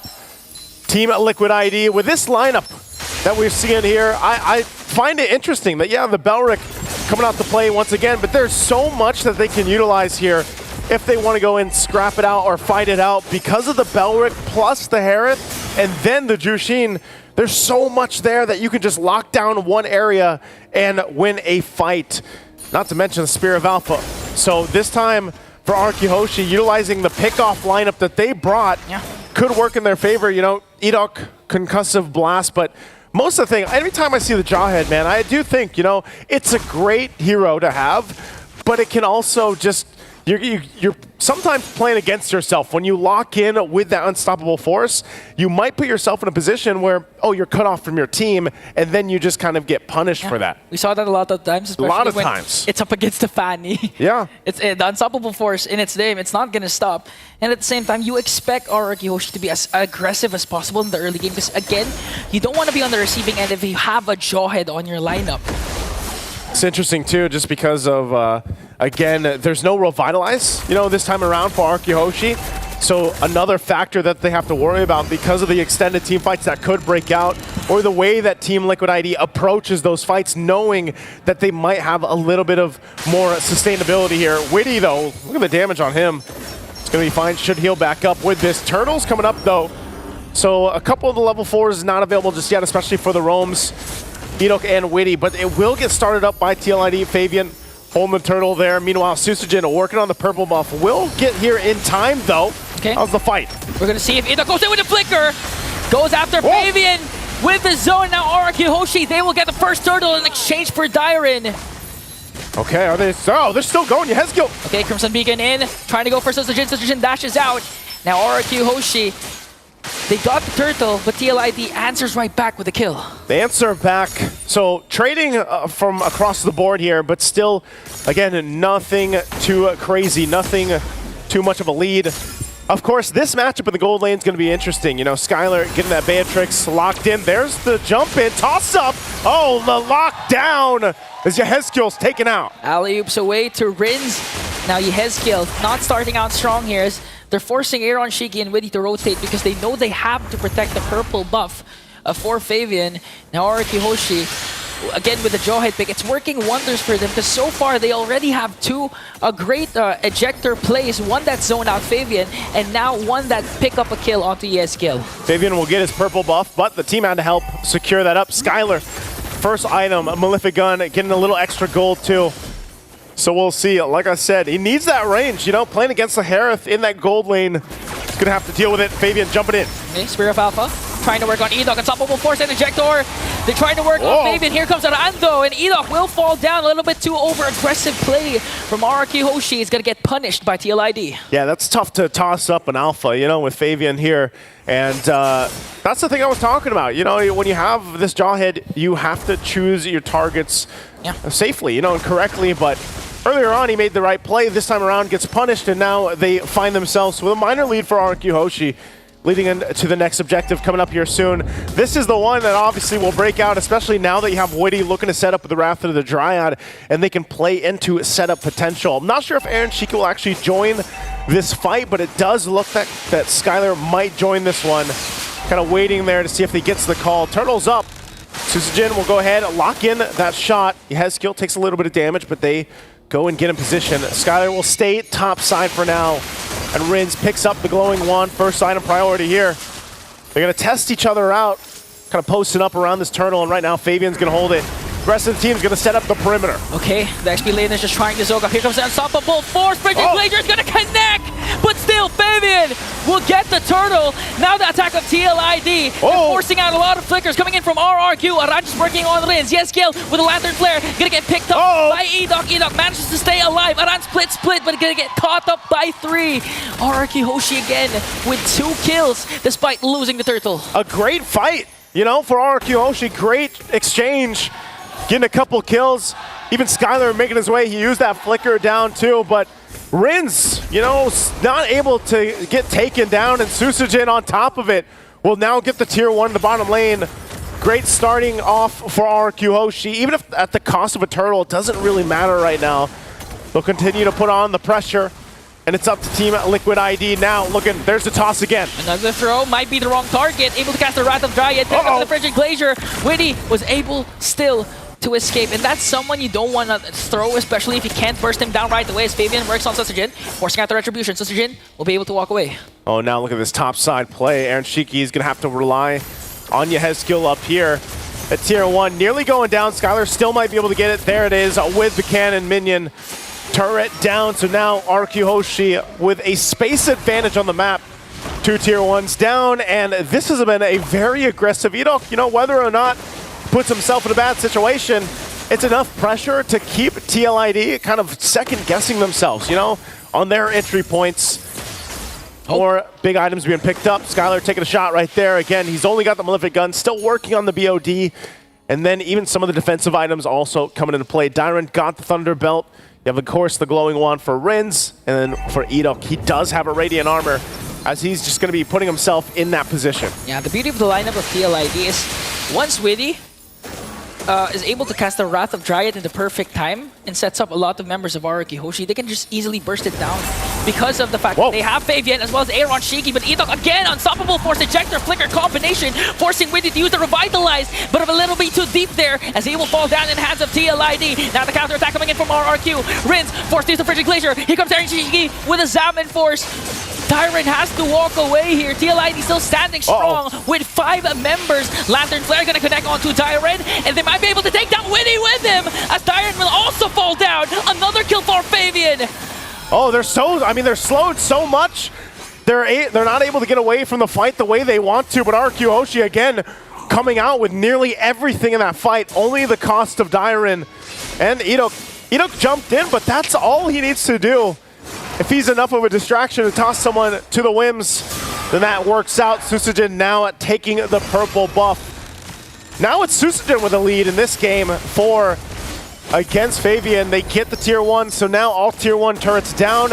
And even that tier 2 on the bottom side almost pushed in RQ Hoshi with a massive space advantage right now. Yeah, and not to mention a 3.9k gold lead. That was a well-executed play coming in from RQ Hoshi, just Dyron literally being the sandbag, forcing TLID out of position once again. And again, started things off by Edok, the unstoppable Force Flicker play, paired up with the Ejector. That was more than enough to set up RRQ Hoshi for that favorable trade. It's really interesting, the fact that, you know, you think when you see these ultimates and the options available from TLID's lineup, that in those kind of team fights, they should be able to go ahead and win those fights based on their area of effect and the lockdown. But just looking at the itemization, you can see the difference here. Starlium Scythe and Feather of Heaven, not enough, but here's the breakout again. Early split. Dyron casted already the Witty casted the Wrath of Dryad. Here comes the Frigid Glacier counterattack coming in from RRQ. Wow. They're gonna pick up 2. Next man is Aran, and RRQ Hoshi just really wrecking havoc up against the cavalry. Man, right now the kingdom is rallying together. Every single team fight they choose to take, there's no response so far from Team Liquid ID. Yeah. And even Skylar, the fact that he got this Beatrix, look at the shots on Aaron Shiki, keeping him in check right now.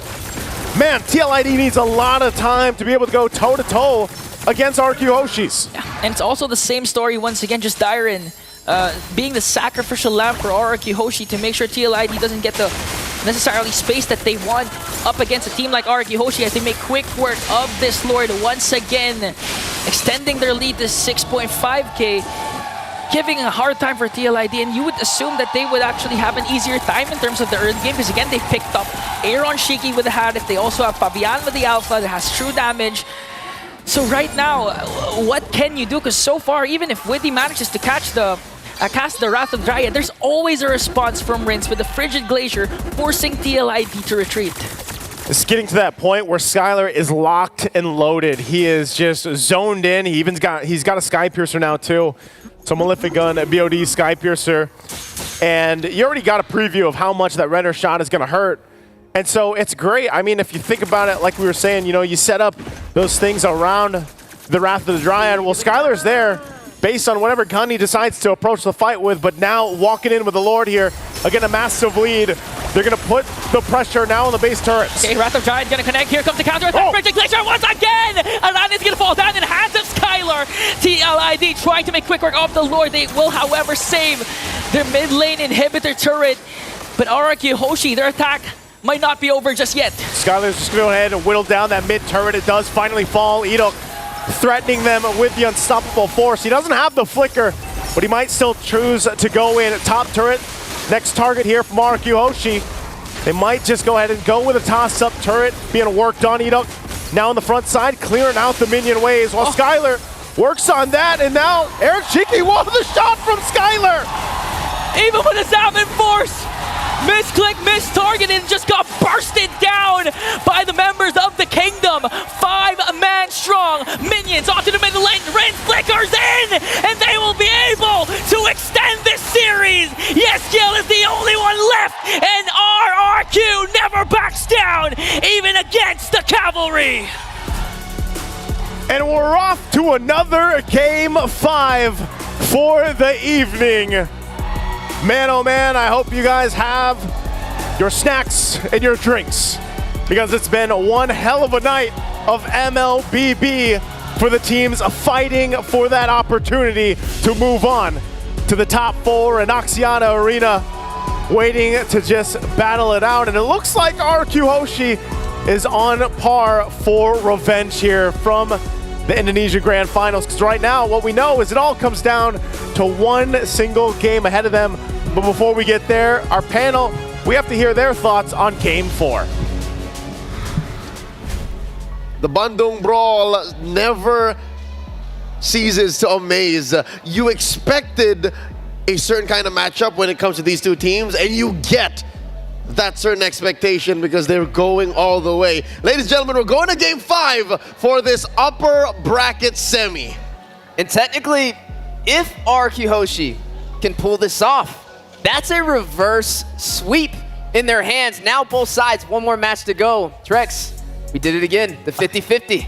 I'm blaming it on RQTLID. Reverse sweep, just like what happened in the upper bracket in MPL ID. So, I mean, maybe it's not us. Maybe it just is what it is. We had nothing to do with this. We had nothing to do with this at all. 10 games in one day. What more could you ask for from M6? That one is on us. Speaking of on us, let's break down that 11-minute game. Yes, ladies and gentlemen, RRQ just seems to be going faster and faster and faster. That's a carry line, but here it was Skylar's Beatrix that actually turned it up a notch. How often do you see a Beatrix actually build a Skypiercer? That's how locked in, that's how fast King Skylar saw this game coming. Yeah, and then also able to deal the damage, the lethality coming out, able to pretty much execute them when they're super low. And it also is credits back to the draft, just getting witty, uncomfortable, Iran. Uncomfortable, right? Forcing them on these picks and playing into the palms of RQ Hoshi. If there were maybe one more hero that actually needs to get in there, play in the paint, maybe Witty's Belleric would have done good. But here, what was the best you could do? Like stop the Jawhead from getting a good unstoppable force, you know? Maybe stop Suchujin from marching in too happy, but that aside, even Dyron doesn't mind getting hit with a Dryad, Wrath of the Dryad, because he's gonna stomp in anyways. Yeah, and on top of that, Frigid Glacier comes down. Rin's played so cleanly over that game, but I love how you mentioned the Jawhead because IDOC,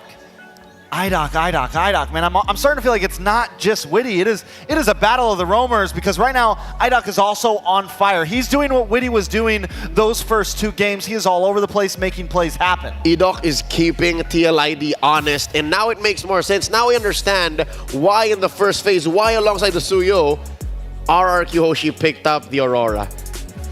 Rins has 100% kill participation in Game 4. Locked in, and speaking of locked in, Skylar as well. I mean, you saw the snipes come out. He wasn't missing any opportunity, and they seized the day. The castle still standing against the siege from TLID. And I can't help but say, the Cavalry seems like they're stumbling and they're stopping and slowing down. This draft, there was nothing wrong with it, but that's the problem. There's nothing wrong with it, and it's not pushing RRQ's buttons the right way. It's pulling back to, I hate to say it now, the worst hits of this series for Liquid, right? It's that early glue, and then it's that weird Belleric from out of nowhere, and even I'll say it now, the Alpha on Favian just doesn't hit the same way it did back in MPLID, back in pre-M6. I think the Alpha for a lot of junglers, I think it's one of the reasons we haven't been seeing as much. It feels more niche than meta almost. It does really well against those bulky things like the Hylos, the Hilda, some of those natures. But taking a look at this gold graph, I mean, it is just a downhill slope for TLID. All it scored was the second turtle. That's it. No tower. Nothing. And even with that second turtle score, it still went downhill from there. A steep crash down to a 10,000 deficit, which led to RRQ just taking the game. I didn't even notice it was 11 minutes. I just knew that Liquid was in trouble. It was a very fast match, and you could just tell the momentum has shifted to the other side of the playing field. RRQ Hoshi, very comfortable so far. Even the fans behind them, the castle is gathered, and they are cheering for their team. One more match to go between these two amazing teams, and the question is, who is going to win the 50-50 for game number 5? That's right. The kingdom has come alive, and they are here to cheer on their king. The MVP for game number 4, it's none other than Skylar on that Beatrix, digging deep into his hero pool, and luckily, Beatrix actually pretty good at this metagame. Like, there's nothing wrong with her. Like, she's an A+ pick. Yeah, definitely an A+ pick, not a niche pick at all. And that feels like the gold lane in general. Bruno and Granger seem to be the only real standouts, and everything else is completely fair game, especially in the hands of Skylar, especially in the hands of one of the best gold laners right now at M6. And he just showed why he's dominant. I love how you pointed out that Sky Piercer, because I mean, he just knew, right? You just know sometimes when you are ahead, when you are winning, when you're stacking up the kills, it's time to go Sky Pierce. Haskell, forget about it. Like, we're here to end things. We're here to take names and make heads roll, and that's what that Sky Piercer was. Let's roll through the highlights and real quick revisit the very fast 11-minute game.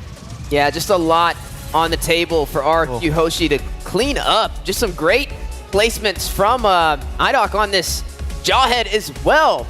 You got to see some excellent gameplay, pretty much a one-sided domination from RRQ Hoshi, and I think we all agree it began in the draft. After they got Team Liquid ID uncomfortable, it led into the gameplay. It bled over into the Land of Dawn, and they were able to just get them mentally. You know how soon Skylar built the Sky Piercer? It was his third item. Third item. Yep. So he went Malefic Gun, and then Blade of Despair, and then he said, forget about it, Sky Piercer. Okay, so but what's interesting is that's been one of the toss-ups between a lot of Beatrixes. Do you first pick Malefic Gun or do you second pick it? Hiko's one of the gold laners who has been first picking it, and now it seems Skylar is one of the gold laners who has also first picked the Malefic Gun. And I think against the Harith, it kind of works well. Harith has great poke in lane. He's able to clear those waves, so it gives you a little bit of an answer to that. Ladies and gentlemen, this is it. It all comes down to this. Can Liquid ID pull out a new trick from out of the bag? And here's the thing. This is the Brawl in Bandung, right? We're going to go all the way anyways. Do you think it's going the way of Fnatic Onyx versus Falcon? Is suddenly the one who started the series off strong going to pull out a clean and as close to normal draft as it could go for the Cavalry? Is that the direction we're hoping for? They're running out of options, right? They have to be very textbook about this and not play into the hands of RQ Hoshi in the beginning of the draft. They cannot fall for these setups to get Witty and Aaron uncomfortable. These are the questions and the words I'm using because game 3 and 4, they did seem like games. I'll be honest with you, like there was very little fight from Liquid ID. But it was the same way in the first two games, right? It felt like RQ was kind of getting smothered a bit in some of those games. I feel like we haven't gotten to a game that, that 20-minute pressure. We haven't gotten to that moment where it could go any way at all. Like a true back and forth. A true back and forth. We haven't seen it just yet. Could it be this one? I hope so. I mean, we're here now, We're at game 5. If it's not, then womp womp, right? Womp, exactly. If it's not womp womp, like what else does Coach Saint De Lucas and Facehugger have in their blue little notebook? Like, how many ways can you gallop? How many ways can you ride out into the sunset and force a game 5 and come back at the end? Quick palate cleanser. Ladies and gentlemen, let's try and test how deep our stock knowledge of MLBB esports goes. Here's a trivia bit for you. That's right. Riddle me this. Here's the question of the night as we prep up for game number 5. Our past few questions have been real brain benders. Here's one. Who was the highest damage per minute in a game in the M Series history? Like, who has the highest damage per minute? Is this player or hero? Meaning player or Player. who meaning hero? In any M series. Player? Player. I'm guessing it's player, yeah. Okay, I'm gonna break this down. Yesterday, Skylar had the most kills of any M series. So with that being said, it could be Skylar once again. I think it's a gold laner for sure. Yeah, Skylar's been around. Yeah. He's been to what, 3 M series now? And consistently performed. Or could it be like Kelron and Assassin? No, Kelra, this is Kelra's first M series. I mean, not Kelra, Kyrie. Kyrie. On like an Assassin pick. If it's burst. It's a mid laner. Okay, clues, folks. It's a mid laner. Type in chat, get in there, get in there. Who do you think it is? That is a really good question. And Echo, M4. Sanji or Few? Sanji, that's a good one. I'm going Sanji. I'm going Few. That's my guess. Anything? Folks in IOI, y'all can Sanji. guess along too. I'm going Sanji. There may or may not be a prize.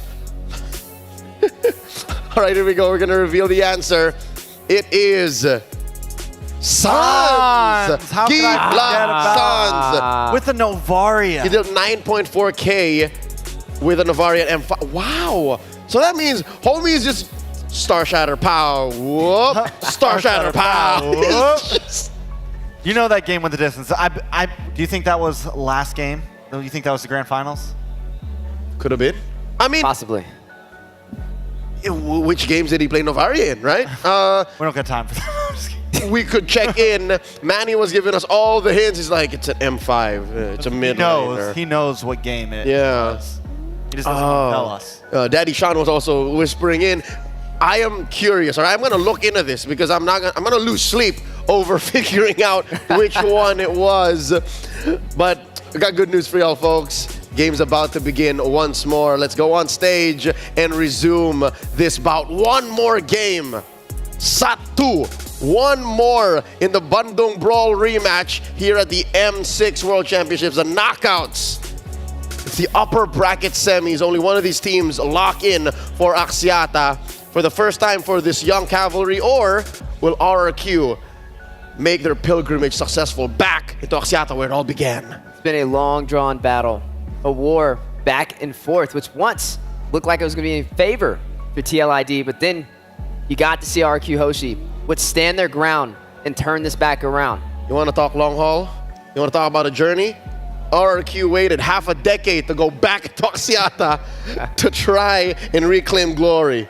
Fair. 5 years, sir. Another good point is, who did FNOP say they wanted to face in the upper bracket finals? Their besties. RRQ.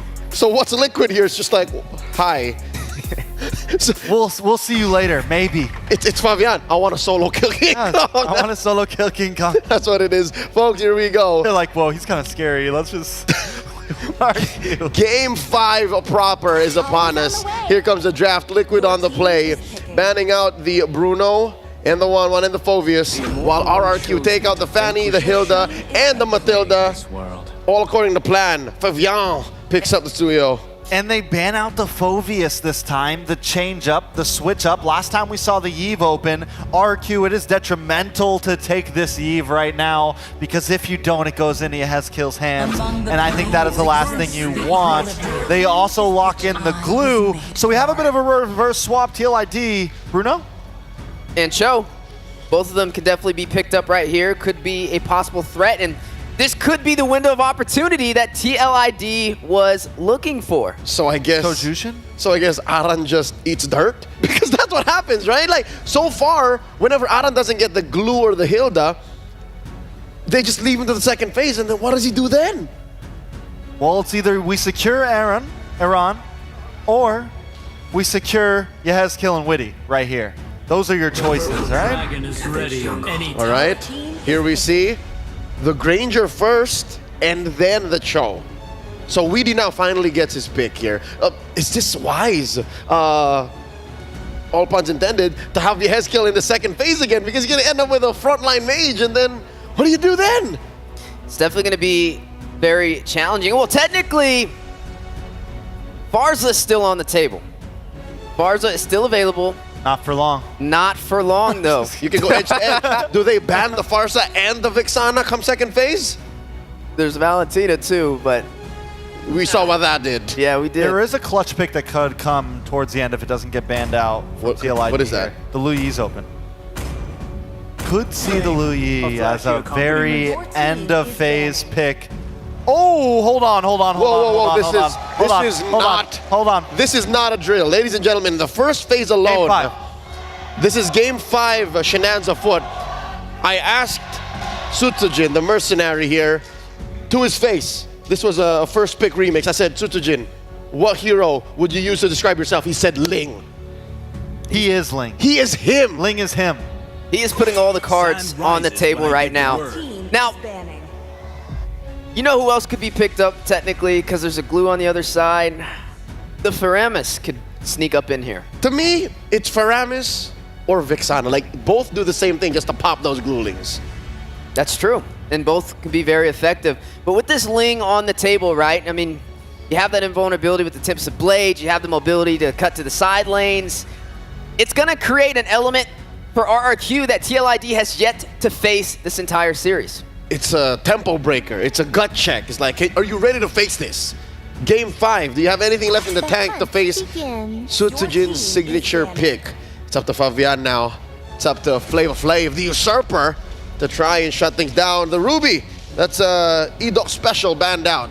You know, they won their game yesterday with the first phase Ling pick against Vamos. Were able to clean through. So this isn't, I think, this isn't like uncomfortable for them. How's it gonna work? I think it really depends on how well Edok, Skylar, mid are able to control, and the XP lane are able to control, because Sutsujin's gonna need a little bit of time to get to those pop-off moments. There's the aforementioned Lu Yi. So it's just down to the Vixana, the Farsa, or the Faramis. Odd one out. Which one is likely to end up in the hands of the Ghost of Jakarta? One last ban for Team Liquid ID, taking out Edok's favorites. There's the Franco. Now, oh, this is getting spicy. You know what? No, because I have CEO already, so this is going to be challenging. The Faramis could be good because they'll have sustainability, but they'll be lacking in the crowd control department with just only Cho to kind of rely on. But technically, they could flex that Cho into the XP lane. They could still maybe go for something with more crowd control in the XP lane as well. There's still some options. This is an odd Belleric. I got a feeling because, yes, it stops the Cho, but that aside, there's nothing else it really interacts with in Liquid ID's draft so far. So it might feel like Widdy's Belleric from Game 4. And at this point, TLID, I'm guessing most likely we see a range mage. They could go back to the Novaria if they wanted to, something of that nature. Of course, the Ling caused a little trouble with that. Ling answers to a lot of, it's almost a future sight to any of those backlines. And with the Lu Yi gone now, yeah, you got to pick something a little closer to home. So very double poke lineup. There's the Hylos going into the hands of Aran. What does the Ghost pick up? What does Yehezkiel end up with? Is that a little girl? It is! I've been waiting for this pick. Tis a debut. We're at 74 unique picks now in M6. Let's make it 75. Nope. Ooh, I got that. We tried. Nope. So close. Iratel, a specialty pick for Skylar, making its breakout in the MPLID Season 14 playoffs. This is the final lineup for the final game in this best of 5. One of these teams are headed to Axiata as we head to the desk with Ingan and Naisu. Thank you so much, panel, for breaking down the draft one last time. It's getting a little hot here, man. This is now the second match going the distance. And again, we wouldn't have it any other way. This is the spot top 4 and Axiata that we're talking about. Ingan, there's another new pick here that we get to witness now brought to the table. Let's take a look at the draft one more time. Who are you feeling more for Game 5? I mean, in terms of the late game, you can't go wrong if you have a Lilia or a Cecilia. In this case, for TLID, first time picked Lilia for Yehezkiel. But on the side of RK Hoshi, man, Sutsujin brings out the Ling along with one of Skylar's signature. The Irathil is back. The Irathil is back, and will it be enough to cap out a win here? Is it going to be the Kingdom RQ Hoshi, or will it be the Cavalry Team Liquid ID? The revenge for both teams on the table here going into Game 5.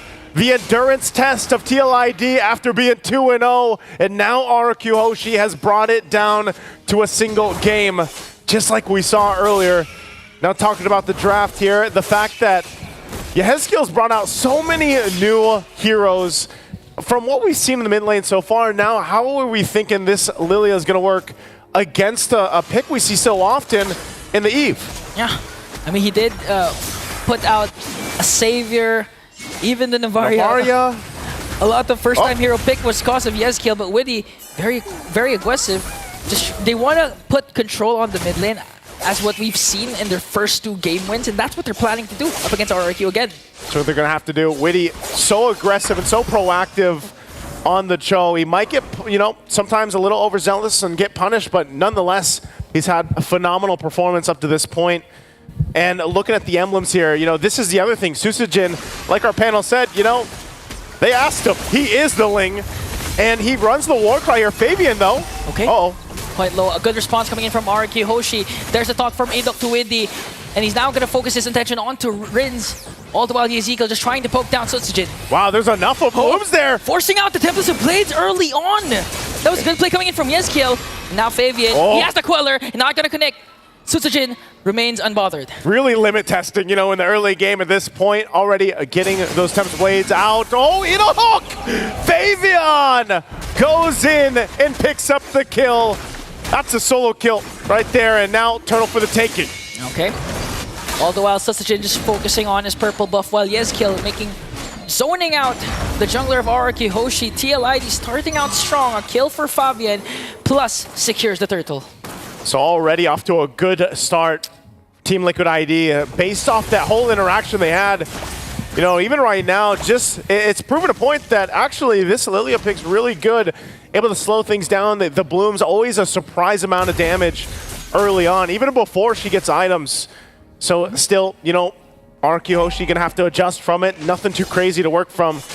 They are playing with a Ling, and we know how important these buffs are gonna be in the rotation for the Ling, for Sutsujin.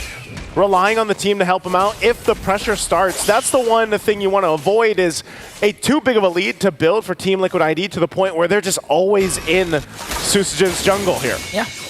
But at the same time, RRQ Hoshi, they have to wait for the fact that Susujin needs to scale up.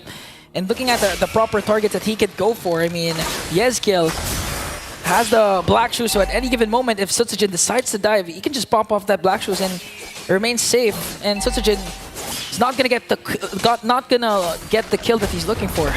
That's part of it. There's the initiation already. Idok out of the picture again. Susujin will jump in. He dives in with the Tempest of Blades, gonna connect on to 4, but when he manages to flicker out, here comes Skylar though. No casualties yet for TLID once again, but they were able to take down Idok. Not a strong start. A 0-2-0 for this Belleric. Yeah, very tough. Even utilizing the Revitalize that time, but still just overloaded with damage. You know, kind of dealing with this. Again, 0 and 2. He's going to be fine, though. Diamond will take some damage. They still might look to fight even further around the purple buff. Just the Ring of Punishment just being a thorn in the neck for the whole squad of RRQ Hoshi. And now they're trying slowly, bit by bit, applying a bit of a pressure onto the jungle of Sutsujin. Again, this is a Ling that scales up pretty well towards the late game. That's why TLID, there's an internal pressure for them to try and get a huge lead early on, but if ever that fails, or if ever RRQ Hoshi manages to extend this game towards the late game, Yehezkiel comes in with the Lilia. Again, Turtle up for the taking, a couple shots happening, and Susujin will make his way for this one. Okay, Dyron just doing his work, zoning out, here comes Split plus real world manipulation, all the while Widdy is there with the backline, gonna connect with the Wave of the Dragon, and still Rins gets the Turtle! Here comes the counterattack coming in from RRQ as they take down Aran, but TLID, the rest of the cavalry on the attack, gonna bring down Idok and Dyron. So again, still exchanging. Fabian on the hunt, Rinse trying to get back. Fabian not going to be able to follow through on that one. So they break out Rins. Luckily, yeah, gets the turtle there. Does pick up the glowing wand now. Big part of the kit here, of course, for the Eve to set things up. But that was the thing too, you know, both the gold laners relatively just kind of having a chill time in that gold lane against each other. Skylar does have the Haas Claws now. Hunter Strike here over on the other side for Aaron Shiki. But look at the pressure here on the tier 1. Oh, are they going to commit the Wave of the Dragon though? Okay, Widdy for a turtle? For a turret might not be a bad trade for TLID, because again, this is where their lineup kicks in. They want to go for objectives as much as possible, because towards the late game, You cannot, it's hard to go up against a Sutsujin that's scaled up perfectly. Not to mention Skylar is also rocking an Irithel. Yeah, this is the part too, you know, because of the fact that Fabian was part of the early kills that he got, he is scaling up. As long as Sutsujin doesn't go down, he's able to go ahead and just keep focusing on the farm, then at least you're in a position where you're not too outscaled. You should be able to go ahead and fight. And again, it's one of those things with a Ling where you can always just try to go ahead and sweep on in and maybe steal the Lord, or at least cause enough of a chaos situation where then it comes down to a 50-50 for the Retri. But right now, it's RQ Hoshi just trying to keep things from getting too out of hand. Witty has been a nuisance, a part of this. Oh. Both junglers here. Jungler 1v1, okay. Sutsujin just really feeling the damage of the Sever. But again, if you're going to look at the 50-50s in terms of the neutral objectives, yeah. Fabian has a slight advantage, I would say, because of the Sever Retribution combination. It's like saying, it's like the Appraiser's Wrath or Retri combination that we've seen with the Fredrin, even the ult of the Balmut plus the Retribution combination. So TLID can actually, there's not much problem or pressure that they have to think about when it comes to Sutsujin out-retrying Fabian. Third turtle's up. Again, getting in position. Frontliners there at it. We'll see them set it up now. Okay, set up. Real world manipulation. Here comes Sutsujin though. Is he going to go down as Darwin goes with the split? Gonna get caught up by 4 here as Aran. Okay, he has to revitalize, but is gonna get bursted down by Sutsujin. Here comes the split.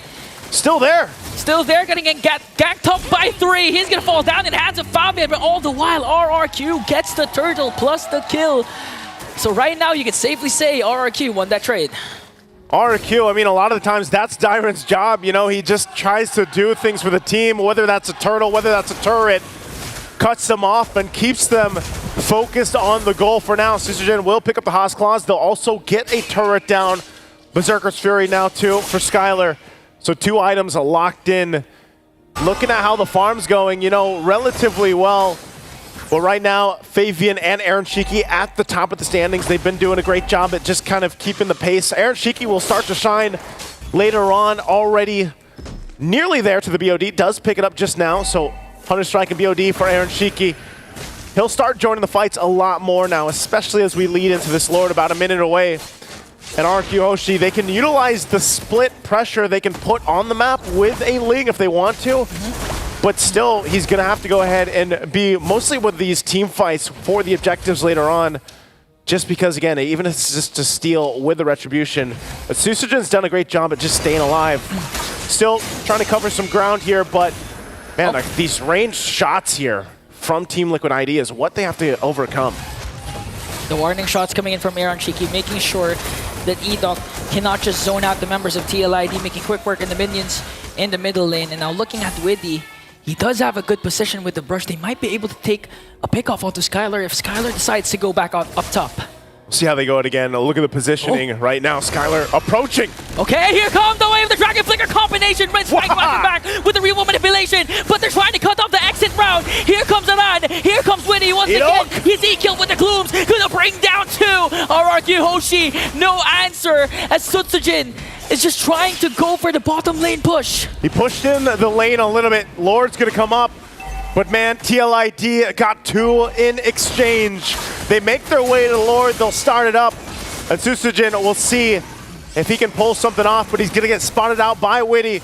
Not sure if he's gonna be able to actually find an angle or a window to go in here. Dyron already taken the damage, split off. Okay. There's the kick. Here comes the glorious pathway. Widdy just trying to zone out Sutsujin.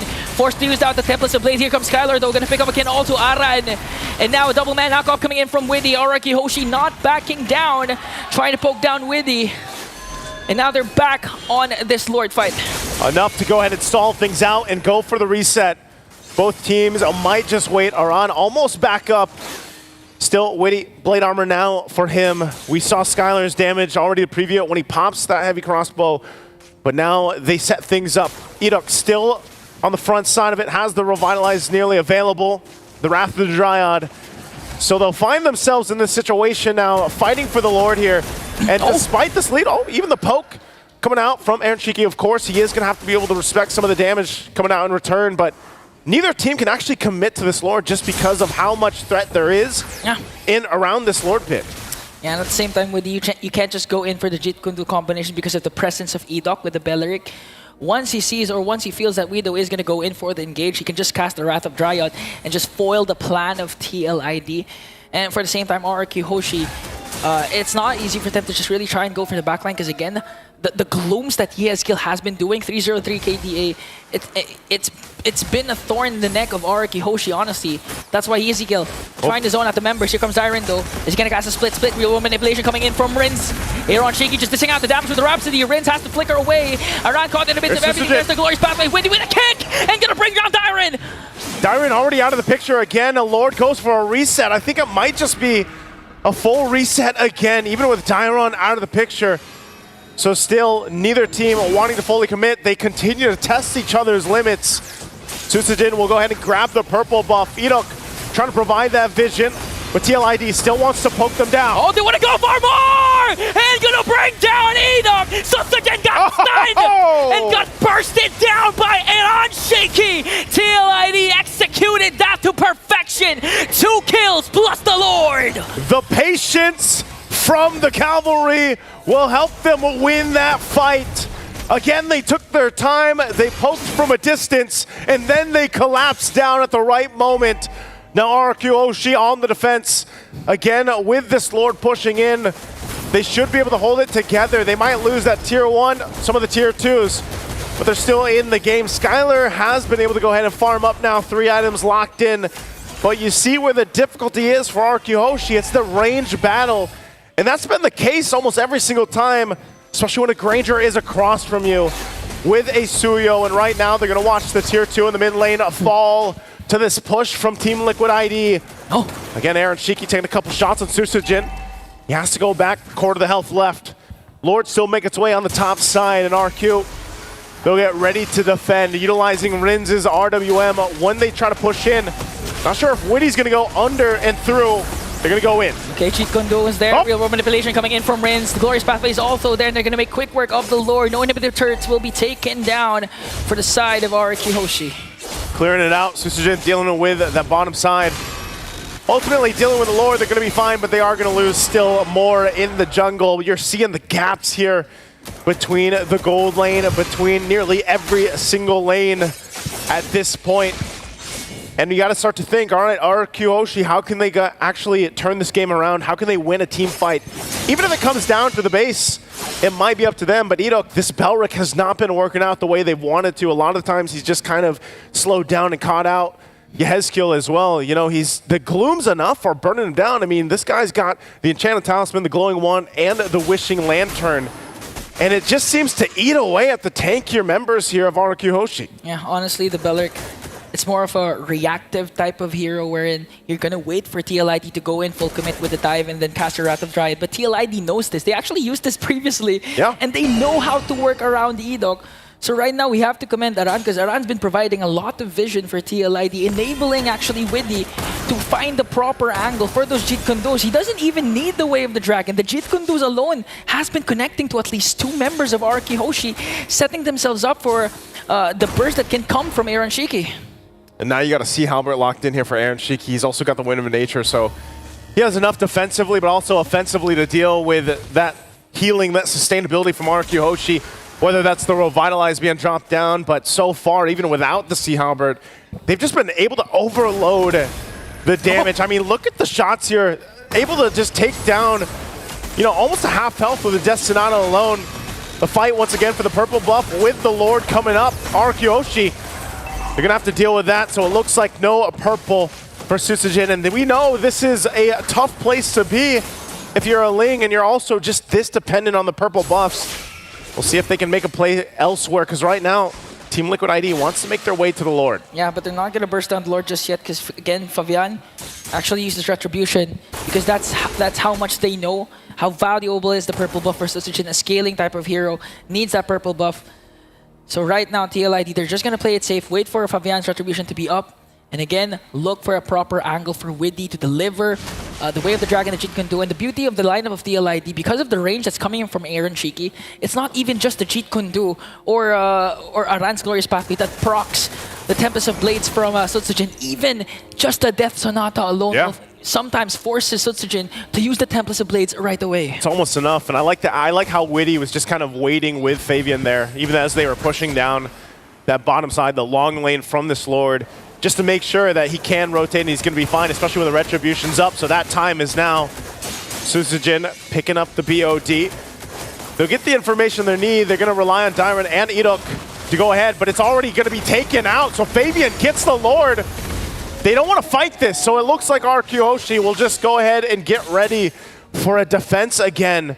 Now breaking down the lineup, they've got a great high ground defense. They've got a great lineup that can actually defend the base, but right now they want to go ahead and get this purple buff for Sutsujin. They're going to fight for the purple buff, forcing Dyron to use the split once again. Here comes the Detonata coming in from Aaron Shiki, but it's going to get blocked by Rins. And now Witty looking for another angle. Sutsujin just desperately trying to get this purple buff, and TLID will successfully steal it away from him. All right, so he's not going to have the buff for this. And just, we see this so often now, especially with how popular Granger is. And now that you have a Sky Piercer there, part of the equation, man, you got to have the team to body block the shots, because the Death Sonata is really starting to hurt. Witty picking up this immortality means that he's probably going to force a fight, force a situation or a reaction, utilizing the flicker into the base when they get this ready to set up here. So RQ Hoshi, Skylar, this is his time to shine on the Aerithil. Again, this Aerithil has done wonders for the teams that have brought it to their games. But right now it's dealing with a ranged battle. Rins will also get a Divine Glaive, so perfect timing on the base defense as they try to clear things out. They get the black shoes out. Okay, they're going to force out the black shoes, plus the Templars of Blades. Here comes the round, going to cut out the exit route with the Glorious Pathway. They're trying to chase right after Sutsujin, but they're not going to mind him anymore. Sets their eyes on the inhibitor turrets.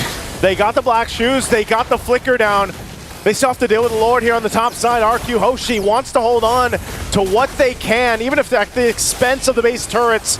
Rins though. Oh, real manipulation, forcing the black shoes once again. This might be a go signal for RRQ Hoshi, but Fabian says no. Cutting off RRQ Hoshi. But still, that was still a good attempt for the Kingdom, because instead of losing all inhibitor turrets, they only lost one. And a lot of credit goes to Sutsujin because they forced out Ezekiel's black shoes right away. Yeah, I would say successful defense by RQ Hoshi, holding down the walls of the base. Right now, 2 turrets still up. Despite being down this much, still got to give it to their lineup that they have here. Able to go ahead and lock things down.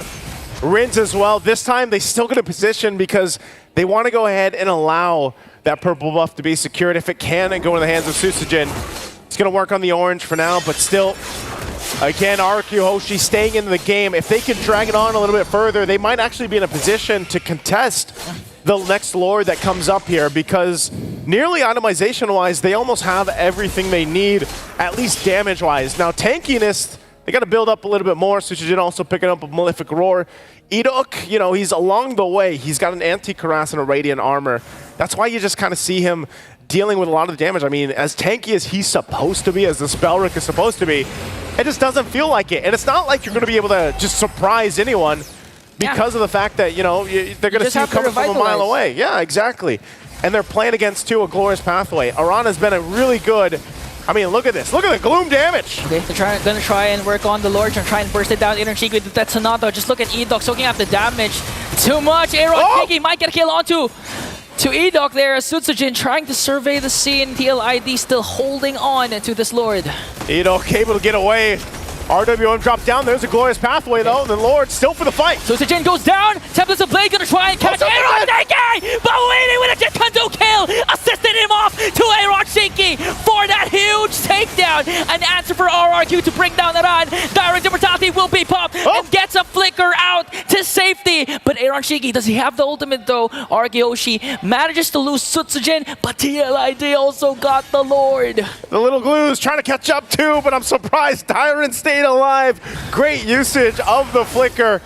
They might, of course, be able to hold on still, as Sutsujin will be up in 20 seconds. They will have the rest of the waves to deal with, but by that time, also, RWM will be back. They'll have everything they need to go ahead and go for the defense, even the Revitalize perhaps here, depending on how long they stall this out. Sutsujin now seconds away from being up, and Team Liquid ID still down Aran. We'll see how they manage this push in. They might just get the 2 base turrets left here. Really charging up the Jitkanto again. He has the flicker. plus the immortality, so they're not afraid to dive in all in. RRQ Hoshi just making quick work up blurred up top. No inhibitor turrets taken down once again. Still so far successful defense for RRQ Hoshi, but this might change if TLID manages to find the proper angle. Still, these powered waves pushing in. Not sure if they're actually going to be able to get this. They do get a Black Shoes already out, though, from Yehezkiel. So again, Glorious Pathway, they want to take the bottom turret down. Okay, gonna try and work on the bottom lane turret, but RRQ Hoshi was ready for the response. Wow. Still saving one more hit of that turret, making sure that the walls of their kingdom are still there. RQ Hoshi will have, again, you can chalk it up to a successful defense. 21 minutes in as Skylar picks up the Malefic Gun. And this has been enough time. Even the fact that a nice Queen Wand now in the hands of Rins, a fight that isn't in favor of Team Liquid ID around the next objective could turn this game completely over on its head. Dyron, though. They're going to go full commit onto Dyron, forcing his split. Fabian! Oh, Fabian with the Queller! Making sure to break down the tankiest hero of RRQ Hoshi. And now they're in trouble because TLID, they can feel the push that it's coming in onto the middle lane. They saw what Dyron did earlier. They're not going to let it happen again, and now in the mid. Waiting with a conceal and a double man knock-up. Jade Kundu forcing the Templars of Blades. And I'm just soaking up the damage. He does have to revitalize now. And RRQ Hoshi lost all inhibitor turrets. Aaron Shiki sets his eyes on Suzujin, but Suzujin manages to evade that. They lost Dyron and all their inhibitor turrets. All the inhibitor turrets taken down. You gotta give it up, though, because it's been discipline that has played the part to Team Liquid ID, slowly but surely exposing the base now of RQ Hoshi. You can take a look at the items here once again. Skylar, I mean, finally he gets that Malefic Roar too, so he's locked in, but look at the amount of gold over here for Aaron Shiki, even down to the point where sometimes just switching some of the items. And now that this Lord is up, again, we're gonna see if they're able to actually go and fight it off. Dyron and Edok gets whittled down by these damage dealers, even the Blooms alone. Difficult enough to actually find a window to go into here to contest this Lord right now as Fabian holds it together.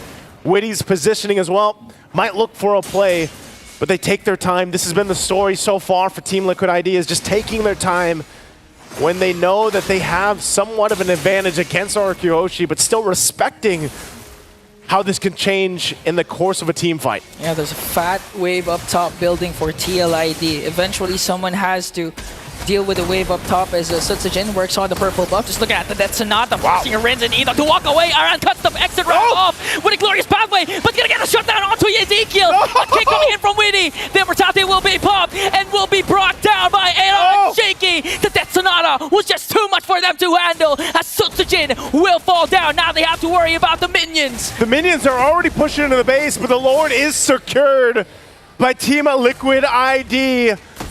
And yes, RQ Hoshi will defend the base for now. But again, for how long? And now almost 24 minutes into the game, you already saw how difficult it was. Susujin is just showing up the front side, gets taken out, and a Winter Crown and a Rose Gold Meteor picked up. Now for this push in, Lord making its way in the mid lane. And this is going to be the true test for RQ Hoshi. This could change the course if they can turn it around. A couple immortalities for them.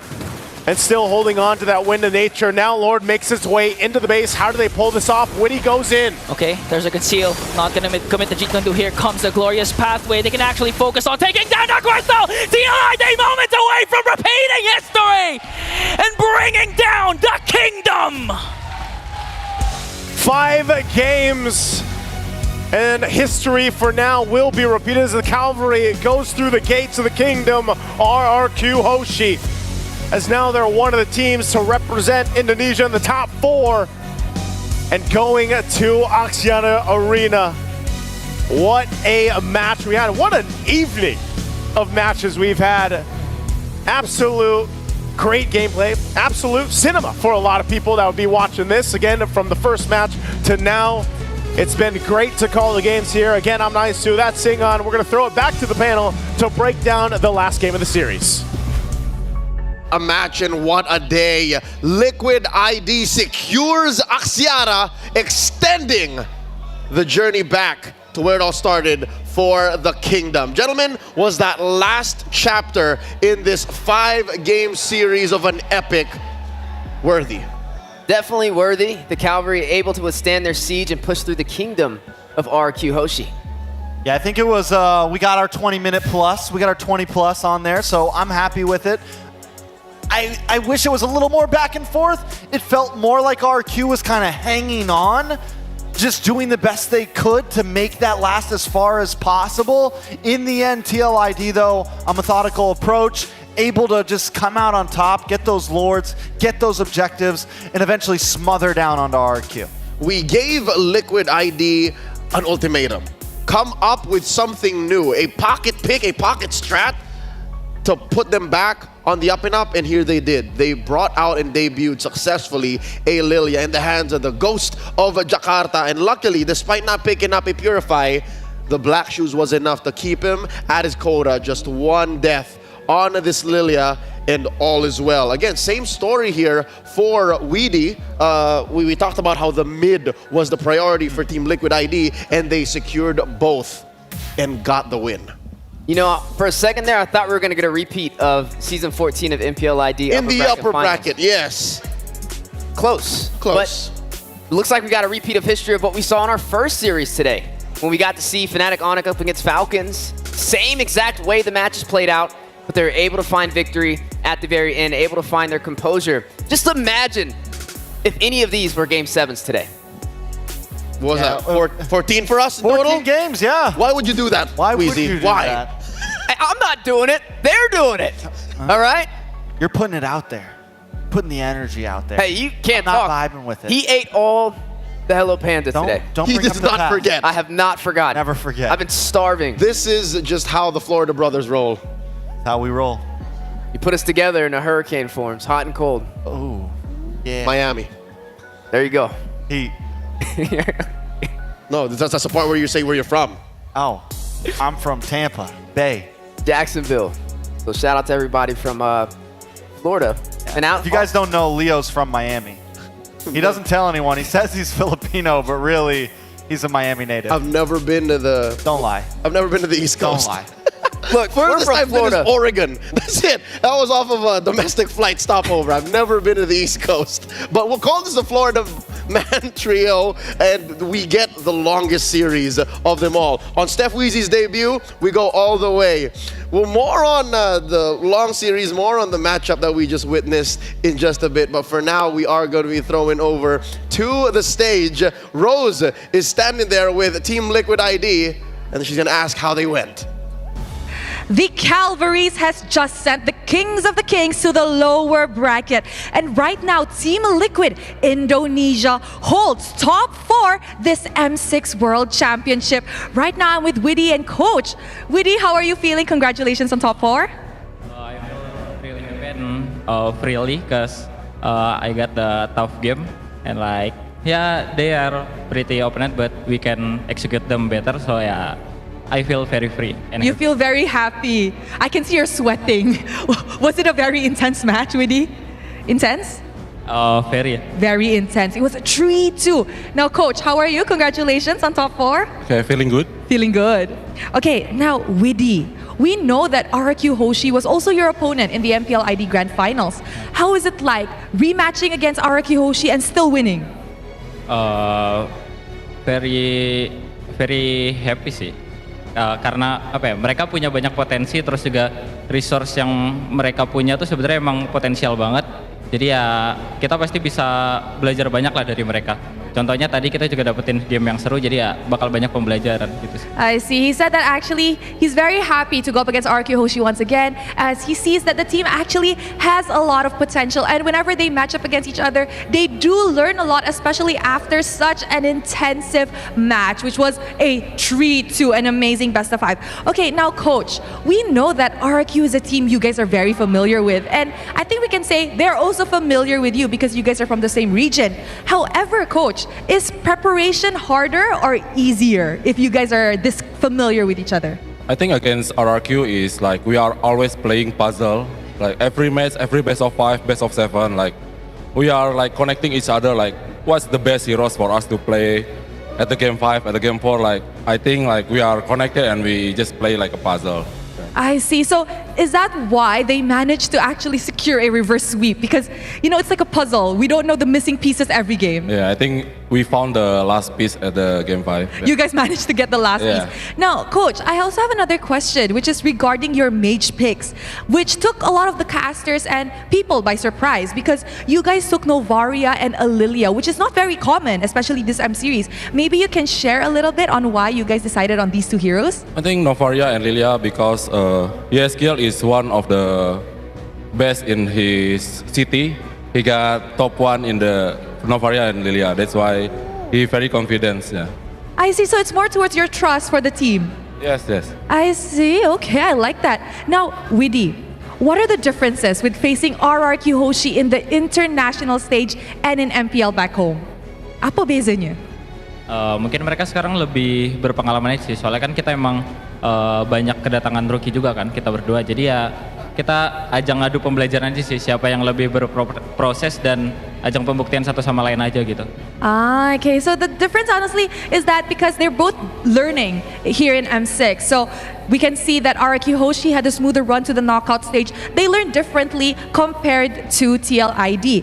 Okay, now, Coach, you guys just won this rematch up against RRQ Hoshi, right? However, after securing this win, you guys have to go through another matchup in the upper bracket finals up against Fnatic Onyx Philippines. Now, Coach, Fnatic Onyx Philippines is definitely on a roll. How are you guys preparing leading up to this matchup? Because you guys will be having a long break. I think what we need to prepare for now is our stamina, because today and yesterday is a long day for us. I think the most important one is we need to rest first, and then for tomorrow I think we're gonna prepare, like we're watching all the games from Fnatic, and also we kind of know their game style, and we are also know each other lah. But yeah, best of 5 I think is more entertaining later. Yeah. Yes, I agree. Best of 5 is definitely very entertaining. Our casters are very hyped and obviously losing their voice as well. Now, we can also imagine the stamina it needs our players to have, especially long games. Look at Widdy. He's sweating. Widdy, are you okay? Are you tired? A bit lah. A bit tired. Okay, now Widdy, what about your opinion on rematch against Fnatic Onyx Philippines? Again, I think we can learn a lot from them. So yeah. we just prepared ourselves and give the best learn lah. Give a good game, right? Now, Widdy, do you have anything to say to Fnatic Onyx Philippines before we wrap up? Give all the viewers best game. Give all the viewers the best game. He told me just now, my mom don't let me taunt, so, okay, you know what? We respect that, okay? So, thank you very much to Widdy and to Coach. Congratulations on top 4. And with that, let us join back to the panel to break down this amazing series up against RRQ Hoshi. Anything my mom says I can't do, I definitely will not do. Great hearing from Widdy the Wise and Coach Saint Lucas from Team Liquid ID. Class act every single time. Still very humble all the way till the end, right? Still giving credit where it's due, respecting the power of RRQ Hoshi, even though they were able to find victory over them. And that just showcases the caliber of these teams, not only in the game, but outside of it as well. Yeah, Coach T? Coach T, that's me. Sorry. Yes. I think overall, in the end, there were so many choices in draft, as we saw. RQ kind of caught some pacing there in game 2 and 3, but I love the way that TLID said it on stage during an interview. We just found the last piece first. In game 5, they were able to finally found the play, and that's what we saw. Now, taking a look at the Lilia, if this is something you want to play now in the current meta, even though a lot of people haven't, there's been some changes. You used to go for the Ice Queen wand. No more. Yeskiel, bringing in the lantern, the old lantern. That too, as well, no build up on the Holy Crystal. I would reckon, number 1, they don't need the Ice Queen one because numbers-wise, stat by stat, it doesn't provide, besides that slow, what Team Liquid ID was looking for. Same for the Holy Crystal. Like bang for buck, you would rather build these other items than, just invest a good chunk of money into just raw damage. And the damage was able to prevail overall for Team Liquid. Able to push on forward 3-2 in this best of 5. I mean, this was a situation where Widdy found his composure. We also got to see Aran find his composure as well and able to push on forward. And look at all the defensive emblems on the side of RQ right now. They knew what was coming for them. Everyone's got a tenacity locked in. They knew the aggression that TLID wanted to bring, and I think the goal for RQ was we waited out, we tried to hold on, but they were never able to grab a hold of the rhythm. Yep.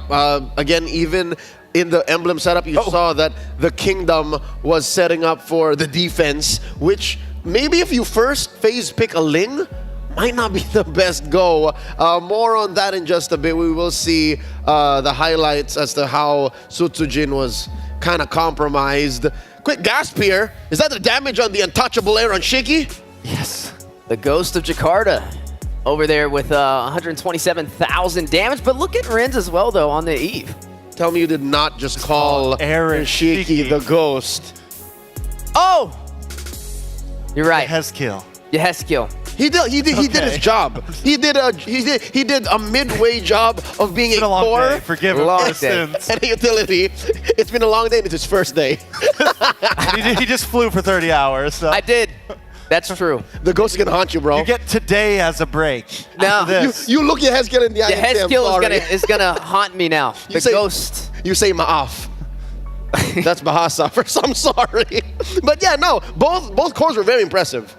Yeah, overall, I think just in the end, TLID came out on top. Crazy damage. Iran, once again, is able to do his job with a tanky frontliner, absorbing almost 200,000 damage himself, and just not even going down that much either. A good chunk of that, I reckon, would be from Rins, because he dealt a respectable 122. It's just these fights went on so long that a lot of the damage would go on Aran. He would heal off the Revitalize, off the Glorious Pathway, get out of there. Go on Yeheskill, because look, 60k on a winning Lilia, it means he would just eat up a lot of that damage and then just get away with it. Just press the black shoes. And this is a 24-minute game, and I mean, look at Skylar, right? 53,000 damage, just not even able to find those. Exactly, which means he was not able to find that window of opportunity in that entire game. And you know what happens when the king falls. Which is explained by the gold as well. Sutsujin is your secondary king, maybe even Rins, but nothing comes close to the actual Monarch. We're about to give our nod here for the Game 5 MVP. Ladies and gentlemen, bow down to the untouchable Aaron Shiki. You can't even look at him. You can't even see him. That's how untouchable he is. Oh, with the pose too. I love it. They're representing. They feel good. They just guaranteed themselves Axiata Arena, upper bracket finals, 5 rookies, 5-0 and 5, just to match on. I like it.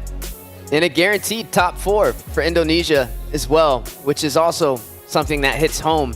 Right now, we still got a lot of teams. We still got more days to go inside of the knockout phase. We got to figure out who's going to claim those 2 remaining seats. That's right. Aaron Shiki here. Amazing use of the space and the ramp up that his team laid out for him. Early, mid to late, he was always on point. You'll see here in the highlights how as early as what, 7-8 minutes? Oh, he was just looking for the king. That was an amazing pickup by Witty, gotta say. Yeah, just overall flawless execution. Aaron Shiki getting the job done on this Granger, who we've seen time and time again test the mettle of the meta, right? We see it go up against the Bruno. We see it be such a hot topic in M6. And you can see so much Sutsujin doing everything he can to try to turn these fights around. But every time he goes in, Witty's waiting.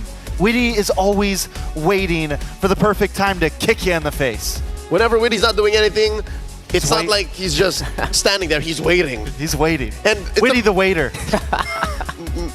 Maybe we'll not. workshop it. Yeah. It's an amazing setup because, again, Liquid ID figured out a way to do it, much like RRQ in Game 4. They ended up with 3 cores. They ended up with Fabian on the Suyo. They ended up with Yeheskill on the Lilia that deals a lot of damage. And then they also have our MVP, the untouchable Aaron Shiki, on that Granger. Just another great series in the books for M6. Both matches today, both series, able to go the distance. The Florida brothers, I know you're Floridian. Look, a true Floridian can tell when I'll you speak take it to another. There you I'll go. take it. Thank you. A lot to ruminate on and a lot to look back on this amazing day. Day number 2 in the M6 knockout stages. Thank you all for supporting the M6 World Championships. Your feedback is invaluable in helping us improve future tournaments. Please scan the QR code down below to share your thoughts with us. Let us know you enjoyed both series today, all 5 games that went the distance, and we want to see more. Let everyone know that you could send your feedback. Take a picture of this, scan it, send it over, put it in your GCs. Don't miss the M6 Battle Night. You can do that too. Remind your friends that it's happening on December 28th to 29. Enjoy exclusive bonuses, including a limited time 25 Epic Skin Trial, all Heroes free trial as well. We'll see you there. Of all the heroes available, 126 so far, 74 have been played at M6. That's got to be an all-time high when it comes to, like, you know, the time we've elapsed in the tournament. Yeah, that's amazing. I think the meta's very healthy. Meta's extremely healthy, I think, and it feels like ever since MSC it's been getting healthier and healthier. We're in a place where more and more possibilities are getting introduced. And that number is going to continue to climb as we get closer to the top of the ladder, and I can't wait to see which way it ends out. Real quick, let's take a peek at the brackets. M6 is heating up and we're just getting started. It's just day 2. Here's what we ended up with. 2 teams in the upper bracket finals. The champions of MPL Philippines facing off against the champions of MPL ID, and a couple of big names sent down to the lower. Yeah, the lower bracket. Another chance for victory in a best of 5. SRG, Nip Flash, Vamos, Team Spirit. You know, there's so much questions in that lower bracket right now. I feel like we've had so much focus on RQ and Falcon today, but we cannot forget who is waiting there. And there's a few teams that could maybe cause a ruckus, maybe cause some upsets down the line. If today was a nail-biter, a heartbreaker, what more when we finally make it to those lower bracket bouts? Because today, teams were dropped to the lower bracket. Womp womp, they're still here. They can still fight their way through. But when we get to, again, NIP Flash, SRG, Vamos, Team Spirit, that's finally goodbye if you lose. Let that sink in. You know, I wore my black tux today to say goodbye or farewell, bid farewell to the teams that didn't make it to this point. And it's a little bittersweet to say goodbye, you know. You guys had the pleasure of getting to see them actually say goodbye. Yeah. Yeah. You didn't miss anything, don't worry. Very noble, very honorable. Thank you so much for paying respects to the fallen teams, Steph Wheezy, but it's all about looking forward now. As we look at the day 3 schedule for knockouts, we're opening with Vamos versus Team Spirit, closing up with Malaysia versus Singapore, SRG versus NIP Flash. This is a day that happens actually a day from now. So tomorrow's tomorrow. The 10th. Correct. The 10th. Tuesday. I usually hate Tuesdays, but since we're going to see some big ticket matches, might as well mark your calendars. You excited, Wheezy? I am, and just for the fact of this is a chance for some other regions to make it into top 4, right? I mean, you got Malaysia in there, 2 teams from Malaysia, Vamos and SRG. You got Singapore, you got Nip Flash on the table as well. Could definitely be a heavy competitor. And then you also got Team Spirit from the EECA. It's a crawl for them. So the last hope and the last bastion for a lot of teams are going to make their crawl starting then. That's the 10th of December. Mark your calendars. Before we end the day, let's look back at some of the plays of the day. Top 5, gentlemen, you got any calls here? Which one might make it? Let's start with the first. Just one play of the day we're going to be looking at right here. TLID versus RQ. Witty with the huge kick. Aaron Shiki, definitely a clean play, but I mean, overall, it was hard to choose out of this series. Yeah, we went 10 games, we only get 1. Well, I'm waiting to see the Skylar Beatrix game pop up when they were able to close it out. When he had that Sky Piercer, I think that definitely would be one in the books. Now, as amazing as that is, we only get this one. Where Yehezkiel stole the Lord and they ended up cleaning house, wiping out RRQ. I think with a play like that, you just have to win the series. That is true. That is true. Was that funny of a joke? No, I don't know. It'd be hard to turn it around. I mean, with everybody wiped out, just you just got to sit there and just let them close through the base and end out that game. It was a power move. It was a power move to win with Novaria like that. Without your retry at first, and then still have enough poke to just destroy you. Wipe them out. Yeah, that was That's right. That was tough. So all the teams about to face Liquid ID, watch out for that. All the fans of these teams against Liquid ID, y'all better watch out for that. The double poke strat. Ladies and gentlemen, it's been an honor to have brought to you the action here in M6. His name is Trex. His name is Wheezy. My name is Leo, at your service. On behalf of Sean and everyone in the back making M6 possible, thank you so much. We'll see y'all on the 10th. Good night.